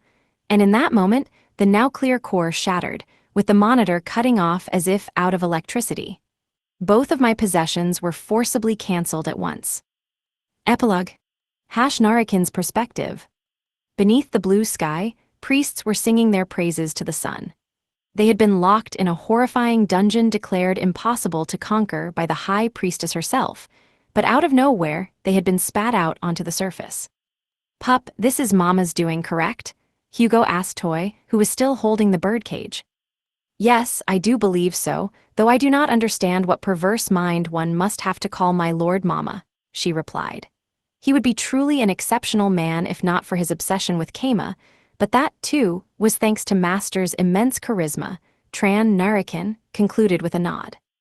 This is the church, though part of it's been destroyed, Hugo continued. We seemed to not have been moved as far as we thought. Yeah, now, pup, I'm gonna go under the church and get the divine nightcap for Mama. It's far from the areas that have been destroyed, and right now I can use the chaos as cover. While I'm gone, extol the virtues of Mama's accomplishments to everyone. A brilliant suggestion. My lord can acquire his cap stealthily in the confusion, or even perhaps use this accomplishment to gain enough authority to own it legally, Toy said. Once they had it in their hands, they could flex to handle either situation. Tran nodded as well, impressed by Toy's acumen, when suddenly his possession ended. His vision went from the blue sky to a murky laboratory-looking room with a floor covered by shards of glass. Is this my body? It seems Rokufa is wearing me. Where did Master go? And what are these rocks? They are in the way. Narakin brushed aside the rock-bind remnants with hardly a second thought. The orichalcum coating gave him absurd strength, and rock without mana backup was nothing. This is, oh dear. Rokufa, was your possession cancelled too then? You too, Narakin. Does that broken crystal have something to do with it? Rokufa asked, just as the room began to creak and shake. Master and Rokuko must have done something. As we cannot contact them, then we have no choice but to remain on guard. Incidentally, Rokufa, is that not the High Priestess on the ground? A glance showed Alka sprawled out on the ground near the shattered crystal. So it seems, shall we rescue her? Yes, she has been of great help to us after all. They approached the collapsed Alka, and the ceiling began crumbling down on top of them. Look out, Rokufa flew over, using her body to block the falling ceiling. She protected Alka with Narakin's defenses and ended up straddling Alka's body on all fours. Rokufa. Have you awoken, High Priestess? Telepathy. Yes, Lord Narakin. Thanks to you too I was saved. Rokufa nodded, then glanced up. Oh, darling, it seems we can see outside now that the ceiling has collapsed. There is hardly any point in staying here, so let us all go outside. Indeed, if you'll excuse me, High Priestess, please hold on to me. Right, yes. They picked up Alka with both arms in what would commonly be known as a princess carry. Rokufa spread out her wings, then flew into the air, aiming for the now visible sky. We're flying. We're flying, Lord Narakin, Lady Rokufa. What about it? Hold tight so you do not fall. Why yes. Alka clung tightly to Rokufa. Perhaps due to her mind having been on the verge of being reset, she was acting as innocent as a young girl experiencing her first romance, and thanks in part to the danger, her heart was pounding faster and harder than a chihuahua's. It seemed like she was seeing Narakin in an entirely new light somehow. Oh, it seems that we will be able to reunite with Toy and the others immediately, Rokufa said, and indeed the priests were directly below them. A corner of the church had collapsed, leaving a plaza. She flew there with Alka. Alka, you and the others are safe too, Magni exclaimed. My lord, it is good to see you safe. Magni and Toy welcomed them with broad smiles. Narakin split from Rokufa the second they let Alka down, in what looked like Narakin spitting Rokufa out from inside of him. Boy, what's the deal with all that? I can't say I've seen someone who turns into armor before. It is the power of my wife. Incredible, is it not? The power of an angel, huh? That makes it a miracle, and I'm just gonna stop thinking about it now, Magni said, then continued. So, what happened to the Pope? Narakin hadn't seen that. All he knew was that he had been gone when he woke up, so he stayed silent and shook his head to indicate he didn't know. I see. In that case, we'll need to elect a new pope, Magni said, glancing Narakin's way. A new pope? Yes, I suppose that would be fitting. Indeed, but I hope we have someone fit for the job here. Don't you agree, my boy? Magni asked, staring at Narakin closely. That I do. Hopefully someone here is fit for the job. Don't you agree, my boy? Magni repeated, slapping his back. HRM, am I missing something? Boy, how about you be the pope? HRM. Magni finally just asked it outright. Narakin tilted his head, not understanding. What did it mean to be the pope? Was it from an idiom? He couldn't think of one like that. Was it literal then? You wish for me to be the pope? That's what I'm saying. You sure are innocent. Apologies, I am just unsettled by all of this. Toy, what do you think? You are truly going to ask me that, my lord? Well, I suppose you can do it if you want. HRM. Narakin put a hand on his chin. The status of pope was quite significant indeed, in which case would it not be perfect for gathering information? Narakin, I just realized something amazing. What is it, Rokufa? What did you realize? If you become the pope, we'll finish our job to find the pope's true identity. I see, because his true identity will become me. Goodness, what a clever wife I have. A wondrous realization indeed, and no doubt becoming the pope would be highly useful to master. Narakin nodded. Magni, having not heard the telepathic conversation, took that as a wise nod following much hard thinking. Very well, I will become pope. What must I do? Oh, you've settled. You sure are a good man. Alka, you know what to do. All right. Alka stepped forward and raised her voice. Due to the absence of the Pope, I hereby announce the beginning of a new election with all the priests gathered here. I, Alka Ru Bipolar Red, ask all of you this. Does anyone oppose this man, Narakin, being selected as the next Pope? Narakin had fought the undead Pope, destroyed the dungeon, saved them and the High Priestess, was on friendly terms with the God of Light, and was married to an angel. If he was not fit to be Pope, who was? Magni was the next best pick, and even she was pushing for Narakin. There was not a single priest who voted nay. And so, Narakin became the Pope. Excuse me, Haku asked. We were having one of our regularly scheduled tea party report sessions. I explained the details to Haku, and she replied with a clear lack of understanding, which was pretty fair. It was hard to grasp all that had happened. The dungeon collapsing had broken the possession. I waited half a day for the function to return, recalling how something similar had happened the last time we destroyed an artificial dungeon, and when I finally got back in contact, Narakin had become the Pope. Do you understand how I felt when he said to me, "Thus, you may report that the Pope's true identity is me"? I believe I do. Are you stupid? Is the wording I would use, perhaps.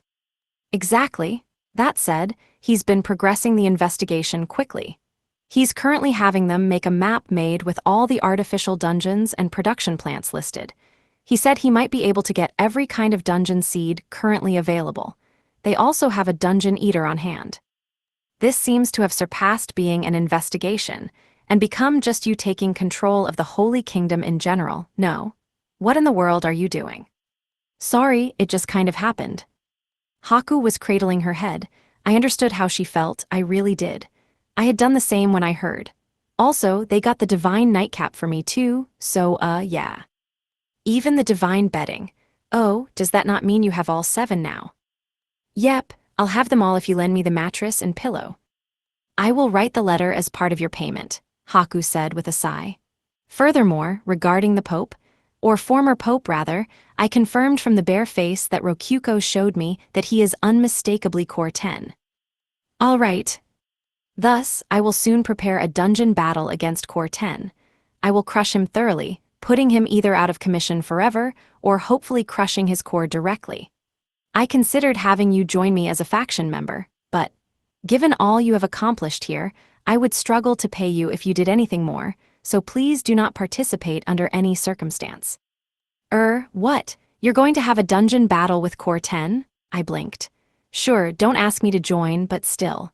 And her plan was to either beat him to the point where he couldn't recover or explicitly destroy his core. That's pretty violent. But of course, the artificial dungeons and dungeon eaters are clear betrayals to father. Hardly forgivable, Haku said. For a second I was confused, thinking we were the traitor faction ourselves, but something hit me as Haku took a sip of tea to calm herself. Does the name, traitor faction, mean that we're the ones who eliminate the traitors? Oh, did I never say? That is more or less correct. No, you didn't. Rokyuko, meanwhile, gave an exaggerated shrug, as if bemused I hadn't realized by now. Don't be dumb, Keima. Haku would obviously never betray father.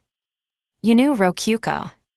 Why would Haku betray father when they're clearly on such good terms? But I mean, everyone calls her traitor.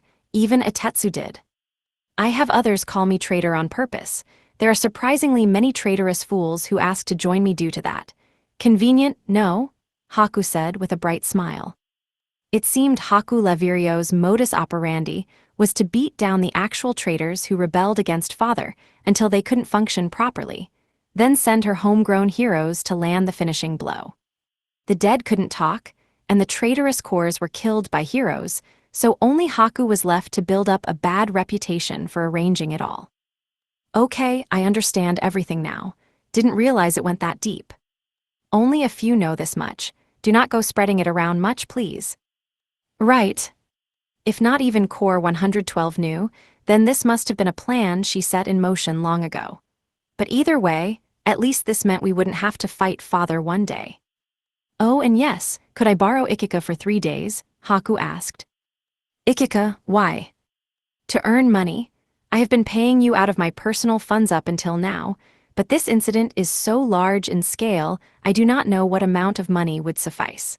Thus, I plan to hold gambling races in the capital as well, and continually give you a portion of the profits.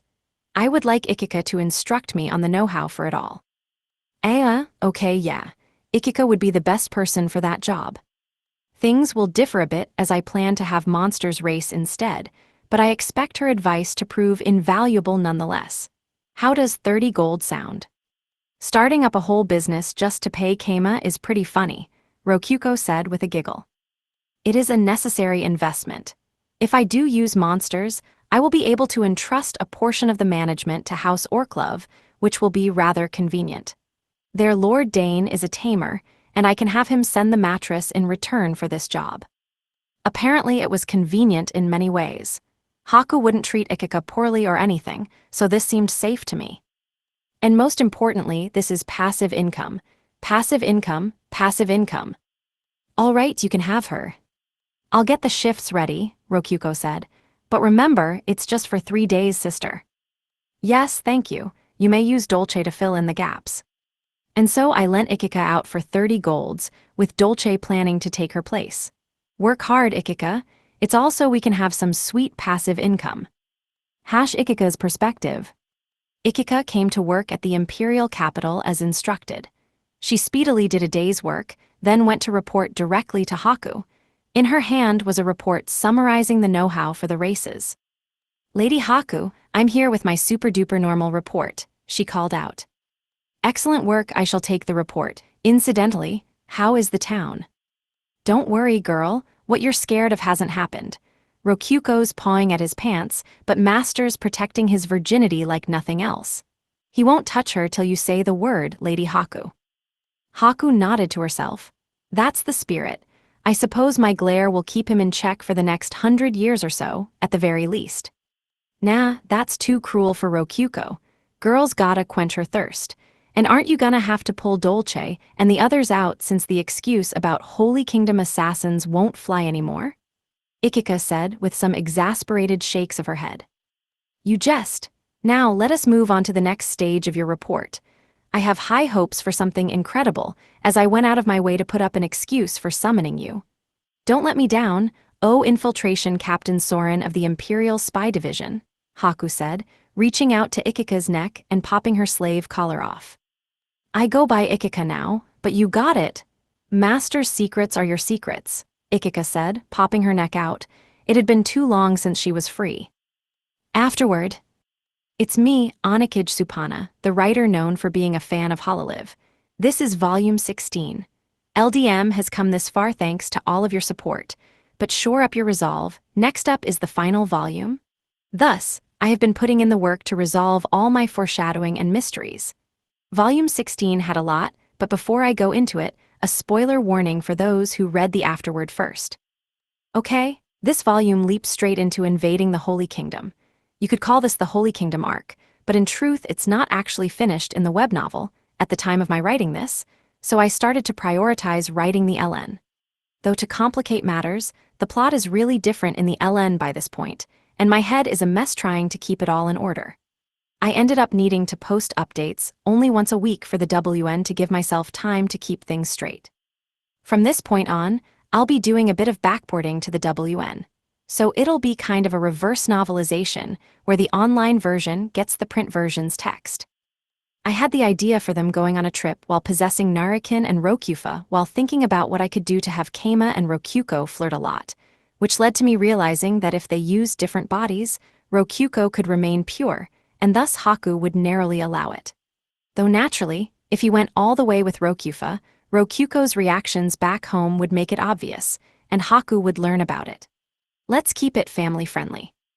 Hugo, a character not in the WN, returns in this volume. I had been planning ever since Volume 7 for them to meet up in the Holy Kingdom after Keima sent him off to look for the divine bedding. He's a muscle macho man, and unfortunately for him, he did not get to meet up with Sakuma. I wanted to have an illustration for Keima turning into a girl in return, but we had adult circumstances where there was no time to design a female Keima. Drat, and I wanted to see Yuta-san's interpretation of female Keima. As for Core 10, this is his first time showing up since Volume 5. I was finally able to reveal that the Holy Kingdom was actually led by an undead. He's a dungeon core specializing in magic, and after 500 years of honing his abilities, he's better at magic than any other dungeon core. Unfortunately, he struggled with a simple complex over having a 2-digit name. Haku seems to be preparing to launch a war against his home base, which may be shown in Volume 17. Incidentally, the fake epilogue was spelled a bit differently, along with some different hints. This was my editor Ison's idea. I like this kind of minor detail. Did anyone notice? Did anyone think it was the actual epilogue? Got you. The actual epilogue was pretty packed, due to my page count quota. I got the name Happiness Prison from a certain forum poster. Thank you, Jason, vengeance is mine. That's a joke. Also, yeah, this volume just flat out had a ton of pages. I ended up writing about twice as much as I needed to. One side story I had written involved Soto and the monster girls using possession to follow Narakin and Rokyufa's Holy Kingdom date. I thought it would be fun in the sense of a family trip, but I had already exceeded how many pages I could use, so unfortunately it was cut. Really, I've been thinking about how I don't even need extra episodes when enough of it is already newly written content. As for the cover art, I had hoped to put Kinu for this one, but unfortunately it couldn't happen due to her lack of involvement. She's a Silky that generally can't leave home, and she has basically no involvement in the Holy Kingdom arc. Kinu is someone who helps from the shadows, and perhaps not being put front and center is part of her pride as a maid. I honestly do get the feeling she works the most out of any of the three monster girls. She works tirelessly at the inn with almost no breaks. The inn really wouldn't function without her. Anyway, I'm running out of afterward space. I had a lot to say this time. I wonder how many pages the next volumes will be. I'd like to write quite a bit, since it's the final part of the final volume, but I have no idea, since the hidden purpose of using afterwards is to fill in extra pages. Maybe I'll have the chance to put in another minigame? Hopefully, they let that happen. Also, the puzzle from last time was a picture of Rokyuko from the first volume's cover art. It has a place close to my heart, since it was my first cover art. But yeah, bye for now. See you in the next afterword. Onikage Supana. Bonus short stories Kinu and Gacha. Kinu didn't have much to do, while Keima and the others were investigating the Holy Kingdom. Well, she did have her job. She had her daily work in the inn, and it was her responsibility to implement her gimmick ideas in the dungeon. However, all that second part involved was her teaching recipes to the cook golems. Problem was, the golems learned so fast, she finished her job almost instantly. She thought about teaching them to clean up after the customers, too, but if she did that, she would be diminishing her workload in the future. That is, her responsibility to keep the dungeon clean, so she gave up on the idea. Kinu had the maturity to resist immediate gratification in favor of long-term satisfaction. And so, Kinu didn't have much to do, relatively speaking. Now what to do, she asked herself. Incidentally, Rei, leader of the three monster girls, was honing the visual design of her Gate of Splendor to perfection, which led to Keima saying she could make it herself. As one could imagine, she was quite pumped up about having been entrusted with work. Kinu was jealous. Since a visual design could never truly be perfected, Rei could continue serving Master endlessly in the most literal sense. That said, Kinu did consider it a source of pride to finish her work speedily. "Ooh, Kinu, are you free?" came a voice as Kinu was going through books in the staff break room. It was Narine. Due to adult circumstances, she did not have a gimmick that she needed to add to the dungeon. However, even without that, it was her job to make the magic tools drop from monsters in the dungeon. Yes, it is not that I am lacking work, but well, do not think that I am dissatisfied with the work I do have, either. I simply have an excess of time. I do understand this is a silly concern to have. It's fine, I understand. It's called a ruut, Narine said, nodding to herself. Narine, what is a rut? It's liag. Clear on your face that your life is unchanging, and you're starting to find it unsatisfying, I guess. Ah, yes, that is fairly accurate. Kinu understood her situation once Narine put it into words. It's all because of the work we had the other day. Now you're not satisfied with your normal workload. HRM, this is problematic indeed. To think a Silky of all beings would develop a taste for excess and comfort. It was then that Narine clapped her hands together. Okay, why not play the gacha theme? The gacha, as in the DP gacha within the DP menu. That's the oon. When one wants change, nothing's better than gacha. Rokyuko changed her life after summoning Master, remember. In short, playing the gacha to benefit the future was, without a doubt, the right thing for a dungeon monster to do. Luckily, Kinu had authority to use DP, which meant she could roll the gacha. She received plenty of DP as pay for her services and would not sweat at all from rolling the 1000 DP gacha. Though I will have to look after a monster if one is summoned, Kinu mused. Wouldn't that just give you more work, which is what you want? Ah, indeed, you truly are smart, Narine. Master and my teacher are teaching me a lute. Hopefully something does come out that changes things, Kinu said. She thanked Narine, who was puffing her chest out proudly, and proceeded to roll the gacha. A magic circle bloomed, then constricted. From it popped out a scroll. That's a skill scroll, I think. What spell is it? It is not necessarily a spell, you know. Oh, and it is not a skill scroll either. It's a recipe, perhaps. It was a recipe written on a used-up skill scroll. The meal it described was emergency food for adventurers, the kind of recipe you could buy at the Adventurers Guild. Ah, this recipe uses jellies, the dungeon monsters. I had completely forgotten that those could be eaten. Ooh, perfect. Yes, this will allow me to broaden my cooking. I see, jellies can be dried to improve mouthfeel. Use weights to squeeze out water. Oh ho ho, this is not bad at all. Kinnu carefully looked over the recipe. With this, she would have more recipes to teach the golems. After all, Master hadn't said to only teach them one thing. This is a truly good recipe, which will allow me to add variety to the inn meals. Thank you, Narine. You have given more things to do. It's fine. If you want to thank me, help with some experiments. I've been really curious about your chef, skill, and everything. That uses space-time magic, right? Certainly, I will help, Kinnu said with a broad smile. And so, the cook golems got a broader repertoire. The gimmick was that the invaders would be made to wait after giving their orders, so extra work would mean stalling the adventurers for longer. Well, whether that came to pass or not is another story. About Sodo's sock fetish. Keima and Rokyuko had a daughter named Sodo.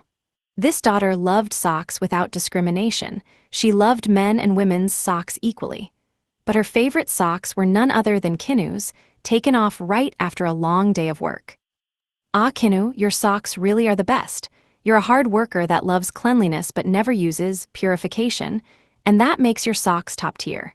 Your once pure white socks are now stained with the filth of your soles and have the dampness and smell of your actual feet ingrained in them. It's like your whole day is compressed into them. Jahehehe. I see. And so, once again, Sodo had barged into Kinnu's room after she finished work and praised her freshly removed socks. In front of her. Basically, Sodo was analyzing the socks Kinnu had taken off and put in her laundry basket. It is somewhat embarrassing for you to stare at them like that. What exactly is going on here? Papa said I can't touch your socks without permission from both of you, so I have no choice but to watch from afar like this. Please direct your complaints to Papa. Sodo apparently believed she was following her parents' rules. Kinnu didn't want to be rude to Master's daughter, but one had to question whether she was actually following them or not. You truly do love feet like Master does, Sodo. Whoa, hold up, Kinnu. I don't love feet, I love socks. Don't confuse them. Is that so? It is so. This was an incredibly important point to Sodo. She did not care for feet themselves like Keima did. Kinnu did not understand the difference at all.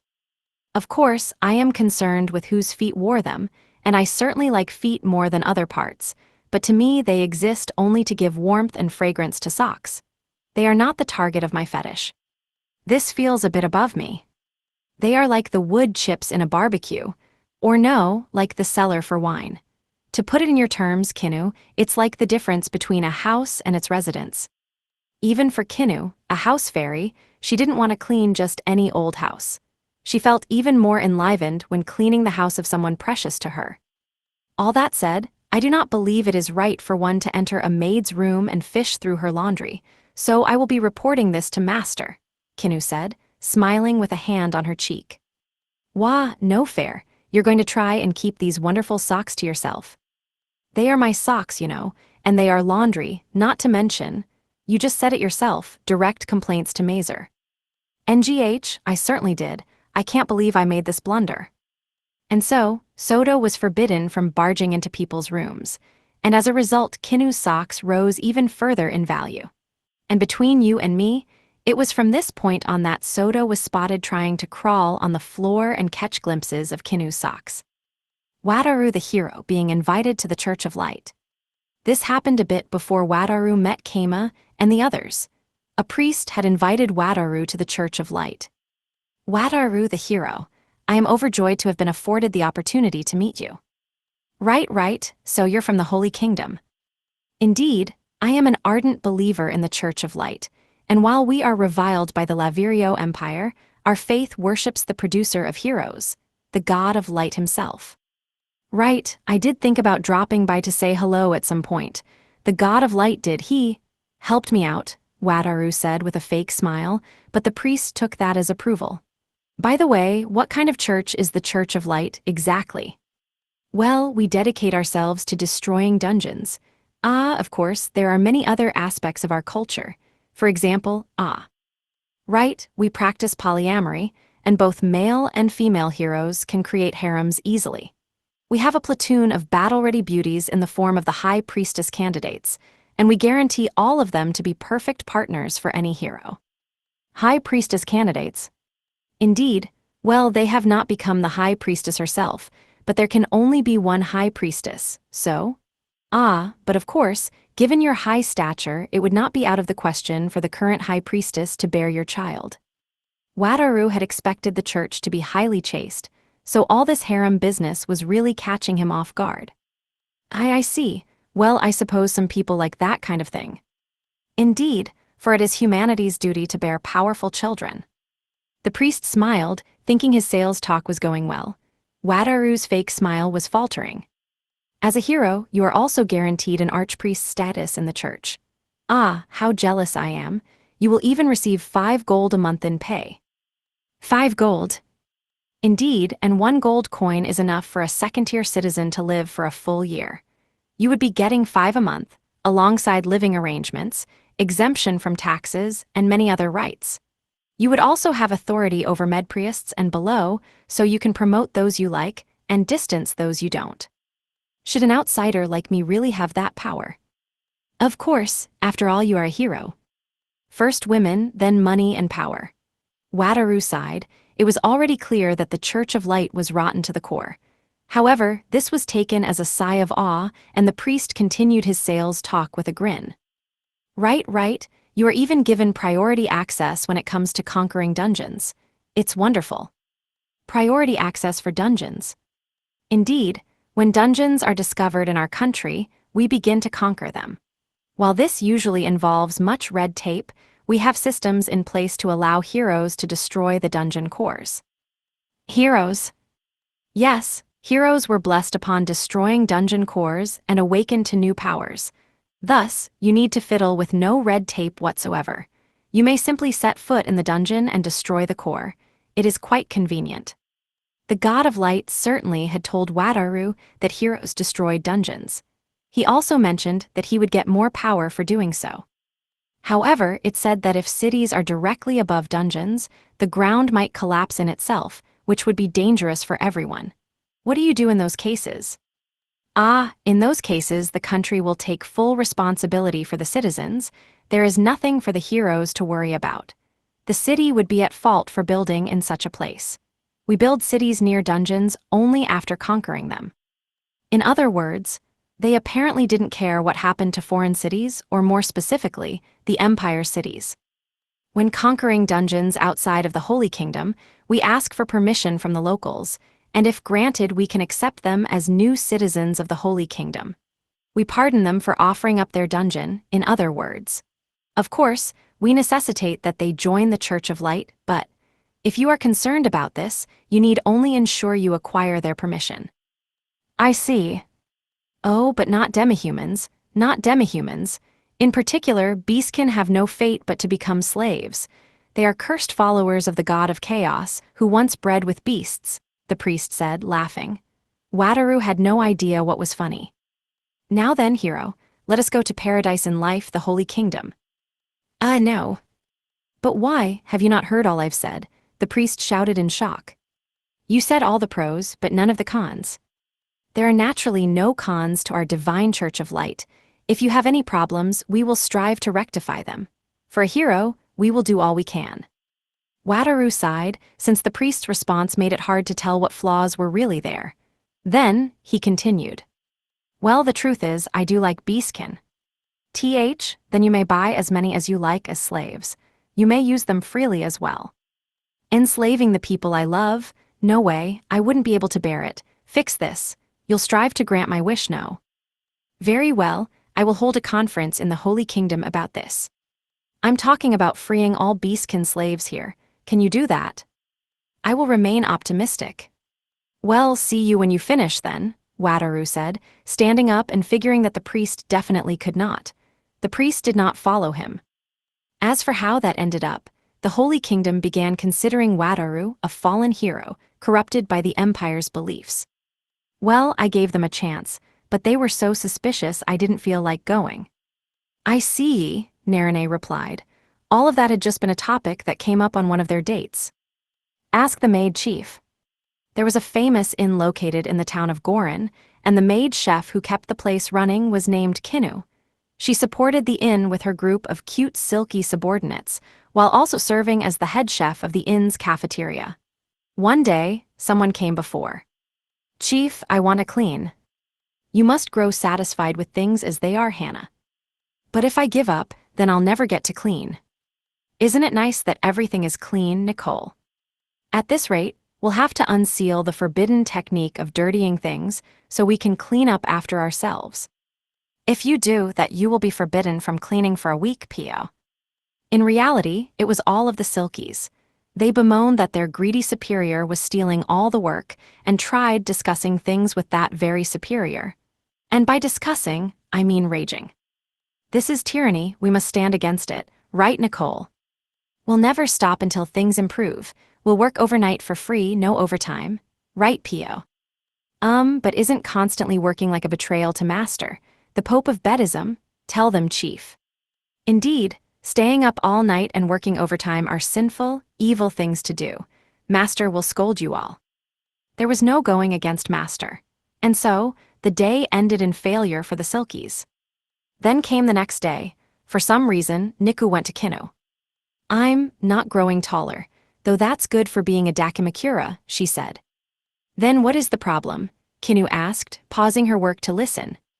It's bad for fighting. Also, I think being a bit taller would be better for being a Dakimakura. Is there something I can do? I once read that eating nutritious foods filled with things such as calcium would help. Also, you will want to eat your vegetables. Try focusing on that. I knew to ask you, Kinu, do I have to eat peas? No, if you do not wish to grow. Please make them tasty.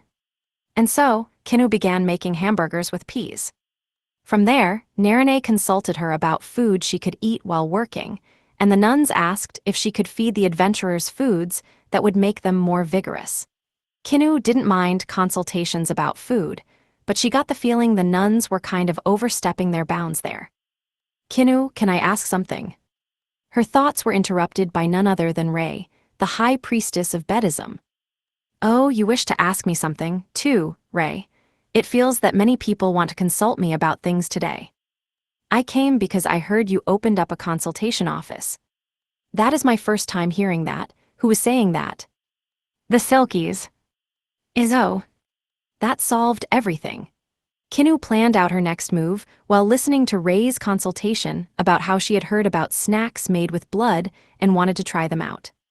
The Silkies gathered in a pitch-black room. Hey, once the chief's so busy with other people's problems, she'll have to share work with us. What a devilish, brilliant plan. The combination of all of our genius, we three sure are smart. Hannah, Nicole, this was pretty much entirely my idea. I would like the full credit here. And then, as they were plotting evilly, the door was suddenly thrust open, shining bright light upon them. I heard everything, so that is how it is. Jay, the chief maid, the three Silkies exclaimed. I see you all need a bit of punishment. Kinu smiled, but her eyes did not. The Silkies trembled. And so, Kinu forced the Silkies to take a bit more time off. Subsequently, enough people would start popping up to consult Kinu that she actually did start up a consultation office, but that's another story. Soto's mail delivery service. You need my help. Yep, you're the only one I can count on, Soto. You in? Absolutely positively yes. Yes, Papa, I'm in. And so, Kama trusted Soto with some work. It was simple stuff, delivering letters. But while the job itself was simple, going to a post box and getting letters to deliver to Papa in the morning, it was a post box only she could reach. It was an unusual combination of simple yet highly important. Soto could reach into the storage of Kama's monster, Narakin, and take out any letters from within. She could also leave less urgent letters in for Narakin to find later. Distance was not an object here. She could even cross country borders. It was an incredibly powerful information tool. That said, when there were no letters, she had nothing to do. HRM, nothing again. Despite having finally been given a job, Soto was rotting away with no real work. It was said that no mail was good mail, but most of the time there wasn't even a need for letters thanks to the regular reports. Soto checked twice a day, just leaving if there was nothing. At most, she could report to her papa and mama that there were no letters. So basically, Papa, I'm bored. Write a letter to Narakin or something. What's so bad about not having work? You're getting paid the same either way, so. Still, I don't want to get raised socks without even doing anything to earn them. And yet, she nonetheless kept a firm grip on the socks she had been paid with. As expected of the Cave of Greed's daughter, she was very honest with her lust. Just do it, I'm trying to help you like an honest and sweet daughter, Papa, but this is just dumb work. I want to taste what it's like to be not super helpful, but still appreciably helpful. That's kind of an oddly precise request. That aside, Soto was being so helpful in other areas that Keima was kind of confused about why she was concerned at all. So basically, it's not that you want to do work. It's that you want to help because you want to feel like you're doing what your parents are doing. That's right, I want a taste of reality. After all, my birth was very special. That's a crazy thought process, wow. Can't you just think of us as parents that don't do much? Listen to your daughter's wishes, Papa. Fine, Keima said, writing up a letter. It would, not satisfy you if I just wrote a pointless letter or sent a blank one, right? Very clever, that's my Papa. It would have been perfect if you hadn't felt the need to ask. Okay, this'll take a second, so wait outside. I'll get it to you sometime today. Yale. And so, Keima instructed Narakin to report on both unreliable-sounding rumors and less important things. Narakin's burden increased due to having to stealthily write letters without Toy noticing, but Narakin was happy about having more work, too, so Keima rolled with it. Incidentally, Soto delivered the blackmail letter from Rajal that Narakin put into his storage to Keima as if it was from Narakin, but, well, that's another story.